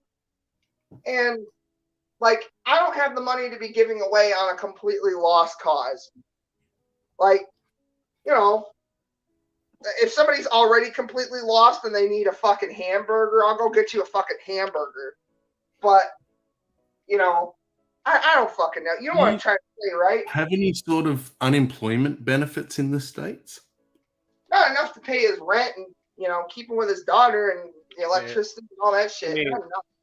It could. Unemployment benefits is based on how much money you are making, and they're only going to give you a percentage of what you're making. So if you got a job and then it situated your life to be basically upright to the means, like you're living the exact means you're getting paid for, and then you lose your job, you're kind of screwed at that point. No one. That's the real problem with poverty in America. Everyone makes that bad decision of spending every last dollar they get instead of. So I have additional insurance called deferred comp. So like when workman's comp pops off, I will actually be like if I get hit by a fucking car while I'm at work or some shit, right? Which could happen, I guess. If I get stabbed by a patient, I get work and I can't work. I get workman's comp, and then on top of that, I get deferred comp if I can't work anymore, and I pay into it as part of an insurance pool. So it's on top. I pay. I think. I think every week it's $250 for all the shit, and I get some kickbacks because I work for the government. So some of my insurance is much cheaper than it would be on the private market. So, but most of that is into deferred comp because if I ever end up being, you know, fucking crippled permanently, I want to have the deferred comp there with the workman's comp and the disability plus the insurance paying for the operations I'll need. So I pay extra for that shit. But I'm going to guess that Knock has never worked for the government and probably doesn't have a whole lot of rollover benefits. And you don't get unemployment benefits if you just quit. And it kind of sounds like that's what he's done the last 2 or 3 times. So there's that. Yeah. You have to actually be fired.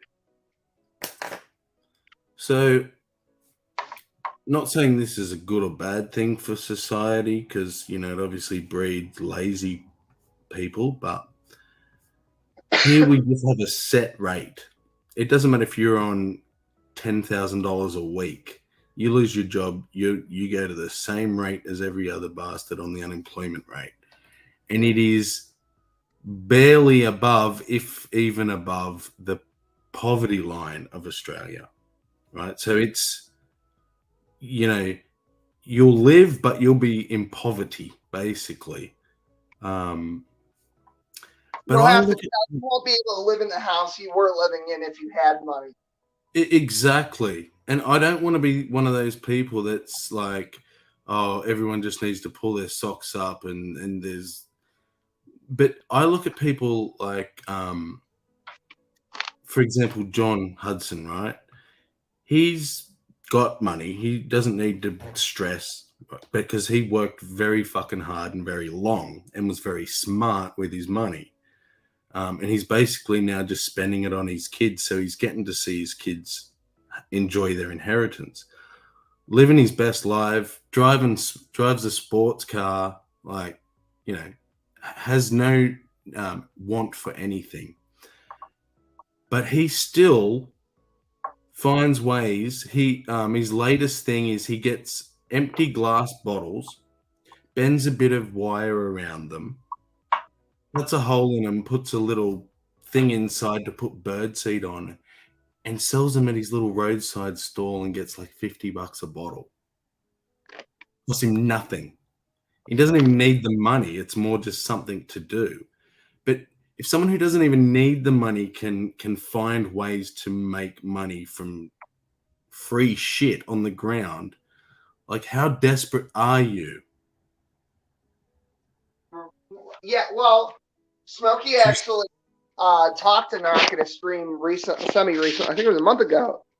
And that's basically what Smokey suggested to Knock to do. Because we were talking about how this is basically coming, what's happening to him now. And Smokey is living proof that you can do. Like, I don't want to like dox his fucking business or whatever. Not fucking real estate, but he basically does what you're describing more or less.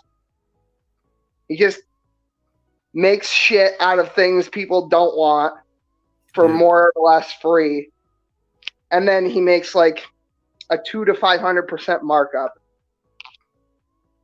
and then he just does that every fucking day. And has money. Once my dad, once his body became too fucked to continue working, he would just do any number of things, from like scrapping metal to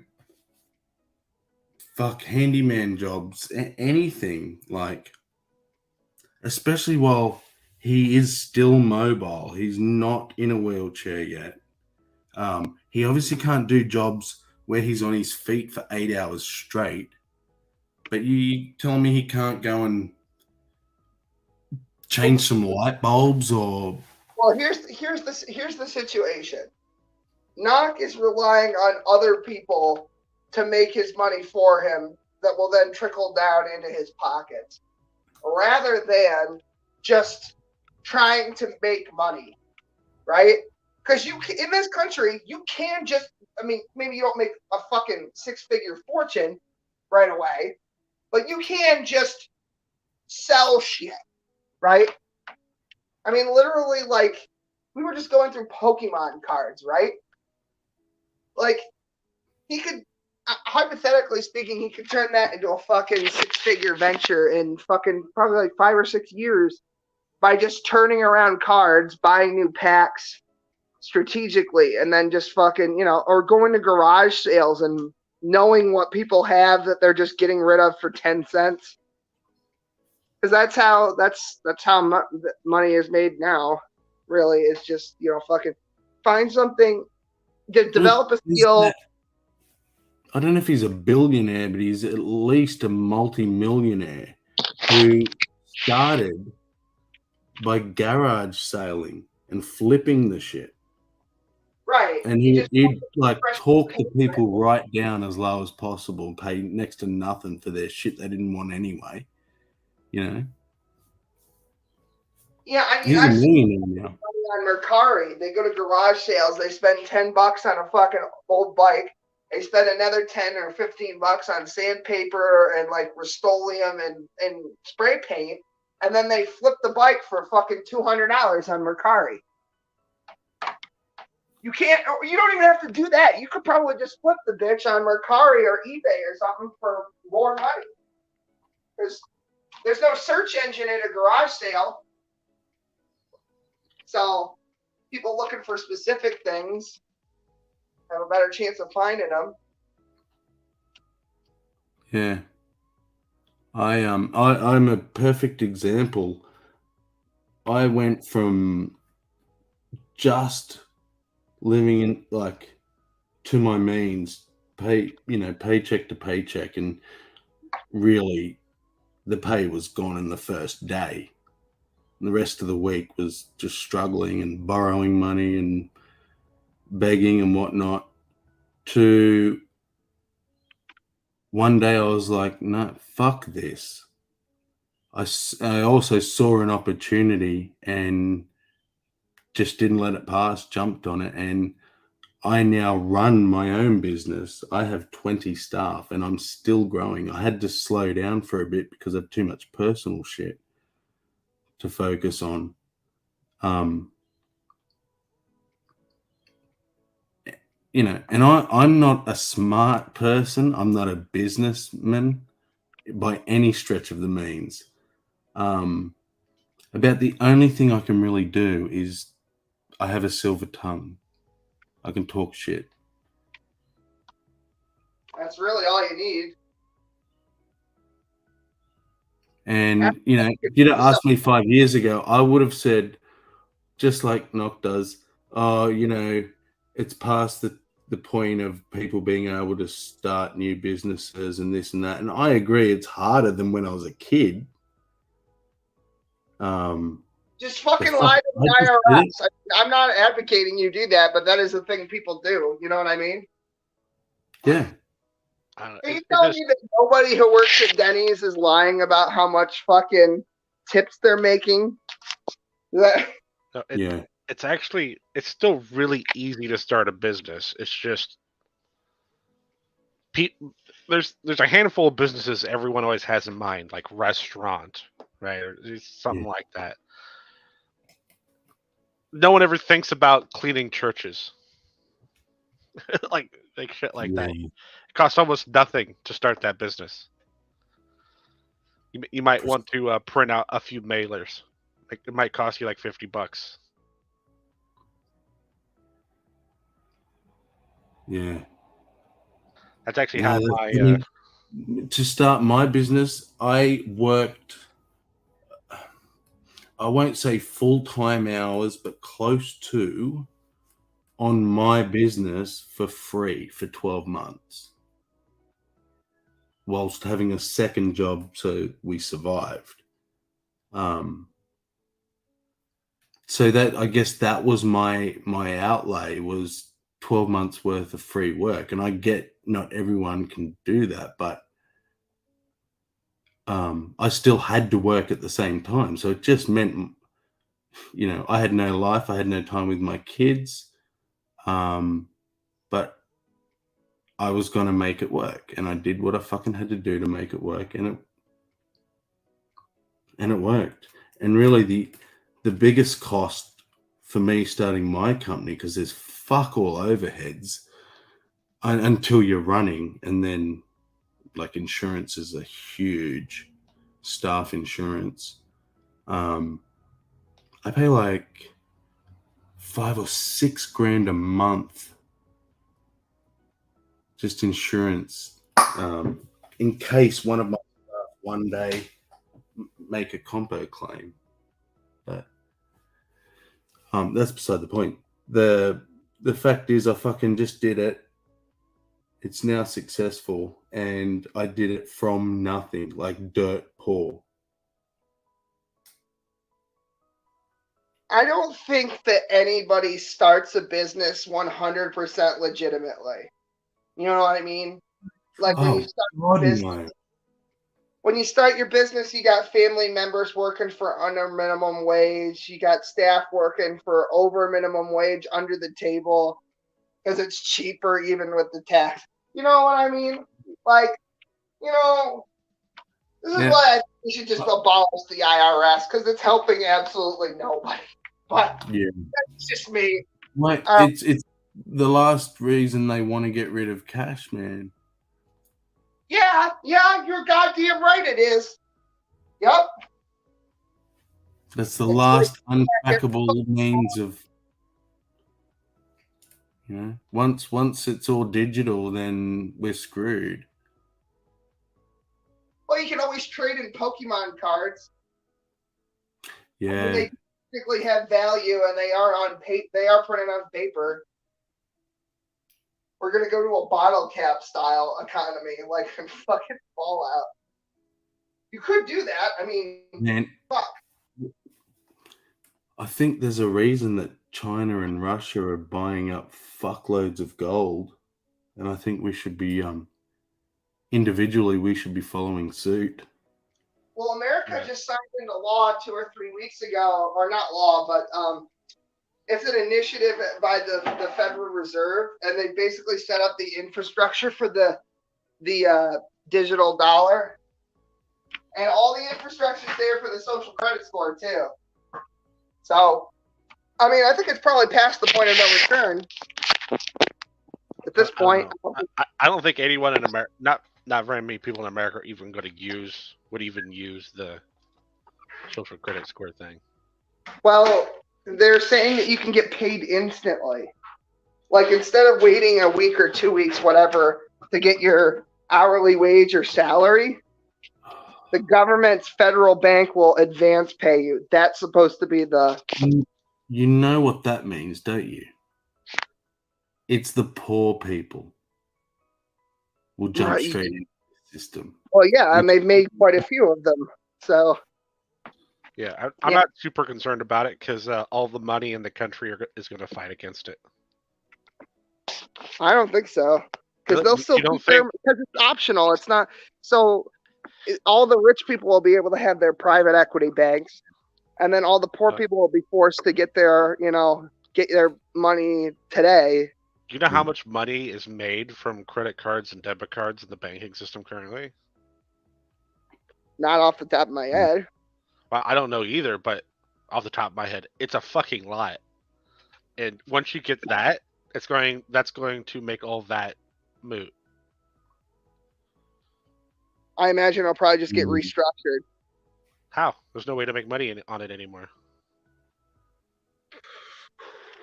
Well, credit unions will fucking collapse, but regular credit cards will always be there, because just because you're getting paid doesn't mean that you're actually getting paid enough to, you know what I mean? Like You'll still be people using credit. It'll just be the new digital credit.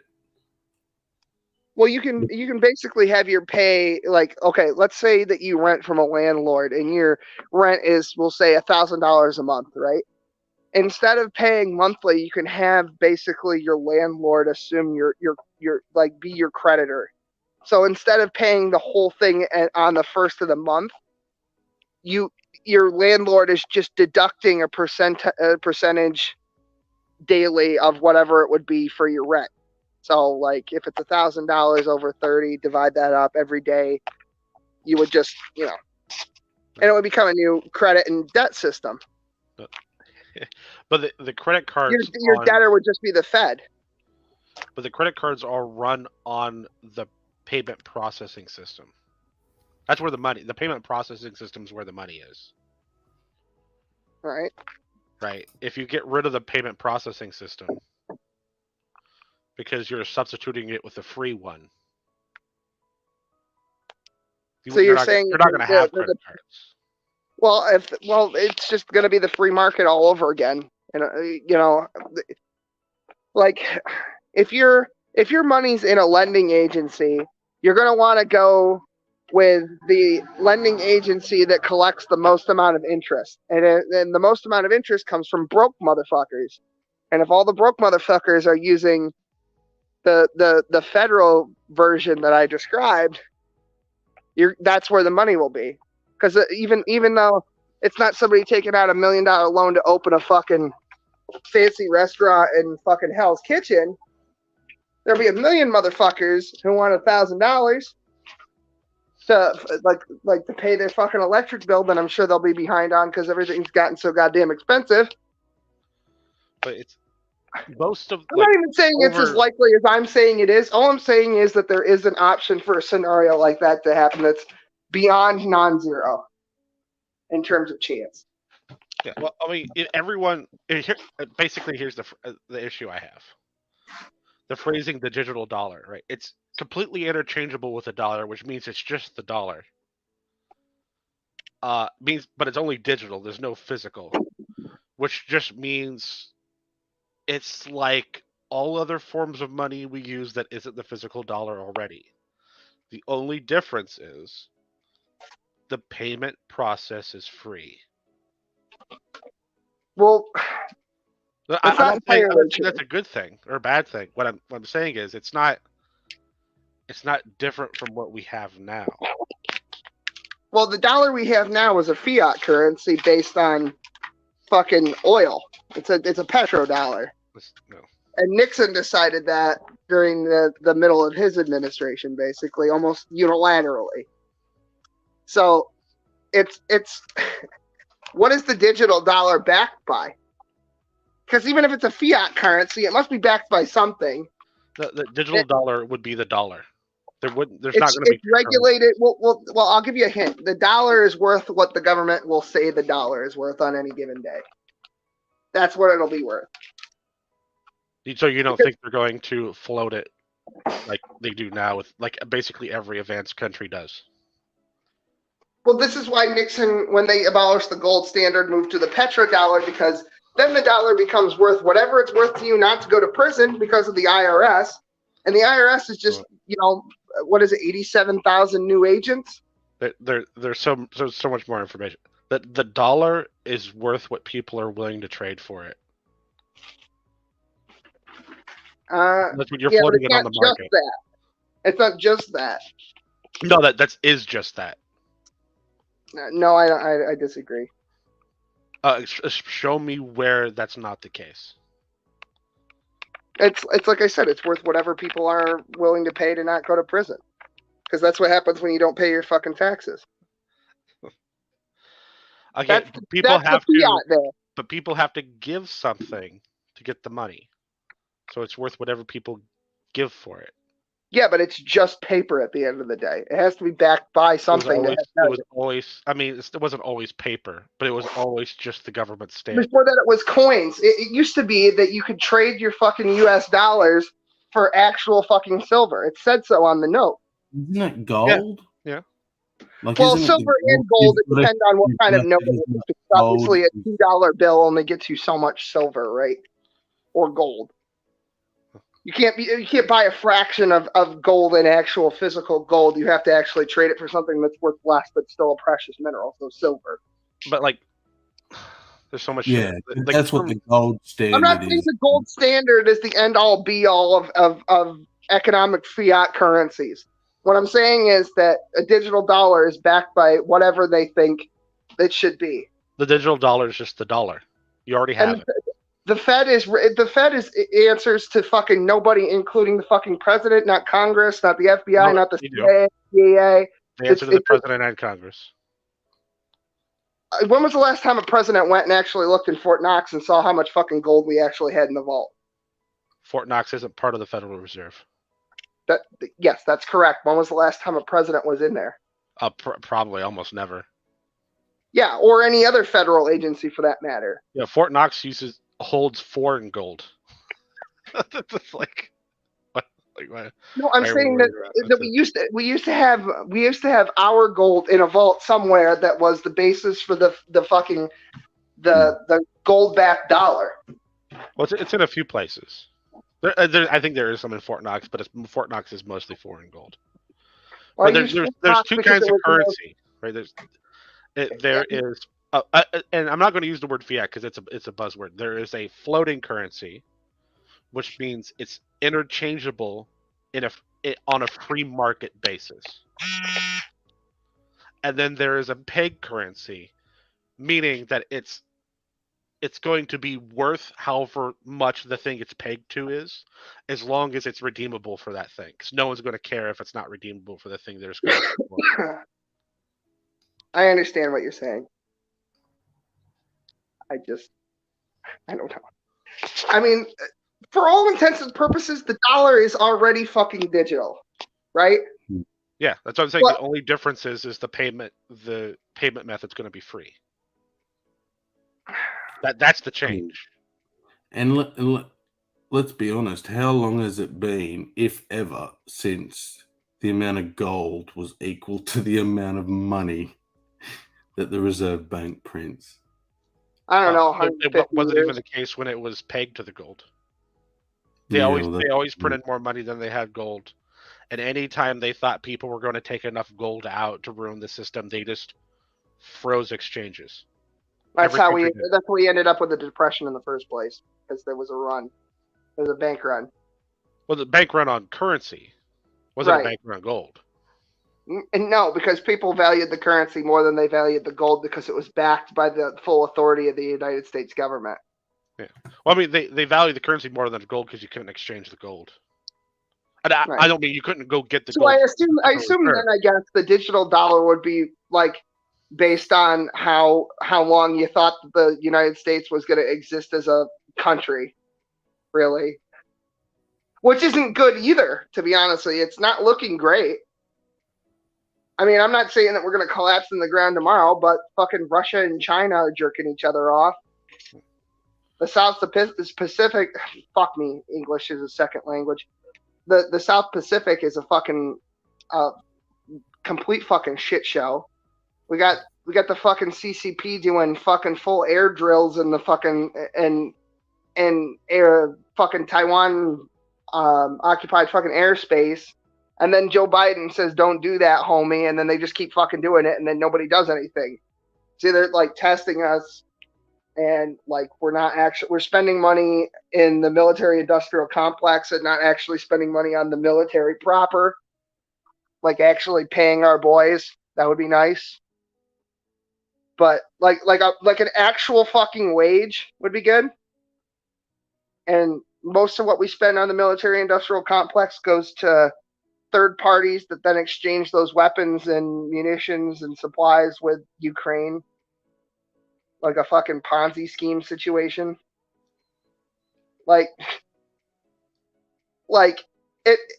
There's already several fucking countries that have decided to exchange their Russia is going to sell its oil exclusively in fucking Chinese dollars. They've already decided to do that. And they're selling their oil to China. Or they're selling they're not doing it exclusively. They're selling it to China. No. Yuan. But when Russia makes a deal for oil with China and then says we're only going to sell our oil in Chinese dollars, anyone else who wants to get their oil from Russia will also have to do it in Chinese dollars. And the war in Ukraine isn't going to. What's that? I don't think Russia's going to do that. They already did. It's already happened. They said that you had to buy it in Chinese because they were just trying to just turn them down for redeeming yuan. So it seems weird that that's what they would do. I will double check. My AI is not going to work because it's out of date. Hold on. Give me 1 second.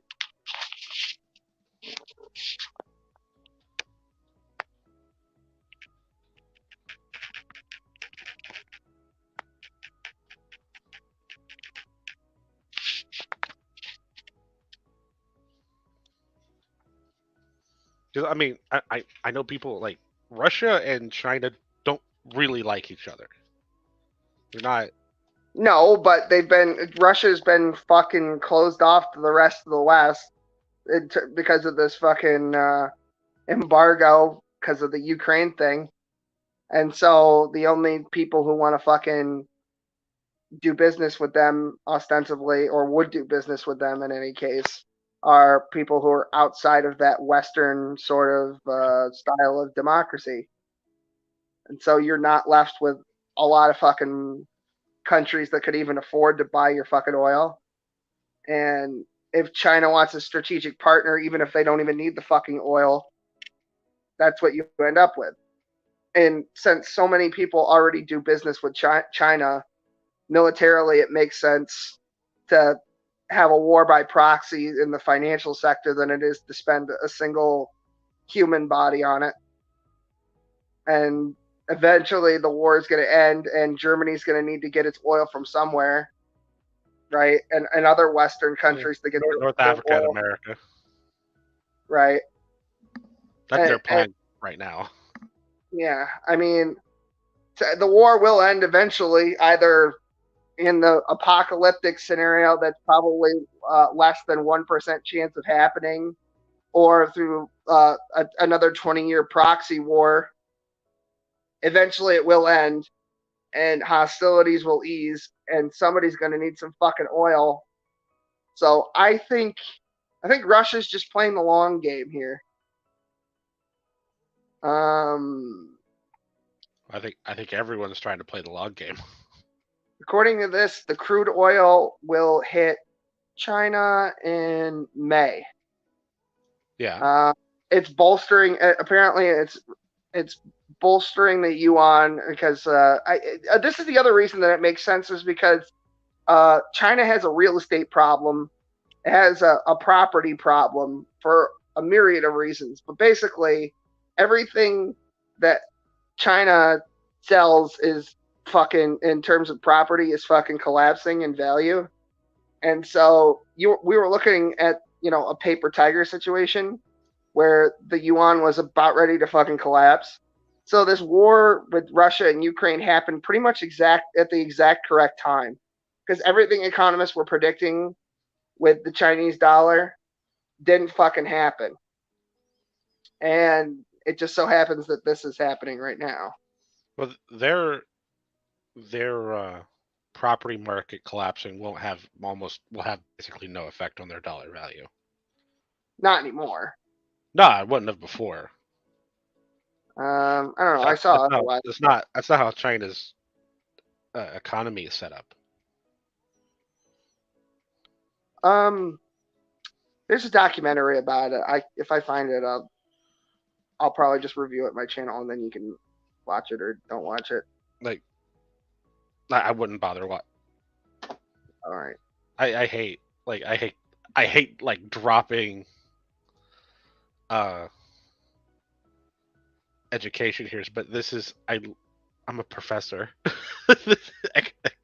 Economics. You're a professor of economics? Yeah. Oh shit. That's why you're going from one subject to another. I'm just sitting here like okay. That's fair. Whatever. I am not a professor of economics. I'm a nurse who works for the New York State Department of Health. So yeah. I do some healthcare shit. Yeah. I like my full title. It's a mouthful. Do you actually teach, or are you just an adjunct professor? Oh, okay, cool. I'll be adjunct professors teach, but I'm an assistant professor. It's above adjunct. Okay. You don't become a full professor until you've published multiple years in a row, and I haven't been doing it that long. So. Oh, all right. I don't know. I always thought that, I don't know. Some professions seem circular. You like teaching in general is a circular profession, in that you go to school and you're taught by people who teach people how to teach, and then you go to a different school when you go to college and they teach you how to teach other people how to teach, and then those people who are learning from you when you become a professor of teaching the thing that you're teaching go and teach that thing, and then the only real lucrative profession that they have is to teach people how to teach things, because teachers don't actually make a lot of money. Well, that's the thing. Most of your instructors and professors at the college and university level don't have teaching degrees. The teaching degree is teaching kids. You're learning how to teach kids. The assumption is by the time they're adults that you don't need special techniques. You're really just putting information out and grading people. These teachers went to college, right? These professors went to college, right? They know what other adults their age act like, right? Yeah, they have an idea, and when you lay out your lesson plan for the semester, the department has to accept your lesson plan. You don't just get to willy-nilly make up your lesson plan for the class you're teaching. So you're teaching how other people tell you should be teaching, or rather, what? Yeah, I mean, there's a give and take to it, right? Because everyone kind of gets together and checks to make sure you're actually teaching the class you're supposed to be teaching. So you're teaching the information required. If you imagine, and this is obviously not as common, but you imagine a professor who is in a field where he's one of only a few people in that field. Who's checking his shit? They're not. Like he can essentially teach what he wants, but there's some form of oversight. Well, he's going to get shoved because he's going to be teaching. I want to put it this way: there are no classes that are even in the upper level when you're getting your doctorate. There are no classes that are like specifically like this niche thing. Yeah. Right. Your niche is determined by you have a bunch of independent study credits. Right, and then so you're going through and doing studying. You're a liberal arts major, is what. yeah. I went to high school and then I went to college and I learned all the same things they learned in high school. I'm a liberal arts major. Fuck off.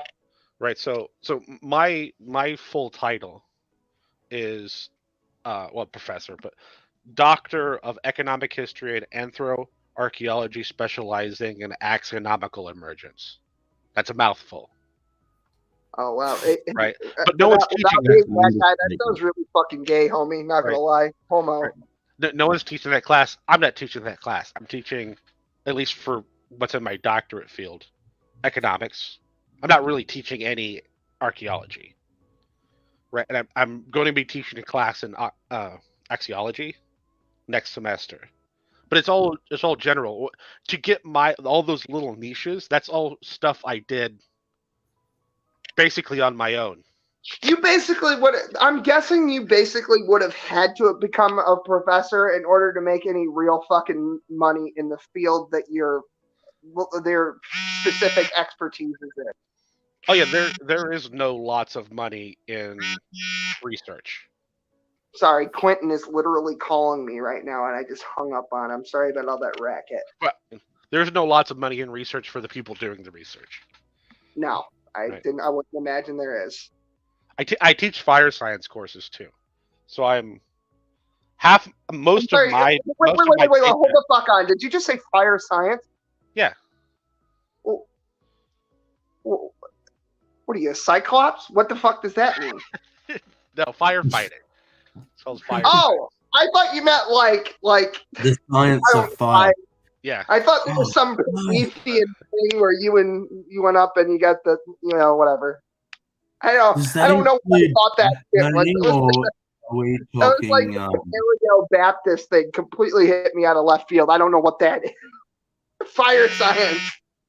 Yeah. I don't actually understand why it's called that. It's all there are classroom stuff, but it's mostly practical training. There is some science stuff, but city firefighting, or does this include like back burning and stuff? It's everything. Everything first responders and firefighters do. Yeah. With the exception of police work. Police work is its own thing that has some overlap. How good is the state's back burning? Not great. Almost like in some places. Yeah. We just in the last 2 years, after yearly major bushfires, have started employing the indigenous people to start back burning again, when they've been trying to tell us for decades, you stopped back burning, that's why you're having these fires. We tried to do it, but we didn't know how, and every time we do it, the shit would get out of control. And there was all these groups arguing and saying you need to get the indigenous people to do it, who did it for thousands of years. And we finally started to do that. Well, I have a question. What the fuck is in the center of Australia? What? Yeah, like because I understand, at some point it becomes like cactus and eucalyptus trees and shit no other animal can eat except for that fucking piece of shit koala. And then I understand that, but I was just thinking about like, okay, if that's literal hell on earth, what the fuck does the center of that bitch look like? Yeah. Is it just a gaping maw of Satan? Like, what is it? Yeah, pretty much. It has hit. It goes back and forth with this place in the Middle East somewhere for the hottest place on Earth. Yeah. Plus 50 degrees Celsius. Which I don't know if that is Fahrenheit. It's a lot. I don't know either, but you know what I do know is it sounds really fucking hot, and fuck all of that. Fuck everything to do with that. Fuck it. Oh, surprise! The Jew doesn't want to be in a desert.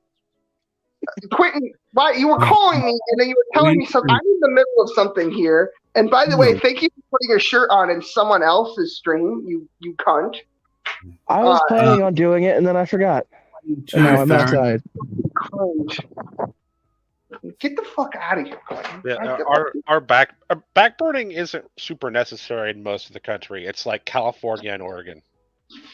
Well, if Edison and PG&E would fucking actually update their infrastructure and not just pay out the insurance claims to the people they fucking kill, that would be really swell.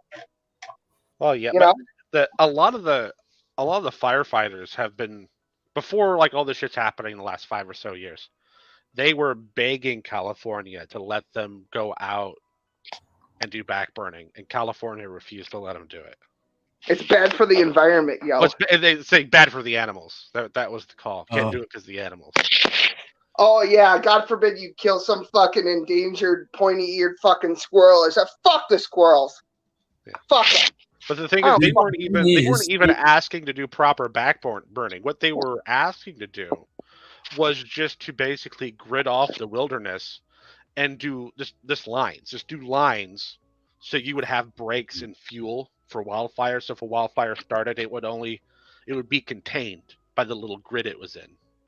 Right. Yeah, but that also, makes sense. If it's done properly, like the way that the indigenous people do it here in the north, the fire moves slow enough that the wildlife gets out of the way. It's not like a raging wildfire that is the one that kills the animals, because they can't escape that shit. Backburning doesn't harm the fucking animals. That's people who don't know what they're talking about. Yeah, but I live a gnat's pubic hair away from the Adirondack National Park, right? It's just called Adirondack Park. There's some dispute on whether it's actually national. But anyway, it's the largest, it's one of the largest forested areas per square inch. Like, there's like a tree next to another fucking tree on the fucking planet. And you know how many fucking wildfires we have a year? Fucking zero. You know why? Because when people come up here, we fucking tell them, hey, this is how you fucking extinguish your fire. This is what can happen if you don't fucking light your fire the correct way. We have burn bans, and police go around and look for smoke. And they'd be like, hey, guess what? You're getting fined now. We have park rangers that actually do their fucking job, right? And, you know, I feel like some of this shit could be remediated by, like, having enough people that they can, like, do their fucking job. You know what I mean? Doesn't seem like rocket science. And don't you have you even have bears? We do. We have one of the largest camping industries in the world. People are fucking making campfires every fucking day, year round nearly here. Like, when you're not doing that, you're doing wood burning for fireplaces and hearths and shit. That was a really lame reference to Smokey the Bear. Was it? Yeah, you missed it, yeah. Oh, my You bad. were saying you had park rangers that do this and do that, and I said you even have bears that do that, don't you? Oh, I missed. I was. Is he still a thing, or is he doesn't exist anymore? Is he still keeping kids safe? No, Smokey the Bear is now the national icon for pot smoking. That's sounds like it could be true. I don't know. I don't know. I'm not a child. I just find my first from a guy that I met on the internet. You know, like an adult. Do people are having fetuses made out of nougat or something edible, and put on top of cakes to celebrate their abortions? Oh, well, that's fucking weird, and that's a realistic. Bob, wait, hey, Bob's fucking barbecue and abortion clinic. Yesterday's loss is today's toss. How can I help you? Jesus Christ, that was a lot, Quentin. That was like you go to fucking autism jail. Now, a serious point. No, but that's the sad thing. I'm being serious. That's exactly what that is. That's on the left. That's like they're not even celebrating their right to choose. How does that translate into a fetus on a cake? There was okay, I got a real question for all of you. It's kind of on topic. Fine. Right? Why the fuck do you guys care about like politics so much? There's not a single smart fucking person in it. That's true, but it trickles down to me, so I have to. The common man must lord over. Yes, you know what? That what he craves, which is the votes, so that he can launder his money. Bro, in 30 years, they're gonna decide the fucking president of the United States by a Yu-Gi-Oh card duel. You know what? I would support that and vote for it twice, probably in California and New York.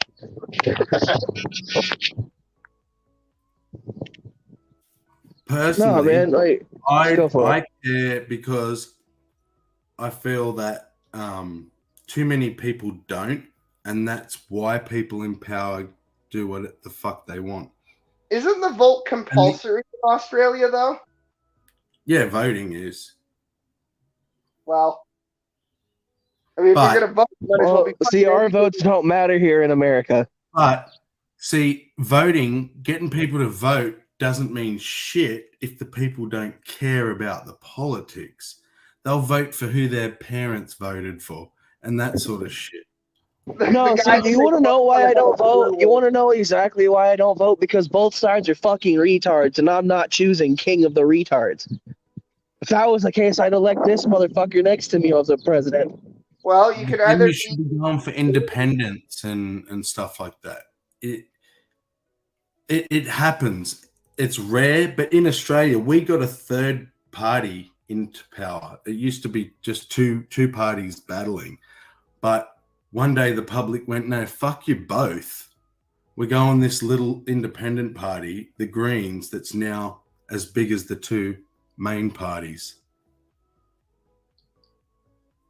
You know, no, I'm not saying they're a good party or any of that, but I'm just saying that shit does happen if people actually give a shit. But everyone has to give a shit at the same time. I mean, our votes here in America don't work, so don't really matter. So we'll fuck it, run for president. Let's see if we can get this off. I mean, I could do. I would run as a Republican, though, so that's the only thing. All right, well, tell me your fucking. Need to get rid of the electoral colleges, that's for sure, because you aren't getting who you vote for. We just need to restart our fucking politicianal system. Huh? Government. We should just restart our government, like nuke that shit, restart, and begin anew. That's something I shouldn't have. What the fuck do they call it? What the fuck form of voting is it with? I can't remember it now. Where you basically get a menu and you assign points to whoever That's what we do here in Australia. It's a ballot system. Oh yeah. So what I would want is a ranked ballot system with instant runoff. What do you mean by instant runoff? I mean, instead of in other systems, you basically keep voting until you whittle it down to what is it, 2 or 3 people, 2 or 3 different parties or whatever. No, we're different to that.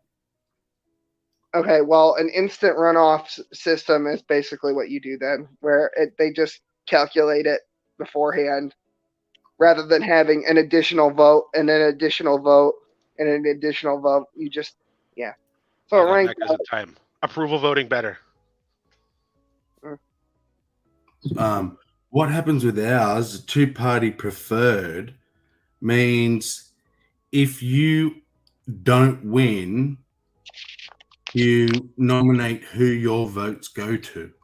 So you could vote for an independent, and they'll be asked and they'll put on the record who they would put their votes to, but they can turn around at the last second and give the votes to somebody else. So in that respect, it's a shit system, because again, you're just giving your vote to someone who gives it to someone else. Yeah, Will, do you think the world is Will, do you think the world is ready for an autistic president? Well, we already had 4 years of Trump.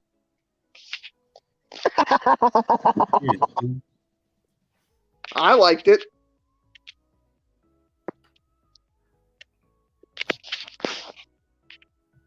It wasn't dull, that's for sure. You can say a lot of things about Donald Trump, but you can't say that he wasn't fucking autistic. You're going to skip autism and go straight to batshit and elect. Yo, dude, that's the sad thing, because I'm going to run with him. He ain't going to do it alone. I'm going to run with him. It's just going to be the autist horse. Toward the autist. Nah, bro. I just think that there really isn't somebody that's going to be running for office anytime soon that's actually going to be giving a fuck about more people than just what he wants. So I see America in about 30 years' time being on complete fire.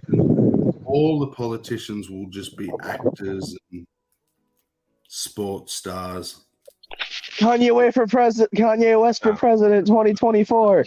Those people make way more money being actors and sports stars. Yeah, no, they're not going to take that kind of pay cut. Yeah, but here's the thing. Once you have all the money you could possibly want, what's left? World domination, of course. Power. Yeah, but there's a phrase. Preach, brother. There's a phrase or a catchphrase. I think it holds true. Politics is fame for ugly people.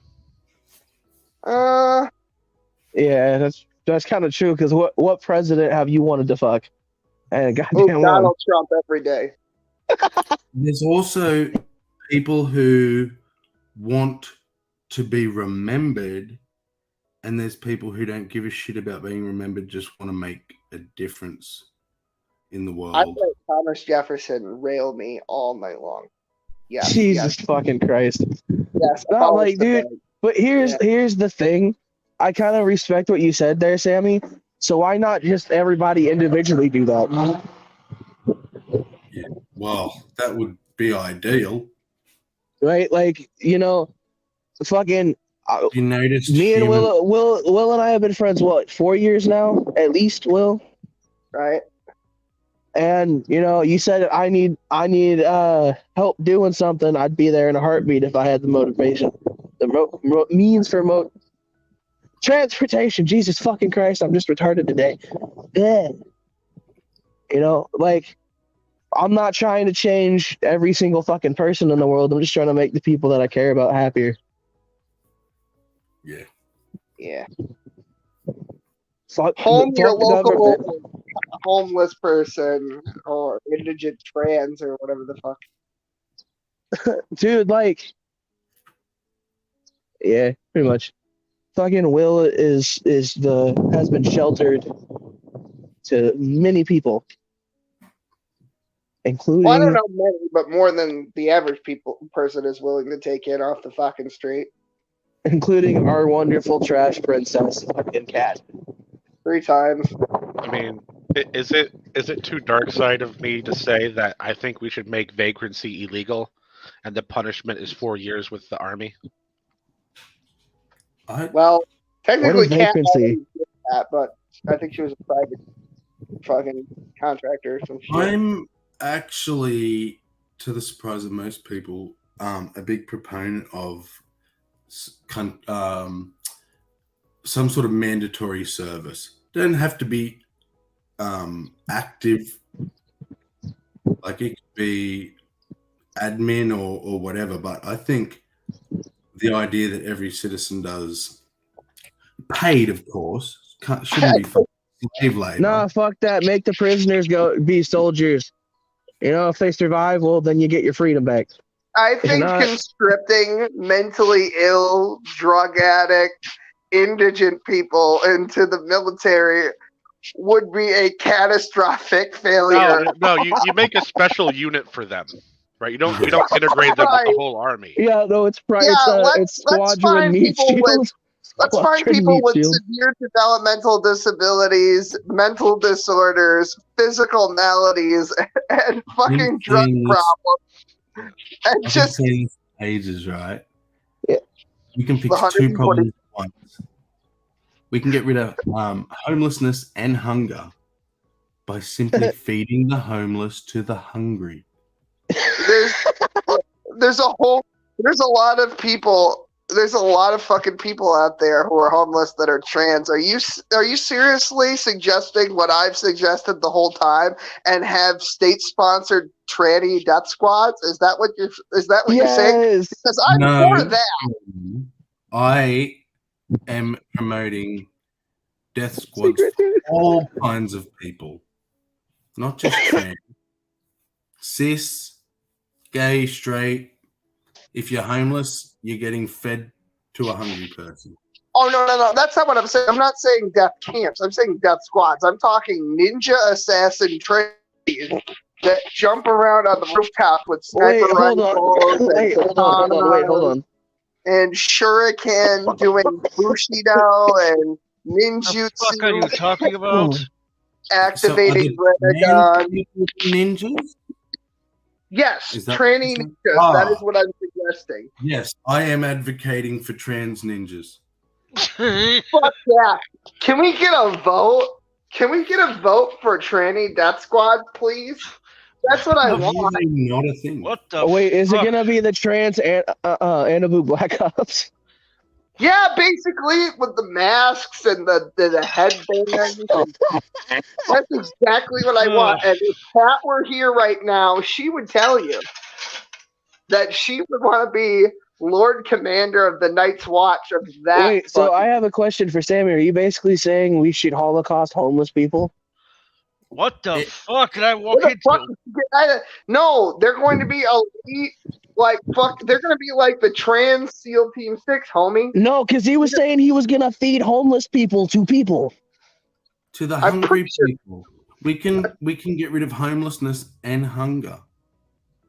By Jesus Christ.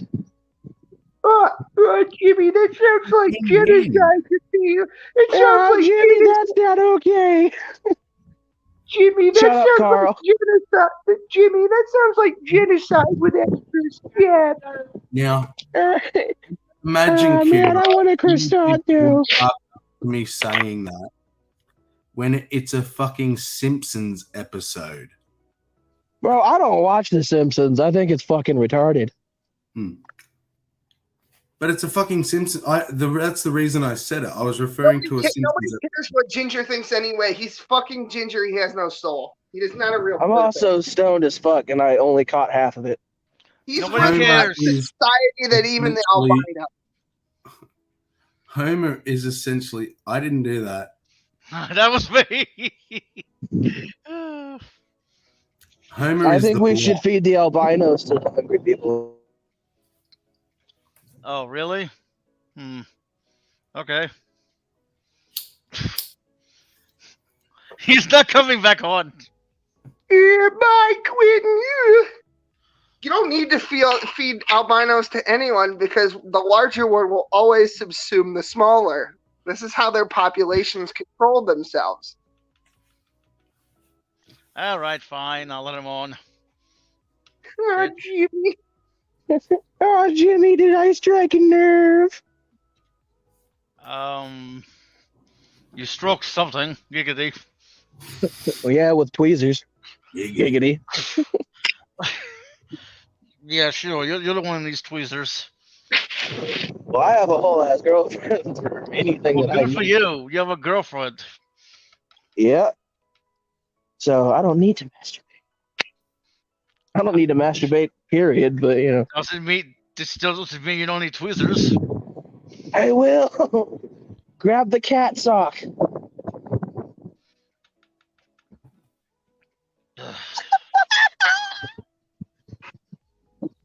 Oh, Jesus fucking Christ. This stream went to Jimmy, hell. that's kind of bigoted. Oh, here you go. It puts the lotion on the skin or else it gets the hose again.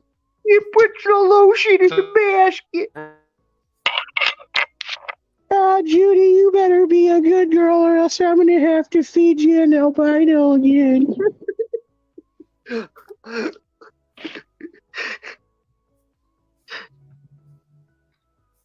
The demons told me to. Oh, the demons told me to. They commanded me for blood. Oh, God, I should have gone to sleep hours ago. It's already too late. I'm just going to be at work, tired all fucking night, all fucking day. Hey, Dick Cheese, you should actually check your messenger, though. Hey, fucking anagram boy, fuck you. How about that? How about you suck my gingery cock? Yeah, ginger's an anagram for something I can't say on the internet. Oh, yeah, you dirty motherfucker. Yeah, fair enough. That's why only certain people are allowed to say the word ginger. Ginger. Go, boy. Got everything. Warm beds, warm meals, homeless. There goes the stream. Filthy skinwalker. I got a bad feeling about this, Blue. Get in there. I didn't show it. Well, of course not. What do you think? Hey, bro, I can tell that episode was getting kind of scuffed, though. So those homeless men, through that door was Homer's big mouth. Straight into his gut. Your mother's a gut. Your face is a gut. Thank you. All of you are fucking gay and Italian. Well, I'm No, definitely see, both those. Midnight I'm Space is both. what they put on the walls at Pray the Gay Away camps to convert the gay kids to straight. Sir, I need to hit you up one of these days. I do not have nearly enough racial slurs in my vocabulary for Armenians. And I'm running out of ideas. Wait, is Serb Armenian? No, but he's a professor of economics, so therefore that makes him better than me at racism. How many Armenians? Professor do of you philosophy know in the Academy of Science. that Yes. you You're a need doctor curses for? You're a doctorate of fucking racism, and I heard that from Knox, so it must be true. So It must be true. So Armenians, how many racial slurs we talking? You know, I can't find know any. any. I'd like to know because I really don't. How many Armenians do you know, Will? I can name of 3 right now that all need to fuck off into hell. I can name 3: Anita Sarkeesian, Anna Kasparian, and Kim Kardashian. All the Kardashians, as a matter of fact. Fuck them. They need to be voted off the earth. They're ruining Black America. That's why I hate them. I'm just happy you didn't name the guy from System of a Down. Well, I'm not worried about the men, right? The men are not the problem. The women are awful. Like I'm warming up an oven right now just thinking about it. You know what I mean? In Minecraft. I didn't say what kind of oven, but thanks for giving away my fucking plans. No, What? Now I'll never get to storm the Reichstag. I think you just pulled a Tog on Sammy's channel there, Will. I didn't say the N-word. I just said I hate fucking Armenian women. What the fuck's the problem with that? They're basically white. I can say fuck the Greeks, fuck Italians, fuck Germans, fuck, I can say any of those. It's, all the ones that are south of Egypt. I can appreciate this because you're Jewish, right, Will? I am. So this makes you an anti-Semite Jew. That's correct. Yeah, I like it. He's not because Armenians are they? Wait a minute. That's how I describe Will. Yeah, that's right. Yeah, fuck them. People go, Will who? I go, the anti-Semite Jew. I fucking hate Armenian women, specifically the women. I've never seen an Armenian woman and go, oh yeah, that's a contributing member of society. Not once. You find me okay, but one have you seen many more than the ones you just? Like there really aren't that many of them overall. I mean, your sample size is pretty small. Well, okay. Well, there you go. That might be the problem then. Go find me one go find me a good one. Are there any Armenians in chat that could change my mind? No. Armenian women specifically. Out of the 6 people in my chat, are any of you Armenian women? Pixie, yeah, me. Hi. How you doing? I see your eyebrows. Silver? How you doing? I'm an Armenian woman. Where the fuck are all the Armenian women? My brain's just going to all the negatives. Like Armenia is one of the few places where positive Christianity still exists. Yeah. Okay, so no one knows what positive Christianity is, do they? I don't want to know. Well, go ahead, tell us. Yeah, please educate us, Professor of Bird Law. Yes. Positive Christianity is the version of Christianity created by Hitler. Are you serious? To be pro-Aryan, yeah. Are you wait, what? Hang on. Yeah. Yeah, I'm as confused as midnight. You're going to have to elaborate. So Hitler thought you had the whole Aryan thing going on, right? And he had this theory, and not just him, but other Nazis had this theory that the real chosen people were the Aryans. But he felt current Christianity wasn't pro-Aryan enough, and by that he meant German. But it was all coded language for Aryan. So he rewrote, or had rewrite, like all the doctrine to be pro-German, pro-Nazi German. And then that got like transplanted across some of the area that Germany occupied and some of the ex Ottoman Empire. And it basically only exists near the Caucasus Mountains and like Armenia, like that area. That explains what happened to Kanye. Yeah. Positive Christianity. And the name, the name just makes it seem like it's good, but I guess not. Hey, you guys are all terrible fucking. You guys are all terrible fucking people, and I'm canceling you. I don't know much about the changes he made, but there's a wiki article on it. You can go read that. Shares Armenian. I rest my case. I rest my fucking case. Hey, Sammy, I got a real question for you. Yeah.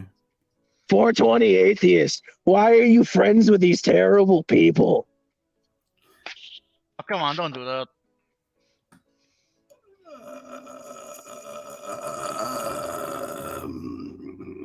All the top social media influencers and top models are all Armenian women. I rest my fucking case. Because sounds like you just need to fuck an Armenian woman. Get it over with. I made my wife take a DNA test. Found out. Jeez. No, is she Armenian? No, I mean, as a prenuptial condition, I made her take a DNA test. I'm that serious about this. Is she Armenian? No, she's not Armenian. I'm married to her. Jesus Christ. Why do I get a feeling that your mom was like half Armenian? Oh, she's not. She also had a DNA test. I wanted to make sure that it was 100% okay. Like I was in the right here. Like you would have thought based on how she raised me that she was an Armenian woman, but no, as it turns out, she's not. Well, the problem is that Armenian women are very pretty, but they are also pure evil. And that is the problem. See, Eve would have probably been Armenian if I had to guess. She would probably have looked a lot like Kim Kardashian. Probably. Oh, wow. That's the problem. See, because then she would have. Because think about it. That's what. Look what Kim Kardashian did to Kanye. Eat the apple, Kanye. Come on, it's not going to kill us. Hey Q. So I actually took that question seriously, and I had to think for a minute. Why the fuck am I friends with these people? I have an answer, and that is because thus far, although I may not agree with your positions on things, we all disagree. I know where you stand, even though most people think you're all trolls and are trolling. I know what I'm getting with you guys. And for whatever fun and trolling and silliness you do, I still know who Will Kincaid is. I know who Cerb is. I don't have to question, is it just fake? It's not about, do I agree? Because I don't care if I agree with people if they're fucking two-faced or if their friendship's conditional or, any of that shit. I'll tell you one thing, bro. I love Will. You know this, Will, but most of your ideas are fucking retarded. Like what? Name one retarded idea I've ever had.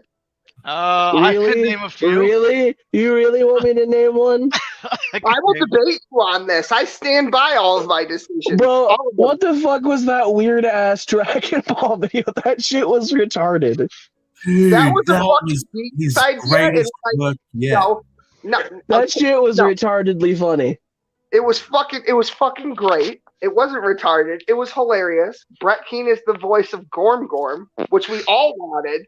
Which if I recall, you were the one who pitched the idea that Brett Keane should be a fucking tardigrade because apparently he can survive in the fucking vacuum of space. If I recall correctly. I didn't know you were gonna fucking do it though. It was just a Have I ever not done something I said I was gonna do? If I said I'm fucking that was a winning concept just at the name Gorm Gorm. No, see, the reason I say it's retarded is because he was basically making my idea better. Which my idea was already retarded. So you're just salty. That's what it is? No, I'm not salty. I appreciate you made the fucking idea, right? No, hang on. No, hang on. I'm not mad that it's better. I'm just baffled more at the fact that a retarded idea came to life and it was actually funny. It started out as a retarded idea, and then it wasn't retarded when it was funny, right? Because the end result is the most. Because that's what I'm saying. It was like I thought it was never gonna be funny. Like when I pitched that idea, I thought I was the only one laughing.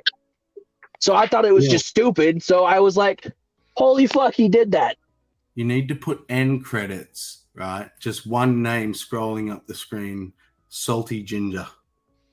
So here's I will do that in the next one, by the way. No, bro, you're good. I'm not mad about it. I was just surprised that it was funny. The Adventures of Gorm Gorm episode 2 is a thing, and I'm experimenting with some animation techniques so that I don't have to just steal Dragon Ball stuff and then. Oh, hey, are you gonna do that one idea that I throwed at you?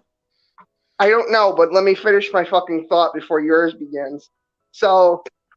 Basically, what I can do is I can have an algorithm paint over video of me running around, right? So, and it will basically animate for me. And it's not even that hard to do, and the program is free. So, I will have a full-blown animation of Gorm Gorm at some point, hopefully within the next month if I have time. But I am planning on it. Also, the redub of Always Heinous in Upstate New York with the actual voices of the real people that are supposed to be. It's gonna be beautiful. It is gonna be fucking beautiful. You're beautiful. No, the idea that I was talking about was who you could play as Majin Buu. Oh, and you know what else I have planned? So, you know how Homosexual Ghost is actually a parody of Homosexual Ghost by Make Me Bad 35? Yeah. Okay. I don't want your spooky cock. Yeah, well, I could just make Joe Biden say the lines I want him to now. See, this is fucking good. So I think everything is gonna. I think all my old bits will be improved through the magic of 11 Labs AI. So basically, what you're saying is you're gonna be retard posting. We're entering a new area of autism. That's what I'm saying. Fuck yeah, bro. It's a brave new autism is what I'm trying to get at. A whole new tard. No, see, like, here's the thing. Like, fuck. This is what I want as a community, is just us posting shit posts and people laughing at it. That's what I was talking about last night when I was streaming, but nobody seemed to fucking get that. Have you seen any comedian in the last 5 years, and all their stand-up is about is how they're not allowed to make jokes? It's two kinds of people. It's the woke assholes that talk about shit that's not funny, right? And then everyone pretends it's funny for the cause, Right. in person, but then it hits Netflix and everyone's like, what is this?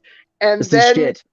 and then the second type of person that you described is the person who's like doing stand-up to a bunch of people who are watching him do stand-up about how he's not allowed to do stand-up about things he wants to do stand-up about. But then you have that one comedian in every 100,000 that are like, I don't give a fuck if it's funny. It's funny. Oh my god, Vegas Stream That's because nobody's in there. Well, no, there are people in there. Uh, People in there. I thought he was Sorry, still I can't figure out monologuing. What were we looking at? Not Hey, Will, stream. why don't you go over there? I thought you liked Rage. Am I incorrect in saying so, Ox? I was just thinking about going over there and seeing if my existence makes the stream spicy. I'll go. Oh, I want to go. I want to go now. No, don't everyone go. I want other people to be in that room too. Come on. Well, what about me? I mean, No, I'm with you, Willie. I'm apparently not his friend anymore. Yep. You're not my bro. Oh no. Oh no. See, I want to go in there so, like, if he's got some shit to say, he could say it. I don't think he just does. saying. I think that the thing is, he doesn't have anything to say at all. Oh, did he just leave to go? Oh, he did. But Serb just fucking left.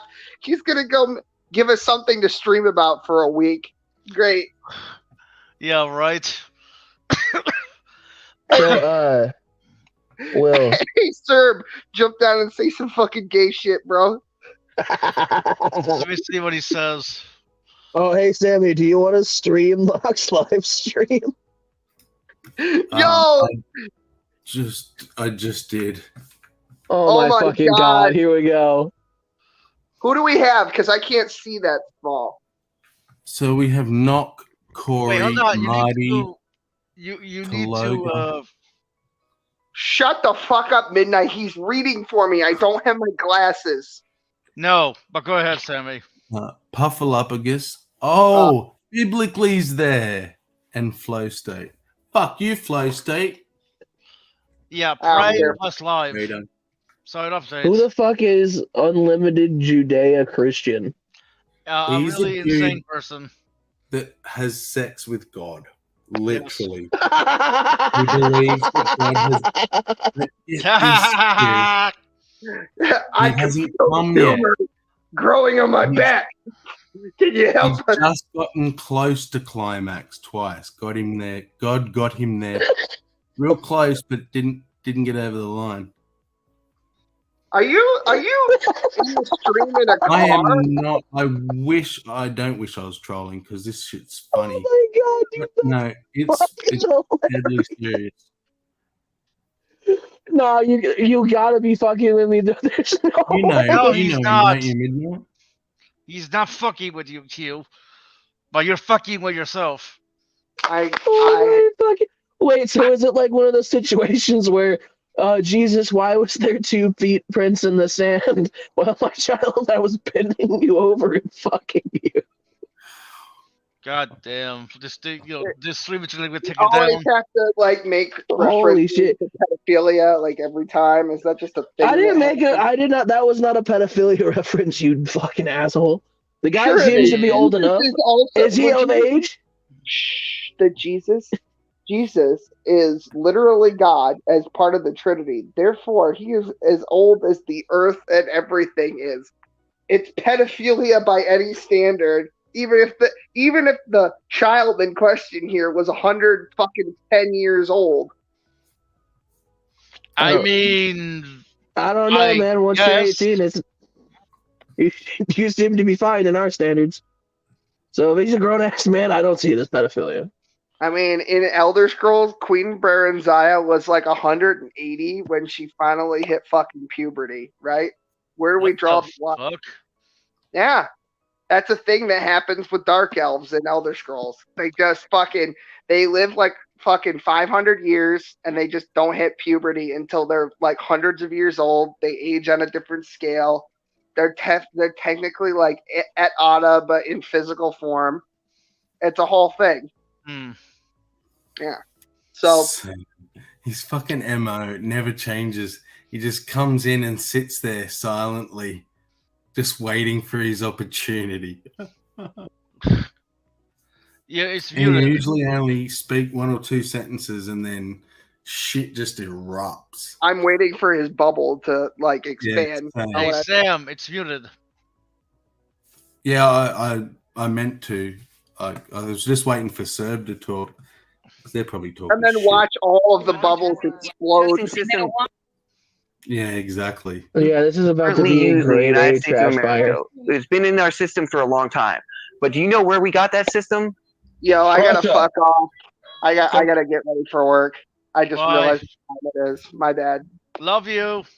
I'm gonna try to go in there. Albino, gay, white, Hey, yo, white, Will. guilt, fucking. You're a faggot. All right, bye. Bye. Ta-ta there, retard. I'm gonna go see if I can try to get in this so you guys get some more content. I'm not gonna be an asshole. I'm not gonna be an asshole. I'm just gonna. I'm not. As long as he doesn't start being an asshole either. So, all right, I'll be back, y'all. Dear, oh dear. Can't take them anyway.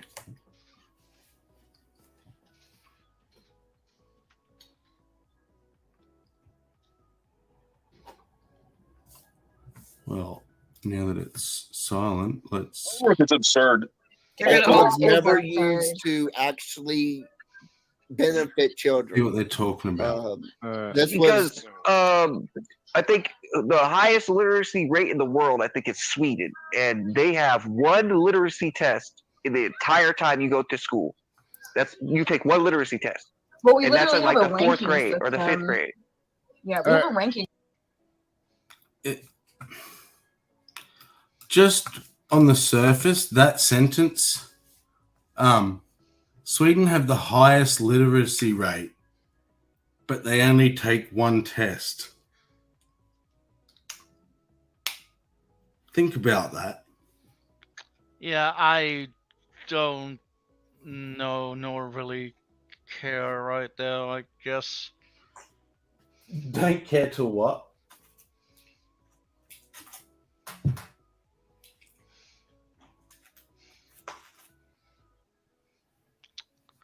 To continue functioning. Have we lost midnight? Can you not hear me? I can hear you. I just right. meant It sounds like you've lost your will to live. No, not that. I'm just feeling down, I guess. What happened? Or were you already down? Just lonely, you know. Oh, yeah.